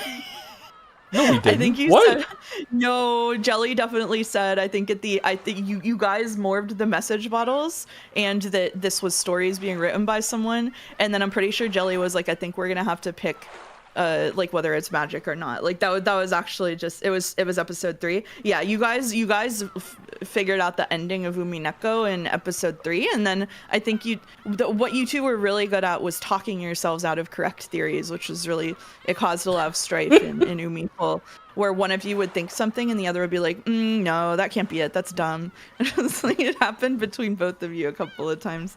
It'd be really interesting to go back and rewatch, knowing what you know now. Oh, it was the sound of your own voices. How many hours is the whole stream now? Is it 200? Like, oh man, that would be a project to go through. Holy shit. Yeah, at least 200, because it's like it's like 5 to 6 hour streams, and there's 42 of the streams or whatever. So good luck. Yeah, there is a pinned video of Joe getting live Beatrix. In the Red Web incident was probably the funniest one, where you figured out Sayo and that they were the same person, and then you said, but boobs, that can't be it. and it took every fiber of my being to not be like, bro has never heard of a binder. The T-boys in the chat crying. Just like or padding, yeah, or padding. Is there like, are bindings really that effective? Damn. Are you surprised this story ended as well as it did? Not common for a Geostream game. Not really. Most of the endings of the episodes have been fucking straight fire. Like, I don't think any of them end.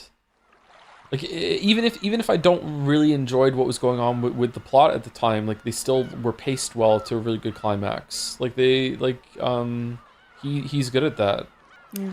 Yeah, he's good at that. Probably because he's writing with purpose and he knows where it's going. Like most endings that are shit, like it's just kind of like the writer just ran out of steam. Was like, fuck it. How do I get out of this? The fucking ripcord. I'm done. You know, like and it's really frustrating. Or it's like a team effort and no one had like a vision of where it was going. Or in case of like TV shows, like they didn't know when it was going to end, and it's like so collaborative. It's like the ending is sometime in the future. Okay, this is the season that we're finally getting canceled. Okay, how can we just throw an ending together? That's why a lot of endings aren't really all that great. Yeah. I'm still reckoning with the conclusion being a tragedy on almost every single front. To be honest, I thought it was going to have a happier ending than what we got. I'm really surprised at first of all, I'm surprised at how short it was at the last scene with the reveal about Baldur, and I'm surprised that it went down the way it did. I thought it was going to be more of a reunion, but it's not. It's different. It's like, no. Very bittersweet. Yeah. Yes, it's very bittersweet. Yeah. So I'm still kind of. They did say in red there would certainly be no happy ending. That's true. Yeah, I'm reeling from that still. Yeah. Thank you, Jacob Cowley 27 for the bits. If you haven't fill this in on the most important thing, is it better than Disco Elysium? Wow, people really want to know about this. They really want to know that. Disco Elysium is definitely has better writing in terms of like Charles Dickens prose. Like it's just a joy to read. There's a lot of poetry. There's a lot of like rhythmic pleasure in Disco Elysium, and not just how it's voice acted. It's just crazy how well written Disco Elysium is in that space. The characters are very lively. They're all very distinct. It also has very interesting conversations and interactions and trees that you can go down. In terms of the story, like what happens in Disco Elysium, with only one exception, Umineko is better. Umineko is better as a story. But the best part of Disco Elysium is like one of my favorite moments of any fiction ever. So I need time to process it and digest. But again, half spoilers for Disco Elysium, how my own journey through that, piecing together some things and realizing at the end in something that can be missable, realizing why the main character was alcoholic, and coming to terms with that, is one of my favorite moments in all fiction ever period. So we'll see how it goes like with this, but yeah, that's like my god, it's really good.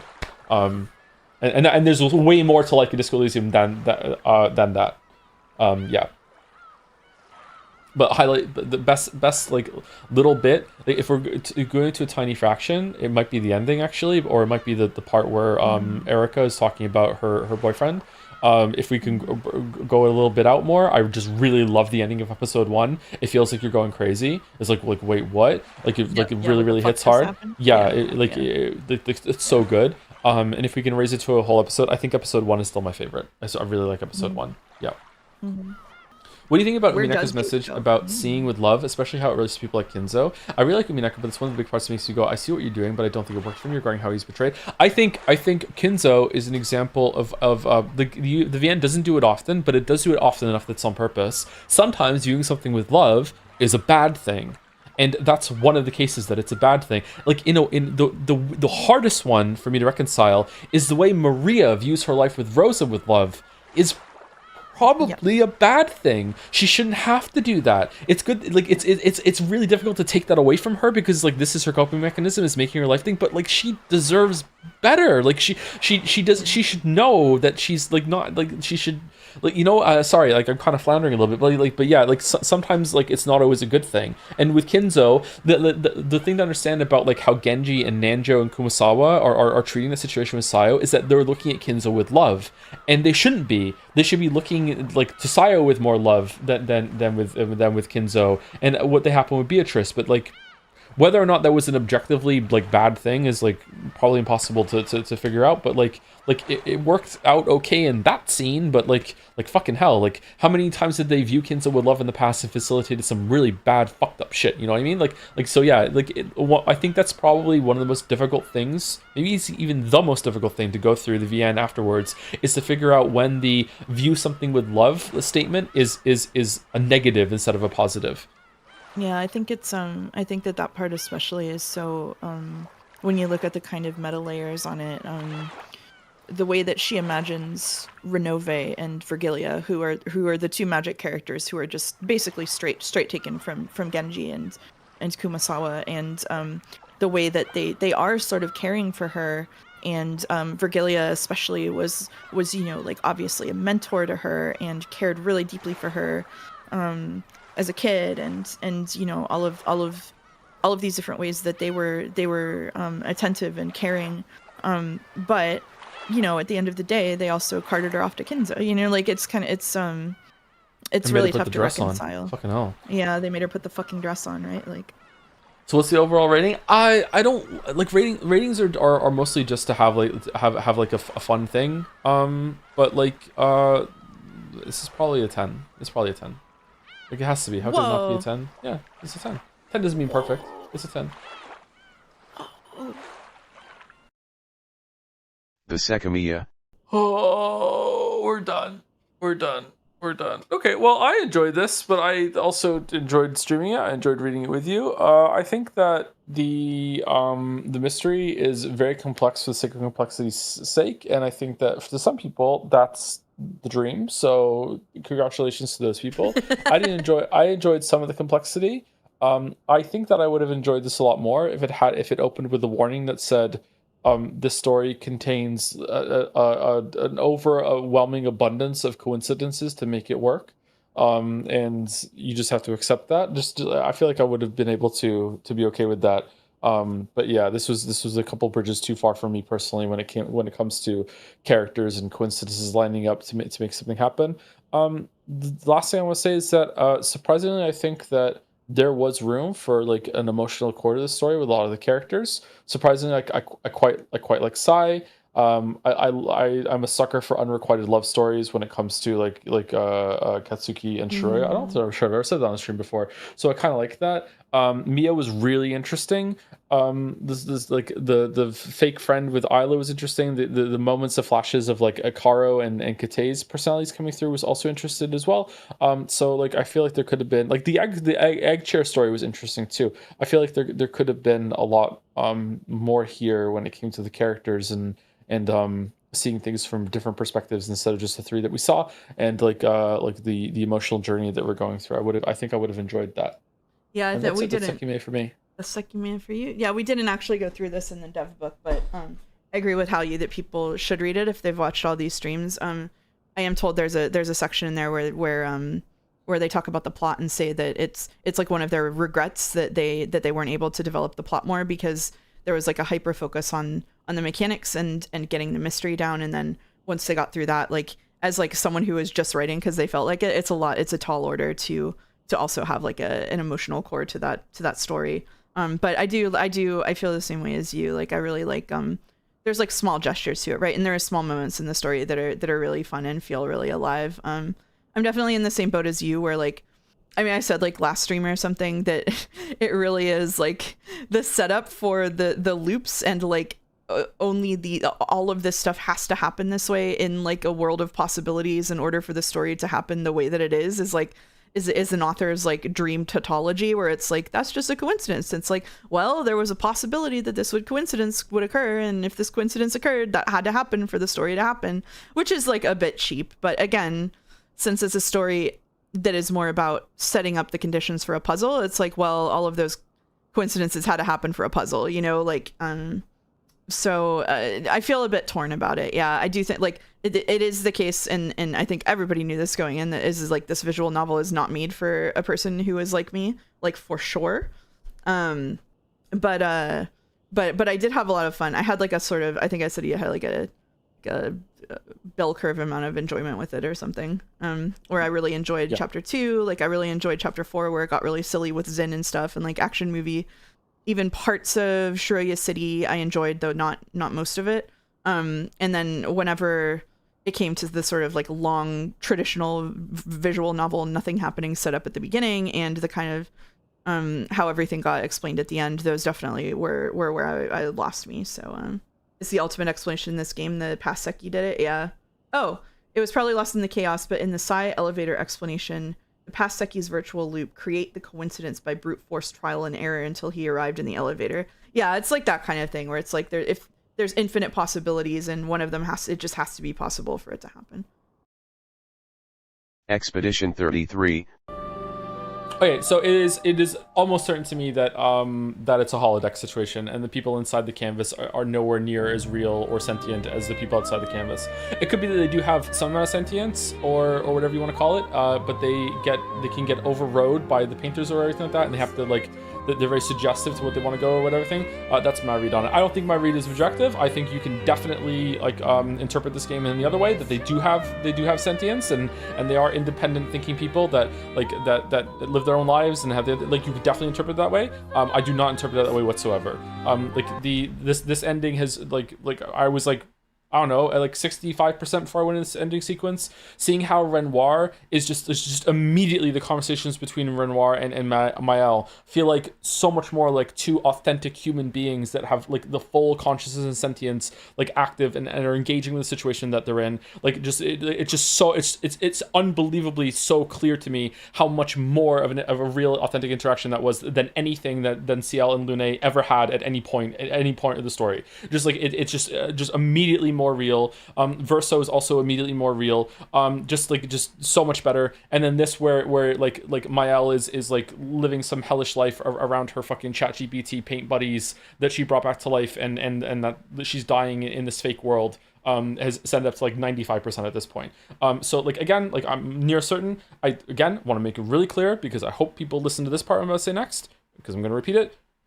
I think another interpretation is completely valid. I do not think this is the only interpretation of the story. I don't think I'm objectively like that's how it is. Just that's my view on it. That's what I think. It seems that it's left up to the viewer to decide that. It's left up to the audience. If you want to have a different view on it and you want it to be that there is like generations of real people that live in these canvas holodecks that they made, and this family is just complete monsters that have committed like multiple genocide level fucking crimes, then hey, you know what, that's really interesting in a really fucked up way to me, but I don't think so. Like I don't think that's what's happening here.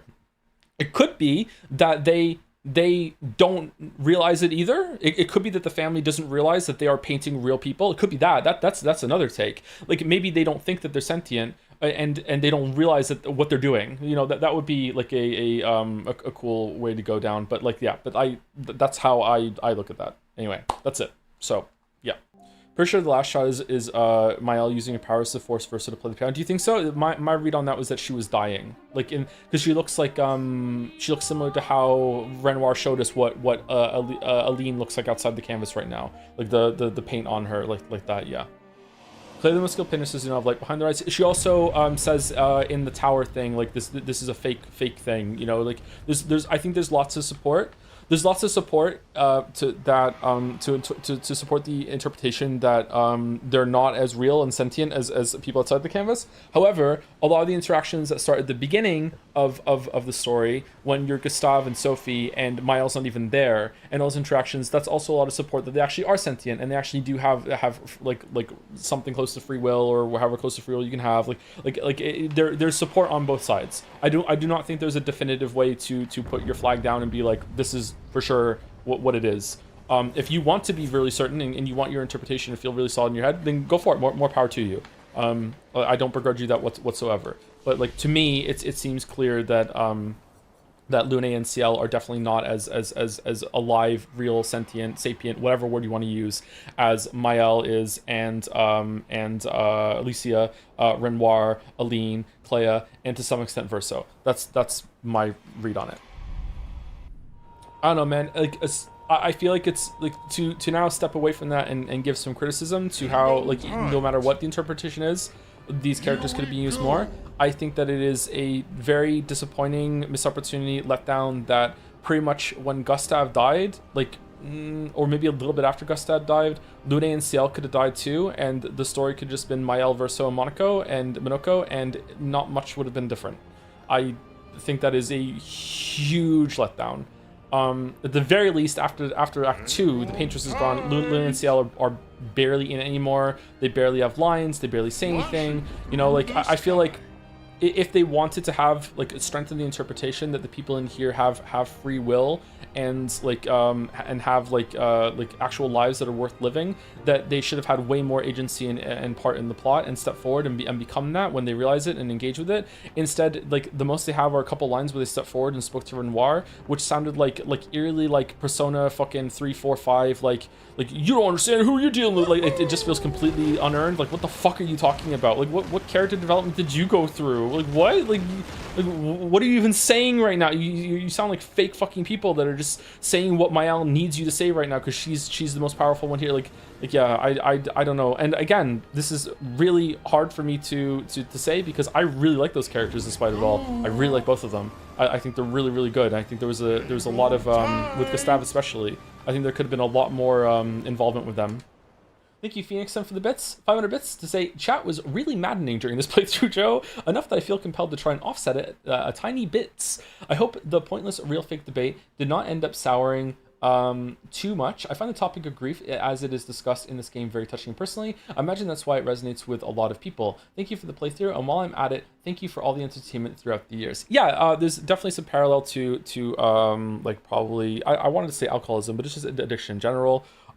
You could make probably some parallels for the canvas being a stand-in for like maybe like online video games, just gaming in general, like just losing yourself into like the virtual space and being like, these people are more real than my real family, like that sort of thing. That's an interesting thing to go through. I just wish that they had like explored it a bit more. I don't know, like I feel like even accepting what this went, I feel like there could still have been more there. Yeah, I don't know. Maybe there is and I couldn't notice it. I don't know. Thank you, Blue Sistar, for the bits. 333 bits, nice. Thanks for the Sunday stream. Does this game change your opinion of the French? A little bit, yeah. A little bit. They've earned a little bit of my respect back, yeah. Yeah, just a little bit, though. Yeah, I'm sundear about the French. Thank you, Net Zach Leon, for the bits. Just want to say I completely agree with your interpretation. I do think that the characters are somewhat real, but not real enough. But it's also funny how much Russo just wanted to end it all so much he'd sacrifice everything to kill himself, even if he would use saving Mael as a pretense. It also shows how desperate he is, because all he had to do was wait. Like, time passes very slowly outside the canvas, but it does pass. So like all he had to do was just continue this, but like you know, like so many decades and decades and decades, like man, that is still torture. Yeah. I wonder how like Monoko kind of makes fun of him for like getting attached to Lune and Ciel a little bit and going and trying to entertain them. So I wonder like if there was another path here for him to go down. Do you think it's implied Lune plus Ciel's members are wiped to continue to exist between everyone in Miles ending, or they're just living with the new legend? I have no idea. Like, yeah. They didn't seem that different to me.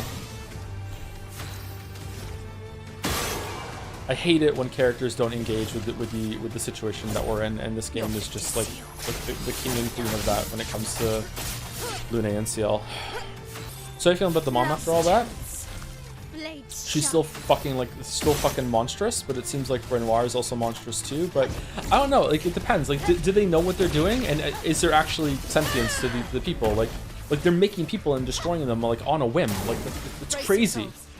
That's why I say like worse than Kinzo. Like unbelievably like monstrous. Like fucking hell. Like it's so horrible.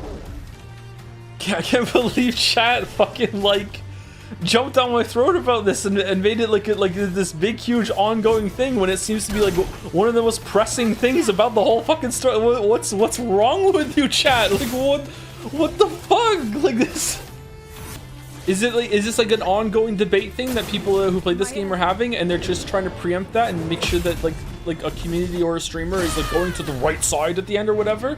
Because if that's the case, you guys are nuts, because it seems so clear that even the game thinks that Mael's decision is fucking nuts and bonkers. Like what? That is the bad ending.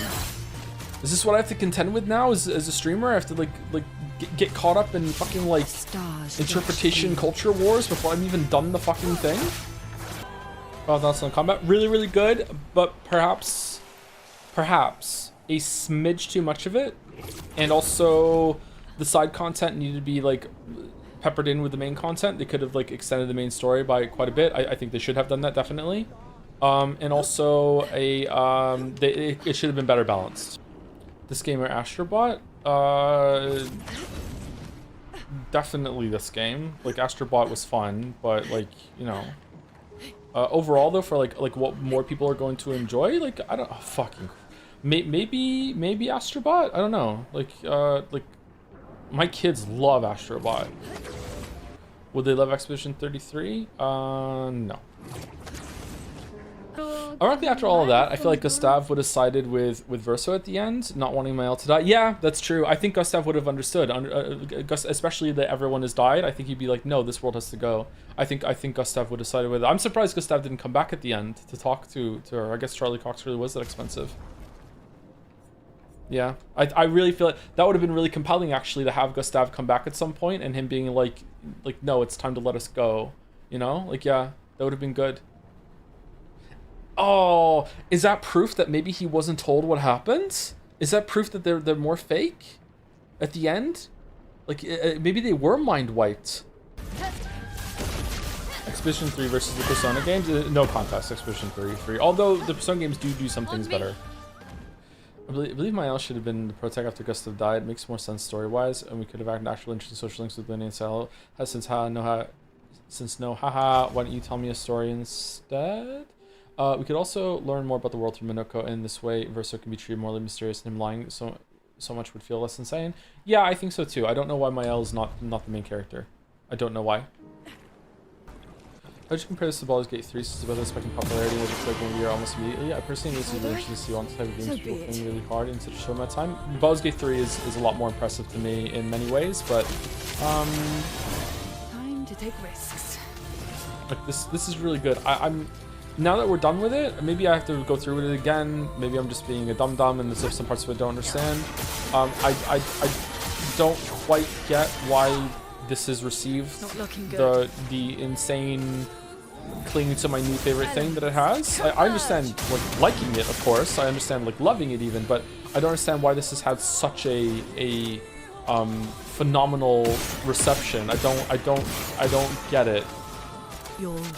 Like I said, like one of the first streams when someone asked me the same thing, I wonder if it's just because of the narrative that so few people made it, and they feel like they're supporting like this ragtag underdog group, which is weird because the game is about rich people struggling with their rich people problems. I don't know. I don't know. Maybe it's just that. My theory is that this was a lot of people's first JRPG. The Mario Odyssey argument. Interesting. Anyway, pushing right through. Thank you very much for watching.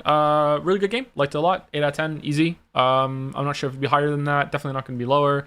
8 out of 10. Story is pulling it down a little bit. Gameplay is lifting up a bit. I don't know. Like, I would say the story is around a 6 or 7. Probably 7.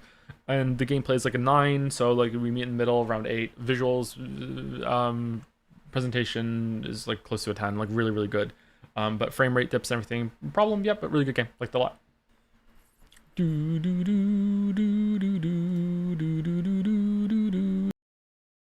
Donkey Kong Banana.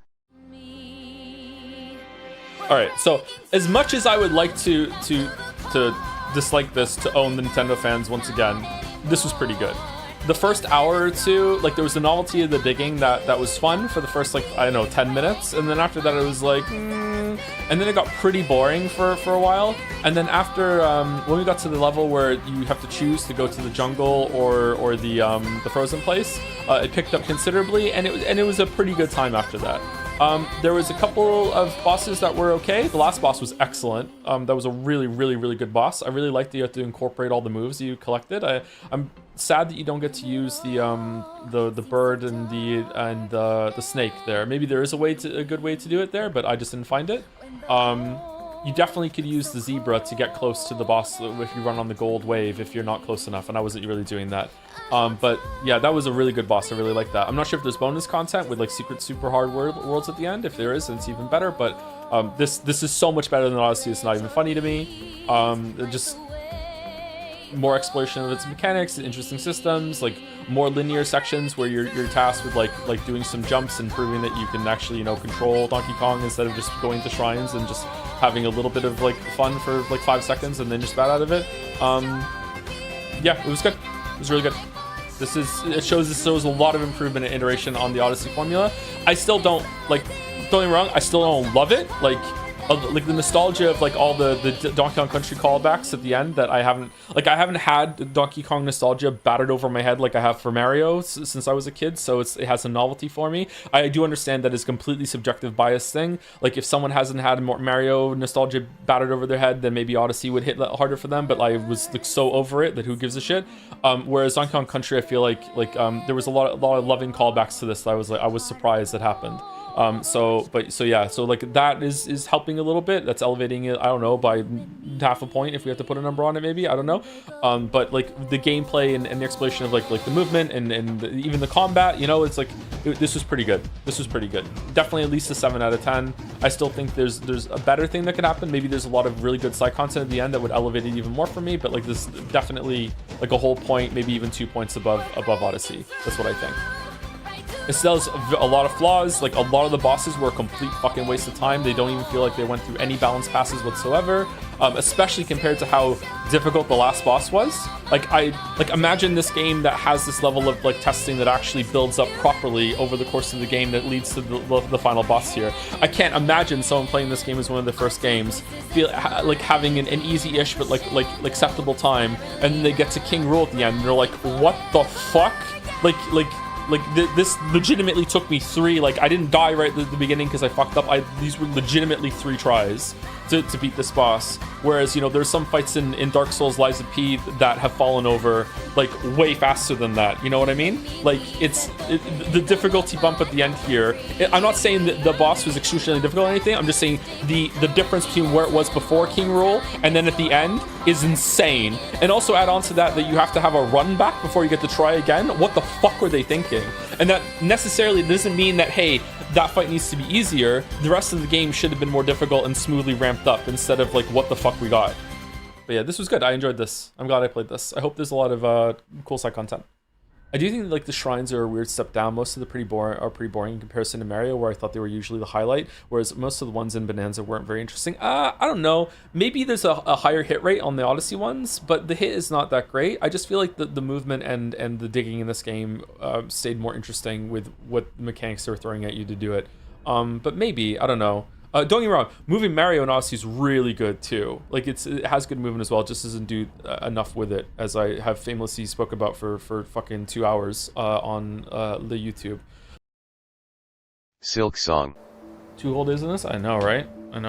Okay, so this game is amazing. I think it's really, really good. I think it does have some problems. Again, I'm just going to repeat a lot of stuff I said last time when I finished the game. The game is too hard, or the game is not accessible enough for people who have not played a lot of video games. For me, I think that it was near perfect in terms of difficulty. There were some fights that were disappointingly easy and ended too quickly, and then there were fights that were a bit of a slog and went on for a bit too long. The only major problem that I have with the combat is the repositioning problem, which is that very often, to the point that I actually can't think of a boss that doesn't do it, except for the plant that went from wall to wall and the stationary bosses.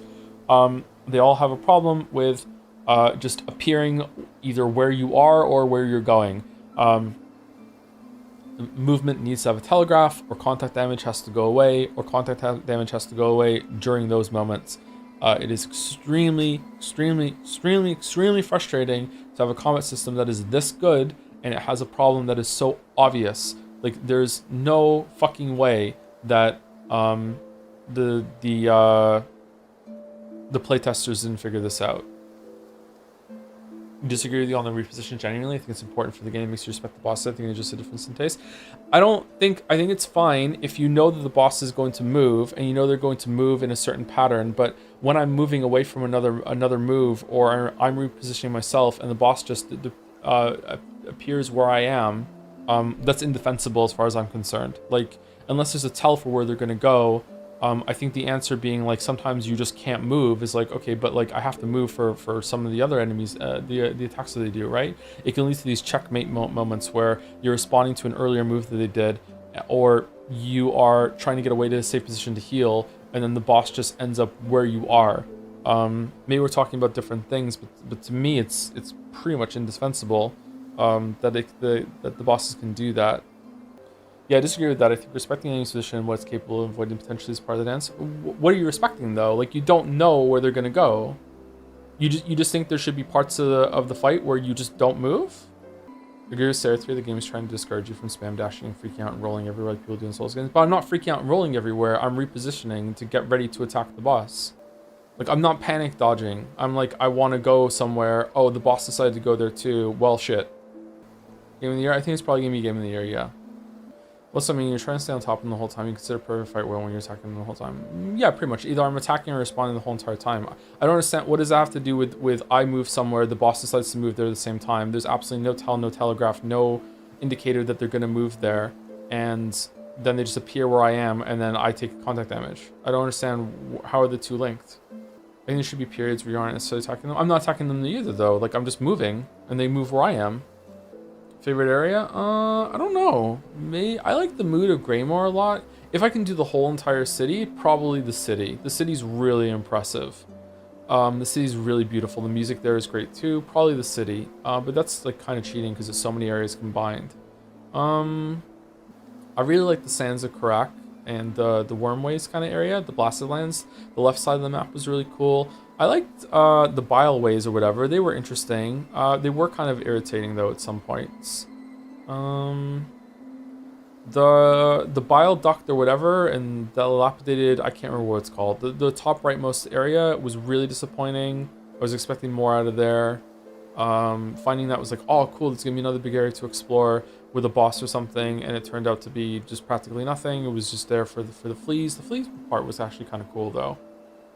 I don't think so. I don't think I'm moving all the time to stay on top of them, Sarah. Sometimes I'm moving away because I just want to get out and attack that they just did. Or I don't know where they're gonna go and I'm just moving a little bit to the side and then suddenly they're on top of me.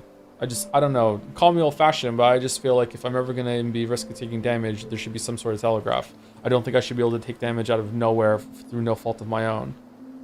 And I don't think just standing completely still until the boss is visible again is a good answer to that. I'm trying to think what my favorite area is. I like the opening of the game. Exploring at the beginning was probably the best exploration that there was. Like finding Weave Nest with Atla in it was a really cool moment, that sort of thing, looping back around. But it does start off a bit slow. Once you get the dash and the sprint at the same time, it was really a good idea to combine the two of them, but I still do wish that you got it like right away at the start of like at the end of like the moss area maybe, or I don't know, maybe that's at that point just start the game with it, but like man, it's really slow to move around at the beginning. How many bosses don't drop currency? Yeah, we could talk a lot about stuff like that. The bosses should drop at least a little bit of currency, like even like 50 rosaries for doing a boss or something like that, just something. Did you find having Mantis speak dialogue better? Mantis? Or did you prefer the mute protagonist from the first Hollow Knight? Mantis? Hornet, you mean? I quite liked Hornet. Hornet had a lot of character to her. I quite liked playing as her. I thought she was going to be too big and I wasn't going to be used because I'm used to weaving as a small little knight character, but no, it was okay. It was... I adapted to it pretty quickly. There were a couple times, even toward today, when the fleas were doing the dodge contest, I was like, like, am I too high right now? Am I too low? I'm not sure. Like, her horns go up a little bit high. Like, I don't know. But like, it was all right. Did you play the crest? I did not play with any other crests. No, I just stayed with the base moveset because it felt like the right thing to do for testing out the game the first time through, and I think that was the right decision.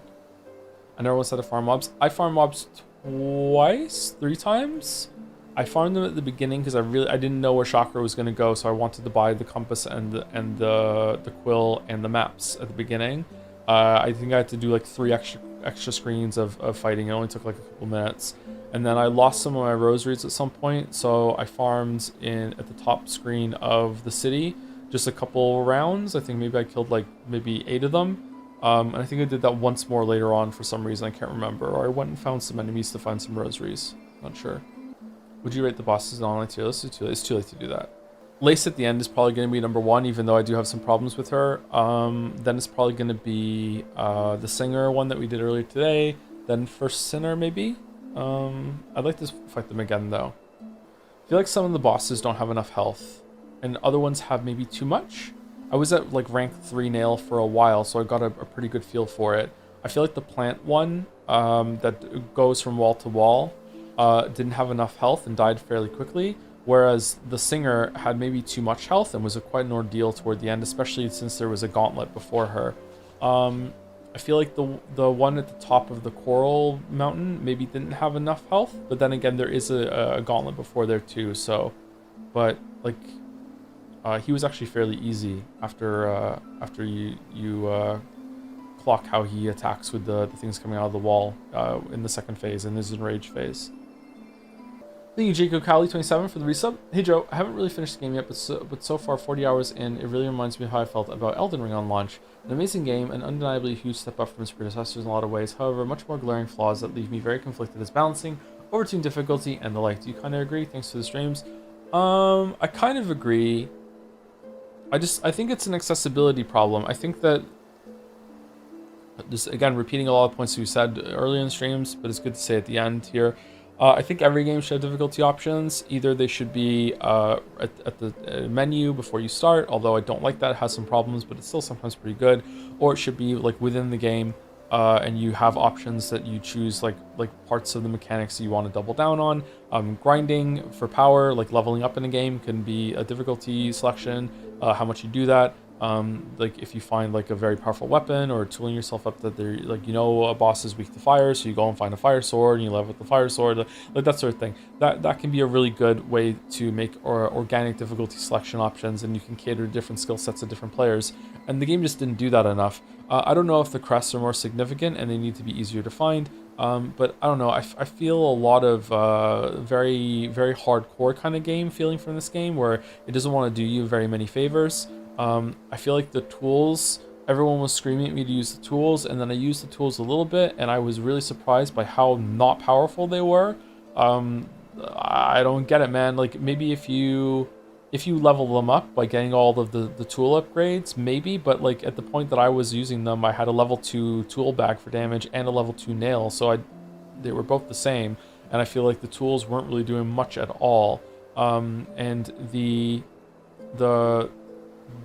shittiness of having to farm the shards up to replenish those tool consumable slots and all the other shit too seems not worth it to me. So I don't know, like the tools probably come in handy for some fights and everything, and tooling yourself out to exploit the boss's weaknesses sounds like a good thing, but that's quite hard. Like, if you have the game sense awareness to look at the boss and be like, okay, which tool is going to be the appropriate task for here, you're already in probably above average gamer for you to even like engage with that system and think to even do that.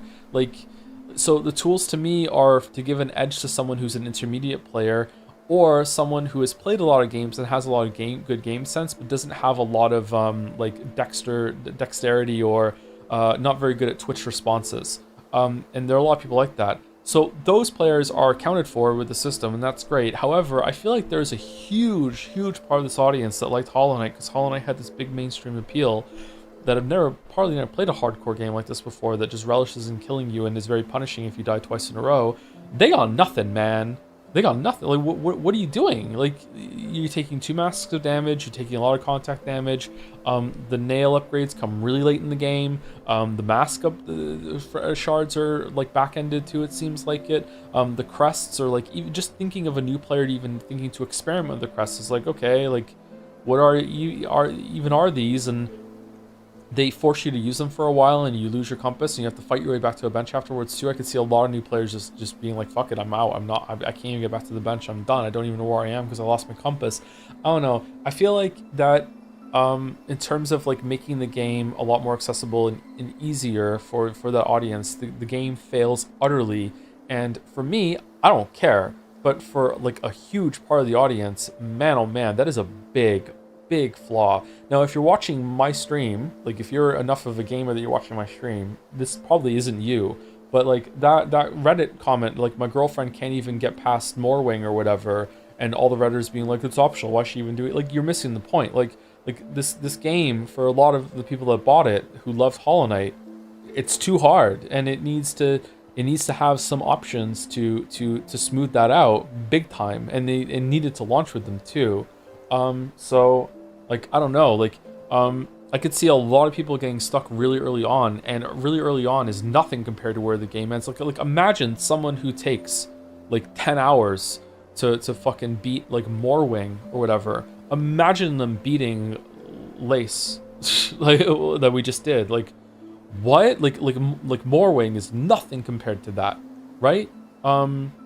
It's crazy. Like, it's really difficult. Never mind Lace round 2, right? I guess the ending that with the spider, the spider to me is not that hard of a boss, but like I'm pulling on a lot of radiance kind of experience there. Yeah. Oh no. The answer was in your top 3, Joe. Were your 2 favorite bosses? The one we just did, Lace, and probably First Sinner.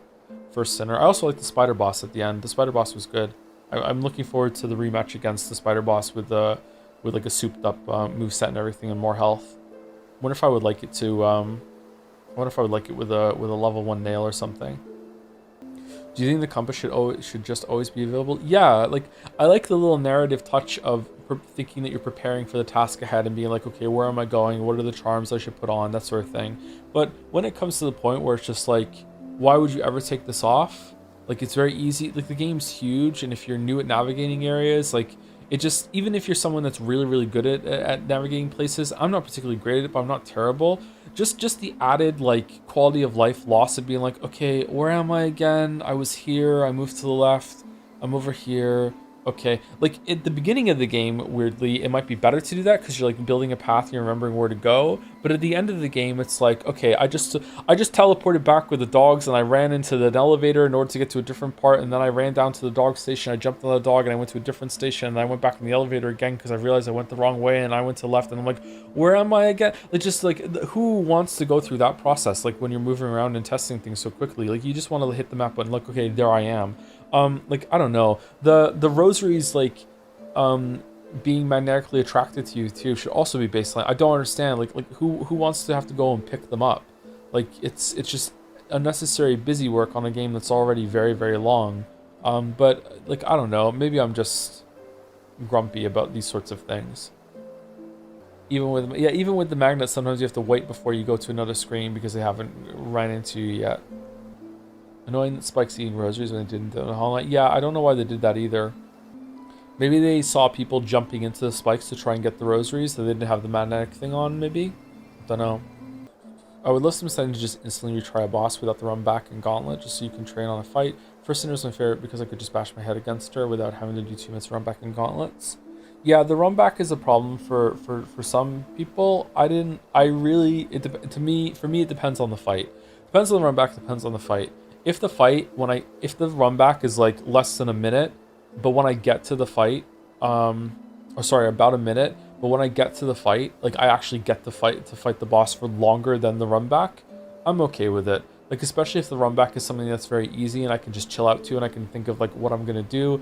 Millennia was like that for me. Millennia's run back is not that long. I think it's about 10 seconds, isn't it, to run back in to get into the room, and then it's another like 5 seconds to actually get to Millennia to fight her. So it's like 15-second run back or whatever like that, right? Like it could be right next to the fog door, but it's not. But that little run back is like, okay, so all right, what did I do? Like what can I do next time? Like, what's the mistake I made? Here we go. There she is. Like it gives you some time to just like this little moment of like in forced decompression to be like, okay, let me digest and think what I'm doing, right? That's fine. It's actually quite a good thing.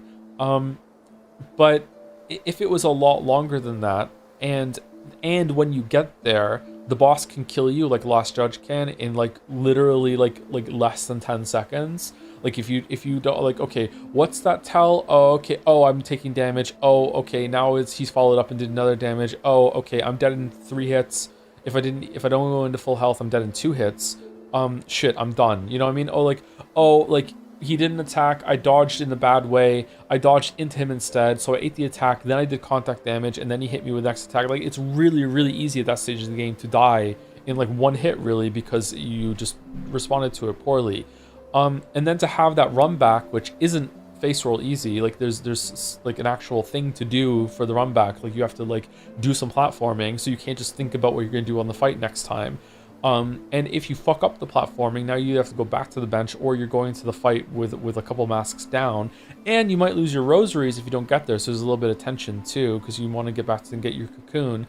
And then after all of that, to get into the boss room and him to just destroy you so quickly is like, what are we doing? So like the boss fight is not matched well with the run back.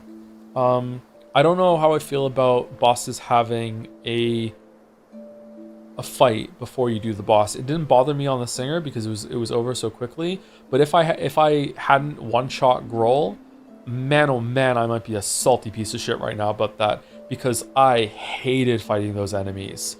Fuck off with those enemies. Those are some of the worst enemies in the game. I fucking hate them. So like if I had to do that arena over and over and over again to fight Grohl, which is a good fight by the way, I really like Grohl, and the run back before that, which is in the bile water place where it's going to put the maggots on you if you jump into the water. It's very, very hard to slip under that that rock near the bench to get there. Like fucking hell. Like I don't know, man. Like that might be, if I had gone to a death spiral on Grohl, that might be the worst part of the game for me, even though Grohl is actually a pretty good fight. But that's an example of like, you do get to dig in and have the boss encounter, because the arena is part of the boss before you get there, but it's just not fun. So I don't know, man. I feel like this game is definitely better than Hollow Knight 1. It's definitely my game of the year unless there's another big surprise coming. Like Silent Hill F, if Silent Hill F blows me away or whatever, or there's some surprise game, you know, like maybe Nintendo with their Direct that they're doing a couple days is going to surprise announce that they're actually releasing Super Mario Odyssey 2. We listened to Joseph Anderson specifically. Here it is. It's so great. It's basically like Mario Galaxy 3, but better. Okay, like this is probably gonna be, and it's coming out like literally on Joe's birthday. Like unless that sort of thing happens, or I find another Crosscode or Nine Souls out of nowhere, this is gonna be my game of the year. But it is still very flawed. It doesn't have very many flaws, but the flaws that it does have are significant. I should speak more clearly. It's not a very flawed game, but the flaws that it does have, it's like, oof, man. Oof. Whereas Hollow Knight doesn't really have a flaw like that. It might have to some people. There are some runbacks in Hollow Knight, but I don't think there's a single fight in base game Hollow Knight that relishes in killing you so much. I think the worst part about the runback in any fight in Hollow Knight is probably Nightmare King Grim, even though Nightmare King Grim like just kicks you out and you have to like use the dream nail on the corpse to get back in at the circus. Like going through that load screen, loading out, then loading back in, holding down the charge button to do the dream nail, jumping down, using Crystal Dash, get back into the fight, just for Nightmare King Grim, who just moves like a fucking vampire from True Blood, to just be like, whoop, whoop, whoop, whoop, and he just kills you so fast and you're back out. That's probably the worst run back in the game, because again, it's not that long of a run back, but it's still significant with Nightmare King Grim being able to kill you super fucking fast. So, I feel like there's not much in Hollow Knight 1 that's like that, and that's DLC as well. So, like, I don't know. Absolute Radiance having to be put behind the fighting against Hollow Knight, maybe? Like, at a certain point that you can just spam Y to just burn him down, and then you get into the fight. Mantis Lord's gonna be bad if you struggle, but if you fail enough, the game tells you to move on, so it kind of works. Yeah, but definitely Mantis Lord's runback is pretty bad. I fought Mantis Lords a lot my first playthrough, and I was there for a while. But Mantis Lords, again, is a fight that you actually get the fight. Like it's not, you're not going to get to Mantis Lords and die in 5 seconds like you can with Last Judge. Like I don't know. So right now, Last Judge, despite being a pretty good fight, is probably the worst part of the game. That stretch of run back to Last Judge with the fucking like gotcha of like he can explode and kill you, which almost made like one of the biggest streamers like here fucking just quit the game right then on the spot, and also made a couple people in our community quit on the spot. Is like, that's a really bad part. Like imagine that guy's girlfriend on Reddit finally fucking like beating Last Judge after so long, and if she hasn't been spoiled or warned about what he can do at the end, like losing and then being like, wow, my hard won victory has been taken away from me, and now I have to do it all over again. What the fuck? Just imagine how demoralizing that would be. Just imagine fighting Radon at the end of Shadow of the Erd Tree, and it took you hours and hours and hours to beat Radon, and then after you finally get him down, you're like, fuck yes, I did it, and you jump out of your chair and you're cheering, fuck you, fuck you, fuck you, and then it turns out that if you don't run away from him right away, he does a last minute explosion, kills you, fuck you, now you have to do it again. Like, oh my god, what the fuck? Why would you do that? Like, at the very least, have it like he kills you, but he also stays dead, right? Question, I'm not sure I feel about how these games work. You fight a boss, or your resources locked in the boss room. Yeah. I used to like the idea of having the boss, the bloodstain be in the room, but now it's like, fuck, man. Sorry, does that say 9 hours of play time? Yeah, I wanted to finish everything today, and then we've been talking for like half an hour now. I also did the last boss again, but I finished the game with 91%. I'm missing a bunch of tools, which if I got them all would put me up to like 97%. I'm missing a mask. I fought every single boss. I'm missing a mask shard, one mask shard, one spool fragment. I didn't finish the journal. There's like 1 or 2 enemies I didn't find in the journal. I did do all the bosses though, and I'm missing some of the charms. Do you know the Hornet was in this game as a better character than the original Hollow Knight? Yes, Hornet was a lot more fun to control and move than the original Hollow Knight. However, I do like the simplicity of Hollow Knight's moveset, and how with the right charm loadout you can turn him into just fucking like a rabid rabbit. Just I love just how fast I can attack and weave as the little guy in Hollow Knight. And Hornet feels a lot different in SILKSONG, but still really, really good. My I probably enjoy Hornet's movement better than the Knight's, but the Knight is still really, really good. Metal Gear. How would you rate the game? Really highly. This was really good. I'm impressed. This was cool. I didn't think I was going to enjoy this at all, and I really did enjoy it. It was cool. Is it better than Undertale? What isn't? I've decided that I'm now combining fandoms with their work when I judge something. So Undertale is just one of the worst things ever. Metal Gear 2. What do you think of Metal Gear 2? It was good. I really enjoyed it. It's a lot of the dialogue was cringe, and not in the funny kind of cringe. Like I love the crazy, stupid fucking enemy boss backstory bullshit, but like a bunch of this, how Snake talks to like a character who is a woman. When a woman is on the screen, the whole thing torpedoes, and it was terrible. I don't know if it's meant to be funny. I don't think it's meant to be funny. It just sucks, man. It just sucks.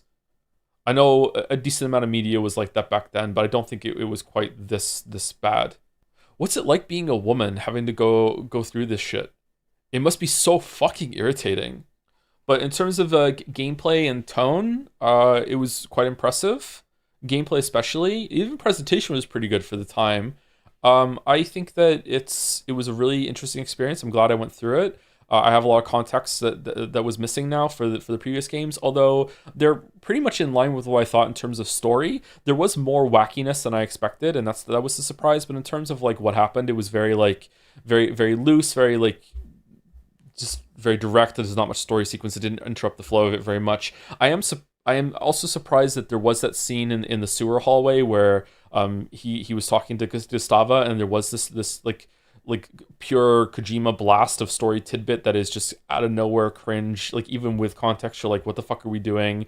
That sometimes loops back around to being kind of endearing and funny. It didn't this time, but it was just funny instead of endearing and funny. But I don't know. It was interesting, but definitely the gameplay. I'm surprised how much it was like a prototype for Metal Gear Solid. So it's definitely Metal Gear was a prototype for Metal Gear 2, and then Metal Gear 2 was a prototype for Metal Gear Solid, and then Metal Gear Solid really nailed what he wanted to do and fully realized the vision or whatever. But yeah, I'm interested to see how Metal Gear Solid is going to land now. I'm also very interested to see people who haven't played these games before are going to think of Metal Gear Solid having seen the context of Metal Gear 1 and 2. I'm curious what was it like back in 1997 to play Metal Gear Solid for someone who had already played Metal Gear 2, where they're like, wow, this is a lot like Metal Gear 2. Was it cool, or did it feel like it was retreading the same ground a bit? Do you think Kojima knows it's cringe? Not back then. Maybe he knows it's cringe now. I don't know.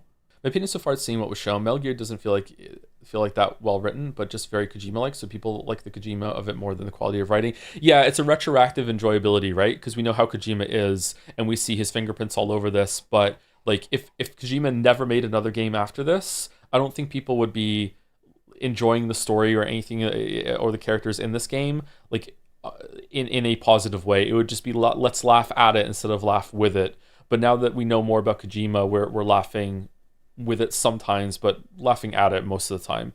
The gameplay still would hold up though. If Kojima never made another game after this, I think this would be like a cult classic. Like, look at this stealth thing that was back in the day.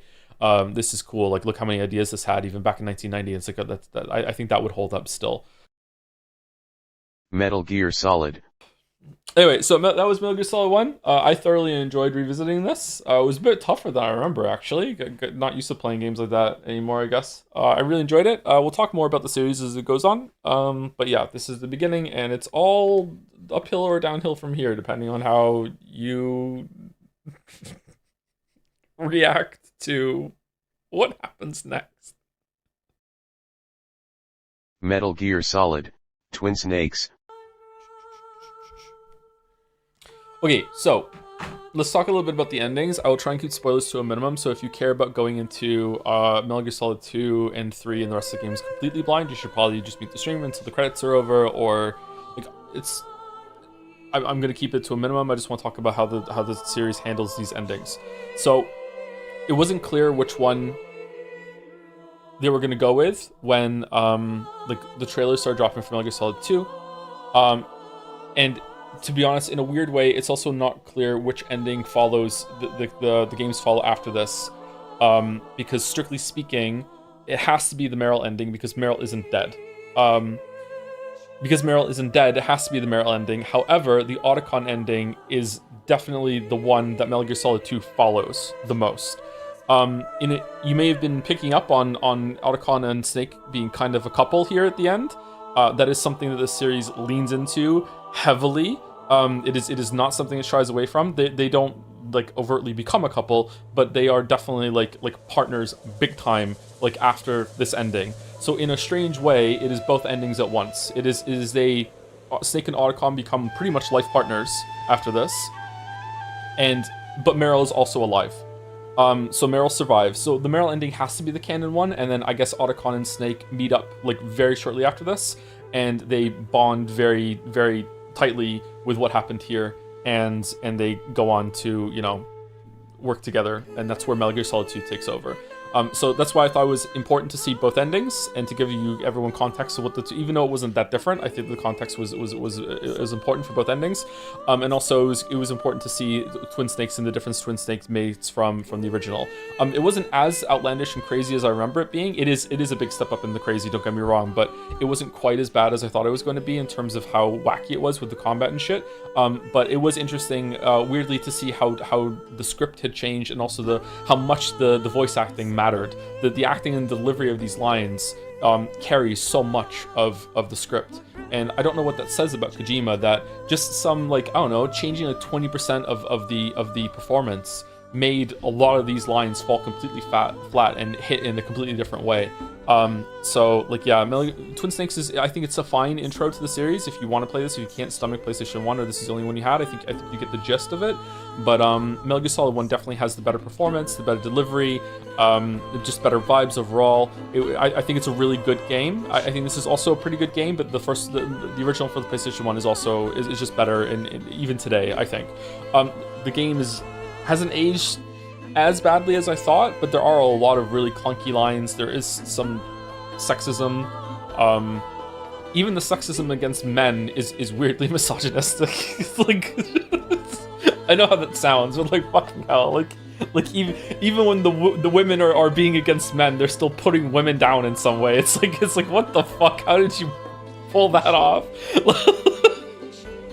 Like, so, like, I don't like it for that, but yeah, it's a very wacky, but still more grounded than the later games beginning of this very famous and acclaimed series. But yeah. So anyway, that's it, I think. That's all I have to say about the endings now. I think this was definitely worth it. It was a long stream, sorry about that. Hopefully you got through it okay. But it was very important to me that we see both endings, and I thought this was the best way to do it. So both endings, and you get context going for the series, because both endings are kind of canon at the same time. Both happened and didn't happen at the same time.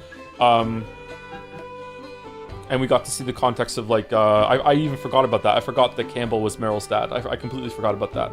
Otacon ending is better. I feel like the Otacon ending is better, and it better sets up everything. It feels more authentic, but it doesn't feel to me that Snake would... Again, I'm very biased about these games. When by these games, I mean Metal Gear Solid 1 and Twin Snakes. I'm very biased. I played these when I played Metal Gear Solid 1 for PlayStation when I was very young. Almost every single twist landed. I felt like I was in the hands of like a master storyteller that was very mature and like knew a lot of information, and I fell really hard into like the military kind of mystique of like oh, they're talking about like weapons and like all these manufacturing systems and everything like that. I was like, wow, this person knows so much about the world and like all my politics, and like, oh, so this is all over my head, but it feels like it's so smart and that sort of thing. So like I was at a young age enough that a lot of this like really landed for me, and I felt like I bought it all, you know, like all the twists got me. So like I really like this game still because of that, even though I find some kind of cringe now. Someone's asking who's my favorite character in Metal Gear Solid 1. Probably Snake. I like Snake. He's kind of irritating to me now as I'm older, though, with the repeating of the lines. So I like Snake. I like Otacon too, but a lot of that is context from what happens later in the games. What was the other thing I wanted to say? There were two more things I wanted to say. Both endings are also kind of canon. With no, I can't say that. That's a spoiler. We'll see when we get there. Actually, sorry, my bad. I shouldn't say that. Thoughts on making Otacon have a falling joke in the series ending scene, or any meme that changes from Twin Snakes? I think it's kind of in poor taste. I also think that when I was a kid, I really enjoyed how much of the story was revealed at the end and how it kept building, and it was just twist after twist after twist after twist, and it was like, whoa. But now it's kind of like my God, it goes on for a long time, and it's like, fucking hell, like Liquid just does not stop talking. So, but then again, I just played it again earlier in the week, right? So it's hitting me like a second time. It's like, fucking hell, I just want to get through it. And I'm also streaming, and I wanted the stream to be done 2 hours ago. So there's that about it too. Yeah. Metal Gear Solid 2. Now the game is over, can you discuss how you read into the meta narrative of the game, like write it be the standard for the player? I don't think it really does much with it. It would be better if this was the first game in the series. It would hit harder. And if you also don't start off as Snake in the tanker in this game, it kind of undermines its own point. Final Fantasy Metal Gear Solid 2, right? He's just boring, man. I don't know, like he's kind of a nothing character. He is there to service the meta narrative that the chatter just brought up. Like, it's just like he's just not interesting. He's way more interesting in a fucking wacky way in the other game. Fifth largest issue with the game is that the most profound thing it says, something that is generally very interesting, is it's gone. I'm sorry. I can't alt tab right now because it might ruin the credits. Fifth largest issue with the game is that the most profound thing that it says, something that is generally very interesting, isn't that much relevant to the plot as you're playing it. All the stuff with Solidus really takes center stage, so you come away wanting a story that better embodies the themes and ideas of that single codec at the end. Yeah, I agree with that. It's the typical like spy parody Metal Gear bullshit that for most of it, and then there's like this little snippet of like an interesting kind of social commentary and the curtain being peeled back, and you're like, oh, this is the true villain, the true mastermind at work here, and they kind of have a point. And then it's like, oh, but curtain back now, please fight Solidus, the end. Final Stretch is great in this one, but I generally enjoy the narrative and the characters of the first game more. Yeah, I agree. The first game overall is better. It's more interesting. The setting is more interesting too. I think that the tanker is the best part of this game overall. Really feels like you're moving through that, whereas like Big Shell is just kind of boring. Too much of it is the same. Like, it's interesting for a little bit. I remember liking it more when I first played it, but now I don't like it that much anymore. I feel like it's just too much of the same area, kind of copy and pasted over and over and over again. Like, I don't know. 3 is a little bit better for that, but it's very jungle heavy, very jungle focused. I don't know. I'm curious if I'm gonna like 3 a lot more now, because I was really disappointed in 3. Again, I don't want to.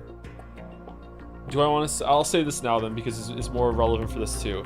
So with Lead of the Metal Gear Solid 3, again, I wasn't really paying much attention to a lot of the press stuff because I don't like to do that. I think I'll watch the trailer or whatever. So I was very excited for Metal Gear Solid 3 from like the image to be like, oh, okay, so we're gonna be playing Solid Snake again, finally. All right, so they skipped the game where you're not playing Solid Snake, and we're gonna play Solid Snake again with 3.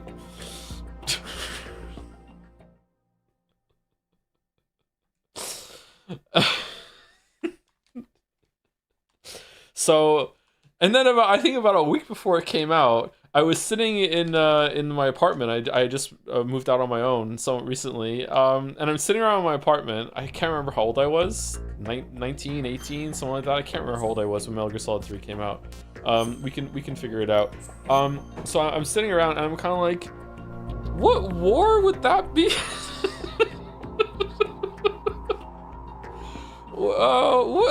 What war exactly would Solid Snake be at his age going into the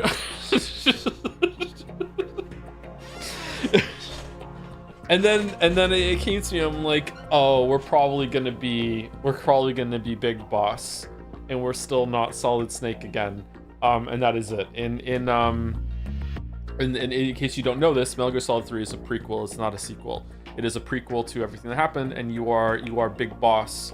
Before he had the name Big Boss, you are Big Boss. So you are Liquid and Solid's dad. and that is who you are for Metal Gear Solid 3. I cannot remember if with the lead up to Metal Gear Solid 3 if they were saying it was a prequel or not. I can't remember that. Probably. I can't remember if that was like out in the open when they were discussing it, or if it was just you had to wait and see when the game came out. But yeah, it was a prequel. It is a prequel. It is important for the series, though. There's a lot of information that you find out in 3 that you need for 4, so that's why we can't skip over it, even though it would be nice to. So yeah, Metal Gear Solid 4 is the only other game where you get to play as Solid Snake, except for the tanker section of Metal Gear Solid 2. Yeah, so it took a long time in order for you to be able to play Solid Snake in a full game again after Metal Gear Solid 1, unfortunately.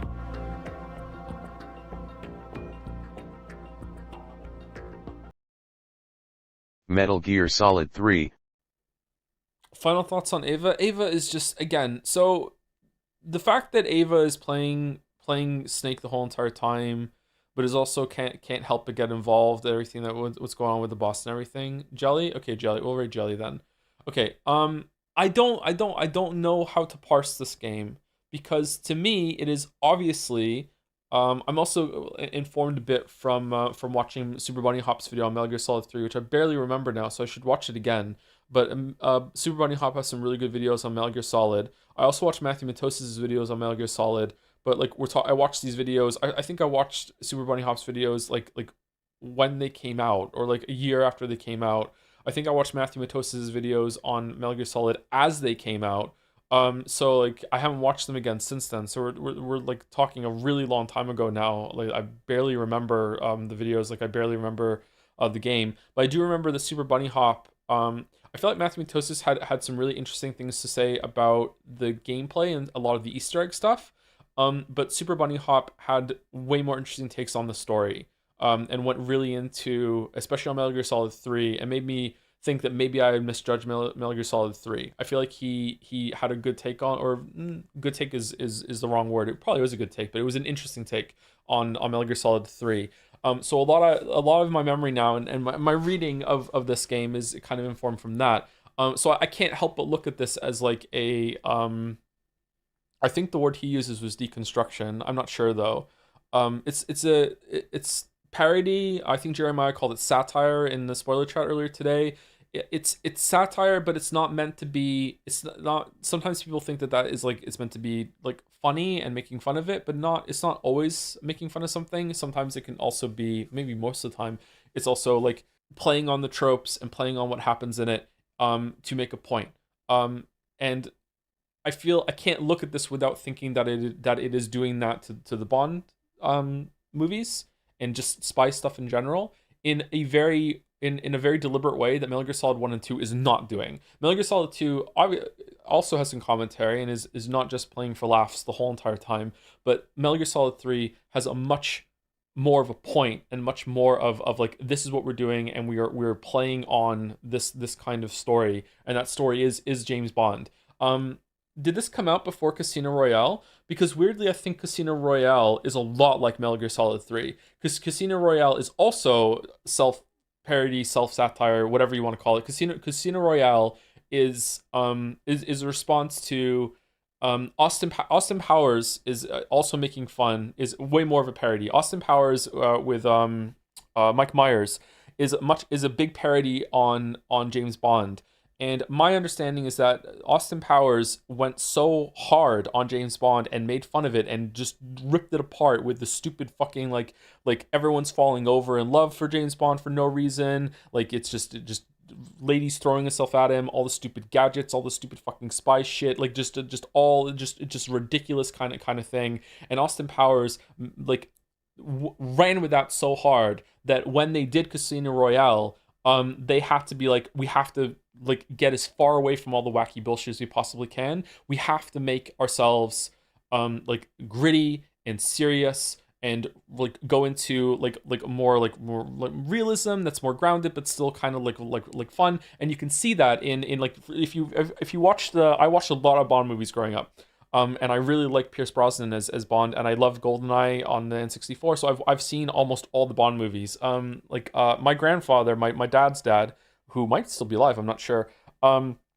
Loved watching movies. He would watch movies all the time. That was like one of his biggest hobbies. He loved watching movies, old movies. So I've seen a lot of old movies. I can't remember them all. I watched Jaws, like 1, 2, 3, and 4. Is there 4 Jaws movies? I watched those with my grandfather, just being in the living room.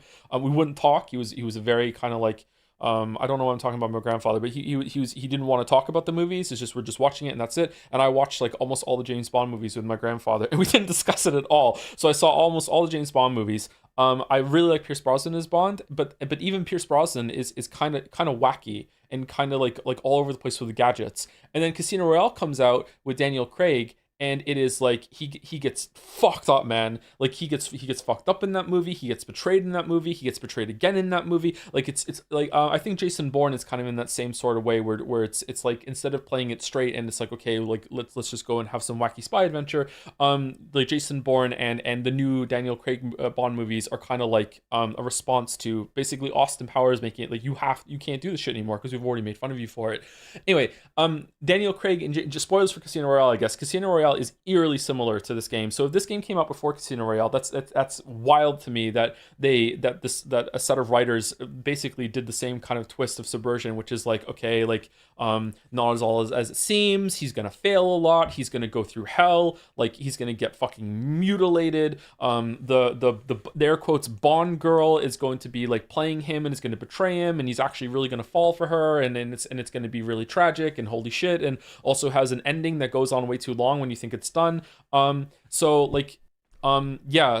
this is the same sort of thing, but that comes back to, I feel like maybe Casino Royale would be a really good companion piece to this, because I feel like when Ava Green and Daniel Craig, I don't remember her name in the movie, sorry, the character's name, I feel like there is more to it there, and there is more tension, and there is more chemistry, and they do get along, and there's something actually genuinely there.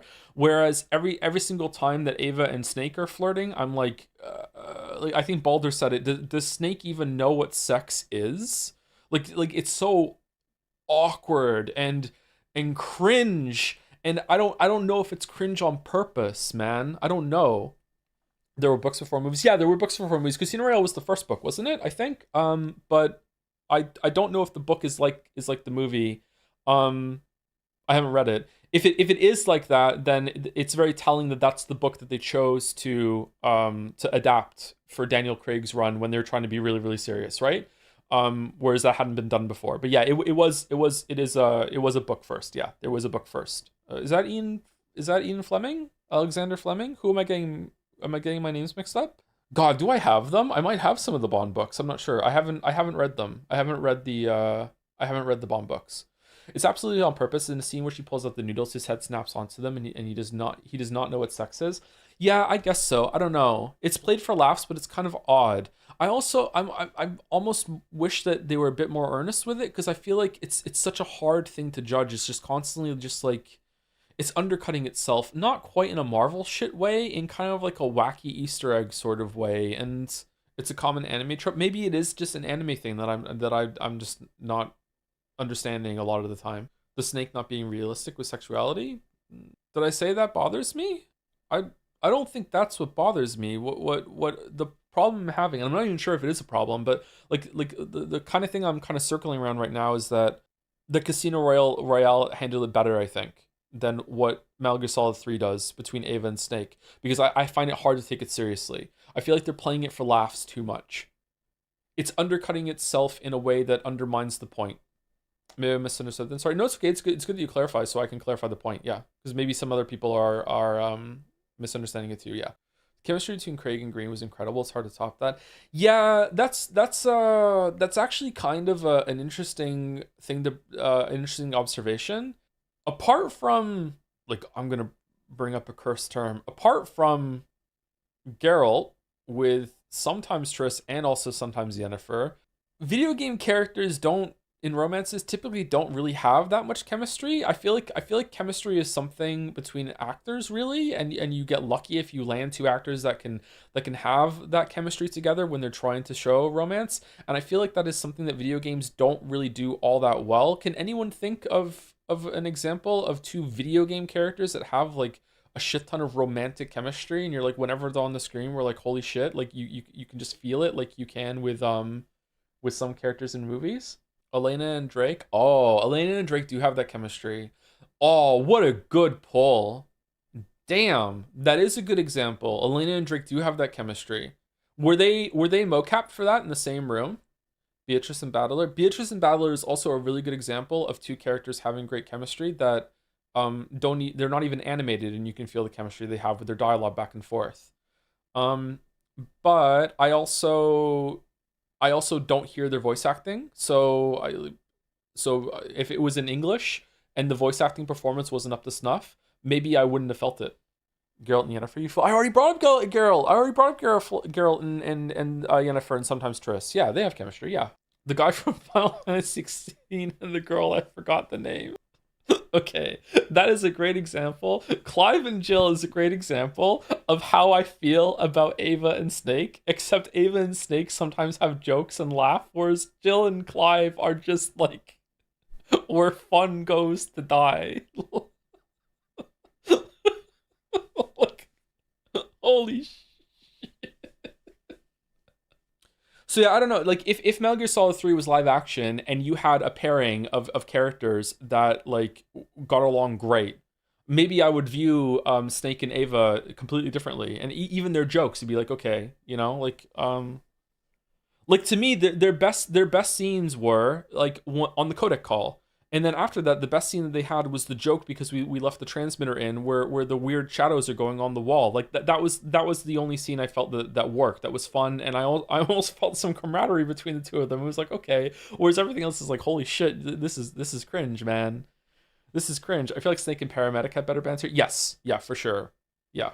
But it was kind of banter in a way that Paramedic like Snake, but isn't being really perverted and forward about it, but it's kind of like, you know, she's flirting in a really like plausible, deniable way that if he was like, are you flirting with me, she'd be like, no, I'm not flirting with you, like, you know, like I'm just helping you. But if he was like, are you flirting with me because I like that you're flirting with me, she's like, yeah, I am flirting with you. Like, she was definitely flirting with him, and like he possibly is being so stupid that he doesn't pick up on it, but he also could just be flirting with her back in kind of a weird kind of like teasing sort of way. Yeah, so I feel like they had better chemistry than Ava and Snake. I think the most interesting and funny bit about 3 is the way Boss tries to convey her final wish, which literally everyone around her then immediately misunderstands.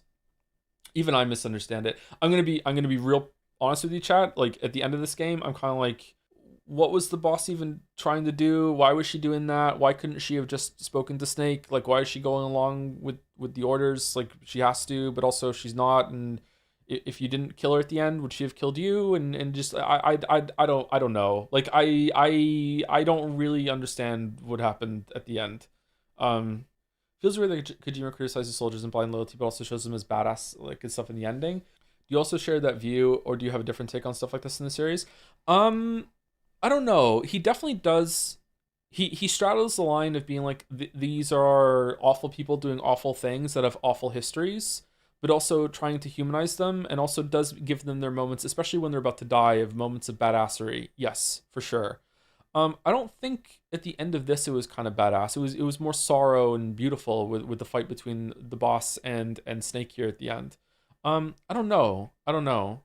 I feel like it's an easy trap to fall into. I've written some stories with some characters that are very violent, and I feel like maybe I've fallen into this trap. Maybe it's not a trap. Maybe it's just an easy line to fall into, which is that these are violent characters that only know violence, and they're you can be sympathetic toward them because they didn't know any different. It's about how they were raised, but also you want to show that they are like, they're not very nice people. They've killed a lot of people. They're murderers, you know, like, but at the same time, you feel for them and you grow to like them, or you empathize with them a little bit. But because violence is all they know, and when it's time for them to leave, you want to give them a send off, and the only language they understand is violence. Therefore, the violent send off ends up being quite, air quotes, badass, right? You send them off with like a last hurrah, and they go down fighting, and there's something really honorable about that. I find that it's quite troubling as a human being that doesn't really like want violence to be around, but I do enjoy a lot of violent media. It's quite troubling that that really appeals to me, and I respect it, and I wonder why. Maybe I shouldn't, but I do. Maybe that's something that Kojima wants you to think about, but I don't know. I feel like chat is really mixed on this, whether Kojima like is Kojima is really good at presentation. It's undeniable, really good at presentation. He undeniably has a vision. He really cares about what he does. He's a good craftsman. He's good at construction. He's good at what he does. He's good at making video games. But is he a good writer? Like, is he a good storyteller? Does he have a serious point? You know, that sort of thing. And I feel like chat is mixed on this, that whenever someone criticizes Kojima or says something like, you know, Kojima stumbled on this like accidentally, or maybe someone else wrote this, it's like that is very insulting to Kojima. And it's like, yeah, it is insulting Kojima, but Kojima has also, you can't pick and choose what Kojima did or didn't do, right? When it the other way either. Like you can't like put a line in the sand and say, well, it's kind of insulting to say that he didn't write this part because he's good. Okay, well then if that's the case, then you also have to accept that he wrote Yes, She Is Lady Luck and all the bullshit that come from Metal Gear Solid 1 and Metal Gear Solid 2. I do think that you can see a progression of him getting better from Metal Gear Solid 1, 2, and 3. I think Metal Gear Solid 3 is probably the best writing of the three, but it also had Vulcan. Like, Vulcan is just a walking trash fire of a character. Like, holy fuck. He also had, like Ava with her tits out for half of the game for absolutely no fucking reason, even after she's got injured and she's walking in the rain. Like, it's like, who is that for? What is that for? Like I don't understand. Like what are you doing? You know, like, I don't know, like it's difficult. Again, maybe there's a point to it, I'm not understanding the point, or maybe it's just references or just anime stuff. I don't know. Like, again, that is very dismissive. I don't mean that in a derogatory way right now, but yeah, it's, I don't know.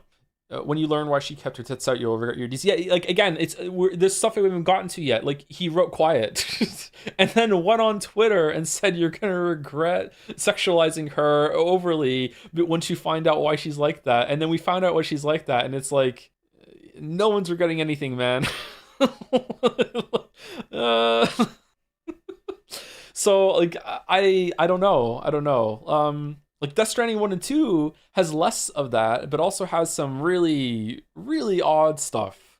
So I don't know.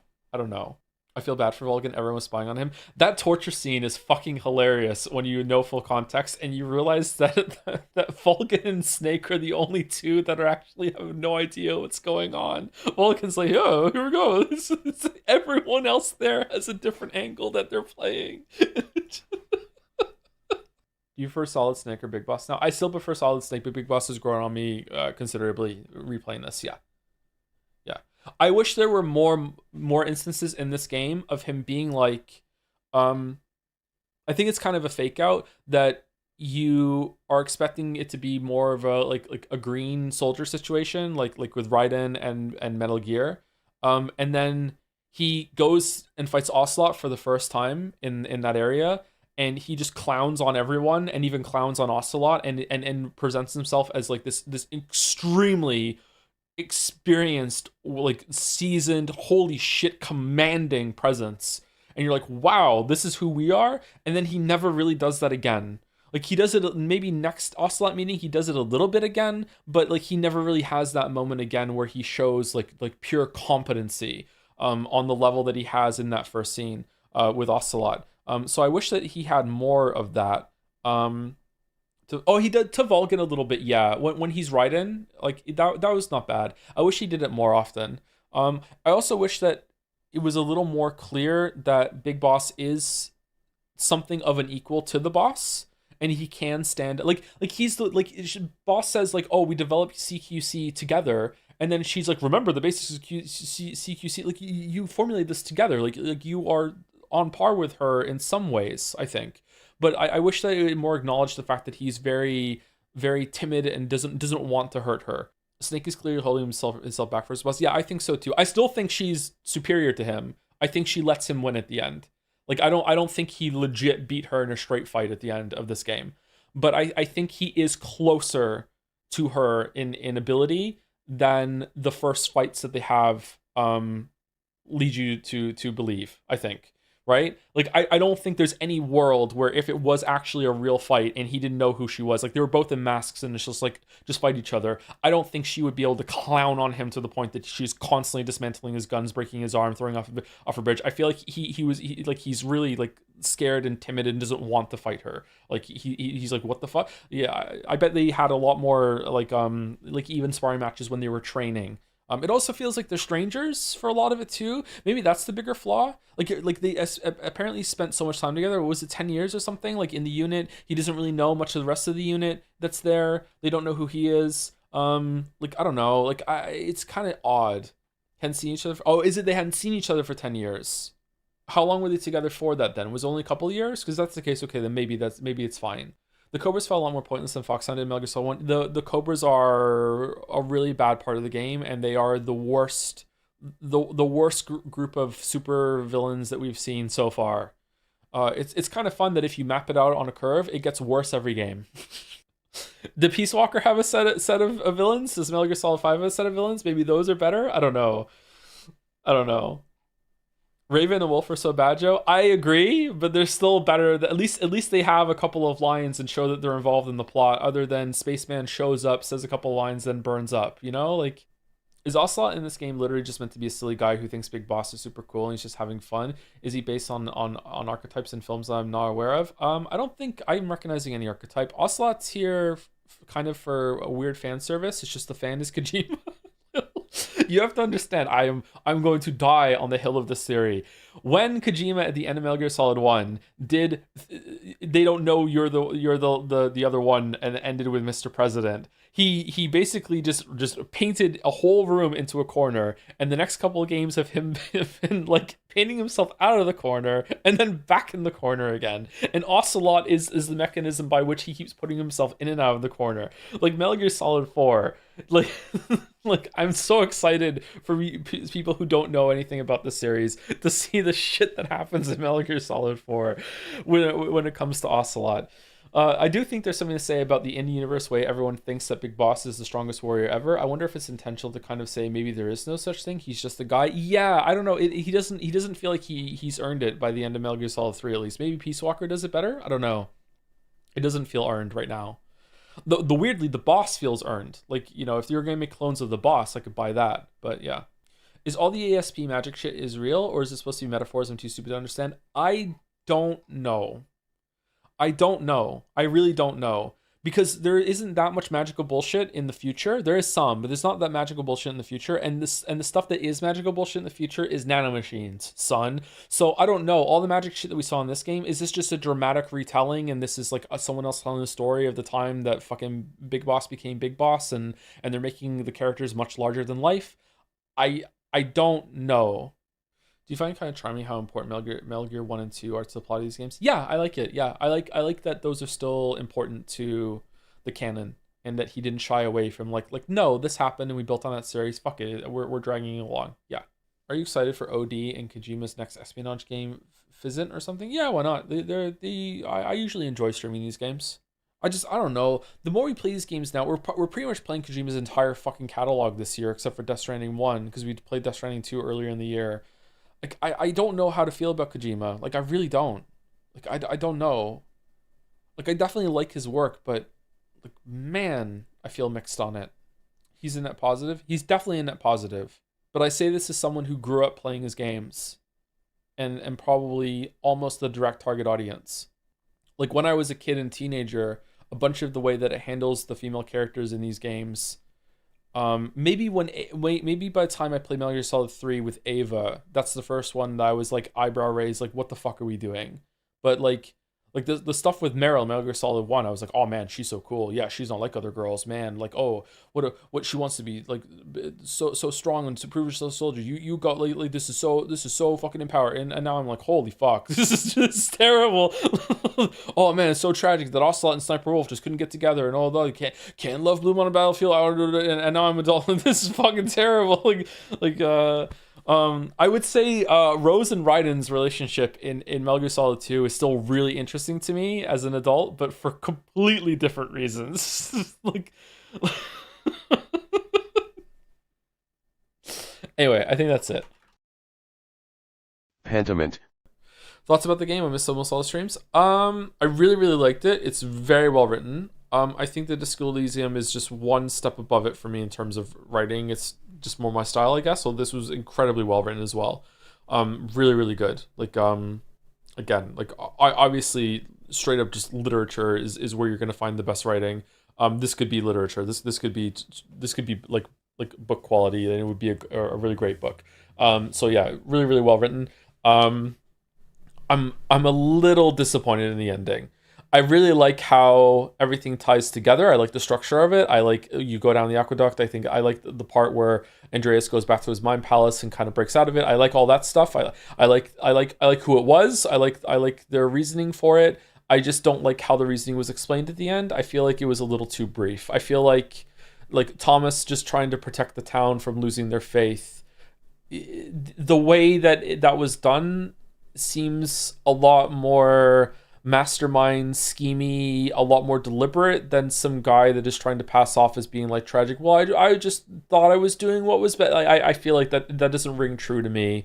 Maybe he's lying to himself in that moment. I don't know. I feel like the way that this was orchestrated felt a lot more like coming from a place of someone who is like straight up sociopathic, psychotic, I don't know, like a lot more in control, and at the end he felt very much like flying on the seat of his pants sort of thing.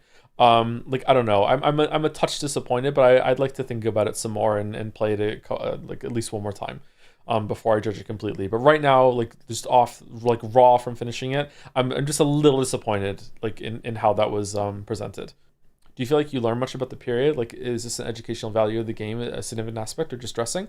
I can't answer that question because I don't know if this is accurate or not. There's a bunch of people in chat that are saying that it is. If it is the case, then yes, I think it's educational. So my answer would be predicated on it being accurate. Yes, I think I learned something. But if it's not, then obviously I couldn't, right? So it's hard for me to know. It's probably one of the best research games in the Middle Ages I've ever played. Cool. Is it on the level of like a documentary about like a well-researched documentary when it comes to showing you what this period was like? Or is it more like the Tudors TV show where the Tudors had some accuracy as well, but very dramatized, right? I think the Tudors did a pretty good job portraying how war was fought during that period. I remember it echoed some of the stuff I was taught in school. I think it recontextualizes when he talks about people burning down the church in his previous village in Act 2 in his eyes because they trusted their reasoning over God. Oh, does he talk about that? I forgot I talked about that. Yeah. So his motives make sense to me. That's not the part I'm having trouble with. Like what he did, how he did it, and his reasonings, all that makes sense to me. I'm not disappointed in that at all. It's how he was presented at the end as this very kind of like insecure, oh, I just misread some people at some point, and oh, whoopsie doopsie. I feel like it should have been like a stronger presence at the end. It's also very on the nose, but I do like that the church collapses. Maybe if they're going to go this route, maybe he could have been more repentant at the end, and he could have been like, I really regret everything I did. Fuck it, I'm going. Like, that is kind of what he did, but they just didn't do it as much. They didn't just say that as much. It was made with Unity. So maybe you're just supposed to read into that, Again, in terms of realism, you can't expect someone to like give you a good amount of closure at the end in that position, but in terms of like telling a story, I feel like it could have been maybe done better. But again, this is right at the end. I like that it used the format of being a game and like getting you to investigate, and you got to feel through your decisions that maybe you got the wrong culprit, or you weren't really sure, but you still had to give an answer. And then in Act 3, suddenly out of nowhere, after like living with the consequences of those actions as someone who lived in the town, you're suddenly thrust back into the shoes of the person that made those decisions, who has spent a lot of time like mulling it over and regretting it and living out of shame and everything like that. And then you have to confront that and see, okay, like can we get the right answer now? Can we figure it out? I think it's good. I like it a lot. And then there's just a lot of like the characterization of everyone in the town. Like there's a lot of characters here, and a lot of them feel distinct. Not all of them, but a lot of them feel distinct. You get to hear different voices. I like the dinner scenes and the food scenes, everything like that you get, like that, the interactions that they have with each other. I also think that it was really creative with its representation of like voices through text and all the changes that came with that. like the printing press taking over some people's thoughts as that was developed. Emily switching over to her very ostentatious text at the end there was a really cool moment. Like, it was really creative. The uses of the visuals to represent different people from different backgrounds, and like the paint flecking or getting off with like rubbing off on the older people. It was really, really well done. Like, a lot of the stuff in here seemed to be coming from the thought of like, is there a way that we could use anything about this medium and the art style that we or the perspective that we've chosen to represent the game?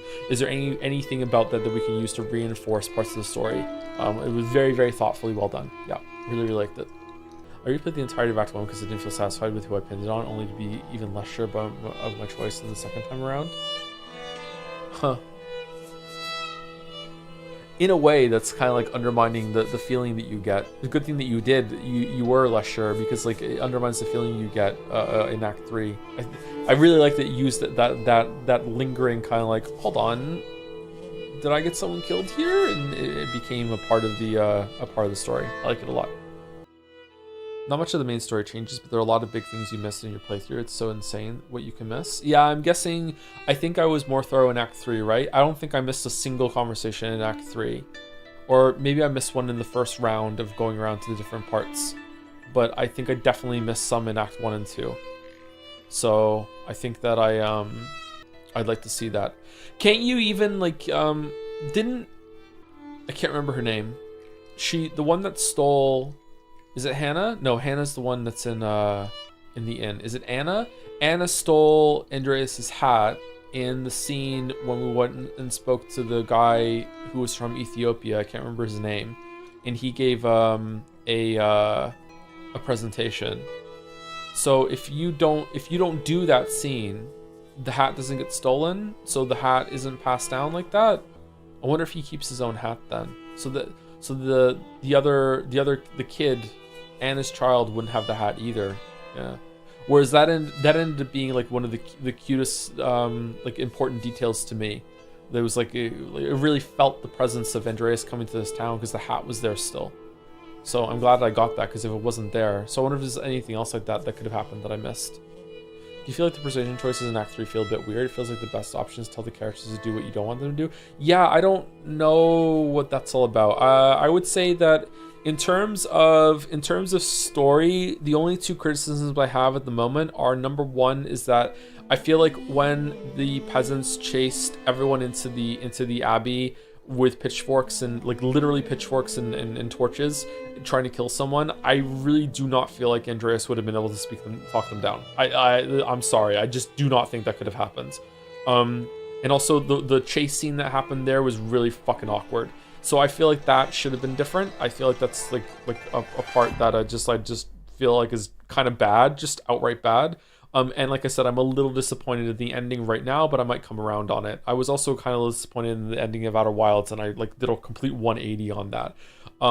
In terms of gameplay, I feel like the only criticisms I have are I dislike how tedious it is to return to every single person, every single time skip, just in case there's a conversation. I don't like that. I wish that there was probably just markers on the map that said, hey, there's something you can do right now. You can talk to someone right now. I don't like that. I don't like that answer because it's artificial and it's showing you like things on the map to do, but at the same time, I really don't want to go to every screen and check every single person. I don't like to do that. And the second thing is the persuasion things are kind of weird. Like sometimes you're just talking to someone. It is kind of true to life though, that sometimes you think you're making a joke and the other person is going to take it as a bad thing. But there were times when I spoke to someone, made a joke, they laughed, and then later on it's like you made this joke to them and they don't like it. So I guess it could also be that they're lying and being polite back to you when really it was a knock against how they feel about you. But sometimes it felt like you're just shooting in the dark. It must be really like trial and error to get some of the results here that you want if you're replaying the game again. Do you think this would have been better or just as good as a book? No, I think that having the choose your own adventure parts of it, of like it's your choice who ends up dying in Act 1 and 2, is really important for how the place that Andreas is in Act 3. I think it's really important. Everything else, maybe it would be just as good as a book, but there's also like the hat thing. Like I made that hat thing happen, so it's more, it feels like you're actually leaving an impact and like leaving a fingerprint in this place, which is very much involved in what the story is trying to do and the game is trying to do, about the passage of time, the decisions we make. It's a historical game that has its own history that you make within it, which is very interesting. I was very surprised when it did the time skip. I was like, oh shit, I like it when things do that. There's a book similar to this already, The Name of the Rose. Ah, okay. I've heard of that one. I haven't read it though. Five Nights at Freddy's. All right, so this was kind of cool. I liked it. I think that it's pretty short, so it doesn't overstay its welcome. Maybe the second one is going to be the same thing, but like you probably have time between the releases, right? So, like I think it's short. It doesn't overstay its welcome. I like the friction with the game design, where it's like you want to get information, but it's also going to drain your battery, and you're kind of hoping that they don't show up. You're also hoping that they show up so you can close them and deny them. You also want to see where they are, but seeing where they are uses battery. You want to turn the lights on to see if you're safe. That also uses battery. You want to turn the lights on to see if they've left the door. That also uses battery. I think that the RNG kind of ruins it in terms of like enjoying a game, but I feel like horror is not always something that's meant to be enjoyed, and there's a lot of benefit for getting into a mode where you're just kind of hoping, oh, I hope this works, I hope this works, and the RNG adds a little bit of unpredictableness to it that I think is pretty good. That said, as someone who's just doing it on stream, it was frustrating to get stuck there for over and over and over, and kind of shows you what like my problem with horror games is that once you get into a mode where you're stuck or it just becomes an obstacle to get through, then it's not scary anymore, it's not tense, it's just kind of tedious and you're just kind of annoyed. So I don't know. If I was playing this by myself, I don't know. I might have just looked up the ending after I kept dying over and over and over again from Bonnie just showing the fuck up on the left side of the door. But yeah, that was really interesting. I like it. It's pretty cheap game too. Maybe it was more expensive before. It's a pretty cheap game. I think it's really cool. I think it's interesting. 6 out of 10. It's nice. Yeah. I can definitely see the appeal. It's not my kind of game. I definitely see the appeal, and I think it's cool how all the different parts of it work together in order to kind of scare you and make you feel tense. Yeah, it's neat. Five Nights at Freddy's 2. Better than 1? All right, I think that the vibes are way better in 1. I feel like the spooky, you want the doors closed. I feel like having that layer of protection that you can use and take away in the power going down. The power going down is a frustrating thing, but I feel like it suits it. Like horror games are different. I feel like the vibes are better in 1. I feel like you're like, maybe it's because you're new to it too. Like you want to look at the cameras more. You want to keep track of the animatronics more. I don't know. I definitely feel like I also think that it's creepier seeing them in the window or poking through the door than seeing them come through the vent on the sides. Like the vents look goofy, right? But the gameplay was way better in this. Like the gameplay, like there was actual straight up gameplay here that was like Twitch reflex testing. Like it was way harder to understand. Like I don't think I could have understood this without help. But the vibes are way better in 1, and the gameplay's better in 2, which why 3 is the best one, because 3 is a marriage of both the vibes of 1 and the gameplay of 2.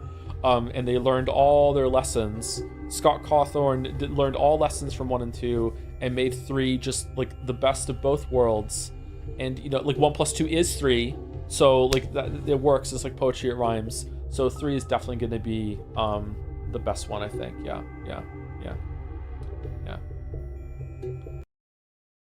Silent Hill F.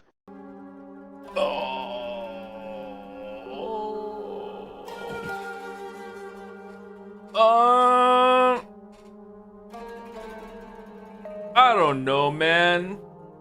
I don't know. It was really interesting. If we're judging it, fucking hell. All right, so it sucks. The reason why it sucks is not because of the story or anything like that. It sucks because it makes you replay it 4 times.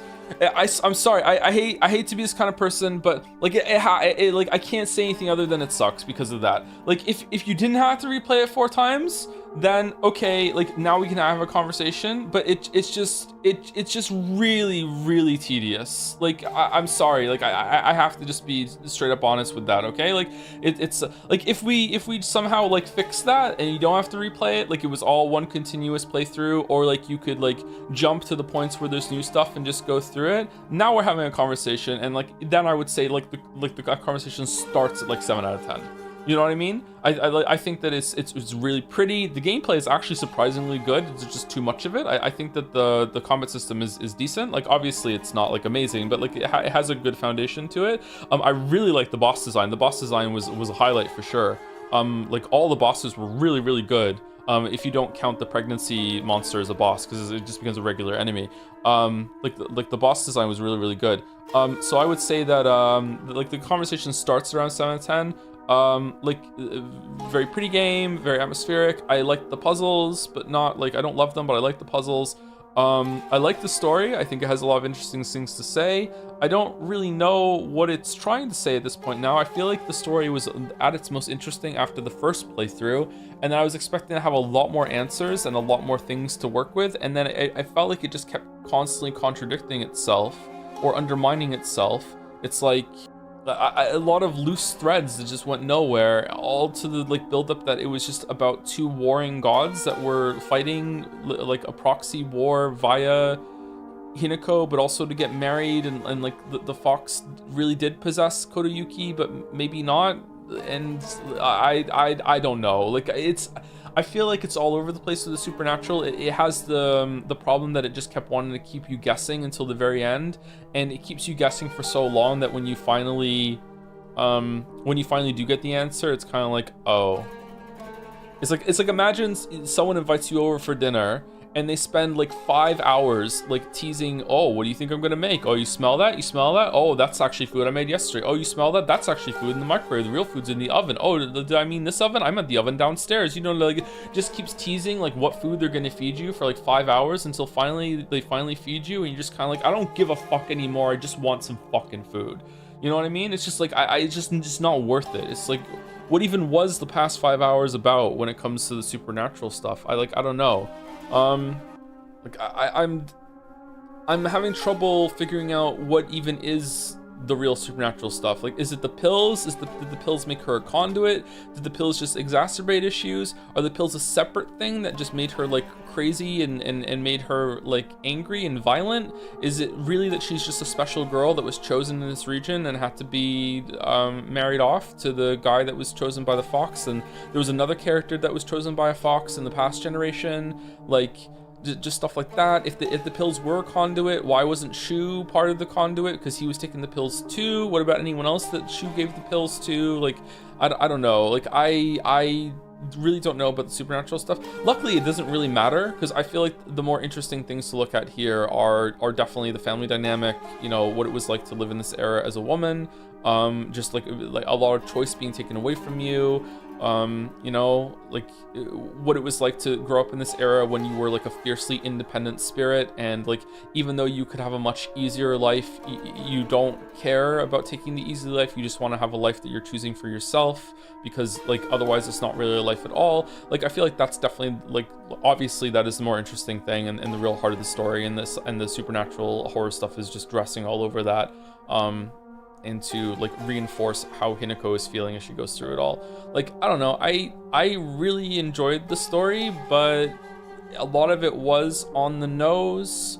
I feel like some of the scenes that we saw in this part really made me feel like it was undermining its own message, which is really interesting to me because I feel like it's definitely intentional. So like, what are they actually trying to say? Is it like things were bad but they weren't as bad as she thought they were? But that doesn't matter, because like, even though they weren't that bad, that still doesn't invalidate the fact that she wanted agency. You know what I mean? Like, I think that's probably the heart of the point here, right? Like, it's got to be in that area, I think. And I think that's a good message. Yeah, I think that's, like, with a lot of stuff I feel like someone could play this game that might not know what it's like to not have a lot of agency in their life.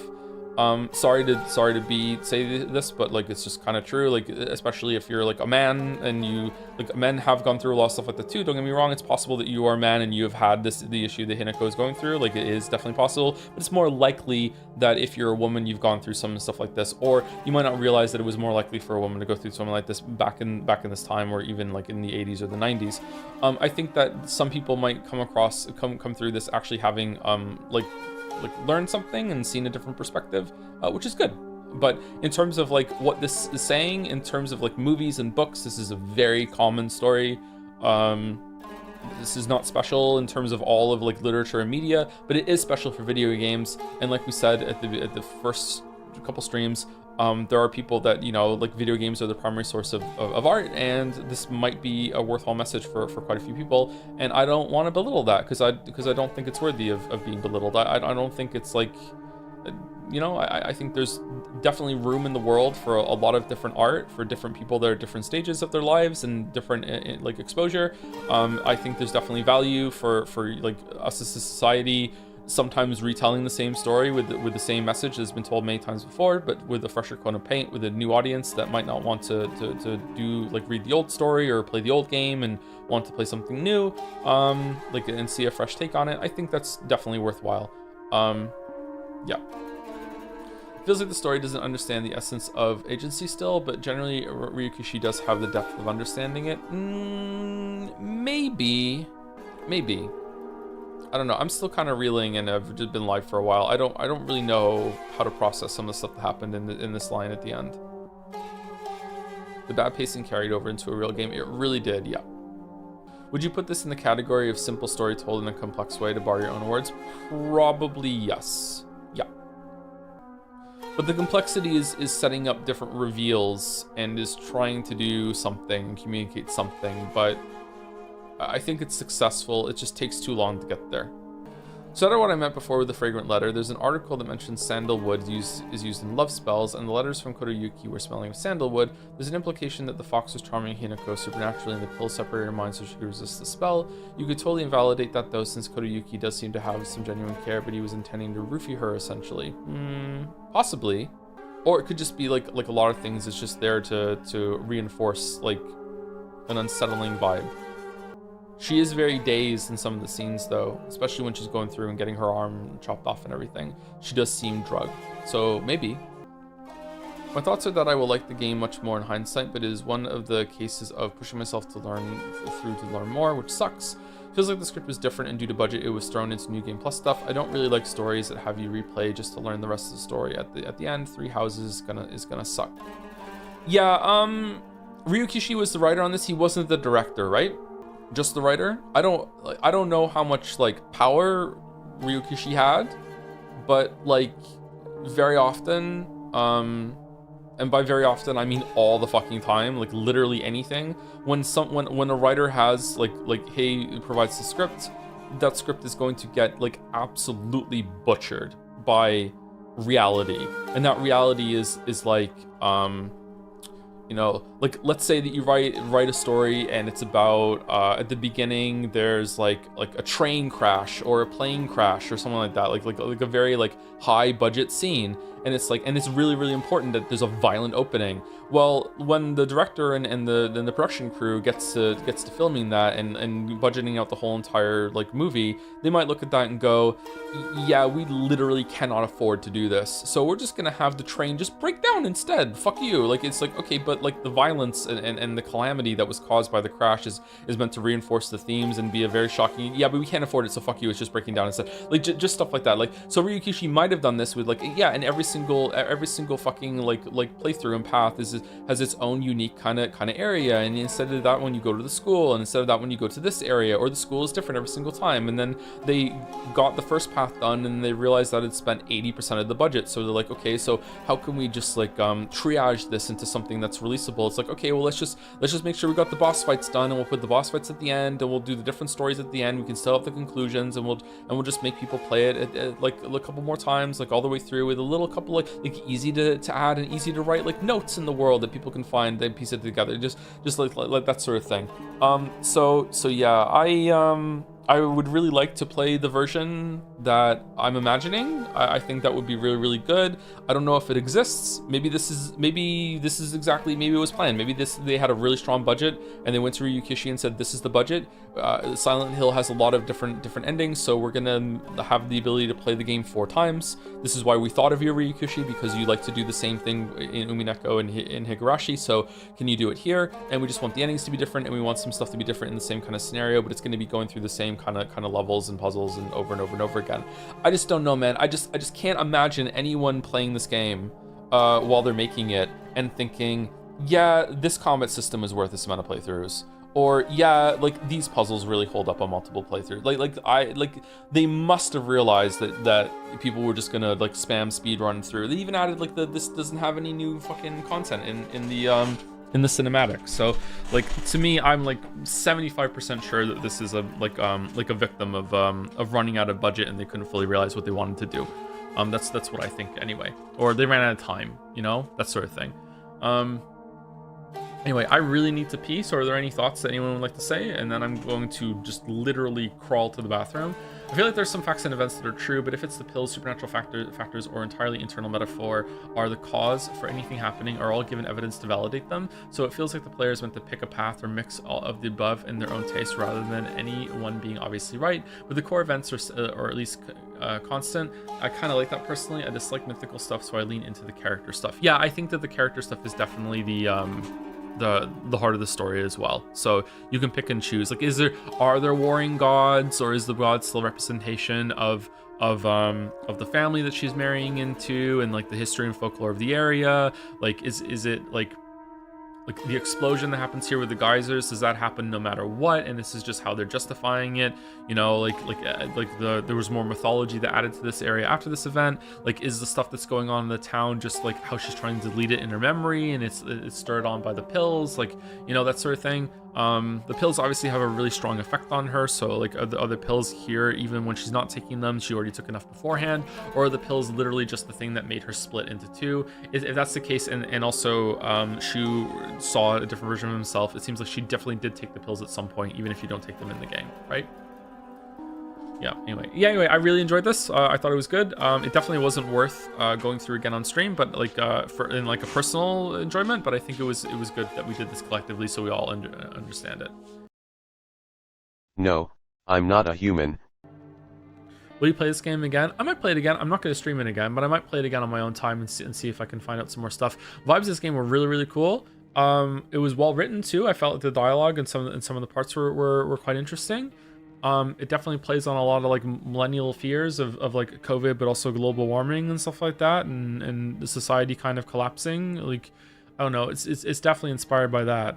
But I don't think it's exactly in that area. But yeah, I don't know. I feel like I didn't fully understand this, so I would be curious to read up on it and see what a lot of people think.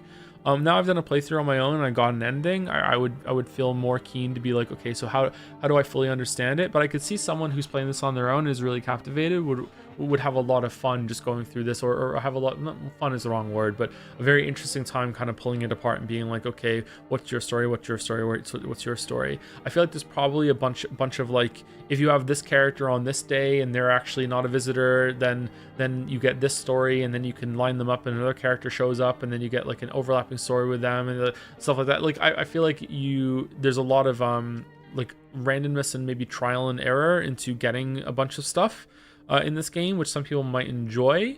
Kind of like what was the game the mouse played that was like Among Us? Was it Nausea? Something like that. I feel like yes, Mo is saying in chat too, kind of like that. So it could be interesting. I would probably use a guide to get some of that after like maybe 2 more playthroughs, something like that, to see if I can see some more.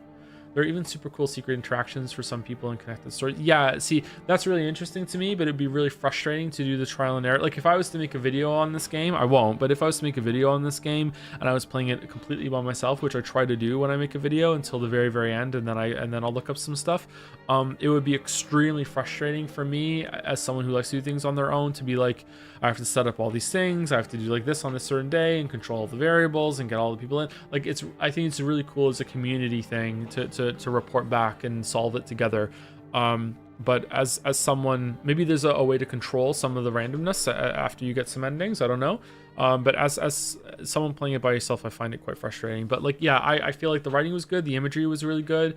It was creepy without being like cheap with jump scares and stuff. I was expecting it to suddenly get really weird inside the house. Maybe some things do change in the house, I didn't really notice it, but I was expecting at some point like to open the closet door and there would be something awful was waiting for there and jump at you or something like that. Yeah, it was cool though. I enjoyed it. I really enjoyed it. I think this is neat. I don't know if I would enjoy it for more than two or three playthroughs, but yeah, it was just really interesting. Maybe the kind of game I would like to watch a video on to know all about it, or read up about it afterwards. Would it be better if the game had hints for such special interactions, or would that ruin it? I think that after you do, maybe maybe after you get more than one ending or 2 or 3 endings, maybe there's like a checklist that you can get. Oh wow, there's a lot of shit here. Wow. Maybe there's like after here you can see here and it'd be like a hint, like if you have like on X day this and you have like number fucking like 8 in the house at the same time, there's an event. You know what I mean? That sort of thing. But not at first. I feel like you should have to like play the game a couple times before you get this sort of thing. Yeah. Metal Gear Solid 4. What's the verdict that you've played twice? This is a fucking train wreck. It's crazy. As an adult, this is so much more entertaining than it was when I was a kid. But I also see just how much of this was just terrible. Just like fucking terrible. It's really making me appreciate like not just Kojima but also just gaming in general has made major strides in the past 20 years. Like it's easy to not see, it's like a boiling the frog thing. It's easy to not to notice how much better quality things are over time if you live it year to year. Like man, oh man, things have gotten so much better since then. Since this, like this was unironically peak when it came out. A lot of people loved this game and thought it was fantastic. I can't remember how I felt about it. I liked it, but for me, it was like I grew up with these games, so it was kind of like I like that closure.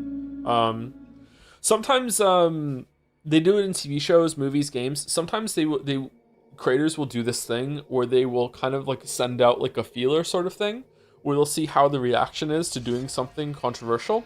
So like showing a character killing themselves in a trailer might actually be, let's see how the audience reacts to that and see like testing audiences are not enough. We need to see like how the public at large is going to do it, and then we'll see if we're going to go through with it based on that reaction. I'm not saying that's what happened here, but sometimes creators will do that. A really infamous one to me, which I'm not sure if it's been confirmed, but to me it's almost certainly in my mind, is that The Walking Dead killed off a fan favorite character at the end of a season, or at the beginning of a season, sorry, and like I don't know, 10 episodes before that or something like that, they faked him dying and kept him dead for like an episode or 3, and I'm sure the reason why they did that was to see what if viewership dipped if they killed off this character, and then if the viewership didn't dip, then they would just go through with it at the beginning of the next season. Yeah, and then they just revealed that no, he just slipped under a dumpster and survived some zombies. It was really fucking silly. So like stuff like that happens. Do you think it would have been better if Snake had shot himself and end on Snake Had a Hard Life? No, I like the scene still. I think that it's worth it. It's very difficult to talk about this game right now because there's so much shit. What do you think about the final fight at the end? As someone seeing it for the first time, felt rather meaningless to me. Like the final big battle has already happened and they're fighting over. Why go through the older games and stuff? Is it just fan service? It's just kind of like a send-off. I liked it actually. I liked it when I first played it. I liked the music coming back, I liked the different fighting. In terms of gameplay, it was fucking terrible, but I was also bad at it, so I don't know if that's why. I like that. But it's, again, it is kind of cheesy. It is fan service, but that's what this game is. This game is just cheesy fan service. I feel like what I said in Metal Gear Solid 2 has become more and more true as I'm playing these games, but I don't know if that's because I just want to be right in my assessment and just like feel smart or something, or if it actually is true.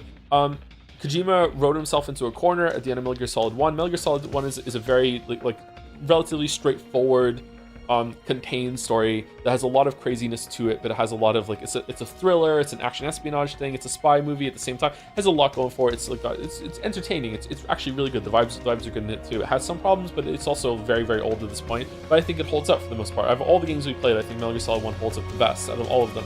Maybe 3 after that, I'm not sure, but 3 also kind of has like a point, and it's doing a parody on those old James Bond spy movies, that sort of thing. So those are the two I think have aged the best. However, Metal Gear Solid 3 is part of this. I wrote myself into a corner. How do I get myself out of the corner? And it feels like through discovery writing and just not helping himself, like with these crazy like Mr. President endings and shit like that, that the world just kept getting bigger and bigger and bigger and bigger and bigger, and like he had to find a way to explain all the things that he had set up. And then we have Metal Gear Solid 4, which is the largest game. It is also the messiest game. It's all over the place. There's so much shit that's coming back from each of them. Oh, is Hideo Kojima going to show up now? And I think it's admirable that he like stuck to his guns on so much shit here, but at the same time, it's messy as fuck. I think that this game in particular, and like the answer to everything about the Patriots and the Lally Lule Low. Where's the line about the Lally Lule Low? That when isn't there an explanation that when some people say Patriots because of the nanomachines, it censors it and changes it to Lale Lule Low? Where's that line? Is that in a codec call or something? I've been waiting for that the whole entire time and it never happened. I think they implied that. It's inferred? Okay, alright. That's where it is then. Alright, so there you go. So in case you're wondering why that came from, when some people say Patriots because of the nanomachine technology, they're saying Patriots, but you can't hear it. It's Lally Lule Low instead. That's what it is. It's like a form of like a real-time censorship that you can't even say it. Yeah, so it's interesting. I think the idea of a shadow cabinet group, this was a very popular kind of thing, kind of still is, but you know, it feels like the conspiracy has come out of the closet, so to speak, with everything that's going on with the world, and especially Trump at the moment. In the past like 8 years or so, like I feel like conspiracies have kind of fallen by the wayside, and we're just living in the world of active conspiracy. This kind of shadow government thing that is controlling the world was a very popular idea back in the early 2000s, late 1900s. I think it's a very romantic idea in a way, because I feel like it's trying to make it so the world is a lot more comfortable. Weirdly, it sounds like it's a horrible idea, but it's actually about like there is some control in the world. Someone is at the wheel of the ship. It's not just a bunch of us just traveling in the dark. Someone is actually running the show. I think that it's actually scarier to realize that no one is running the show. And there is a very real chance, for example, and just off the top of my head, there are other ones too. For example, it is very likely that global warming is not something that we're going to solve. It really is as dire as the scientists are saying, and we're not going to figure it out, and the world may be irreparably fucked, because of that.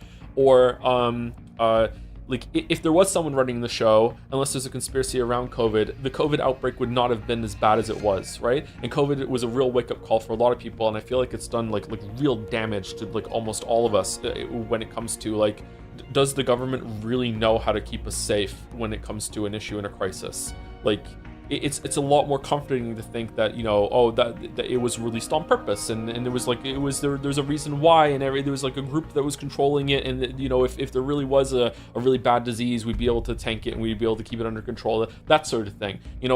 I feel like this idea that there's a conspiracy group that's pulling all the strings globally is a really comforting kind of like new religion kind of fiction that if you buy into, makes you view the world as a much safer, nicer place, weirdly, even if you think that you're being controlled by a shadowy organization.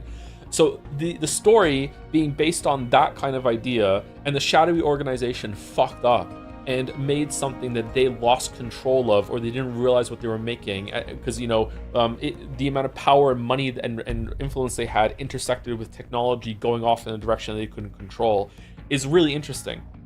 And you see that over and over again in these games with like the ramifications of VR training, the ramifications of nanomachines, the ramifications of gene therapy, the ramifications of nuclear war, and it has this really good, like almost cyberpunk mix of like current problems that we're facing in society and future problems that we haven't been facing yet or weren't facing yet in when these games were out. And you can also see new problems that have emerged since then. Like I would say that the biggest problem that we're facing that's new at the moment is the emergence of AI. AI is really terrifying, and the amount of control that AI is getting, it's not really AI in the sense that we just saw in this game, but a different kind of AI, is very, very troubling.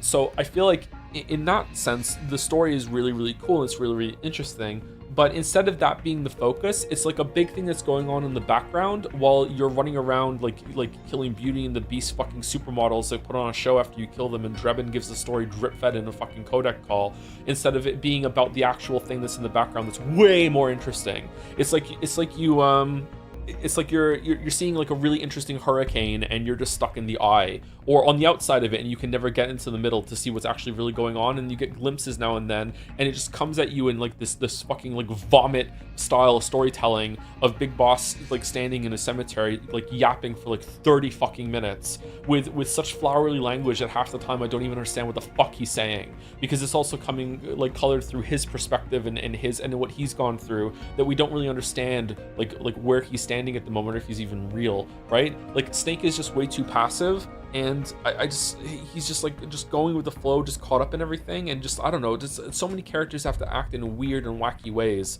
for the story to work. It's really entertaining though in 4, but I feel like in an odd way, Snake and the series deserve better than this. It deserved to have a more serious send-off instead of the craziness that we saw here.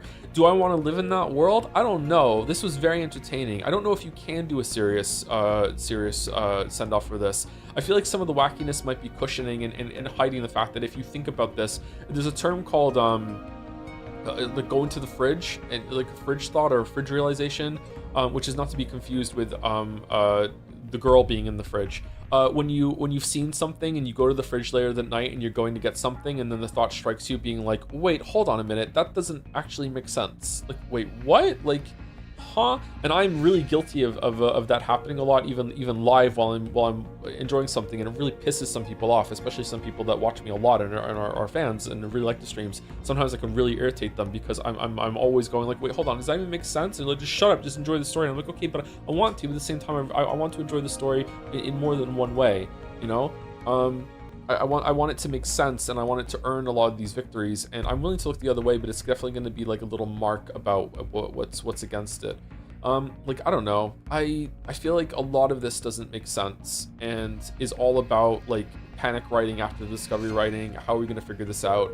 The best way to say it, I think I said it in a video once, the best way to describe it is when you're a reader, some of the best moments in reading and also watching a movie or anything like that are, oh my god, that's a crazy revelation. I wonder how they're gonna get out of this one. Or I wonder how the story is going to react to what just happened or anything like that, okay? Whereas as a writer, one of the worst and scariest things you can be as a writer is when you write something and even it's out and you're like, okay, how am I going to get him out of this one? You need to know the answer already. Like if you are doing the discovery writing bit of being like, okay, how am I going to get the character out of this one? And it's already out and you can't change things in the past, like as Kojima did with this and fucking Sherlock did, the Moffat did with Sherlock. That's always the go-to example for me as well. It's crazy dangerous. The only one the example I go to is Breaking Bad, where the writers, there's a famous scene at the beginning of season 4 or 5 of Breaking Bad where it's revealed that Walter White has like a fucking like huge ass fucking machine gun in the trunk of his car, and apparently when they wrote that scene they had no idea what it was for, how he got it, or what he was gonna where that was gonna go. They had absolutely no idea what to do with that, and they were able to write through like just sheer talent, I guess, or just luck. They were able to be like, okay, we're going to be able to make this work, and we got a satisfying ending out of it. Okay, so yeah, they had no idea. So it is possible, but it's quite difficult. Like especially when you have like you're so indulgent with like Mr. President and all this other shit. And I feel like he had so many chances. And he got out of jail with it. Like, I feel like the way that they answered Metal Gear Solid 2 was enough to answer Metal Gear Solid 1's insanity, but then he had to up the insanity at the end of Metal Gear Solid 2 as well, and you're like, okay, fucking hell. And then he had to make a whole game. Metal Gear Solid 3, it's like, it's fun to see Big Boss and see where it started, but all of Metal Gear Solid 3 is just setting up this bullshit. He had to make a whole game to indulge in the craziness that his writing had taken him there. And maybe that was intoxicating for him. Maybe he really enjoyed it. Maybe he, like, I'm also giving Kojima, like, almost all the credit for these games right now, by the way. So maybe it wasn't just him. Maybe there were other people there too. I don't know. So I should probably say that more often. I'm just assuming that Kojima was, like head of the ship for a lot of this, but his name's all over these games. So maybe that's why, and it's right too. Like, I feel like it must have been fun. But then we get to Metal Gear Solid 4, which is like he had made such a huge knot of a story and so many different things, and he had to untangle that knot, and sometimes to untangle the knot he had to use a knife or a pair of scissors, and it really shows. But he was able to stitch it all back together and make something that was very entertaining, very funny, but it's still kind of ham-fisted, and it doesn't like live up to the rest of the series, especially with Snake. I feel really bad about it, and it's everywhere.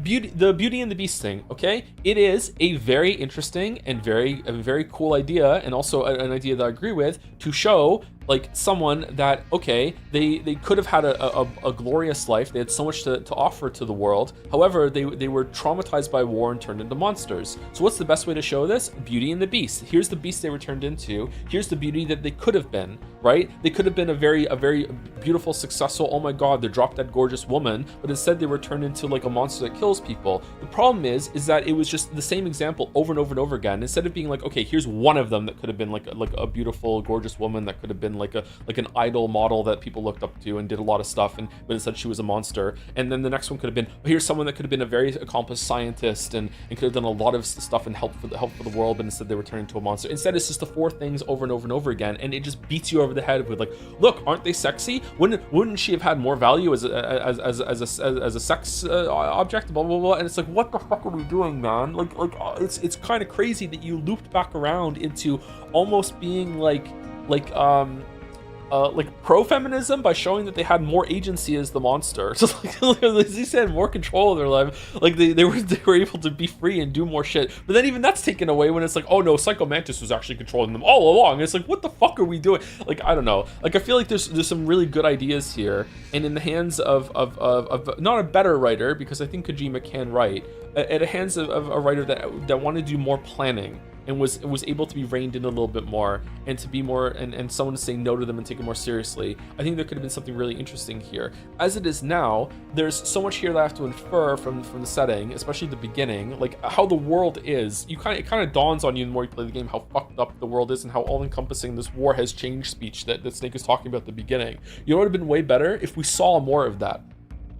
If we saw more of it, if we were able to experience that way more throughout the game, instead of it being just like, you know, just figure it out yourself, and then we're just going to talk non-stop about like the intricacies of the system and like, oh, it's all about computers and nanomachines. Like, okay, I'll get that. Like, you don't have to over-explain that part. It's okay. We don't need to keep switching over to storyboard time and showing fucking slideshows. It would have been better to see more of that.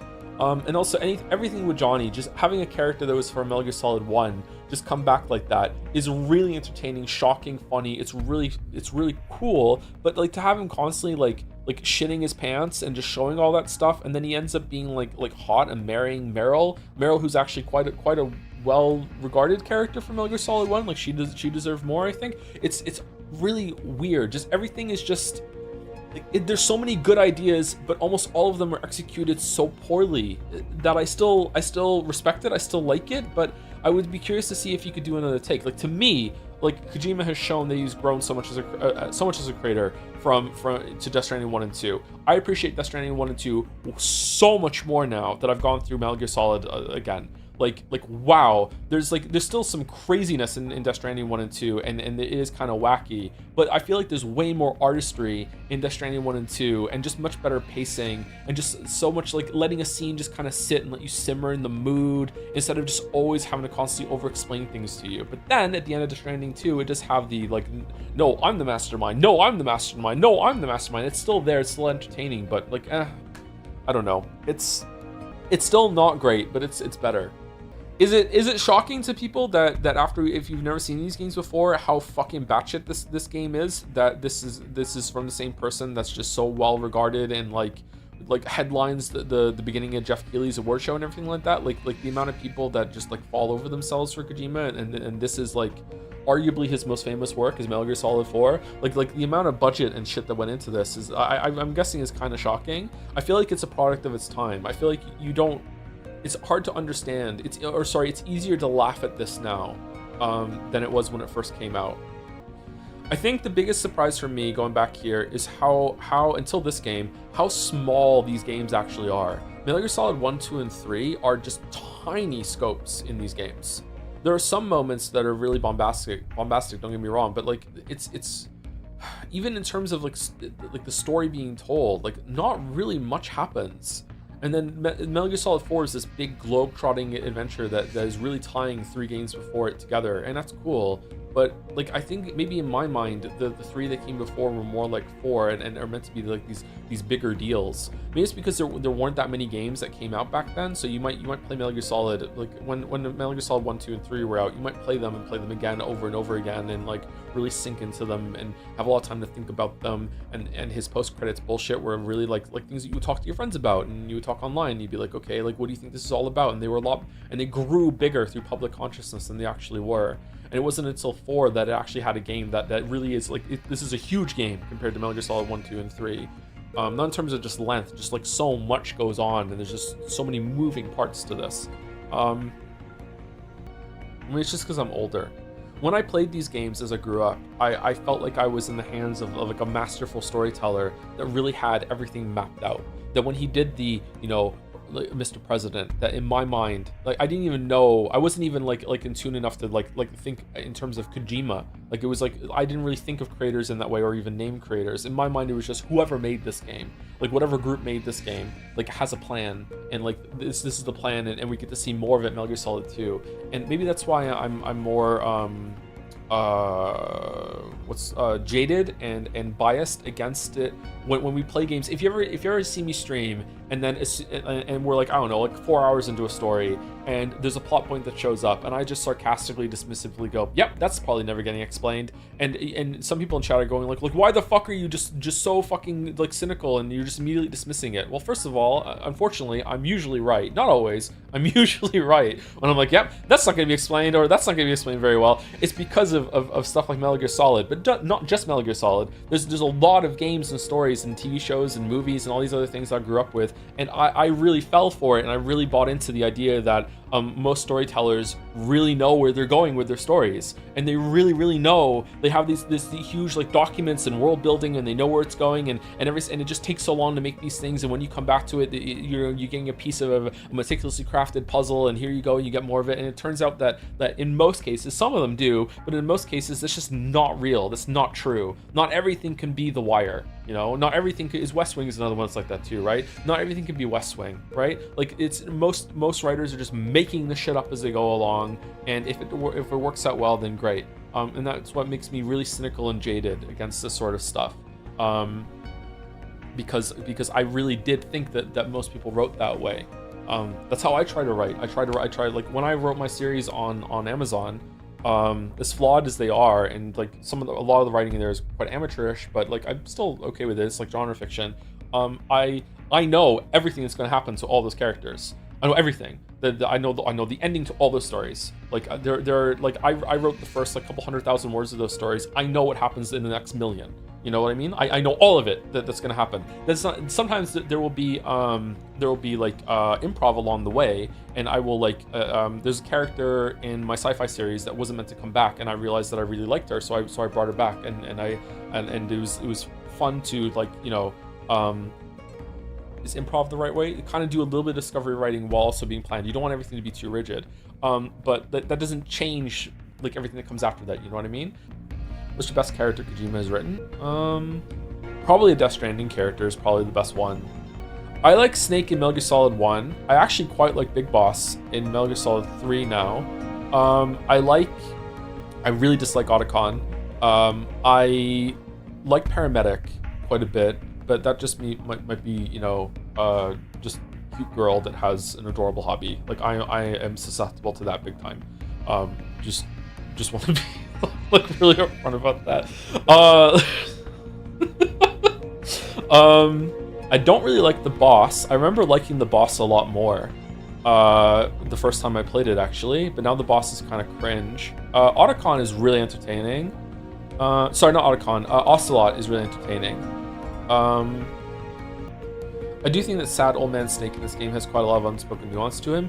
Yes, but it's really hard to take any of that seriously and dig into that mode of looking through a story, which I enjoy, when the stuff that we do get said to us directly is, it was even raining the day I was born. No, you were the lightning in that rain. Like some of these scenes are just like, they do not encourage and foster like joy and investigation. You know what I mean? Like it makes you just want to back off, if anything. It makes you just want to be like, whoa. Whereas like you see Snake kind of like mulling in the corner in the briefing scene, and like how like they're making fun of him and how he's being rejected as he gets old, as like this like fossil of the old world that they need now, that the nanomachines have backfired and you don't get it. And like he's almost like an obligation that they have to just like go along with, and yet he's really, really important at the end of it. Like, yeah, I feel like you can think about that from Snake's perspective, and you can dig into it, but the rest of the game does not, you know, encourage you to do that whatsoever.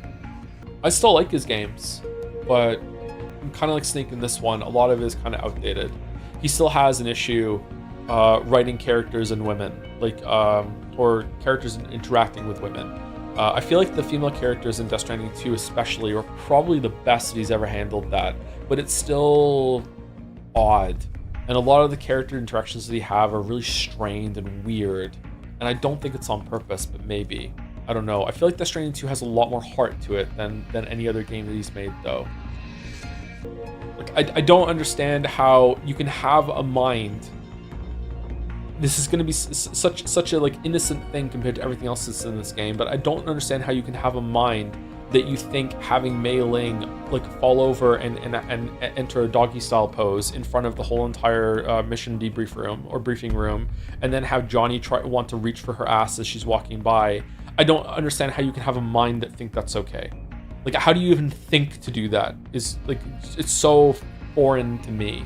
Like, in terms of a thought process, I just like what? Like I can almost see what he's going for with the Beauty and Beast thing, like we spoke about earlier, but like those two scenes, it's like, what the fuck are we doing? This game kind of sucked. Very entertaining though.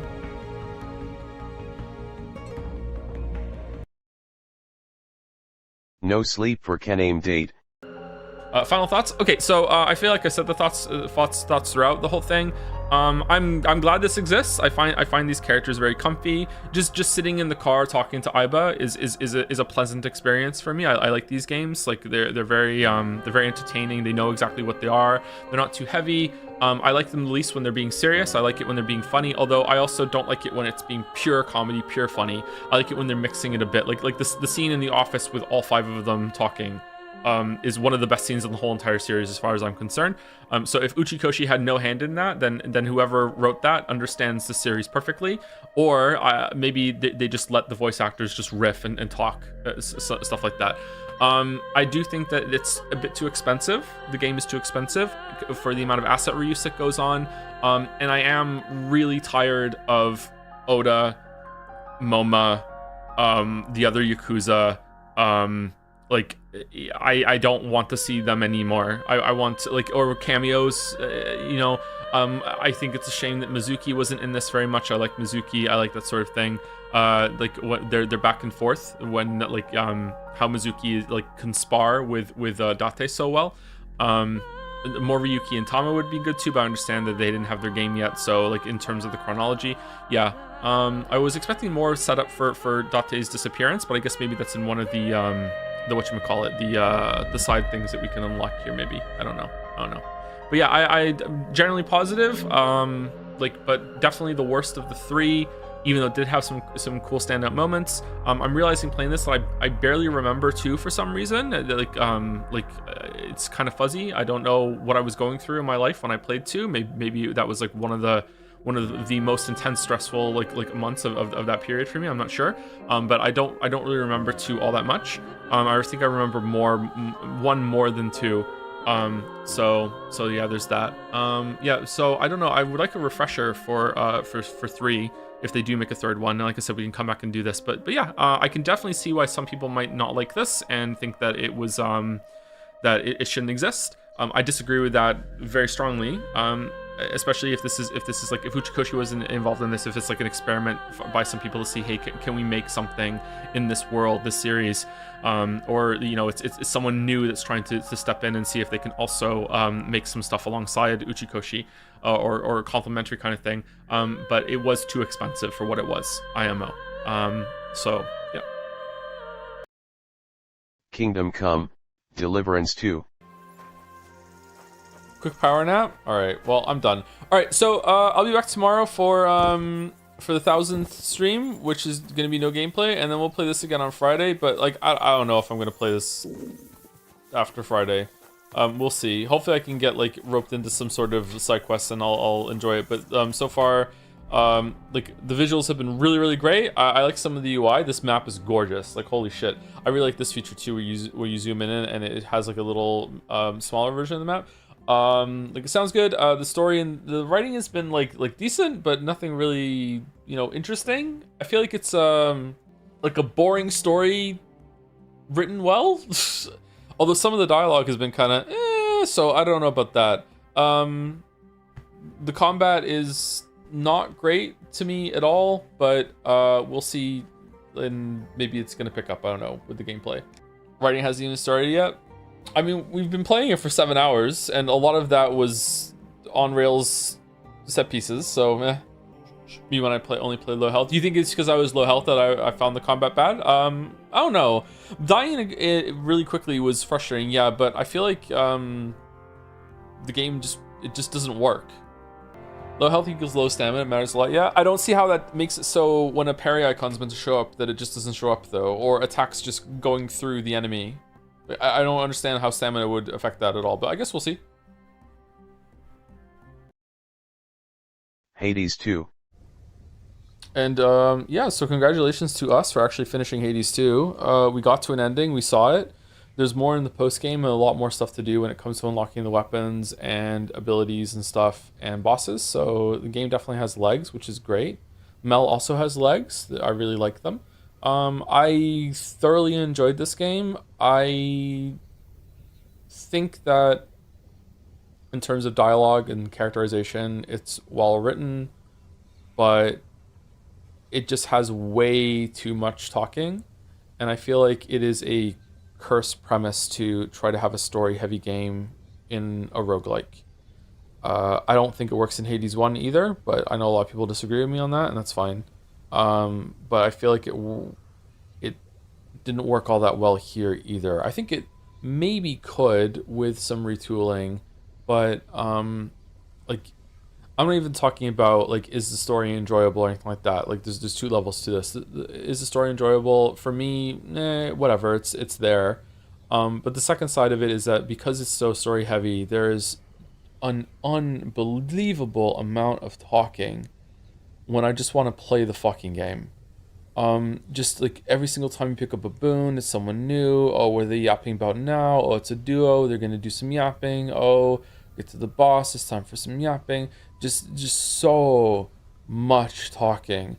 And then it's like, oh, now we're done between runs. Time to run around the base. Oh, everyone wants to talk to you. Oh, what happened this time? And if you don't like go at the progression pace of the game thinks that you should be going at, a lot of the time the yapping stops making sense. Like there were plenty of times where they were yapping about some shit like it would just happen, and it happened like fucking like 7 runs ago. So who knows how much yapping there is in this game, and it just doesn't even work properly. Like I don't know, man. When I was playing this on my own, I was not letting the voice acting finish. I was just skipping. I was just like reading it and just being like, okay, I think I got it. Hit A. So again, and this is not even saying it's bad quality. It's not. It's well voice acted. It's well written. There are jokes there. Like it's cool that they react to everything that you do. But man, oh man, I just don't like this level of reactivity and this amount of yapping in a game like this. I would much prefer this level of yapping and reactivity in like an open world game. You know, one of my favorite things in any open world game ever is the radio system in Fallout 3 and New Vegas. And I am really sad that there wasn't a similar kind of system in Starfield. Was there in Cyberpunk? There was a radio in Cyberpunk. I don't think it reacted much to what you did. I really liked hearing about like my escapades and the development of the world going through stuff like that. So there is a place for it in games, but I feel like there's too much of it in this, and it just slows the gameplay down. When I just want to be doing more and more gameplay, I don't want to talk to the characters. Cerberus is like my favorite fight right now because like, there's no yapping at the beginning. What if instead of full dialogue boxes, it was just you talking and talking to you reactively while you walk past them? That might be fine, as long as like I don't mind it. I also probably wouldn't mind it if the boon talk happened while you were doing the fight instead of like slowing it down so you actually have to wait, and then it was happening while you were picking the boon. like, you know, at least give me something to do while I'm hearing the talking. Like, I don't know. Maybe that would be too cluttered with the subtitles on the screen though, so maybe not. I don't know. I'm just spitballing ideas at this point. Like I hate this in other games too. Like I really hate in Witcher 3 when you go to all these different encampments and places around the world, points of interest, and it always inevitably leads to a fucking like note on the ground that you have to stop and read, and it's usually not very well done. I would much prefer it if Geralt like would read it aloud as you continue to explore around, so you can still do something while you're listening to it, instead of just like, oh, have to read this thing. Like I don't like it. I really don't. So, but that's me just being like goopy goblin gamer brain or whatever, and also just very, very impatient. But those are the major flaws. The rest of the game, visually fantastic, music fantastic, presentation off the charts, has so much content. Gameplay is really, really great. I love the progression system. It's probably got the best out of run progression system of any roguelike I've ever seen, in terms of unlocking things in player expression. I can't say about the weapons yet. I do wish there were more weapons. I know that might sound crazy because there's 6 really good weapons, but like again, Gungeon, there's so many more weapons in Gungeon. I wish there was maybe like a mode where you could take 2 weapons in with you and you can toggle between them, but I don't know how that would work with hammers and shit. So I don't know. Maybe that's too complicated. But there are the updated weapon sets that I haven't used yet, so maybe that solves the problem, and I have to like look at the aspects. But then I feel like maybe the aspects are being doled out a little too slowly. I don't know. Maybe this should be easier to get. Yeah, I do think the game has some issues with readability, and that's definitely been improved since Hades 1, but it's still not great. I feel like does this count as isometric perspective? It's definitely in that area, right? It is isometric, right? I feel like that perspective is not a very good choice for a bullet hell, or at least not with some of the attacks that they do. There are some attacks from Kronos, especially. Kronos is the worst offender for this. There are some attacks from Kronos where like I just don't know where to stand. Or it's like, am I behind it? Am I in front of it? Is it next to me? Like where is it coming? Like there's just so much shit on the screen, and then all the particle effects or whatever, all the spell effects that your character could have on top of that. It's just sometimes it's just a mess. And even now, after playing it so many runs now, there are times in Tartarus where I am just hitting dash just reflexively just to get through it. And a lot of this is a skill issue. A lot of the problems I had with the game for the first few runs I did, I've now gotten used to. So it definitely was a skill issue. So it still might be a skill issue, but it's not this kind of skill issue that's fun to solve, especially with the game that it takes so long to get back there. Like there could be like a future where I start doing the rival bosses, and I'm trying to do rival Prometheus, and God forbid if I get stuck on one of them, because I'm going to be a miserable salty motherfucker. I'll be saltier than fucking Poseidon's butthole about this shit. I don't know why I said that. I'm sorry. I'm really tired. I would be like really, really, really upset about like losing battles to like shitty readability like on the 3rd boss of the run, because Prometheus has like crazy ass fucking fire moves that just do so much damage and come out of nowhere. Like I don't know. So I would be upset about that. I'm already kind of upset about the Cyclops poison thing. That like shit, my god, some of that stuff like is really hard to understand. But yeah, apart from that, I would say the only other problem I have with the gameplay is that I feel like some of the boons need another balancing pass. There are some boons that are way better than others, and it feels kind of shitty that your build might have a really strong boon and it just will not drop. So I don't know how you fix that. I don't know if you need more agency when it comes to the balance, or the more boons need to be more broadly applicable. I don't know. But there are certain boons that I think in my mind are run winners, and if I can get them and I can just like roll the dice enough on getting lots and lots of boons, I think the success speaks for itself, right? I don't think I'm particularly great at this game, but like we're very successful with our runs, and I think that's just because I think that I know how to get enough boons possible to make myself successful, you know? So I think that might be a flaw. I'm not sure. I don't know. But anyway, either way, sorry to dump a load of criticism. This game slaps. It's really, really good. Well worth the price of admission. One of the best sequels I've ever played, I think, in terms of improving everything from the predecessor. Would like to go over Return to Hades 1 and see if maybe that's not true. Maybe Hades 1 is better than I think it is. But very surprised how much I like this game. I thought it was just going to be like a 1 or 2 or 3 stream and then be done, and then we check it out, and that's fine. But like, this will be something I play on my own time. Like, I really, really enjoyed this game. It was really, really good. Shibuya Scramble. Okay, I don't like the ending. I feel like this should have been the end of the second act, and there should be way. Like, I don't even understand Alfred at all. Like, we just find out who she is at the end. Like, what are her motivations? What is she doing? I feel like a bunch of plot lines just went absolutely nowhere. But that said, it was a lot of fun, and I do enjoy the structure of the game quite a bit. It was really interesting to see a story told this way, with flipping things around and like unlocking routes and everything like that. And to me, the two standout parts of the VN were definitely the hour where they were at the mall. It was really good. And the hour where they were on the roof. Those are my two favorite parts. I really liked both of those. The ending, in terms of pacing, wasn't too bad, but like, I feel like it just sort of stopped. Yeah, I'm right there with you. Those are my favorite parts as well. I'm guessing that some of the stories that they didn't wrap up here, we're going to see them in the side stories. I don't know if we're going to do all the side stories, but we're going to do some of them. And I think that some of those questions get answered there. Were you really thinking time loops were involved? Was that joke theorizing? I was joking. That was a joke. Are you amazed that Chiri's whole deal didn't come back for a third act twist? Yes. I am actually stunned that we didn't get some tedious plotline with Mr. Yanagishita and Chiri and the wrestlers. But again, I wonder if there's a side story about that. Yeah, I'm also stunned that Yanagishita didn't come back for the end. It felt like he was a big deal, like, and he didn't come back at the end, driving the ice truck or whatever the fuck, you know. Like, I'm really surprised he didn't come back. I've been waiting for him to come back all stream today. Yeah, same. Do you want to go to Shibuya after this? Not particularly. Not more than I did before, but also not less.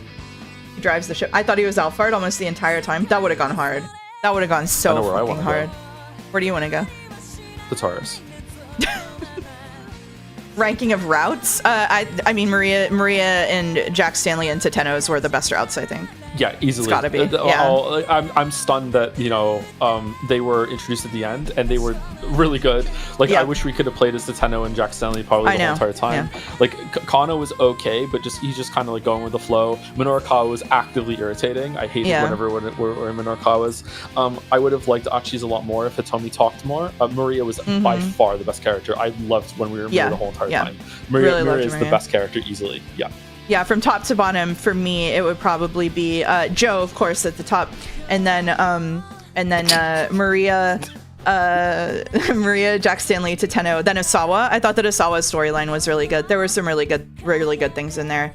Probably Kano after that, and then Minorikawa, Achi at the bottom for me. God, Achi is the false bottom. Nowhere. Yeah, the guy. It was just comedic relief. Yeah. I thought the music forum was going to come back with something as well, but it didn't. Yeah. Well, someone in chat said that the music forum guy is Shizuo, actually. Okay. I think that we missed a part of the game where that was revealed. Like, there must have been some ending we didn't do where it was revealed that Rumi's dad is the one that was posting on the music forum. So, what did 428 out of 10? What do you think? I give it a 7. I give her a 7. Really, 7? Yeah, I think so. 7's not a bad score for it. My instinct was a little bit lower than that, like maybe a 6.5. I don't know. Fair enough. It was creative. I like what they did with like the budget that they had and everything, or the production level they had. I just wish that they spent less time faffing around earlier in the story, so they could have made the ending a bit better. Just whatever. Yeah.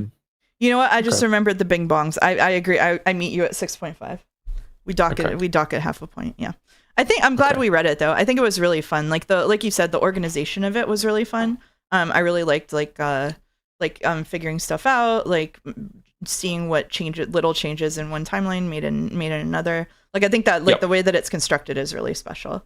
Yeah, I've never read a story like this. So it was good for that. Yeah. It's quite interesting to me. I'm gonna throw David Cage under the bus here as a creator who I think comes up with really interesting structures and then just butchers the content. I think that in this case the content wasn't quite butchered. I think they set out with what they wanted to do, which was it's a bit like a movie, right? Like, it feels very cinematic. Like, a lot of the shots were absolutely gorgeous. Asawa's line especially was like really well lit, beautifully shot. Like, which is why I inclined toward a 7, because I think that visually this was stunning. And I think they did a really good job with that. It was just like the story itself was just kind of middling, but the visuals of it and the structure I thought were really cool. But it does remind me a bit of Cage games, where I'm like, damn, if only they'd put a good story inside Detroit Become Human, instead of like a third of a good story. Whenever Connor's on the screen, we're all asking, where's Connor? Yeah. Yeah, pretty much. Yeah. I found it really cool they didn't fall into a Witcher 2-esque trap of quantum timelines that don't make sense. Yeah, it's much more compelling for it to just be like a normal ass story, for sure. I'm glad that they didn't do that at all. I just thought it was fun as fuck. It is fun as fuck, though. I'm glad that you suggested it. I think this is probably going to be a classic case of, as time passes, I'll remember this more fondly. But right now, I'm just a little disappointed that I thought certain things were going places and they didn't, and I'm just kind of like, oh, okay. But over time, I'll probably warm up to it and be like, okay, like for what it was good. Just it just kind of ends. A lot of stories have this problem where they, I don't know, run out of fumes, or when it's a collaborative thing, like maybe they ran out of budget or time or whatever. But like, yeah, it just kind of stops. Abiotic Factor. I feel like the worst part of Abiotic Factor was that it goes on too long toward the end. Some of those final areas are just too big for their own good. But overall, Abiotic Factor is easily the best survival crafting game that's out there. Amazing video game. I'm probably going to play it again all the way through when the DLC comes out. I want to see what the new science system added to the game is too. I feel like there is still a problem with Abiotic Factor, that the survival mechanics... I really like the early game where... Maybe this is because I had some self-imposed rules. One of my self-imposed rules of Abiotic Factor was that because I would try to like impose myself in that situation, I'd be like, I wouldn't eat the aliens because it's gross. Like I wouldn't trust the meat. So I decided to I wouldn't eat any of the alien meat for whenever I played the game. So it was like I subsisted off of like found food and also stuff from the vending machines until I got my farming up and going, and I could grow my own food. So I like that self-imposed challenge. I always try to have like some sort of self-imposed challenge when I play a lot of games. So I did that. So like being able to like upgrade to like making soup and stuff was a really big deal, and it was like, okay, cool. And then I feel like it just became a chore later on, and there was a missed opportunity to make the oven that you unlock to get better food buffs and everything like that. I feel like it just wasn't impactful enough to engage with that system, and it kind of fell flat, and I kind of missed that. As it went on, a lot of the like having to use the bathroom, having to sleep, having to eat, and having to drink became just like a lot of unnecessary busy work as the game went on. So I feel like survival games either need to expand the system as they get toward the end game, with making it so like there's more benefit to engaging with that, like maybe water that gives you like a more of a health boost, or just stuff like that, so it buffs you more and more as you get toward the end and make it really, really impactful.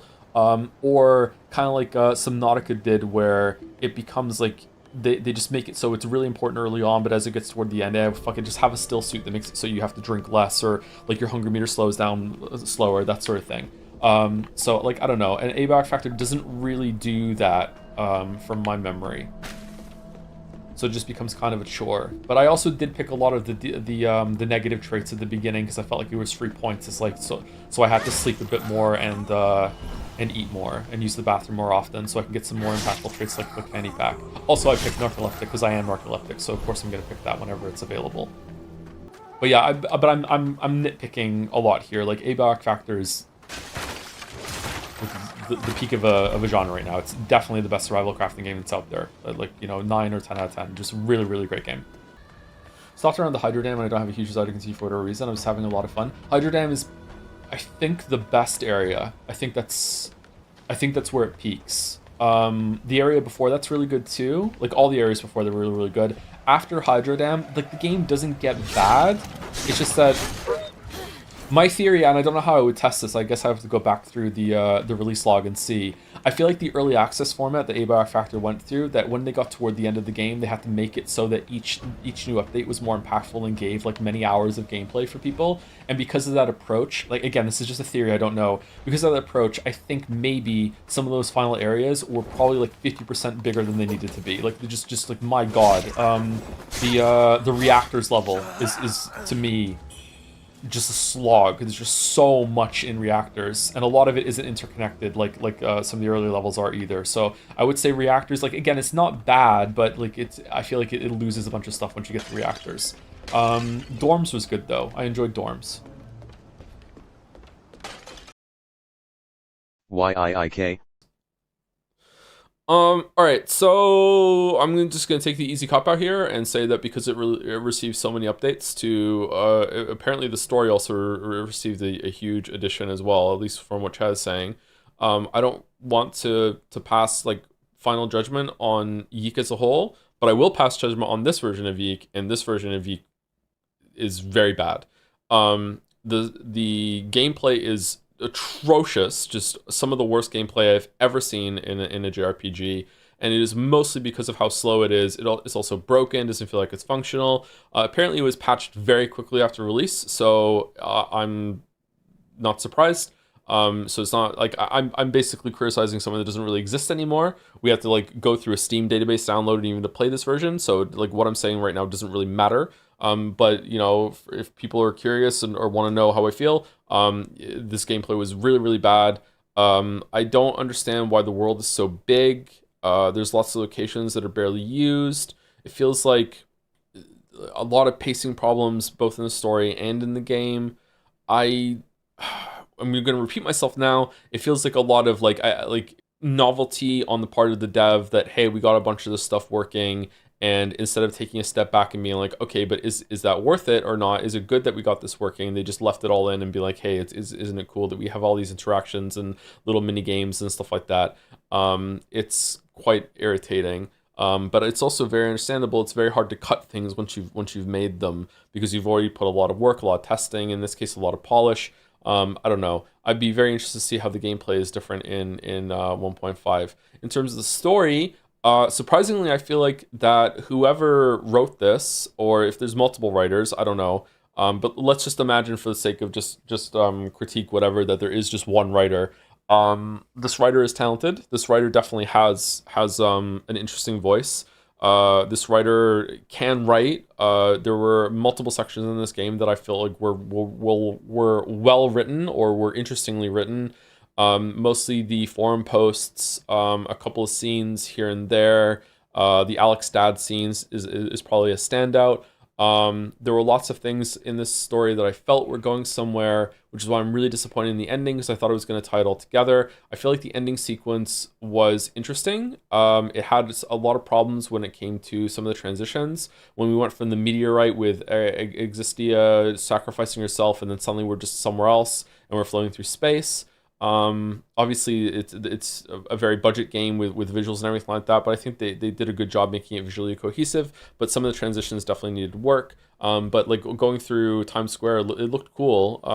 The change up to the different art style at the end. I feel like this story deserves another pass, which is what it got. So maybe 1.5 does it more justice. But as of right now, I thought it was going to have more of a salient point at the end, and it didn't. And instead it just became like, ha ha ha, the robot was also you and was lying and is also part of the conglomerate, and this is how we get you to come here and fight, but also we don't want you to fight, but don't turn the machine off, oh no, and you do, and who knows what happens, and that's it. I don't know, I don't really understand it though, so everything I just said sounded like nonsense, but I don't know how to parse it. I'm sorry. Maybe I'm tired. Maybe I'm tired. I am tired. Maybe it's because I'm tired, but like I feel like I do not understand the ending to this game. Some people in chat are saying things that I don't know where they're getting it from the text, whereas they're saying that the dev confirmed some stuff. Maybe it's inferring stuff from like the patches in 1.5 and rolling it back onto this one. The idea that like none of it's real and it's all in Alex's head does not ring true to me whatsoever.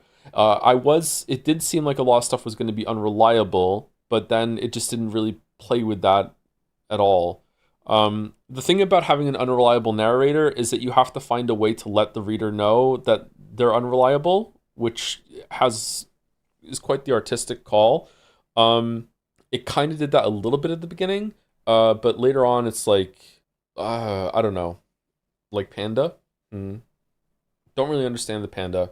The fact that it called attention to a bunch of like stuff being like, hey, why didn't we question that, when it introduced this world right away with having monsters and fantastical elements, and you don't know what kind of world it is interesting, but also kind of frustrating.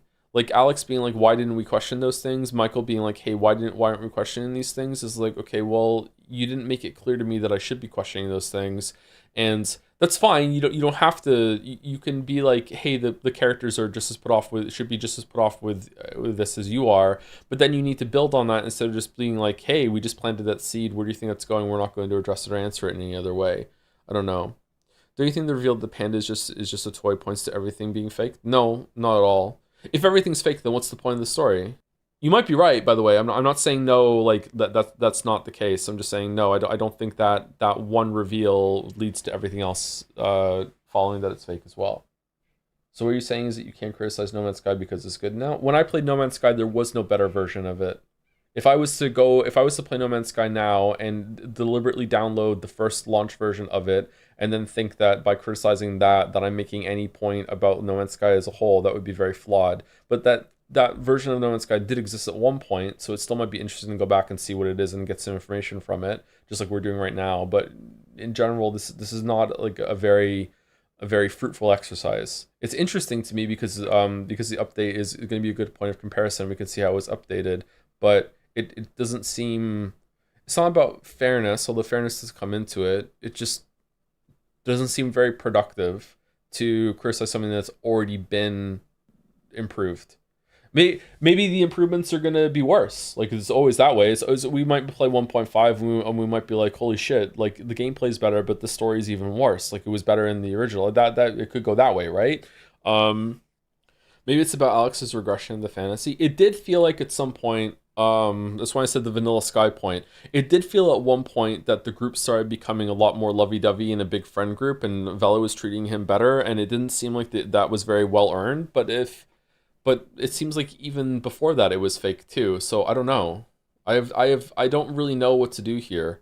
The game's odd. The group it's like a group of fast friends, and it's like, oh, like we're gonna hang out and we're gonna go and have New Year's together. Whereas it's like Chandra and Claudio like are strangers. Rory is kind of a stranger too. Like, who the fuck are these people really? Like, why are they all friends? Like, Vela just kind of floating into this reality. I don't know. This is odd. I really thought this was gonna go somewhere more at the end, but it didn't. How, if Vela and Existiel whatever are the same entity, how did they coexist at the same time? I thought they couldn't have two souls in the same reality. Is Vela not? Is that what Existia told her at the bottom when Alex went upstairs? Don't know if you noticed, but Ori does a complete 180 as a character after you meet him. He also apologizes to have cared for something he never did. What do you mean? What did he apologize for? There are quite a few time skips throughout the game, but it never does a good job at showing that. But it also doesn't really imply that they're hanging out more while the time skips are going on. Maybe they are? He apologizes to Alex for leading him astray about finding Sammy, but never actually said he knew anything about Sammy in the first place. Wasn't the apology for lying about that he thought he had a link to like a lead about the missing people, but he knew all along that his sister had committed suicide? I thought that apology made sense. Don't mind stories being vague, but I feel like any indication of it not being real is being jumbled with how rushed the ending feels. Yeah, it's not my read at all that all of it's not real. I'm not getting that whatsoever. If that is the case, then I'm not, like, what's the point? What can you even trust? It's like a bastardization of what postmodern is meant to be, putting it in the title. For me, it's Alex trying to find reasons to love himself after distancing himself from the people close to him. Essentia is an attempt to find a way to love himself despite his flaws, which he can't seem to overcome, but this is all just my interpretation, lol. At the end of the day, is the hate deserved? I don't know how much hate this game got, but some people in chat said that the devs were receiving death threats and shit. No, the hate was not deserved to that level. Absolutely not. There's very little that could ever justify that. Maybe nothing at all. But definitely nothing at all in terms of art. It seems that it is definitely overhated, but just because it is overhated doesn't mean that it was good. There's definitely huge problems here, and the devs even seem to agree because they did a huge update to it, and we're going to play that next on Mesa stream at 1.5. Yeah, I don't know. I see in many of this there's definitely some heart in some sections with the story, some of the Mind Palace sections, the music. I think this is an earnest attempt, and that should be celebrated. And just finishing anything, like like I don't know if anyone ever needs to hear this, but if you are a creator, and it's especially true for games and books writing, because they are such ordeals compared to some other more short form versions of art. Those are a big achievement too, don't get me wrong, but like I guess painting would be an outlet there. You can spend like months working on a painting, but typically you can, if you're a visual artist, you can get a picture done in a reasonable amount of time frame. Whereas when it comes to a video game and books, it might take you like years to finish something. If you are a writer or a game dev, just finishing something puts you in like the top tier of all creators that ever existed. Most people who want to, there's so many people who want to do this shit, and they just don't. They start, false start, get a little bit further, it's too hard, they give up, they don't get to the end, like they barely get into it at all. So like once you like it's worth celebrating. That doesn't mean it's immune to criticism though. Obviously criticize it, everyone wants to go better, and I do think that criticism is a gift when it comes to creatives. It's just that sometimes criticism is like is twisted and corrupted a little bit. I'm guilty of that too. I've done it in the past towards some games, but like wiping away criticism, like just finishing something is worthy of praise and celebration. Like it shows that you've achieved something. What was your favorite part of the game? Probably the talk about the dad leaving Alex. I thought that was very well written. It was well paced as well. It was darkly funny. That was probably the best part of the whole game. I also like the idea of the soulscape and the soul ocean or whatever, and there's different dimensions and having different rules and different lives in different places, and they're all linked to you. That was interesting. It just unfortunately didn't go anywhere. Like, why does Alex even want to destroy all the realities? Is it an act of self-hate? Is he even doing that? Is he just destroying all the different versions of himself that could exist? He doesn't want himself to be happy. I don't know. I wish it was explored more. One of the more damaging things people try to say about this game is that Alex is an insufferable self-insert rather than a character who's meant to be intentionally flawed as a part of the narrative, which is for a lot of people who didn't even want to try engaging with this was a big talking point, saying, wow, Yika's so horrible. Yeah, I can see that, yeah. Whereas it's obvious if you actually play the game within the first half hour, that you can see that Alex is intentionally like an asshole and very, very flawed. Yeah. Do you recommend this game? I recommend this game wholeheartedly to anyone who like is interested in game design and can learn a bunch of stuff and can like not what not to do, but also what to do. Like I would say that for all this game's flaws, it is a finished product. It has all, you know, beginning, middle, end. It has music. It has voice acting. It has a fully fleshed out combat system. It has a leveling system. It has an art style that is consistent throughout the whole entire thing. It has some pretty good shots, has some pretty good cinematography. I think we forget about that. That some of the places you go, it had some really cool framing with the camera. It has like a lot of things going for it. And despite having all those things and it being like a fully finished game, it is still lacking and in ways that are interesting, because you could just remove whole pieces of this game without replacing anything at all, and it would be better. So yeah, I think it's really interesting to see. I don't know if this is true, but it feels true to me right now, so I'll say it. I think that it's rare to have a game that is from an intermediate developer. Usually you get something that is like obviously really new, and like they're just like, you know, it's like a game jam game, or it's like they're just starting out and it's quite flawed, and it's like, okay. Or you have the big AAA thing that also has its own flaws, but it's coming from an experienced place, for better or worse. It's pretty rare that you play something that's in the middle, that it's like definitely they've overcome a lot of the beginning traps, but they're not quite there at the high level experience, so they know like what to cut, because that's very difficult to do. Like you hear from AAA development all the time, or like things that have big budget, that, you know, we spent like 8 months prototyping this thing and getting this boss done, and then you know, like 2 years into development we just said fucking just scrap that whole entire thing. Like Yeek, I don't think the Yeek devs scrapped anything from this, or at least they didn't scrap anything that was like finished, right? Like everything got thrown in that they did. I don't think there's any combat things that are gone. I think some hitters generally didn't realize that him acting callously to Rory was a character flaw. Yeah, that's wild. Remember reading they scrapped the whole ending and wrote, sorry, not the story, the gameplay. I don't think anything about the gameplay was scrapped, or nothing major was scrapped. maybe the ideas that were scrapped, but I don't think anything that was like fully finished or got past the prototype phase, I don't think that got scrapped. There's so much bloat in the design here. I feel like this game, the story brought up a bunch of questions and it didn't answer a single one of them. And instead did here's an answer to a question that you maybe not even didn't even ask when it came to Essentia being part of the Alex conglomerate. I don't know. I'm really disappointed. There's a moment where they go to the Mountain Man and to find out Vela made the record, and then Chandra gives the race talk the worst part. That was one of the worst parts. To me, it was particularly yicky because it felt like it was exploiting a real world problem to make Alex look bad. And it had nothing to say in the rest of the game about that. The game had nothing to do with that whatsoever. Like it wasn't trying to make a point. It wasn't trying to raise awareness, anything like that. It was just taking a real world problem and like just twisting that in order to make one of the characters look bad. It was very uncomfortable. I don't know. I know Mouse is uncomfortable when we're doing that too. I don't know if Mouse feels the same way, but that's why, one of the reasons why I didn't like it, at least. I get Alex being insufferable is the point of the game, but the game just goes on for too long and uses 10,000 words to say the same thing again and again with the veil of it's quirky and strange. You can be weird, but you should pace it well. I don't know if I agree with that. I do think that it did beat you over the head with Alex being a bad person, and then it just kind of went nowhere. There was like no redemption for him by the end. He doesn't really grow as a person. He just kind of hates himself. It's just an exercise of self-loathing. I don't know. I just need more concrete details by the end. Hopefully 1.5 provides them. I don't know. I don't know what's going on here.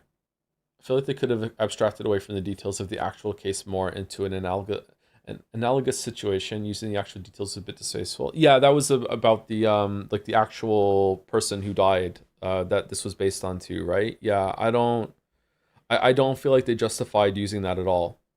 Like, I feel like they could have, if they put work into it, like look, this is a real world thing that people built up to a frenzy, and it became like a cult following thing online that was built into this, like, its own mythology, and we're going to do the same kind of thing here, and that's why we're referencing it, so we know it's got a link to real life, so it becomes across as more authentic, and here's what the big, like, mythology we're building here, but it didn't do that. It didn't go anywhere. It didn't go anywhere with that. Like, it barely built on anything. Why is everyone such denial? The writer is a narcissist with multiple blatant self-reports. I don't understand. I don't know anything about the writer. Like, listen, I know you fucking hate this game, and you've been here for all the streams just hating on it and wanting people to hate on it more. But like maybe other people in chat are going to agree with that if they know more about it.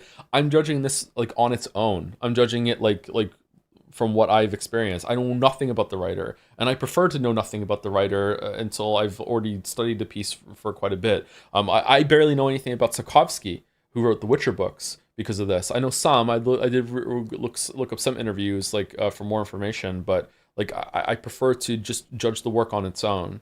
I feel like this game has a really shitty understanding of postmodernism, which is why it has this weak ending. To be fair, who among us is bold enough to claim? I don't know. I question the name a postmodern RPG. I don't know. Well, considering most people don't wake up and decide to make a game, it makes you wonder the intent. Yeah, I wonder about the intent a lot. So, like with anything, like, well, not with anything, there are clearly certain pieces of media that are made just to entertain in a very like light way. Most action movies are like this. Some of the books that I've written are like that too. It's just just having some fun with some characters and some scenarios. That's where you go. That's why we want to tell this story. That's why we want to make this movie, is for the cool action set pieces, blah blah blah blah. This is not that kind of story. This is not that kind of game.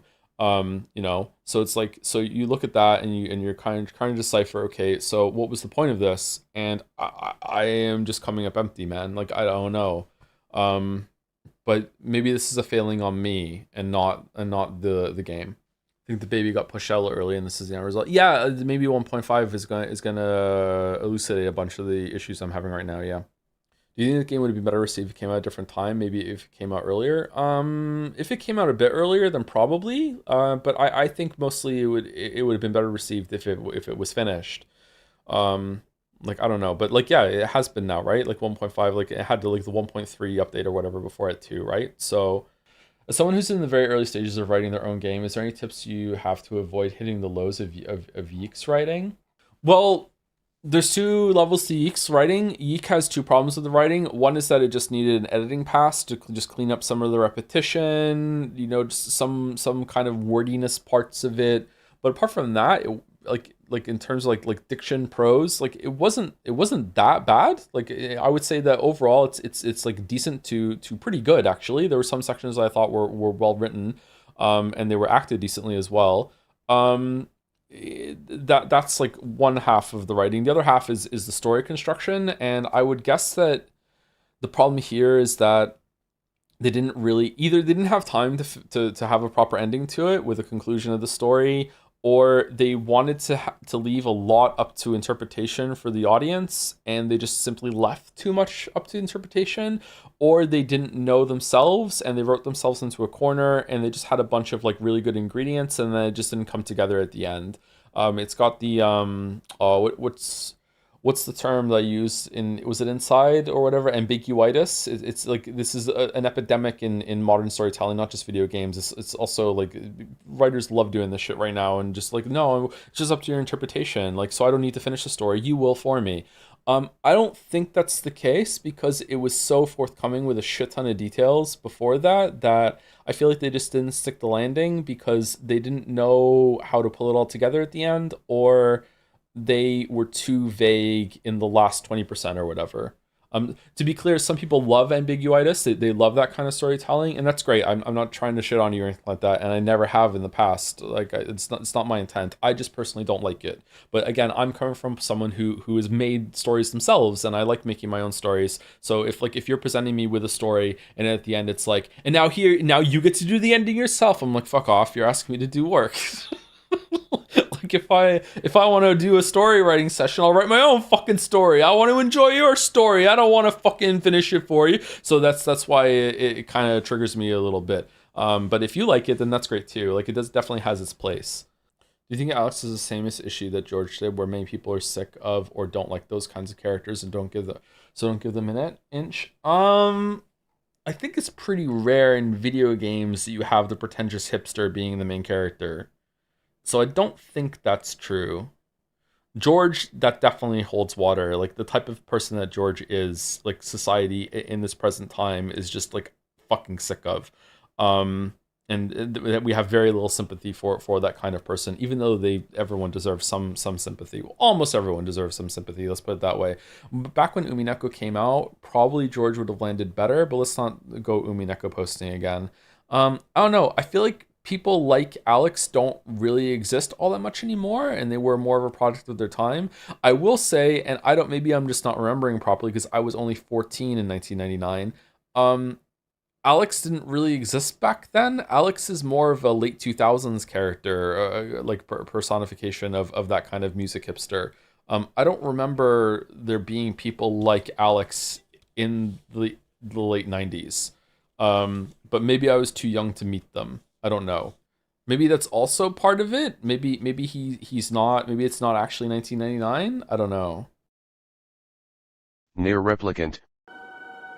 And that's that. Alright, I really like this ending. I don't think they should have made you replay the whole thing until then. What's really impressive to me is that they had a recycled boss fight in the end there, and they made a bunch of additions to it, and it was a lot better. It was enjoyable. I don't know why. Was this a full remake? If it was a full remake, it's kind of got the Persona 3 problem, I think, where they should have added more stuff to it. I really feel like they have a whole Kaine moveset, and it's nice to have it be a surprise at the end of that ending there, but I really feel like they should have had you play as Kaine for Root B. Like, with some extra scenes of when Wyfels isn't there. Like, I really would have enjoyed Root B if it was like that. I feel like that's a misstep considering they already had it there. It would ruin the impact a bit of the Kaine thing at the end, but yeah, I don't know. I think that's a misstep big time. I also think they shouldn't have made you replay the game more than once. Replaying the beginning part wasn't too bad at first, but they should have jumped ahead or something. I don't know. Yeah, but this was cool. I don't know if it's my favorite part. It was definitely the most enjoyable part, if that makes sense, right? Like you don't enjoy realizing that the game is trying to set up a miserable tragedy simulator. Like, that's not something you enjoy. That might be the most interesting part, though, right? And the way that it uses the JRPG kind of trimmings and genre to tell that story and set it up is definitely more interesting and unique, considering for like compared to like how this ending was interesting. If I hadn't played Automata, though, a lot of that would have been lost on me, even though I don't remember Automata all that much. It was still there. Yeah, like the gameplay was even better there too. Yeah, I don't know. I would say overall positive, like mixed to positive. This is probably going to be a chat ruined it tier for me, but I still enjoyed the game. It was really interesting. I don't know, just in case it was my fault, I'm sorry that I did not explain. I think I did explain enough times, but I'm sorry if I didn't, that, you know, every single time I said, hey, like this is working for me, but it would work even better if X, Y, and Z. I don't know. I feel like it when I say it undermines its own point, it's not like undermining it to the point that it's lost completely. I don't know. I feel like I did qualify it enough times. I'm like, hey, I still am finding it interesting, and I'm picking up what it's putting down. But yeah, I enjoyed this ending. I don't think a lot of the stuff that happened at the endings were worth the replay though. After Route B, I think you should be able to get a selection menu or just fast forward a little bit today or whatever. Yeah. I will say the most disappointing thing about this game was that it did not give me a lot of answers for the mystery box it's set up with what is going on with the White Chlorination Gestalt Replicant program. That was very disappointing, and I would like more about that. And some people in chat said that the information is delivered in other formats. That's fair enough, but I think that it is really like a bait and switch, or really disappointing that it set up the mystery in this one, but it doesn't give the answers in this one. I would very much have liked that, you know, not like to an overbearing degree, but I would have liked it to have given me answers to the questions that it brought up. That was mostly deliberate. I'm deliberately disappointed then. Yeah. Mugenics. But yeah, game's pretty good. Seems to have a lot of longevity, considering we're only like 10% done, not even. Really cool how all the different builds and all the variety is. You really feel the 20 years and been canceled 5 times of development. Yeah, there's a lot of... I still don't like the theme though. Like I really don't like it. I don't like end day again. Why? You want to see what happens on the next day? We can do that, I guess. I just hope no cat dies, because we're at -2 comfort. There have been a couple things I don't like about it though. I really dislike some of the vagueness when it comes to what something is going to do. And I also, the worst thing the game has done has been this enemy has a skill reaction thing it can do, and we're not telling you, and the way you figure it out is that you attack it, and Lamayo, now that you found out, fuck you, you die, or you take damage. So I'm not really a fan of that. Not a big fan. Really bad. Metaphor Refantasio.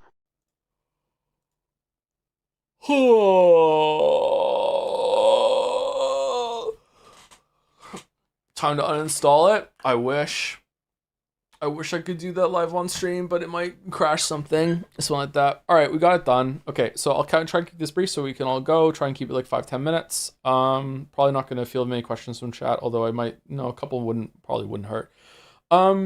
All right, so the game wasn't terrible. It doesn't suck. I think that it is a decent game. Like it's definitely not atrocious. It does have some pacing problems, but a lot of games have pacing problems. It's definitely in, like, again, my usual, like, I wouldn't put it at 5 out of 10. Definitely around 6 out of 10, maybe 6.5.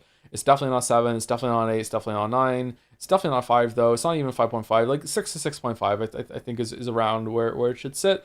I like the gameplay. I like the character progression of building your own archetypes. Although I do think that because I played it on hard and this is my first exposure sort of system, that I'm not sure if it's all that well balanced. I feel like I just kind of lucked my way into having like an overpowered sort of thing with Heismay dodge strat that kind of just solved a lot of the game, and it was just like rolling the dice every single turn. Otherwise, it would have been incredibly frustrating to just like get one turn wiped because the enemy gets to press so many turns.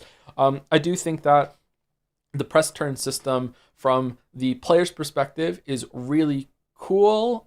From like a very like light way of having strategy that you can maximize the amount of output that you can if you really think about it, and it really rewards you for building your party as a group, and also like thinking of many turns ahead and thinking like, okay, like if I pass here, someone else can put a weakness on or can exploit a weakness and get an extra turn. I can turn 1 turn into 2 turns. I can turn 4 into 8 if I'm really, really fucking good.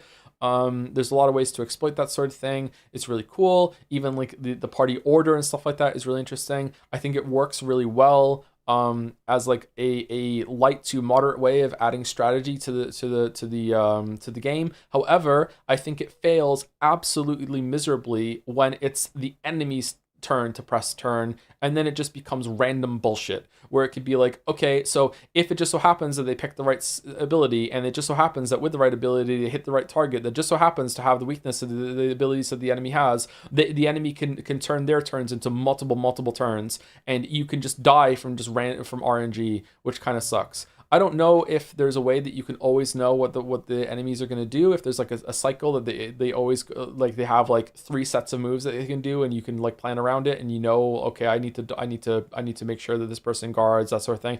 I don't know, but that's kind of beyond me. And even if it was possible, I don't feel like that's fun. Like memorizing what the enemy could do and like doing that shit is like, I don't know, not cool for me. That's not for me, Chief. But like if you enjoy it, that's fine. These games are not for me. I don't really like turn-based combat systems, but I do like some of the tactical ones. Like I'm enjoying Mugenics. I enjoy Into the Breach. I'll probably enjoy Slay the Spire. I enjoy Balatro if that counts as turn-based. But this, I had a decent time of it. I really liked leveling up all the archetypes, and I really like it when you can level something up that you don't use all the time, but it gives you a passive permanent buff. So I really like leveling up an archetype, and because I maximize an archetype, now the character has +5 strength forever.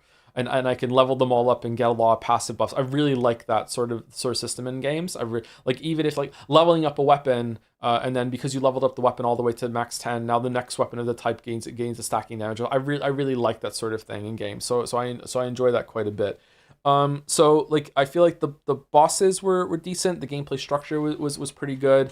I think that the first half of the game was way better than the second half in almost every single way, except for entertainment. The game got really entertaining in a really bad way, liking it for the wrong reasons, and then it just became about hate playing it toward the end, where it just becomes really, really funny. I think the absolute height of the story, 100% was actually legitimately good, was when the Sky Island first emerged and the election tournament happened and the King's Magic like killed Grius and held him. That was like really, really great. I was so in. I was like, holy shit, this is really cool. I really like that this played on the Persona stories all have the same sort of thing, which is all about public perception and public anxiety, public dread, public whatever, like feelings are all conglomerating into having like something made manifest. And I really like that instead of it being like the secret thing that doesn't show up until the very, very end of the game, that it's there the whole entire time via the tournament system, and you're actually out in the open, and you're actually a known element instead of working in the shadows. That's not to say that I don't like it when you're working in the shadows in the game, like in the Persona games. Like it's fine. There's something, it's fun in Persona 5, but having a different twist on the same kind of format was really interesting, and I liked it a lot. That said, just like the Persona games, I had really high hopes for the story as it went on, and then as we got more and more toward the end, it just became more and more Persona writing, even though the cast are adults. So this makes me think that it's nothing to do with the cast being teenagers in Persona 3, 4, and 5. This is just how this team likes to write their games. I shouldn't say Atlas, just this team likes to write their games. And that is like you have a group of people that are idealistic morons that just so happened to have the power of the writer being on their side behind them. So their ideology is the one that becomes the dominant good one, and they just succeed no matter what happens. It's like their victories never feel earned. They never feel legitimate. It never feels like they're actually saying things that are intelligent or smart or working with the pieces that they have. They just have unlimited plot weapon and plot armor, and they just like brute force their way through everything, and they know they're going to win because they are the protagonists. It's like they're aware in a meta sense that they are the heroes, and of course they're going to win as long as they try hard enough and they want it hard enough. That is not how the real world works, and it's not usually how stories work, and I think it's actually quite harmful, and I think it leads to a lot of issues with some people in society today that oh my god, we're going to get a heavy topic right now. Having this idealistic version that everything is just going to work out for yourself as long as you feel it hard enough and it's going to be manifest is not how things improve in your life. And it's just a way to become extremely depressed and extremely disappointed in your life, because you just think that if you want something hard enough, it's just going to happen happen to you. You actually have to want it and actually be smart about planning and how you want to go through it. Like the secret bullshit about like, oh, if you just put out good vibes and positive energy into the world, that it's going to come back to you. It doesn't work that way. That's not how life works. And this is how it works for a lot of these like fucking shitty ass fucking stories where it's like, oh, as long as togetherness and friendship and we have the idea, like, and it just even Heismei, who's like the oldest person in the group, just became like the spokesperson of just like saying shit that sounds good because it's like, here we go, and just really really bothers me. It's not the worst thing in the story though. The worst thing in the story was absolutely Katharina's social link at the end that is actually straight up harmful discourse about disenfranchised people and minorities in the world. Like, oh my god, it was so unbelievably awful, like actually dangerous fucking rhetoric, really really really really bad. And then also the whole tournament starting to start out with like, oh, we're gonna end tribalism and racism and like institutions are bad and us and Luis are like head to head about, we have the same sort of core goal in mind that we want to change the world, and then it just becomes endlessly about bloodline and we're just the prince and we're the rightful ruler. I don't know what the fuck they were planning to do. It feels like at some point they realized that they had written themselves into a corner and they pivoted hard into, oh no, it's all just about anxiety. It's all about anxiety and people putting things out into the world and anxiety and in the end the tournament didn't really matter. It was just a bunch of people fighting, and now we just have to make good on it, and hopefully we're going to be a good king and everything's going to go well. It just very very very mixed bag. I feel like it's really heartbreaking because I feel the same way about Persona 3 in particular. Not so much Persona 4 and 5, but I do feel this way about Persona 3. I think there is a really really poignant story to be told with these pieces. I think it could have been really great. With some moderate edits, not major ones, but some moderate edits. I think that it could have been really, really a well-told story if they went in another way. Some of that would be fixing some of Luis's stuff, which is just kind of batshit. And also how the Persona Pals or the Metaphor Morons act. Stroll was good at first, but became increasingly annoying as he just thinks that he's the main character, and so does the story. I don't think I will ever get over like Gallica screaming at him, Stroll, you're being a fucking idiot, we should do something else instead, and no one else talks, and then Stroll's like, haha, we're just doing what we did, what I said, we're gonna go downstairs. Like, it's really, really annoying. I don't know what the fuck they thought.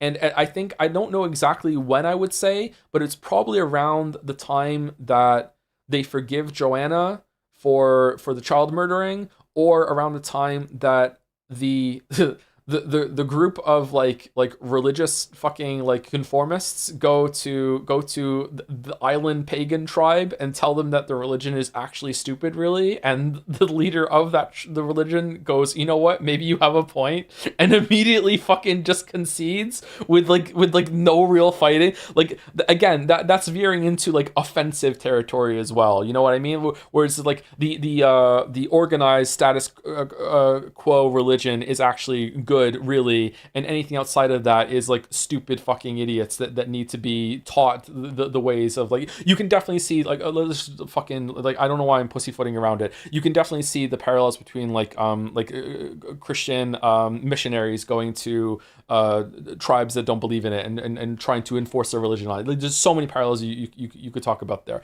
Yeah. So like, yeah, really really bad. There's lots of plot holes in the story. Don't really understand how anything to do with the Elda mother just making the story happen via magic. I don't understand how that's acceptable for anyone, really, unless you like vibes and story and you don't really give a shit about plot construction. I don't understand how that is acceptable to anyone. I don't understand about the sword, about how Gallica was meant to go on her own, and like all this other shit. Like, where does the prince actually go after you got stabbed? The teleporting magic and everything was just really really convenient, and it just reeks of like as reveal slop, as someone earlier said, where they just want to set up twists for the sake of twists, for like this vibe twisty storytelling that's, oh my god, what a twist moment, and those have to be earned. I'd be curious to play it again. I won't, but I'd be curious to play it again to see how much the story holds up after you know all the twists. I'm gonna guess that the twists are there just for the sake of it, and it doesn't really matter. Like, it was really painfully obvious that we actually were the prince, like from stream fucking 4 or whatever. Like, I didn't exactly know how it was, but it was obvious as soon as we started actually going up the rankings of being elected. It's like, okay, we're the prince. Like how what are we gonna do? We're just gonna pivot over to someone else taking over? Like, fuck off. Like, of course we're actually the prince. So it's kind of really really silly. I don't know. I feel like there's a couple other things I want to say. The road trip structure was great. I loved it. It's a really great use of the Persona Day calendar system. I really really liked it. I loved visiting the places that you get the postcard for, and the characters have a lot of like fresh anything can happen scenes where they're talking about something and discovering something as a group instead of it being pushed into social links that the game can never reference anywhere else. That was really good. My favorite part of the whole game was probably around before Hypnospace came in, where it felt like a tight-knit group that was going on a trip. Hypnospace didn't ruin it completely. I did like the part where we went out in the water. That was fun, but Hypnospace doesn't ever really feel like he fits in with the group all that well. And he's marred by marking when the story actually goes off the rails and goes full werewolves with the fucking stupid ass fucking shit with Joanna, which is just, again, in my mind, completely irredeemable. Oh my god, I can't believe how bad that was. So yeah, but still, entertaining. I was bored at the end of today, but like I feel like it stretched out too long with the end dungeons. I think that they should have put the palace dungeon with the stupid fucking door puzzle that we had, where the mage academy should have been. Not necessarily that could have been the Mage Academy, but just in that area, that stretch of the game needed a dungeon. The opera, when you leave the island to going back to Grand Trad, with the Sky Island, there needed to be a dungeon somewhere there, and that dungeon could have gone there, and then the big Sky Island could have still been the end dungeon that leads to the big culmination at the end, and they could have had that, and I think that would have worked really, really well. And that they could have spaced out the content, but oh well, maybe they needed a new boss at that point and they ran out of money. Stroll was really good at the beginning, but I hated him by the end because he fucking became the main character wannabe and no one called him out on it. Pancakes was a complete wet fart, wet noodle, fucking awful character. I don't know why they went with like this mix of like silent protagonist that still talks but still comes across as a silent protagonist even though he does have voice lines. They just do not know how to write protagonists for some reason. I prefer I feel like Satapon, Chatapon, and Datapon all somehow have more personality in just the options you can choose and their little nod up and down like poses and animations they can do than Pancakes has. I fucking hate Pancakes. He's really, really bad. Just like, oh my god, they should have had a very strong character in the lead that had more of a personality, even if that meant that you can't make decisions. Or you can make decisions, but they're all in the same kind of sphere as what the character could do, kind of like Geralt.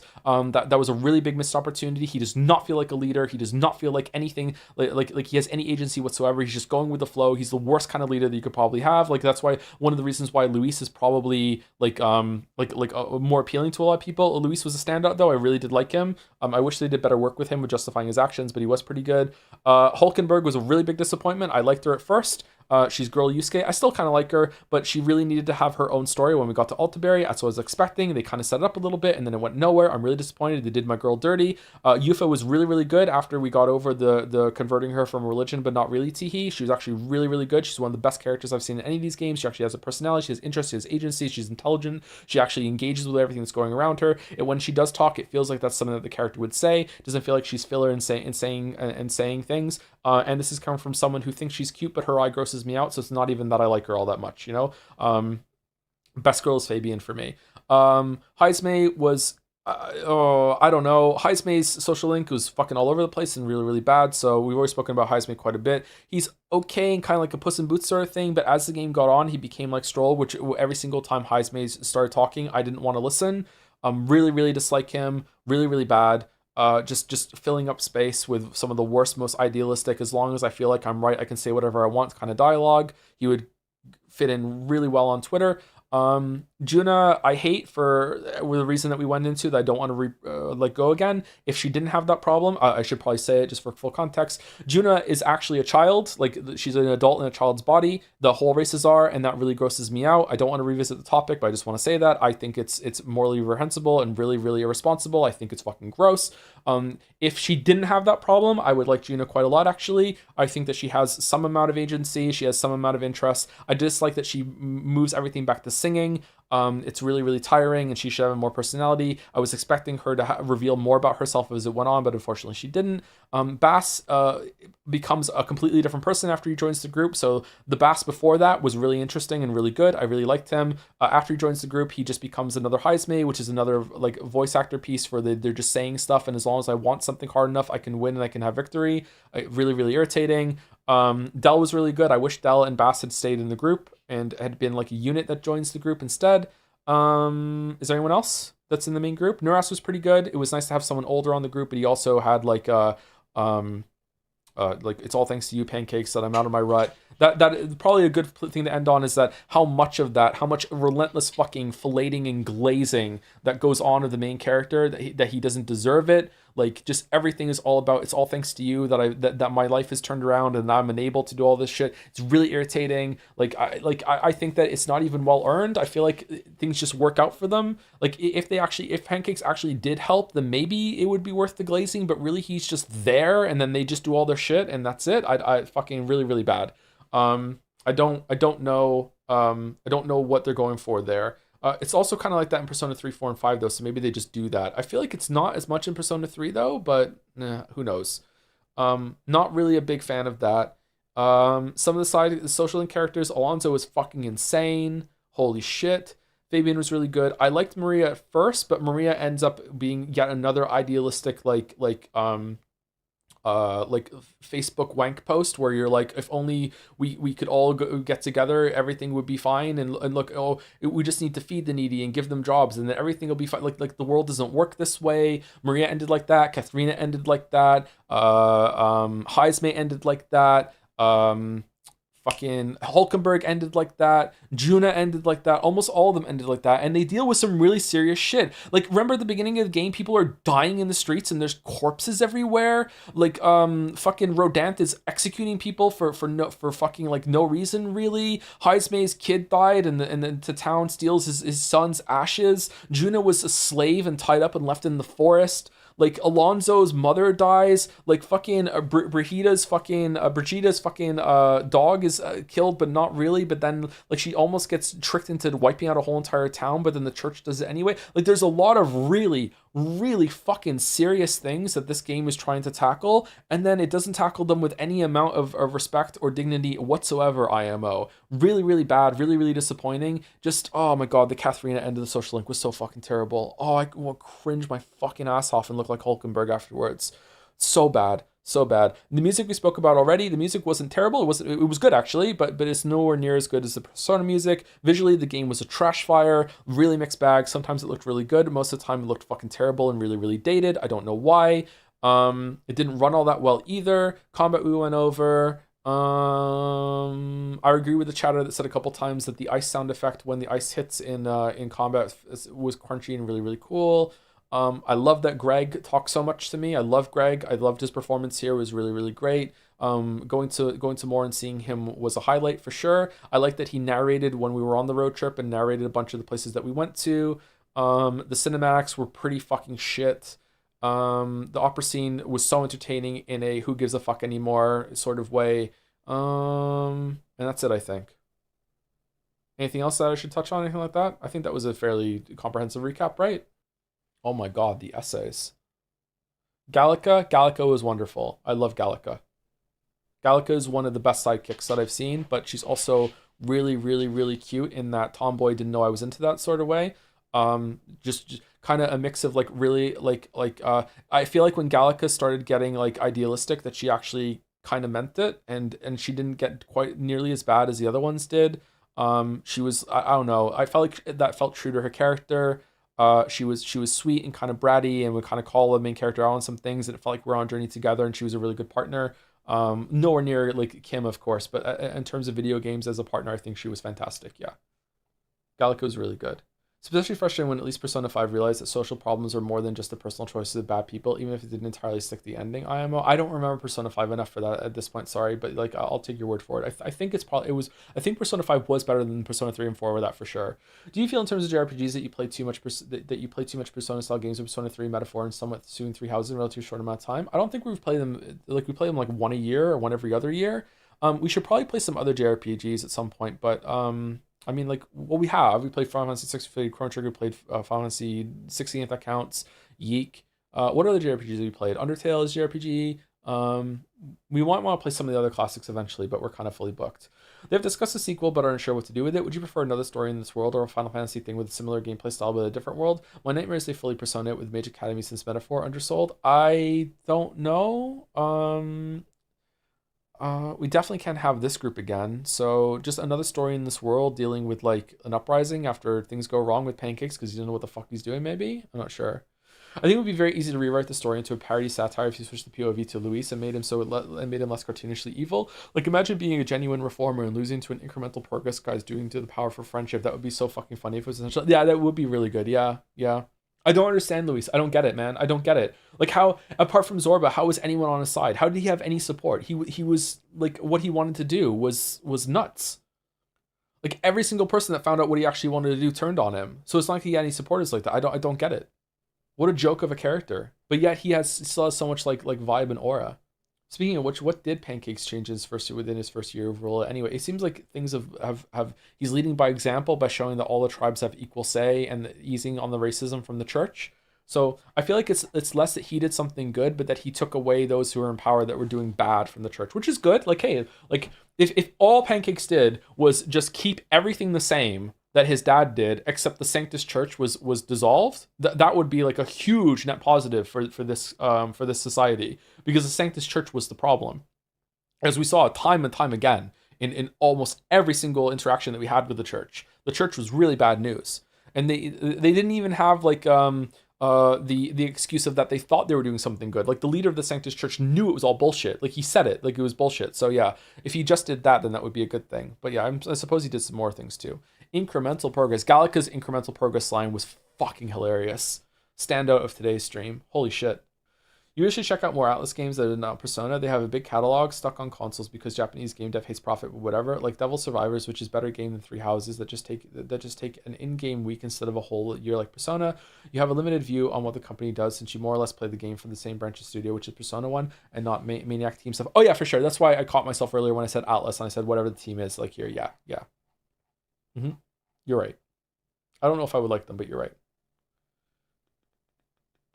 I think people were drawn to Luis because he breached equality and meritocracy, and no one else offered anything similar. Yeah, and he was lying. So later on, or he was lying by telling the truth, the red truth. But I think he was straight up was lying, and he was just coping when he said he doesn't lie. He was lying. And I thought he was good for the world too. I kept saying, obviously he's bad news. He's the villain. We're gonna find out more about him. And we did. But like, if he was telling the truth, and he was being honest, he would have been a better candidate than Pancakes. Easily. He a very powerful, strong ruler, would have got shit done, would have just like dissolved the Sanctus Church day one. Like, here we go, boom. Like for sure, better. Yeah.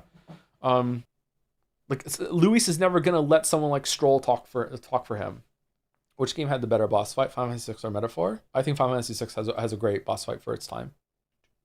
How can the church be bad when all they do mechanically is get you really cool equipment? And that's where we can like get a hook into the crazy fucking stupid ass mixed messages of the church is really, really bad, but also they get you really cool shit. And like, oh, there's so much wrong with this. Oh, fucking the Igniters. What do the Igniters even do? Like, oh, this or Final Fantasy 16? I gotta give it to Final Fantasy 16 because I love the spectacle in Final Fantasy 16 and the combat was actually pretty good, but the stories are equally fucking nonsense. But like the Final Fantasy 16's biggest draw to me, when I was writing a script about Final Fantasy 16, this was like what I was going to focus the most on, is that if you grew up with Final Fantasy games, they're like you loved the like even when you played Final Fantasy 6 and you got the Magicite for the first time and you were able to make the summons appear, it was like, oh my god, they look so cool. The pixel art looks really cool. And then you go to Final Fantasy 7, 8, 9, and they take that to the next level. Like the summons are a really, really fucking cool ass thing in those games. Like they're like little FMVs that you can that you can unleash on the enemies, even though they aren't FMVs, but you know what I mean. They look really cool. They were really, really rewarding. They were a highlight for a lot of people. Like when I was a kid, we used to talk about them a lot in school, be like, oh, if you got this summon yet, this summon's really, really cool, does this that. And Final Fantasy 16 being like realizing for a child that grew up with those games, or even a young adult that grew up with those games, that you can be the summon. You can have a fight that in those games that looks better than the full motion video pre-rendered cutscenes that were in those games, like, is just an incredible feat that they achieved. But Final Fantasy 16 was really, really cool for that. Unfortunately, it had a lot of bullshit around it, and the story was a complete trash fire. But the combat was pretty good, and those moments were really good too in terms of spectacle. So I'd give it to that over Metaphor, but like it's like a point higher, that sort of thing. Like, I don't know, or around the same. Anyway, I think that's it. I think I said my piece. There's probably a couple things I forgot to say. Social links were really, really bad. Writing definitely got worse as it went on, which is a shame. I don't know. What do you think about the old world post-apocalypse reveal? It feels like they used it as a cool reveal, but they didn't really do anything else with it except for all this stuff. It's just reveal slop. It's just reveal slop. Yeah. Maybe if it gets a sequel, they're going to do something with it, but as of now, it's just reveal slop. Yeah. Voice acting, I think Luis, Moore, Stroll, Yufa, Zorba, a lot of them did a really good job. I don't like what Heisme said, but I think he did a good job too. Pancakes was fucking terrible. Bass was good. I think most of them were really good, actually. I think Pancakes was the only one that was bad. And I feel like the reason why Pancakes was bad is because that character has absolutely no direction whatsoever. So I think Pancakes was the bad one. Any comment on the 10 out of 10 reviews the game received? Makes me that and it winning Best Narrative 2024 makes me really worried and question what the fuck is going on. Would you have preferred the combat system that just told you the enemy's weaknesses and resistance up front? No, I think you need to earn it, but I think I would like to have, like, I can spend a turn or half a turn at the beginning of every match to just be like, I can see them now. I think that, like, a whole turn would probably be better. I think that would be good. Just give me, let me have to spend a crystal to scan. Because like, it is kind of irritating to have to do this thing with rewinding in order to fish out the weaknesses. Did you like any of the candidates? Feel like they just forgot about them? They just forgot about them, yeah. Even the stories set up that, like, you know, there's people that are secretly supporting the church, there's people that are secretly supporting Louise. It just sucks. I think Elf Hitler was the only one that was like in it to actually try to win. If you were lead designer for this game, would you have deleted the retry button? No, but I would have pushed for changes that would have allowed me to delete the retry button. Do you think the world building is still good, or does the story tank it? I can separate those two things in my mind. I think the world building in this is actually pretty great. I enjoy how the Magla works. I enjoyed how Igniters work until I realized that it was fake. So that's, like, you know, anti-world building as we go on. But I think the world building is pretty good. This place does feel pretty authentic to me, and a lot of the racial tensions that are in it feel like properly fleshed out and real. But then, you know, it becomes like Fisher Price hands-off kitty gloves as it goes on, unfortunately, when it comes to that shit. Resident Evil Requiem. I don't know what they're meant to be doing with this. I don't know if it is intentional. Like, obviously it's cheesy and you go with the one-liners, an action movie, but when at the end he's like, haha, I didn't hit any of your vitals, maybe it's gonna be fine. It's like, what are you doing? Like, what's the point of this? Like, I don't get it. I remember you saying I'm impressed where they went with the child character. Yeah, and then they just brought her back, so whatever, who cares? No one's a real character in these games. Just like when he goes into the gun store and he sees the skull and he has this emotional moment that has absolutely no undercurrent or isn't undercut with a quip or anything like that. Who's that for? Why is that there? Yeah, anyway, I thought that the start of the game was really, really strong. It was really moody. I liked it. I thought it was going to go in a different direction, but it was okay. I'm going to be honest with you, I don't really quite understand what happened with Grace and Chloe and clones but not clones, and then the twist is that she wasn't special, but she just was some girl that Spencer adopted, and it's from watching the video that we found out what the password is, but they couldn't hack the password. I don't understand, to be honest.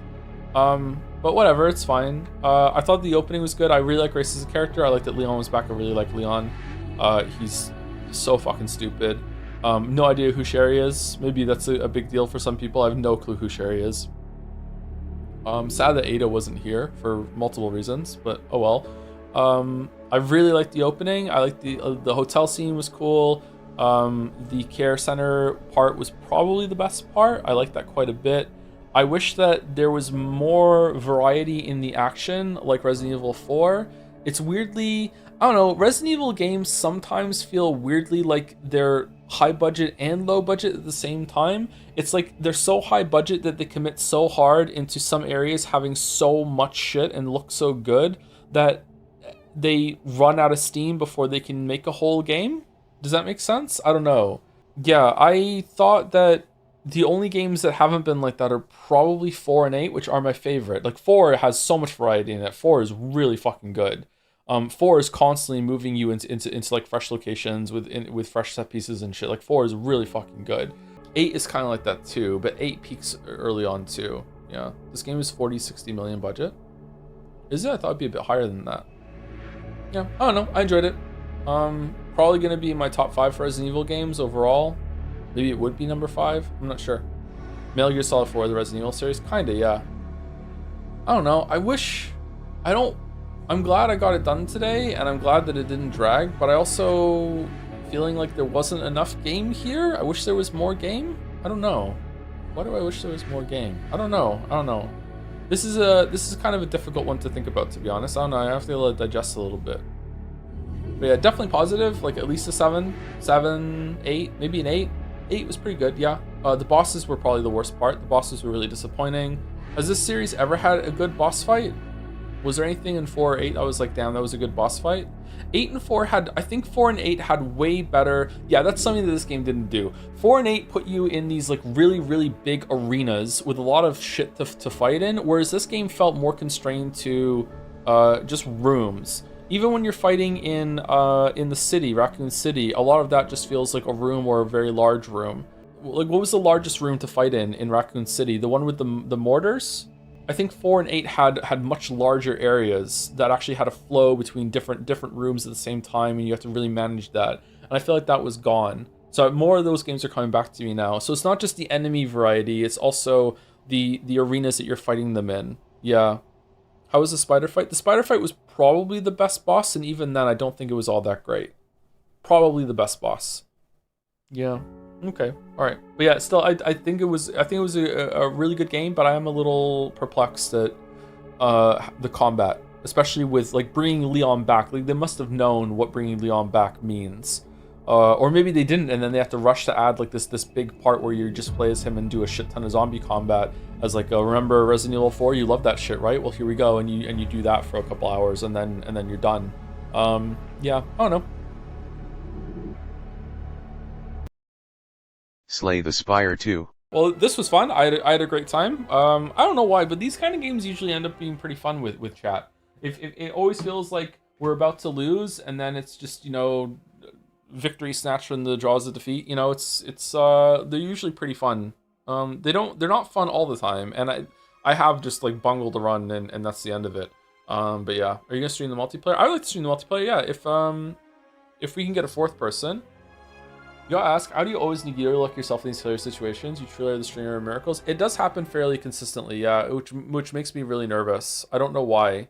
There must be something. I don't really believe in luck, even though I do have a lot of luck. There was that whole like when I've negatoed just some things like willingly on stream before, but you know, there's also a bunch of times I've said something would have made a good clip and then it didn't. So I don't know. There must be something about my play style that lends itself to having these moments. I play games very recklessly.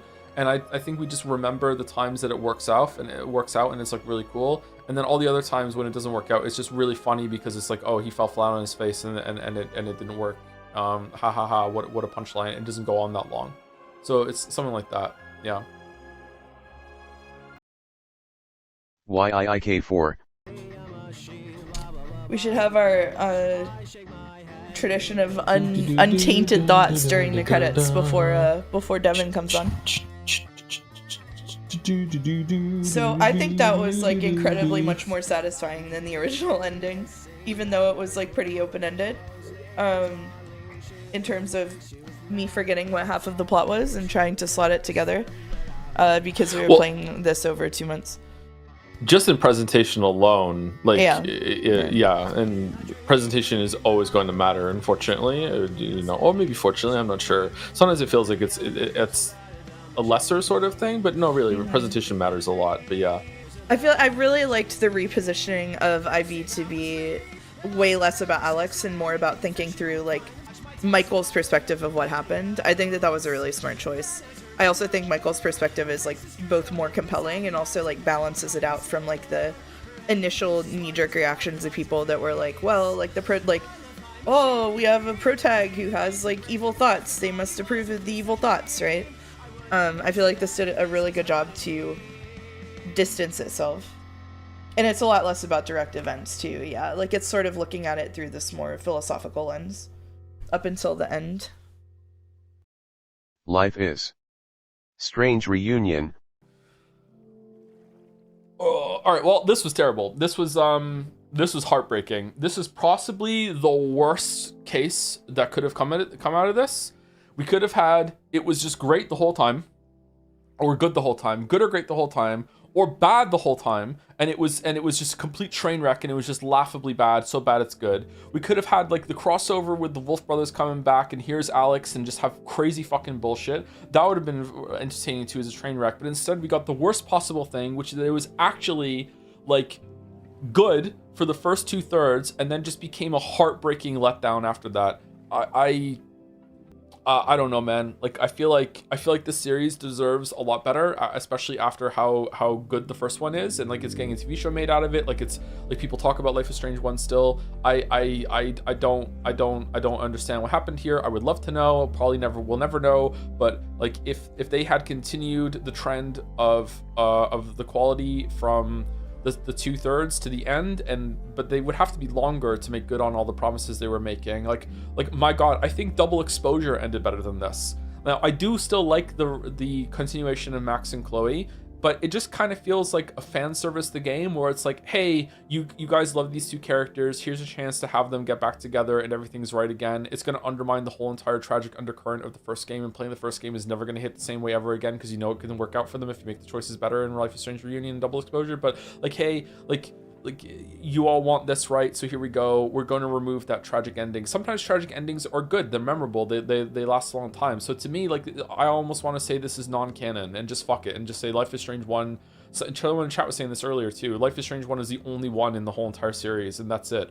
When they do a remake, maybe they can do like a remake that's also got like some changes at the same time, and they can have a new timeline, because this game is all about timelines, right? So maybe the Life is Strange remake is actually like Max goes back in time to try to save Rachel or something like that. I don't fucking know, but like, yeah, I do think that it was well written for the most part, especially before the 2/3. Chloe's characterization was really good. The dialogue was actually pretty good. The jokes were landing. Moses' exploration of Max's powers was good. Little did I know that whole entire scene of being in the lab with Moses doing that was almost 10% of the whole fucking game. This is so insultingly overpriced. It is like, there's not enough here. It would be overpriced even if every single asset in this game was brand new and they didn't reuse almost everything from Double Exposure, but they did. They reused so much shit from that, and still there's hardly anything here. There's hardly anything new here. So I don't know, man. Like, I feel cheated.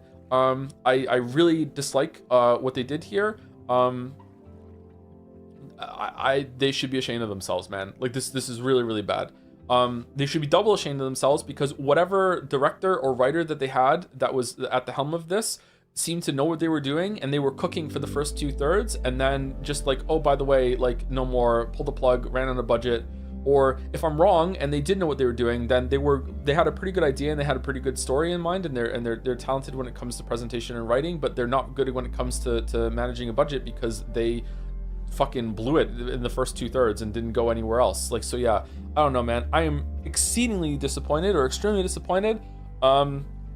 I can't imagine how people feel who like the series more than I do. Maybe they don't care. Maybe it's just all about, I got to see Max and Chloe kiss, and that's great, and they get a relationship and they get to be together, so that's all I give a fuck about. But like, man, oh man, this could have been way more interesting. And I feel like Life is Strange 1 is a lot about Max and Chloe. I think I forgot how much it was about Max and Chloe. It is about the two of them, but it's also about Max's powers, what happened to Rachel, everything with Jefferson and Arcadia Bay at the same time. There's a lot going on in Life is Strange 1. It's not just Max and Chloe. That is a heart of it, but it's not just Max and Chloe, and I think there could have been more here that wasn't just Max and Chloe. And the stuff that we did get here that wasn't Max and Chloe was just boring. Like Abraxas murder mystery, there's a body in the fucking basement. Like, fucking hell, man. Meanwhile, like, the most entertaining scene was when Max was on drugs. We could have had more of that. I'm really disappointed. I'm so disappointed. This could have been so good. If the Abraxas thing had been like a fake out, or just to get the ball rolling, and then in the last, like, there was another half of the game here where it's like, okay, we stopped the fire, but hey, Chloe's here, how are we dealing with that? Like, we still have to deal with the time travel vortex storm, whatever. What if it happens again? Let's explore that. Like, Safi's tied up in this too. Like, how are we gonna, the merged realities, there's gonna be repercussions here. Instead, everything just works out okay, and you get a happy ending that's not even earned. And just even the mechanically, like Chloe does like 3 back talks. Max barely uses her time travel powers, and when they do, they're now a chore. that are just there just because of out of obligation to make the conversations go on longer, instead of it being like you feel like you're actually messing around with the timeline and doing shit in Life is Strange 1, which, to be clear, wasn't done like amazingly in Life is Strange 1, but it was still a bit better. You did kind of feel like you were a time god in Life is Strange 1 that had just the gleefulness of just manipulating people without knowing it, and there was nothing of that in here. There was no fun here with the time travel mechanic at all, and like most of the time she's forgetting that she has it. At least Life is Strange 1 has her like drugged at some points, and like, oh, you can't use it because you know, there's a problem that's interfering with it. Here sometimes she just can't use it just because fuck you know, or she forgets. So like, she's so stupid sometimes. But yeah, I don't know. I'm like heartbroken, man. I'm heartbroken. You're consistently the biggest Life is Strange streamer. Your opinion is shockingly relevant. It's that white male privilege. Okay. Thank you, gameplay stream, for the bits. So we're going to bring back the classic Life is Strange formula: dying students, Chloe and Max, school secrets, traveling back in time through photos. Are we going to explain the magic time travel? I said the classic formula, damn it. They don't need to explain it. I just would like to explore it some more. What were the Fireflies? The Fireflies were clearly some sort of magical entity. Groups of Fireflies don't just like go in a house like that and then fly out in that calm manner and then lead you to a fucking like a door to the basement. How do you feel about Life is Strange 1 Arena being set around seeing a vision of the future and the game being about how to stop the event from happening? That seems like all they know how to write with this sort of thing. I don't get it. I don't get it. I don't get it. I'd rather have just Chloe and Max just on the road going to a different place, and in each episode there's a different mystery to solve, and they can be like, you know, using the time powers and backtalk to be detectives that solve issues or some shit. Like, I don't know, if we're just gonna do this, if it's just a vehicle to have Chloe and Max interact, then fucking just let them go wherever and have like the freedom to have like a monster of the week sort of thing in different places, instead of hanging out with the most boring people imaginable except for Moses. Moses is pretty good. Sophie's pretty good too, but she's barely in it. Everyone else is so fucking boring. Baby steps. Okay, I think this is probably the end of Baby Steps. I don't think I want to stream this again. Although that would give Steins Gate a win, wouldn't it? I don't know. I don't even know. Is this a game that has an ending, or is it just you just fuck around in this world until I guess it does probably have an ending at some point, right? I'm kind of enjoying the game. Don't get me wrong. Like there's something kind of satisfying about moving around with such a clunky ass fucking system. But I feel like the game is just a little too punishing. And I don't know where to go. So yeah, it's a bit confusing. But it keeps saying about like, hey, do you want a map? And it's like, no, fuck you, I don't want the map. So I think it's that you're meant to feel lost for some reason. It is weird though that like what we've been doing in this game is nowhere near as frustrating and like and crazy as what we did with Trolley Chan, right? But there's something about like Trolley Chan, like I don't even know if I can do it. That is just like made it really, really engaging to me. It's like I was like decided to do it myself instead of being subjected to it, you know? I don't know. Something cool about that. The Case of the Golden Idol. But this was fun. This was really, really good. I like this game a lot. I prefer Obra Dinn, I think, but in terms of like the ongoing narrative and story, I think this is better than Obra Dinn's. I think one of Obra Dinn's biggest weaknesses is that once you realize what happened to the ship and everyone on it, I won't say spoilers. But once you realize, well, I will give like quality spoilers, but like once you realize what happened, you're kind of like, oh, okay. That was to me. Maybe other people will have a different response. There was a scene at the end of Obra Dinn that I thought was very powerful and good, but like what happened to the Obra Dinn is just kind of like, oh, I guess that's what happened.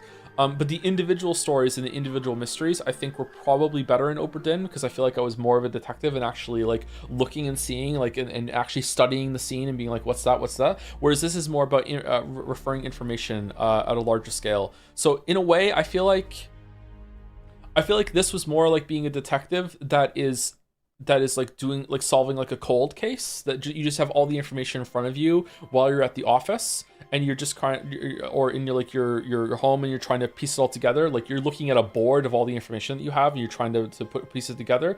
Whereas I feel like when you're playing Obra Dinn, you're a detective that is actually on the scene of the crime and you're actually looking and inspecting at the scene. I do understand there is some scene looking at this here too, but it's more like limited and more like trying to gain information to put on your board. Yeah, it's not a perfect comparison, but like that's how I feel. And overall, I think Obra Dinn is probably the better game, but this was actually really good. I like this a lot. Yeah, I'm surprised. Maybe with the DLC I'll like it more. This was very hard. This was very, very hard. I'm surprised at how difficult this was. Maybe I'm just stupid, I don't know, but there were a couple of things that I had to piece together here where it's asking you to really dig down and understand the information that's giving to you. Yeah, this is a really big test of just comprehension in general, rather than puzzle solving. So it's cool. There aren't a lot of games that demand you there are a lot of games that demand that you prove comprehension like this does. Like games usually want comprehension in the terms in the form of mastery of like skill of like hitting the buttons in the right order and comprehending how the enemy moves. It's pretty rare that a game will ask you for like information comprehension in this way. And I didn't think it was possible for a long time, and then Oberdin came along and did it. Like, yeah, this is much better at comprehension tests than something like in Danganronpa and Ace Attorney, but those are also quite limited. So yeah, this is cool. I would like to play more, but not right now. I'm fucking cooked, man. Like, I'm tired. If you think it was hard, you should skip the DLCs for sure. Why? DLCs are harder? Yeah, but just because I thought this was hard and the DLCs are harder doesn't mean that, like, sorry. When I said this was hard, I didn't mean to imply that it was too hard. Sorry. Did it come across that way? They're harder and occasionally ambiguous in the way that Kill Peter Batley and Kidnap Mary Batley were both valid, but the game only wanted one. Yeah, I disliked that. What was the other game that was like that? Was there like something in Danganronpa that I thought both of these things are true and they should accept them, but they don't? Or was it Oberdin? Or there was some sort of mystery game I remember us playing, and I'm like, no, those are valid too, and they should take that. They should take that answer. I feel like this is something I did in a video, not on stream. So maybe it is Oberdin. It is Oberdin. It's Oberdin, like the difference between like strangle and asphyxiate. Like come on. Like just accept fucking both, please. Stuff like that. Yeah, it's for sure Oberdin that I'm thinking of. Pathologic. I think that the gameplay in this is terrible.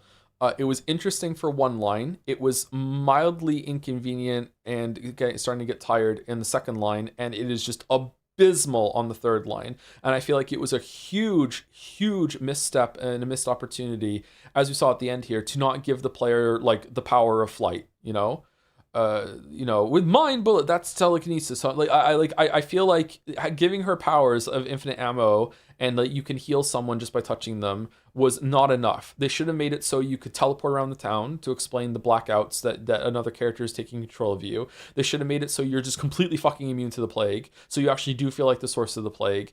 They should have made it so you don't even need to eat, maybe. Like they should have done like so much stuff to make you feel like this child god, while at the same time someone who doesn't understand their powers all that well and can still be like a kid. The gameplay was interesting enough the first time through. I feel extremely fortunate on 2 rounds. The first is that I had chat to help me when it came to things I need help with, like when it comes to some of the obtuse things. But this is a game old enough that I just would have Googled some stuff. When I know from experience playing older games, sometimes they are obtuse. You need to Google some stuff sometimes. I would have just Googled some stuff when it comes to this.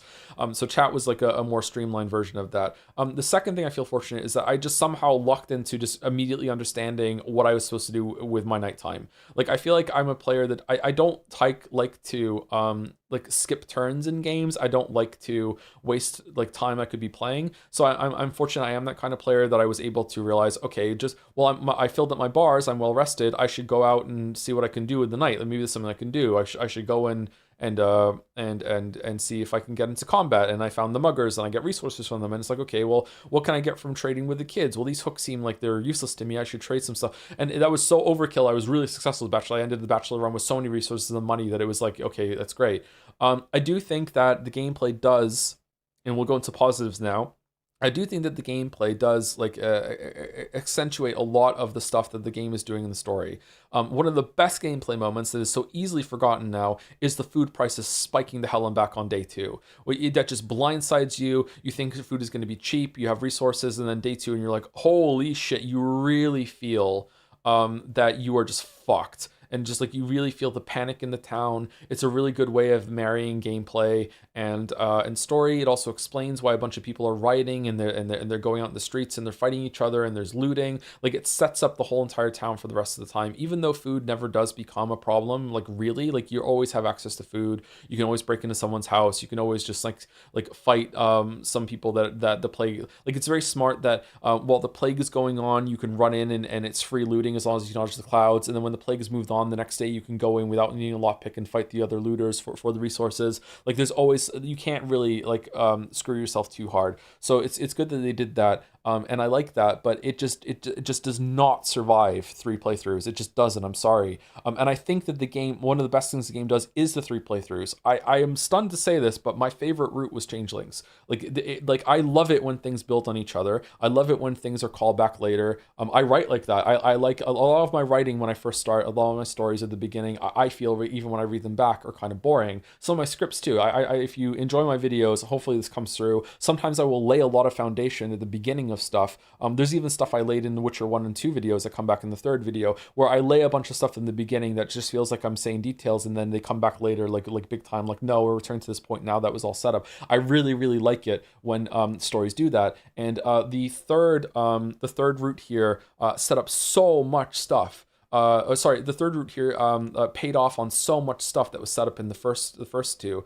Way more than How Respects was paid off by Bachelor, although there was that. I feel like it was really, really smart to have Bachelor and How Respects to be like 2 sides of the same coin, where you're seeing their stories kind of concurrently. They are different, don't get me wrong, but you're seeing 2 sides concurrently, where these 2 people are just lost, but one is like from the upper class kind of thing and has a lot of support of the people, whereas the other one's this very downtrodden kind of like everyman returning prodigal son that has to deal with a lot of shit, is a stranger, but also is got a lot of ties to this place. And you're seeing 2 different sides of the same thing. And then I was expecting with Changeling, so okay, now the coin is going to turn into like this weird 3-sided shape that we're going to see a 3rd coin. It's like, nope, not at all. Like, Changeling is fucking like completely different. It's like making fun of the other 2 even. Like, this is Changeling stories now, motherfucker. Like it did pay off a lot at first. It kind of lulls you into a false sense of security, whereas like at first you're like, okay, I'm seeing what Changeling was, this weird wacky child that had like different things going on, and that's why she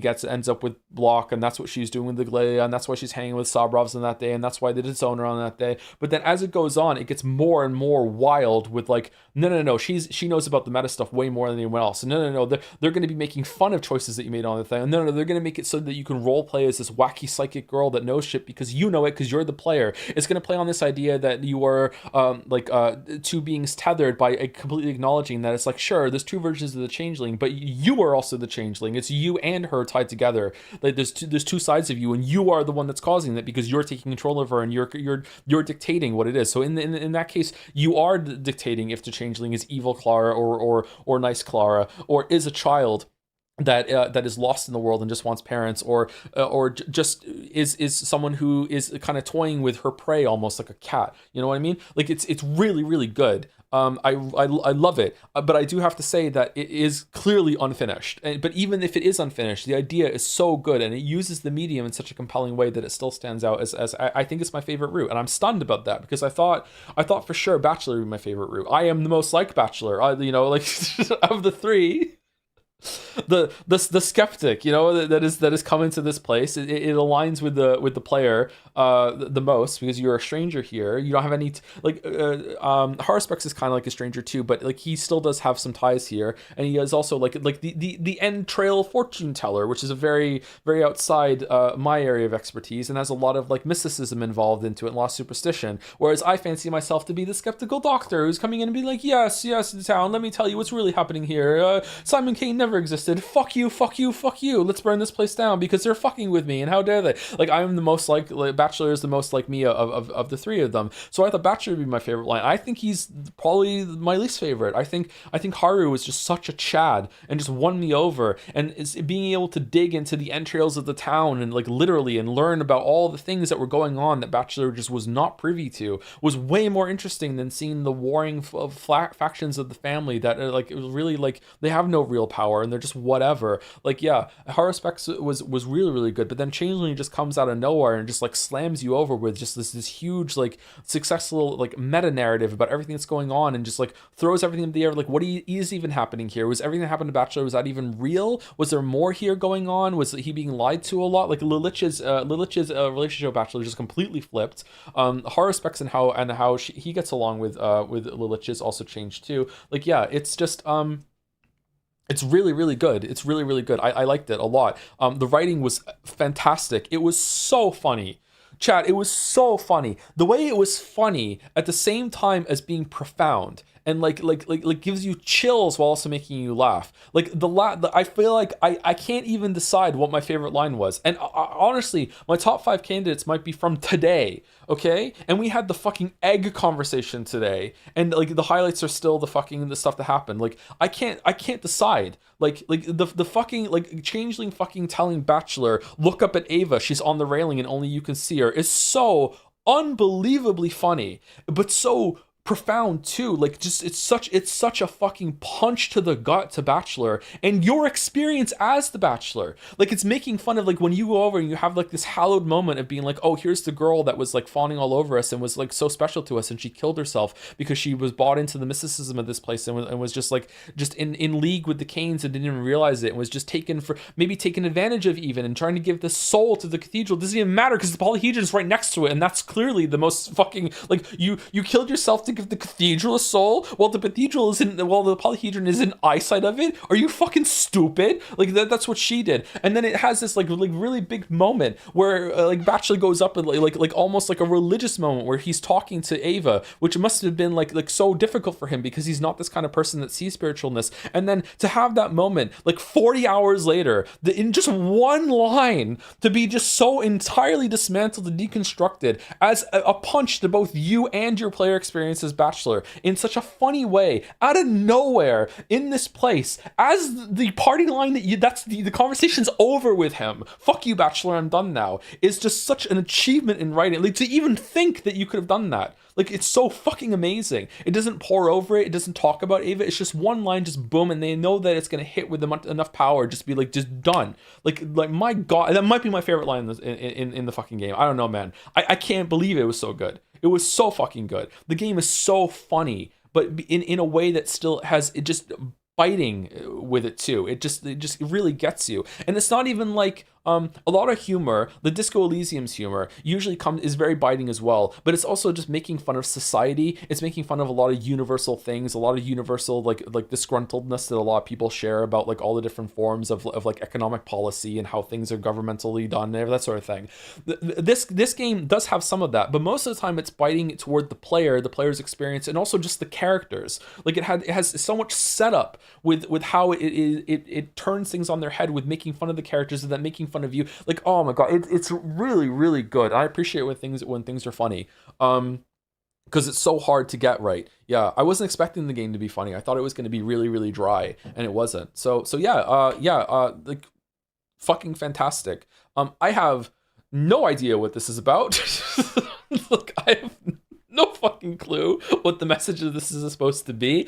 I still feel like all this time later, it's sort of like the idea of like what society can do to themselves when they're faced with just unthinkable tragedy, and just like how it's so easy to fall into magical thinking and wanting to have a magical something really bad happened to us, but it must be for a reason. There must have been like God's will or whatever. I hate to say this because I hate to equate it to anyone who's gone through a tragedy of the scale, but if you've ever lost a family member, especially a young family member, and people will come up to you and say shit like, oh, well, you know, she was just too beautiful for this world and that's why God decided to take her, you know what I mean? Like, that sort of like, fuck off. How dare you wrap my fucking loss up in some fucking religious horseshit. That your god was so fucking capricious and evil. That my child was such an angel. They had to take her from me. You know what I mean? I'm role playing as I've never lost a child. I'm just role playing as someone who may have lost a child, because I think about the children dying all the time because I'm fucked up and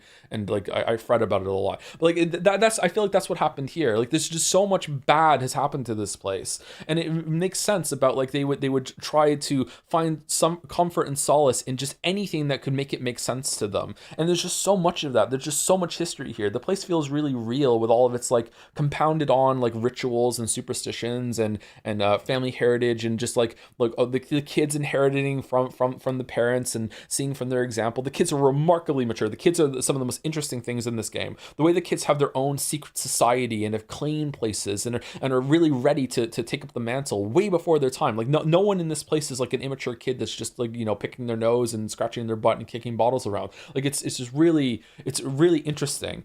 But having said all that, to return to the last point of the criticism sandwich, it is just so difficult to fucking see all of that. Like, my God, the amount of walking and downtime between like all of the things that you need to do to see here. And it's just, it's worth it. Surprisingly, it's worth it. But I wish it wasn't. I feel like it didn't have to be that way. I feel like we could have had it with less walking and less downtime. And I also think surprisingly, there's way more that could have been explored here. Like, I feel like a lot of characters, and most of them actually, I feel like the Kanes and the Oglimskis and the Saburovs, because they're tied to each of the main characters, they get enough screen time. Although I could see more of it, to be honest. I think the Saburovs probably got enough. Changeling's lines were quite long. I feel like the Saburovs got enough. I feel like the Kanes got enough, but not as much as Saburovs. I feel like the Oglimskis could have had more. I feel like we could have seen way more of almost everyone else. Like we could have seen more of the kids, we could have seen more of Aspidi, we could have seen more of Yulia and Angel especially. We could have seen more of Lara, we could have seen more about the Termitary and the Abattoir.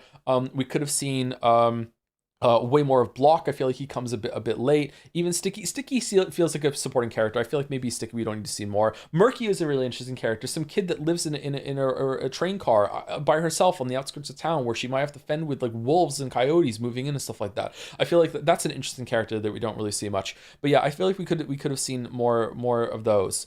And I'm sad that we didn't. I think this was fantastic. I'm really glad that I played it. I'm glad that I stuck with it. I'm glad I saw all 3 routes. I do think that it's just a shit video game, but it is a really good experience. It has some of the best writing. Like, it's really, really good. It's another one of these, like, I can't believe this game is this old. I didn't realize that there were video games that had writing this good even back then, although maybe I'm forgetting some of the standouts at that time as well. Really well written. I'm really impressed. I'm really well impressed by how it's localized, although maybe if I could understand Russian and play the original, maybe I wouldn't think impressed. Maybe they changed a lot.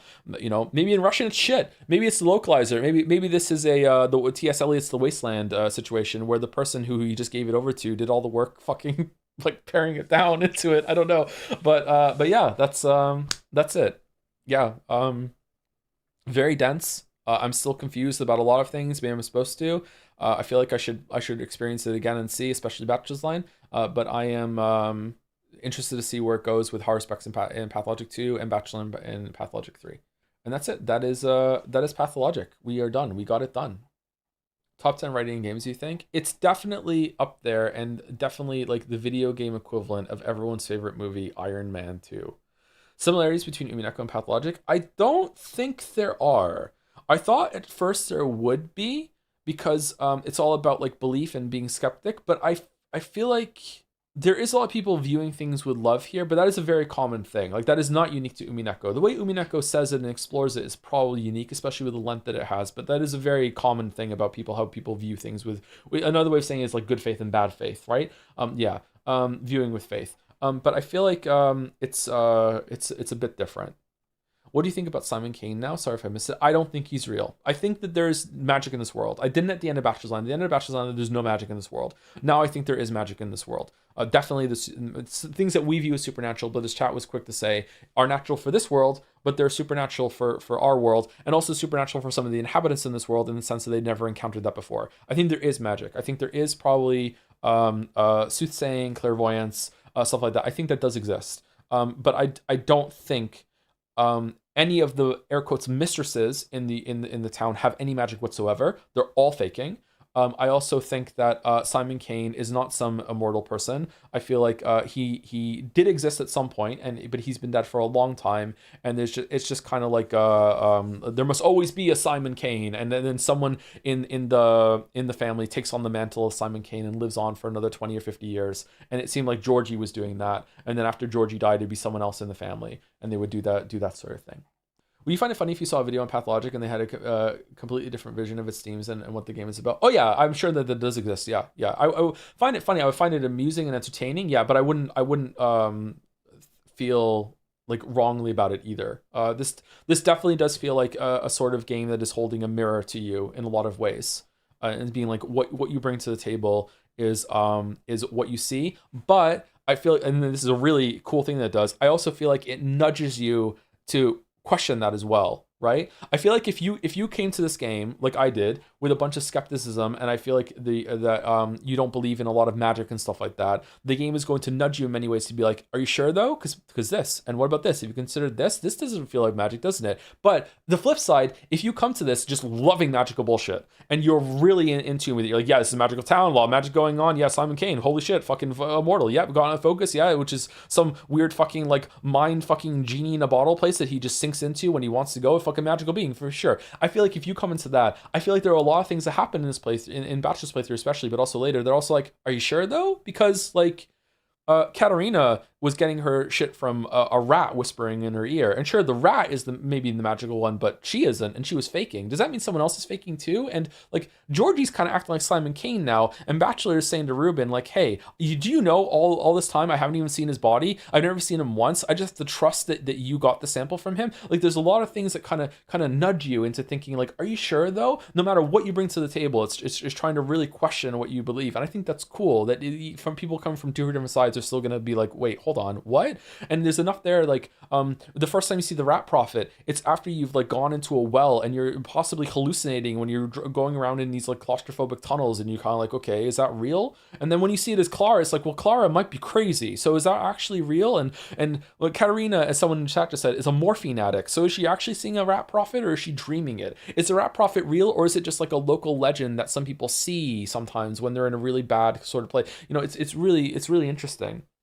What do you think about the sandbox and puppets twist? I still don't know if it's real or not. There's something there. There's some layer to it, but I still don't, because of the game dev thing that comes after that. I don't know.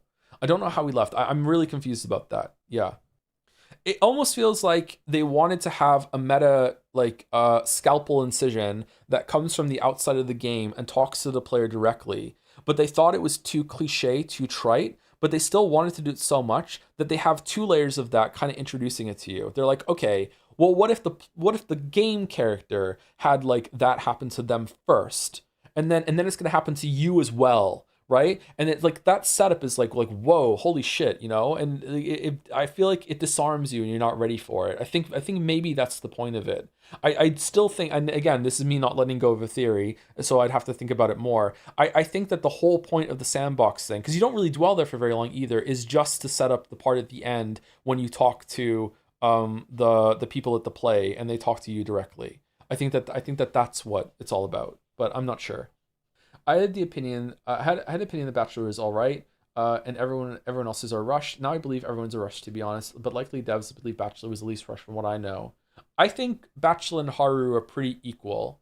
I think that the gathering herbs and making the medicine as Haru elevates it from Bachelor's quite a bit in sense that it has another gameplay layer and makes me feel like it's not that rushed. I feel like they're both about equal. Changelings is rushed for sure, and they still pulled off something magnificent, I think. So yeah.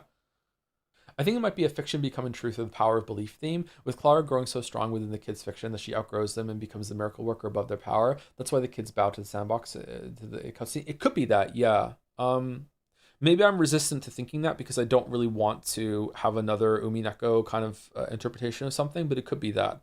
And that's my jam, man. I really like the idea of belief giving something real power. Yeah.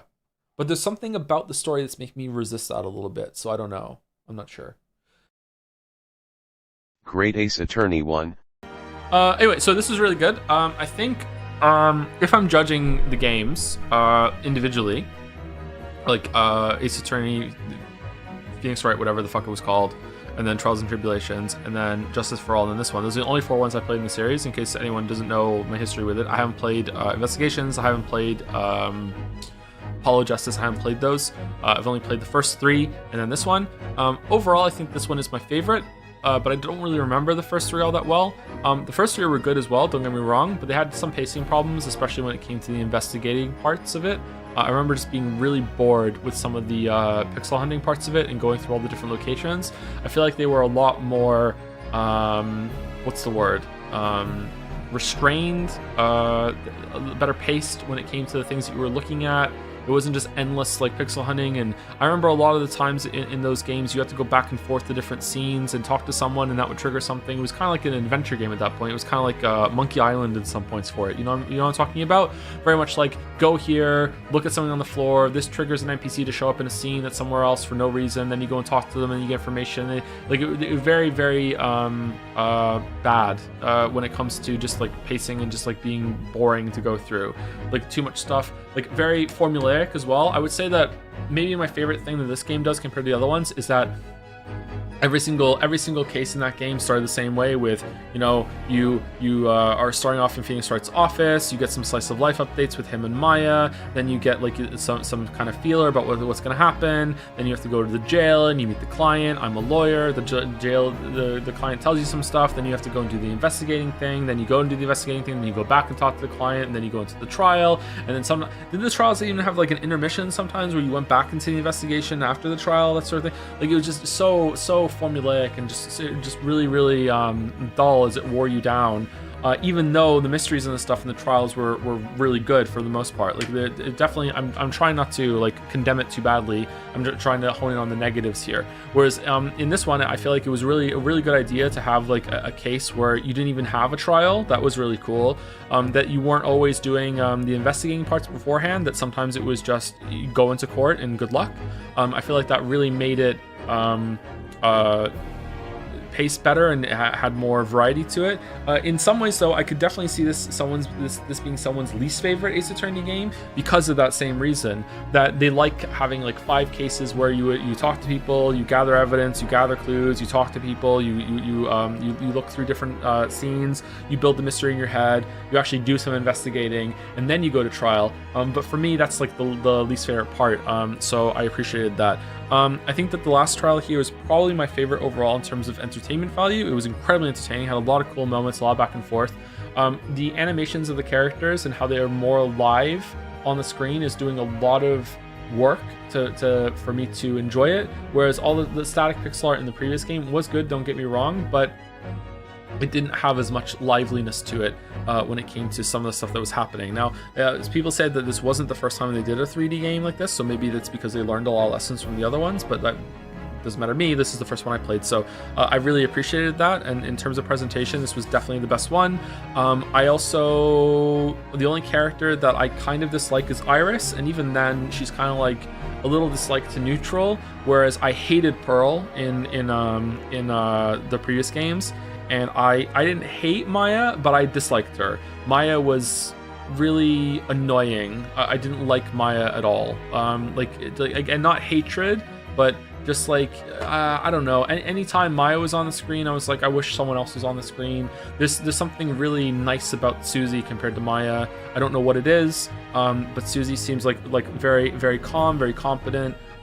Isn't kind of like this weird kind of like has to talk about hamburgers all the time, whatever. I don't know what it is, but I really like Susie. I really like Sholmes. Iris was okay. I like the supporting cast. I think that I preferred Gumshoe to any of the investigators to help you. Like Gregson was just kind of there, whatever. The supporting characters had a lot of life to them. I liked that there was multiple people on trial at the same time in the stand, so you had like more interplay between them, was more interesting. I also think that I just completely lost my train of thought. The prosecutor, I think that Edgeworth is still probably, like, I like Edgeworth a lot. I also like the undercourt thing that happened.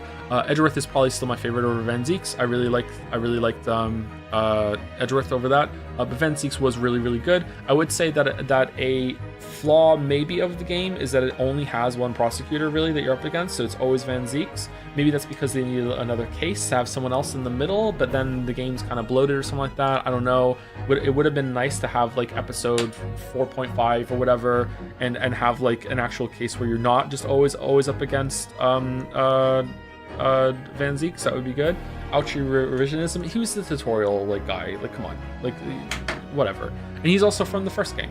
He's like a cameo kind of whatchamacallit to that reference. Yeah, so that would have been nice. Whereas I feel like, you know, having Edgeworth and Von Karma, and then the other Von Karma, and then the cyborg guy, stuff like that. I feel like there was more variety in the previous games when it came to the prosecutors, and I really like the prosecutors. I like that.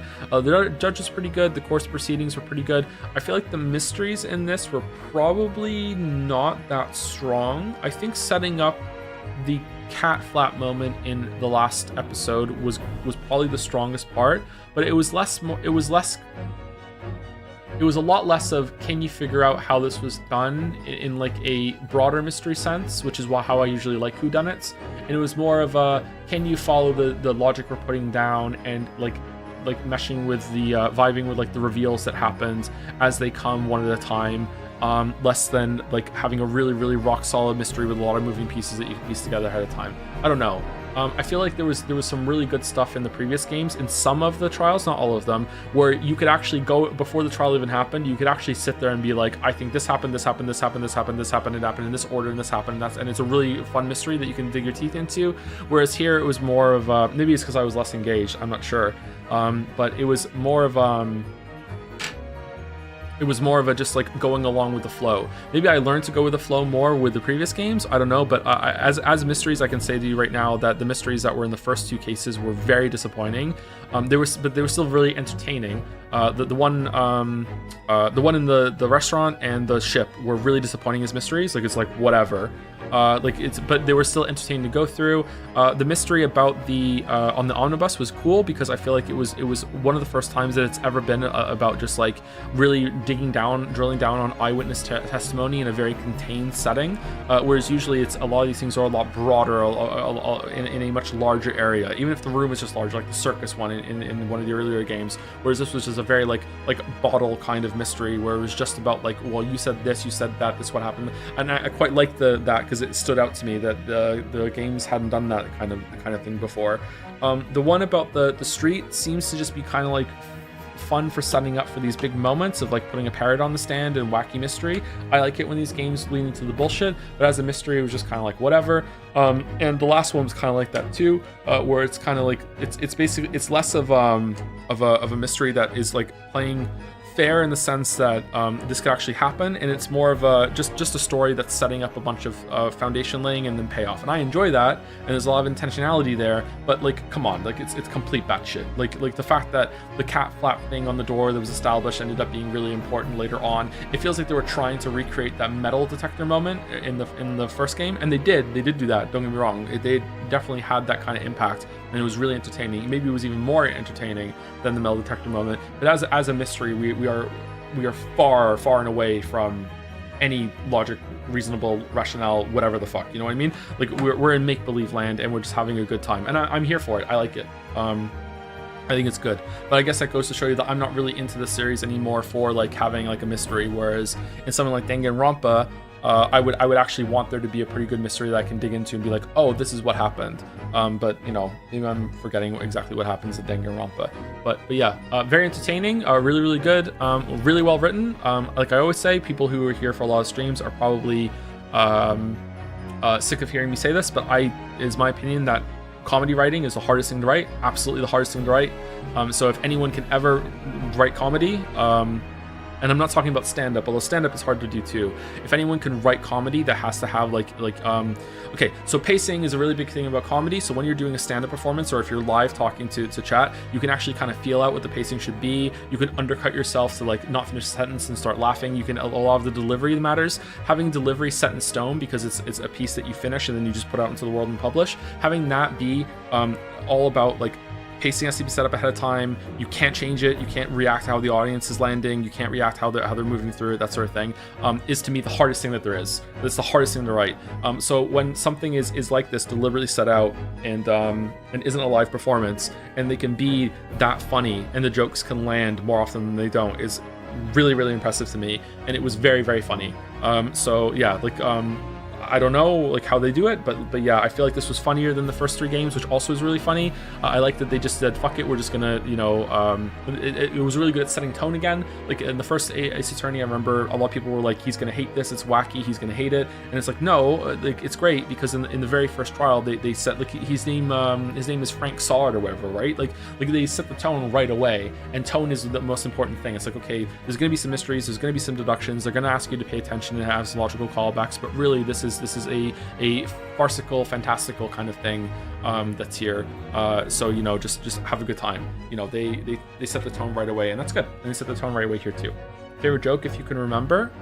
Favorite joke is probably going to be the Skulkin brothers callback when they keep looking at Gregson that's on the stand, and it turns out Gregson is guilty of something too at the same time. And he was kind of in cahoots with them all along, that sort of thing. In a way, yeah. What do you think about the length of the cases? I often felt like the individual sections, trials and investigation, went on too long. It would have benefited from more shorter sections, but like the older games. I don't know. I think that having them all be very different lengths is good, because you never know when something's going to be done. Like, I feel like this is a weird thing to say, but like, you know, when you're getting to the end of the book, you know something big is about to happen because you're running out of pages, and that can be kind of spoil a surprise sometimes. And I think one of the strengths of the medium when it comes to video games is that you don't have that feeling of getting to the end of the book. You don't know how far you're into it yet. So games having different lengths of different trials, and you don't know if this is the last one or not, and there could be one last twist that's there. I really appreciate that. So having very greatly different lengths of the episodes, to the point that I didn't even know if there was going to be a trial in episode 2, right? I didn't even know. Like, there was this feeling that maybe I'm only halfway through this when I got to the end, right? I really liked that. It kept me on my toes. So I really enjoyed that. I will say that I think some of the court proceedings, especially the examination summations, are kind of a bit clunky and kind of go on for a bit. I do think that the Holmes and Rio deduction things, dance of deductions, could definitely be trimmed down so you only go through it once, or a better way to fast forward it. Going through the witness testimonies and having to hear them say it and then press them on each individual time to get more information. I would say that it's probably a testament to the writing that was done so well that it didn't drag as often as it should have. Most of the time I was engaged and it was fine to go press them on everything, but man, oh man, like it's a lot. There's a lot of fussing with like menus and looking through things and pressing and getting more information and stuff like that. So I think it's the strength of the writing that it didn't bother me more than it did. So yeah, I don't really remember the first 3 games all that much though. I do remember the circus one and the one where the guy was a superhero on TV being kind of a drag. I remember the final cases in those being a big highlight. Really, really well done. I like those a lot. The Merry Christmas one was really good too. I like that one as well. Lot of Heart was really annoying, so I'm glad that there wasn't anyone in this game that was similarly overused and was annoying. So maybe that's going to change in part 2. I'm not sure. Maybe someone's going to come back, but yeah. I think that sometimes a flaw, an easy pit to fall into when it comes to comedy is making a character that you put on screen to kind of ridicule. Sometimes they're on the joke, sometimes they're not. And I think when you make a character that you want to ridicule, sometimes you start to hate that character as a writer because you write them as pathetic, and pathetic characters are usually annoying. And the problem with annoying characters, and like I said before, annoying is the worst thing you can possibly be. A character is the same thing. A character in a story being annoying, and whenever on the screen you're like, oh fucking damn it, I wish someone else was on the screen. And I feel like it's easy to write a character that is annoying in that way, and they come back to be a butt of a joke. However, the problem is that even if they are the butt of a joke, they're still annoying until that punchline, and often it's not worth it. You just want someone else to be on the screen. Pragmata. Man, this could have been really good. I feel like there was a really good story here. A better character, some better lead character, a better character design of Hugh, some better writing overall. Like, man, I feel like this could have hit pretty hard at the end here. Actually, I like the connection between Hugh and Diana. But I am a dad, so it's gonna hit me a little bit always. Everything to do with kids will get me. Vampire crawlers. Anyway, I think we're done, chat. I don't think we need to do any more. I'm enjoying the game, but I gotta be honest, it hasn't grabbed me. I don't want to play it anymore. I don't know. I feel like maybe I got unlucky with not getting into like a cracked build really early on. I don't know. I'm not really enjoying it all that much. One more bridge. I can't even do the bridge. I'm not strong enough to go to the bridge. I think I need to do more upgrades and stuff somewhere else. I will give it another session. I'm not going to stream it. I will give it another session and see how it goes. I'm not sure when, but I'm not going to like give up on the game forever and ever and ever, Gay Ben. But I think I will. I think I won't stream it again, and I won't play it anytime soon. I'm not sure. Like, yeah, I think I'd rather be, I'm just in the mood for more of an action game. We should have played Sifu instead. I'm not sure. Yeah. Steam Deck maybe? Yeah, I feel like it's just kind of a background game. If you ever want to do a Q&A again, it's good to put on the background and we can just go around. There's enough here. I feel like there's definitely more complexity here in decision making than in Vampire Survivors. Vampire Survivors is definitely a turn your brain off sort of game as you're moving around. With this, my brain is like only like maybe my brain is only like 10% active when it comes to Vampire Survivors, and with Crawlers maybe it's like, I don't know, 30% active, so it's a little bit up there. But yeah, obviously I only use 50% of my brain anytime, so. Saifu.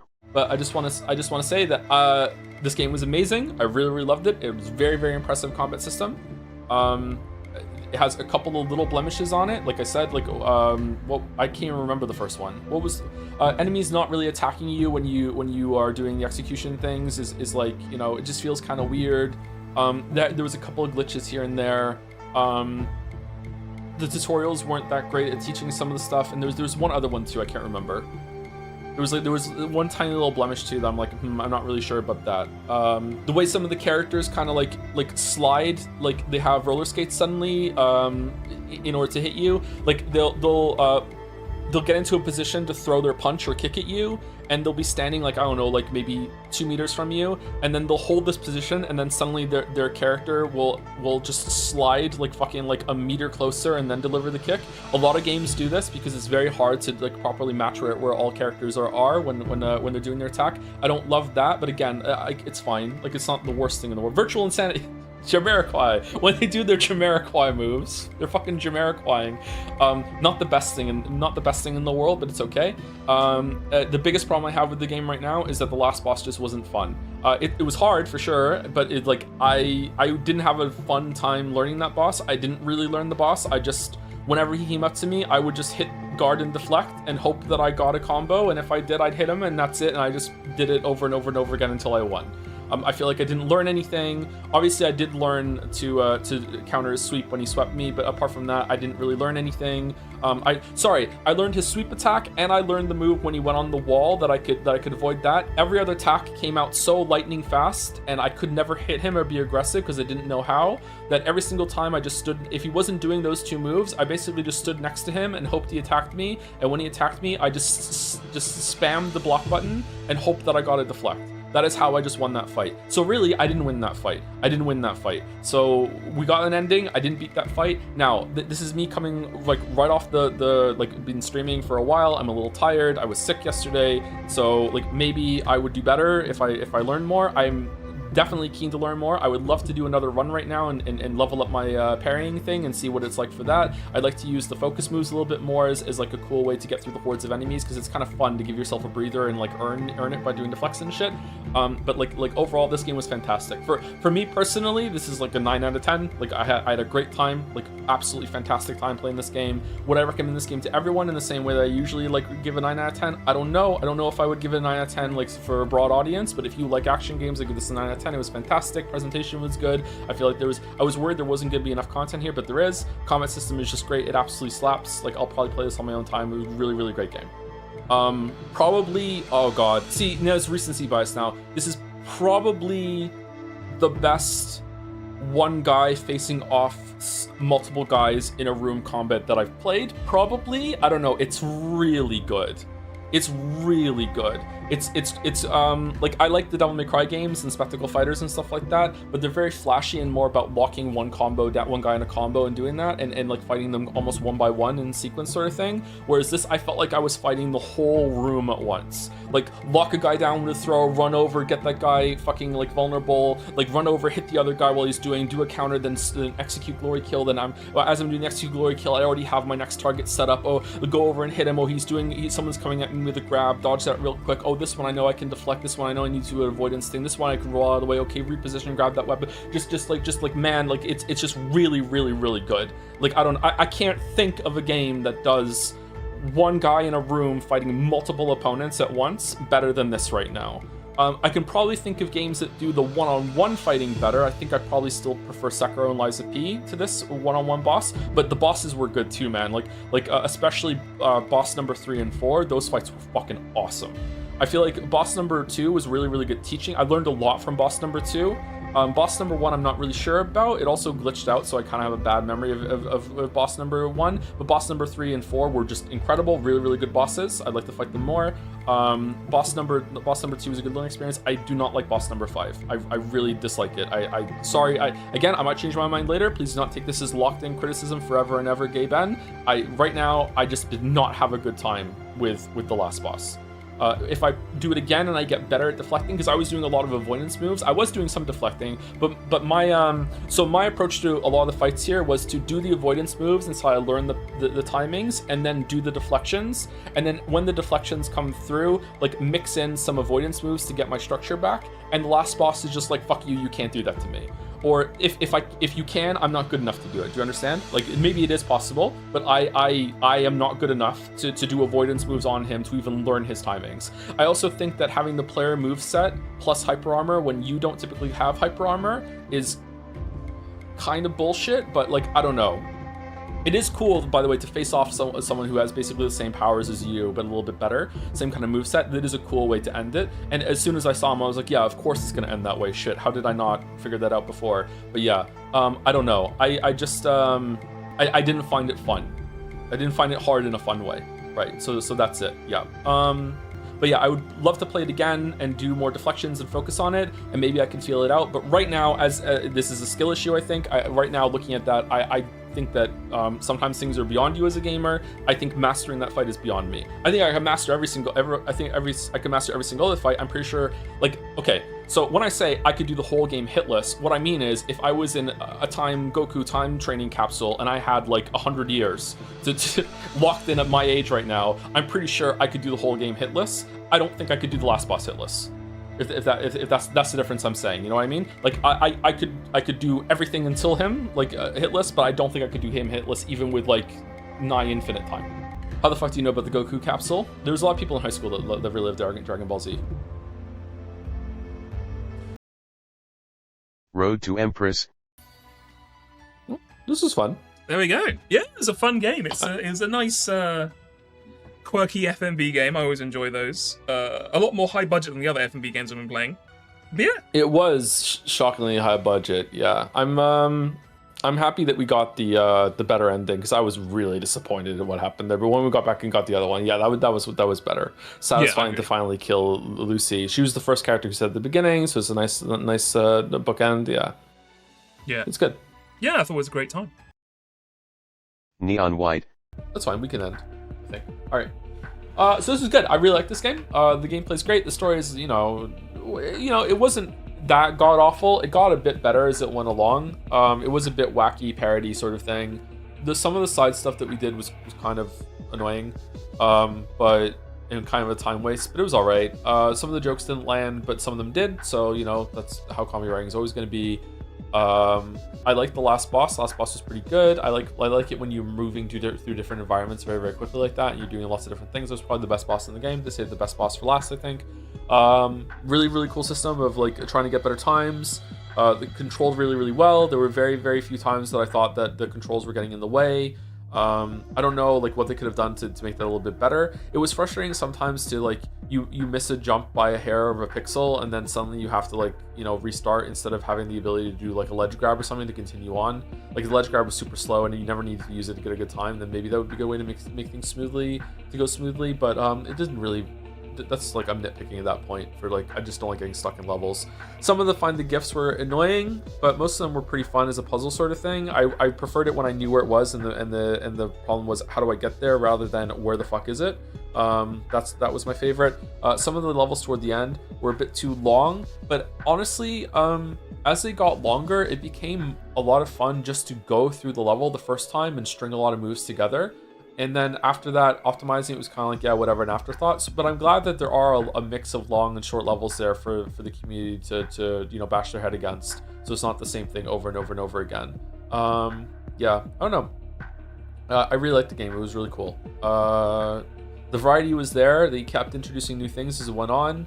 I feel like the twist at the end with you don't have to kill the demons anymore and it's just about getting to the end is really, really cool. I kind of wish that there was an option to have that unlock like a different version of all the levels before that incorporated that in some way, but I think that's probably going to be way too hard to balance with some of the checkpoints are right there at the end, right? So yeah, gameplay was excellent. Yeah, really, really cool. I don't know how I can give it a score. I don't know.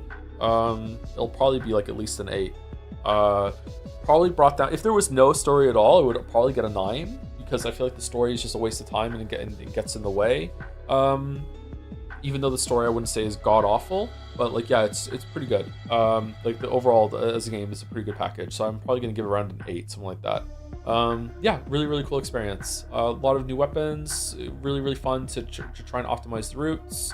It was fun as like a community thing to like look at people on the friends list. That's probably my favorite part, was like trying to beat like high use time, stuff like that, trying to beat Falzar's time. Trying to beat Mitch's time when we did the first round. So it was good to return to this game. Yeah, it's a really good time. I like it. I can recommend it. Stellar Blade. All done. All right, so that is Stellar Blade, ladies and gentlemen. That was a very interesting gameplay experience. Probably took like 4 streams too long, but yeah, I really like this game. I think it's really good. Same thing I said earlier. I think that some of the outfits are ridiculous, and they are a bit unabashed with sexualizing the main character. But you know, a lot of that has to do with the fact that she's not really a character. She's just kind of like a living doll. But you know, who knows? Very looking forward to the second one in terms of gameplay. Gameplay was great. Exploration was okay. Level design was okay. Nothing really bad about the exploration. Nothing really bad about the level design. All the side quests were trash. That was really, really bad. Story was trash. Completely forgettable bullshit. The bosses were very, very good. Easily the highlight. Some amazing bosses. Some bosses that are better than some of the bosses the FromSoft has made. Although I wouldn't really consider this to be a Souls-like anymore. It's got some Souls-like stuff in it, but it's definitely, I don't think it's a Souls-like. Has some of that DNA. I would say like it's 20% Souls-like. I think the closest game it is God of War Ragnarok. I think this game is probably better than God of War Ragnarok. I think God of War Ragnarok is a more solid kind of game. It probably feels better. I don't know. I'd have to play it again and see. It's been a while. It's been a few years now, but I think that this game is probably better than that in terms of gameplay and the boss fights and everything like that. But I don't know. We'd have to see.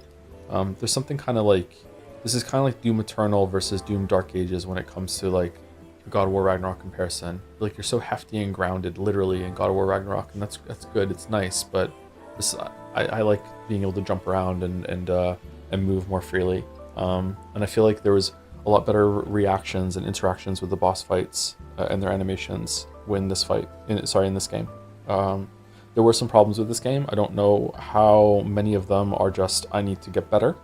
The dodging got better the more I saw it, but I still do think there were some moves I'm like, I don't know if that's working properly. And I swear the game was just not registering a bunch of my inputs, but maybe my controller is broken. But I don't think that's happened lately, all that much lately. I'm not sure. We're gonna play another game and see if it still happens there as well. Or it could be an Unreal thing, I'm not sure. Mina the Hollower. Okay, so this was really good. I enjoyed it a lot. I think that it is better than Shovel Knight. Unfortunately, it is not quite at the same level for me as like a Hollow Knight SILKSONG in terms of like indie difficult game classic. You know what I mean? I think that it was definitely good, maybe even great. I don't know where I would rank it 7, 8 out of 10. Usually I give things 7s. I think this is better than a 7. I think it's an easy 8 actually. Maybe even an 8.5. I don't know. Even with the problems with the combat and everything, I understand that it's very hard to make progression systems like this, and like it does have some pretty big flaws when it comes to progression systems and some of the telegraphing in combat and stuff like that. I felt like the game actually weirdly got easier in terms of telegraphs and signaling when enemies were going to attack as the game went on. So I don't know if it's just that the lion enemy outside and the enemy that we fought in the orrery, and then maybe the first few bosses we ran into had some issues when it came to having moves that were like, oh, what is it doing? Oh, I'm taking damage. I just feel like toward the end it got a bit better, but maybe that's just because I had more health and I'm not feeling like the one-hit kills as much. I'm not sure. More health and more defense. The way that it uses trinkets to have difficulty modes is really, really good. It's just that there should have been a couple of them that were baked in. I don't want to get into the discussion again, but like having finished the game, I feel even more strongly that the healing system is pretty much useless. It definitely can squeak you by a couple heals while you're learning fights here and there, but for the most part, if you are getting through the game, if you're getting through the fights to the point that you can consistently use the healing system, then you have already beaten the boss pretty much. With some tweaks, they could have had things done better. I don't know. I'd be curious to know how the game got so hard and also, but at the same time, so breakable when it comes to progression systems and the like. I'm not sure. The bosses weren't exactly a highlight, but I was happy when we got to a boss. I feel like doing the progression that we did kind of destroyed some of the bosses. I think my favorite boss of them all was probably the one in Bone Beach, because it felt like it was actually a fight. I had to learn some things. It wasn't flawless or anything like that, but I had to learn some things and it didn't just die after a couple hammer hits. Does that make sense? I feel like the train one should have been a highlight, but then I was so powerful already that I was just, everything after that just kind of died and just fell over. Is this their first game? Oh god, no. They made a bunch of Shovel Knight games, Yacht Club games. I think that I would like to play it again with the RPG system turned off, or following the progression system, or maybe even making it so like I don't go above 7 on the upgrade system, something like that. I would like to figure that out. I'd also like to do another run with a weapon that isn't just about hold the button down and deal insane damage in a burst open window sort of thing. Usually I like to play games with fast weapons that encourage weaving, but you know, this was the only weapon that had like an alt attack at the beginning, so it felt like the better one. I don't know, like I did like it. I think that the best parts about it were the exploration, the secrets, some of the platforming. I do feel like the controls were a little off, but I did notice during this that my left analog stick has developed some drift, that it likes to snap to the right even after I let go. Like instead of going to neutral, it goes ever so slightly to the right. I don't think that's why we had issues though. I feel like the controls were mostly okay, but there were times where I was trying to do something and I felt like I was fighting against the controls, which is not always a really good idea, a really good feeling. I feel like the delay on the jump into Hollow being the primary way that you avoid damage is a really cool idea, but you just need to be able to do it a little bit faster. It doesn't really work when the enemy, like, I feel like, I don't know, I'd have to go back and see, because maybe my brain isn't processing. This is a problem when it comes to seeing things and reacting to it. And I feel annoyed sometimes that I'll say something on stream and then everyone acts like I'm married to that sort of conclusion, when really I'm just reacting, being like, I don't think that hit me, or I feel like that telegraph was really, really fast. Whereas like, obviously if I go back and watch it frame by frame, I can see for sure, but I want to be able to voice my opinion, that sort of thing. So let me, after having said all that and prefacing it, I do feel like there were some moves that I could hit jump, I would be in the air, and the enemy would start their telegraph for the attack, and that attack would come out so fast that it would hit me before I even have time to land on the ground. Like, I am preemptively jumping, and you are still faster. The telegraph into its deal damage is still faster, that I still can't land in time. Now, I don't know, maybe it is that the telegraph has like an earlier thing and we're both doing the attack is starting at the same time that I'm jumping. I don't know, like, who knows, I have to go back and check. But to me, if that is happening, that's completely unacceptable, unless it's a part of a chain. So like, the reason, sometimes you can have faster telegraphs. We just played Stellar Blade, and there's some attacks that came out of Stellar Blade that have no telegraph. But the reason why they have no telegraph is because it's built into the attack before. So if the telegraph is the charge up and then the enemy does like a 1-2 combo, and you just have to know that the second attack comes after the first one. There's lots of games that do that. Dark Souls does that. Does Dark Souls do it? Elden Ring does it for sure. Sekiro does it. Liza P does it. Like this game does it too, and that's fine. So maybe there's like the telegraph is before and I'm not understanding. But if that's not the case, if it is that the enemy can attack so fast that I am in the air and the attack is still hitting me, that's just unacceptable. That's like, especially with how long the delay is to get into the ground. I don't know. Like, yeah, it was like overall really good. I think that almost all of my complaints are going to be in the combat area. The story was okay. I really like some of the moments. I really like the moment where it judges everything that you've done. That was cool. I really like some of the jump scare moments. I like the comedy of being like, you know, characters talking and then he just killed off screen. Like, it had a lot of comedy in it that I enjoyed. But in terms of like the story going around and fixing all the places, like, I don't know, like, that was okay. I didn't like how much talking there was in it with all the townsfolk, but that's just me. I don't really like a lot of talking in my games unless it's really, really important. It just feels like a chore. The progression system was interesting. Bones felt really valuable early on into the mid game, into the end game. I feel like they're just throwing so many bones at you that I don't really understand what the point of it is anymore.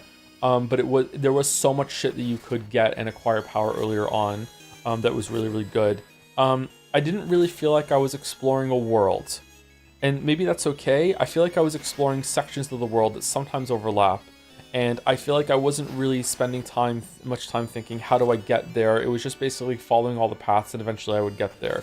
Whereas in a game like Link to the Past or Crosscode, I feel like I would very often feel like I was exploring a world and being like, how do I get there? And then I could trace back how to get there, that sort of thing. Now, I didn't get all the secrets, so maybe there's going to be more of that. I don't know. But I feel like I wasn't really exploring a world like I was in those games, and that the world itself felt kind of small. And sometimes I didn't even realize I was in a dungeon. The dungeons were just part of the open world area sort of thing. But like, that's fine. That's not necessarily criticism. It's just that not what I was expecting in this sort of game. I think it definitely is more Link's Awakening than it is a Link to the Past. But yeah, overall, a very good game. I enjoyed it quite a bit. I like the visuals. I like the music. I'd like to do another couple runs, probably with different weapons and with some different modifiers. Probably going to settle around an 8 out of 10, I think. 7 is too low. I think it's an 8 out of 10. This game did a lot of cool things. I just wish that the combat was a bit better, but the combat's not awful. Just wish the combat was a bit better, and if the combat had been elevated a bit, and the bosses were cleaned up a little bit, then the bosses could have been a highlight, and usually bosses are a highlight in games, and they weren't bad, but they just weren't my favorite part of this game. It was like the exploration that was running around and everything. And that is my pseudo review at the end of my first playthrough of Mina The Hollower. Would probably change a bunch of stuff if I played it more and did a full video breakdown sort of thing.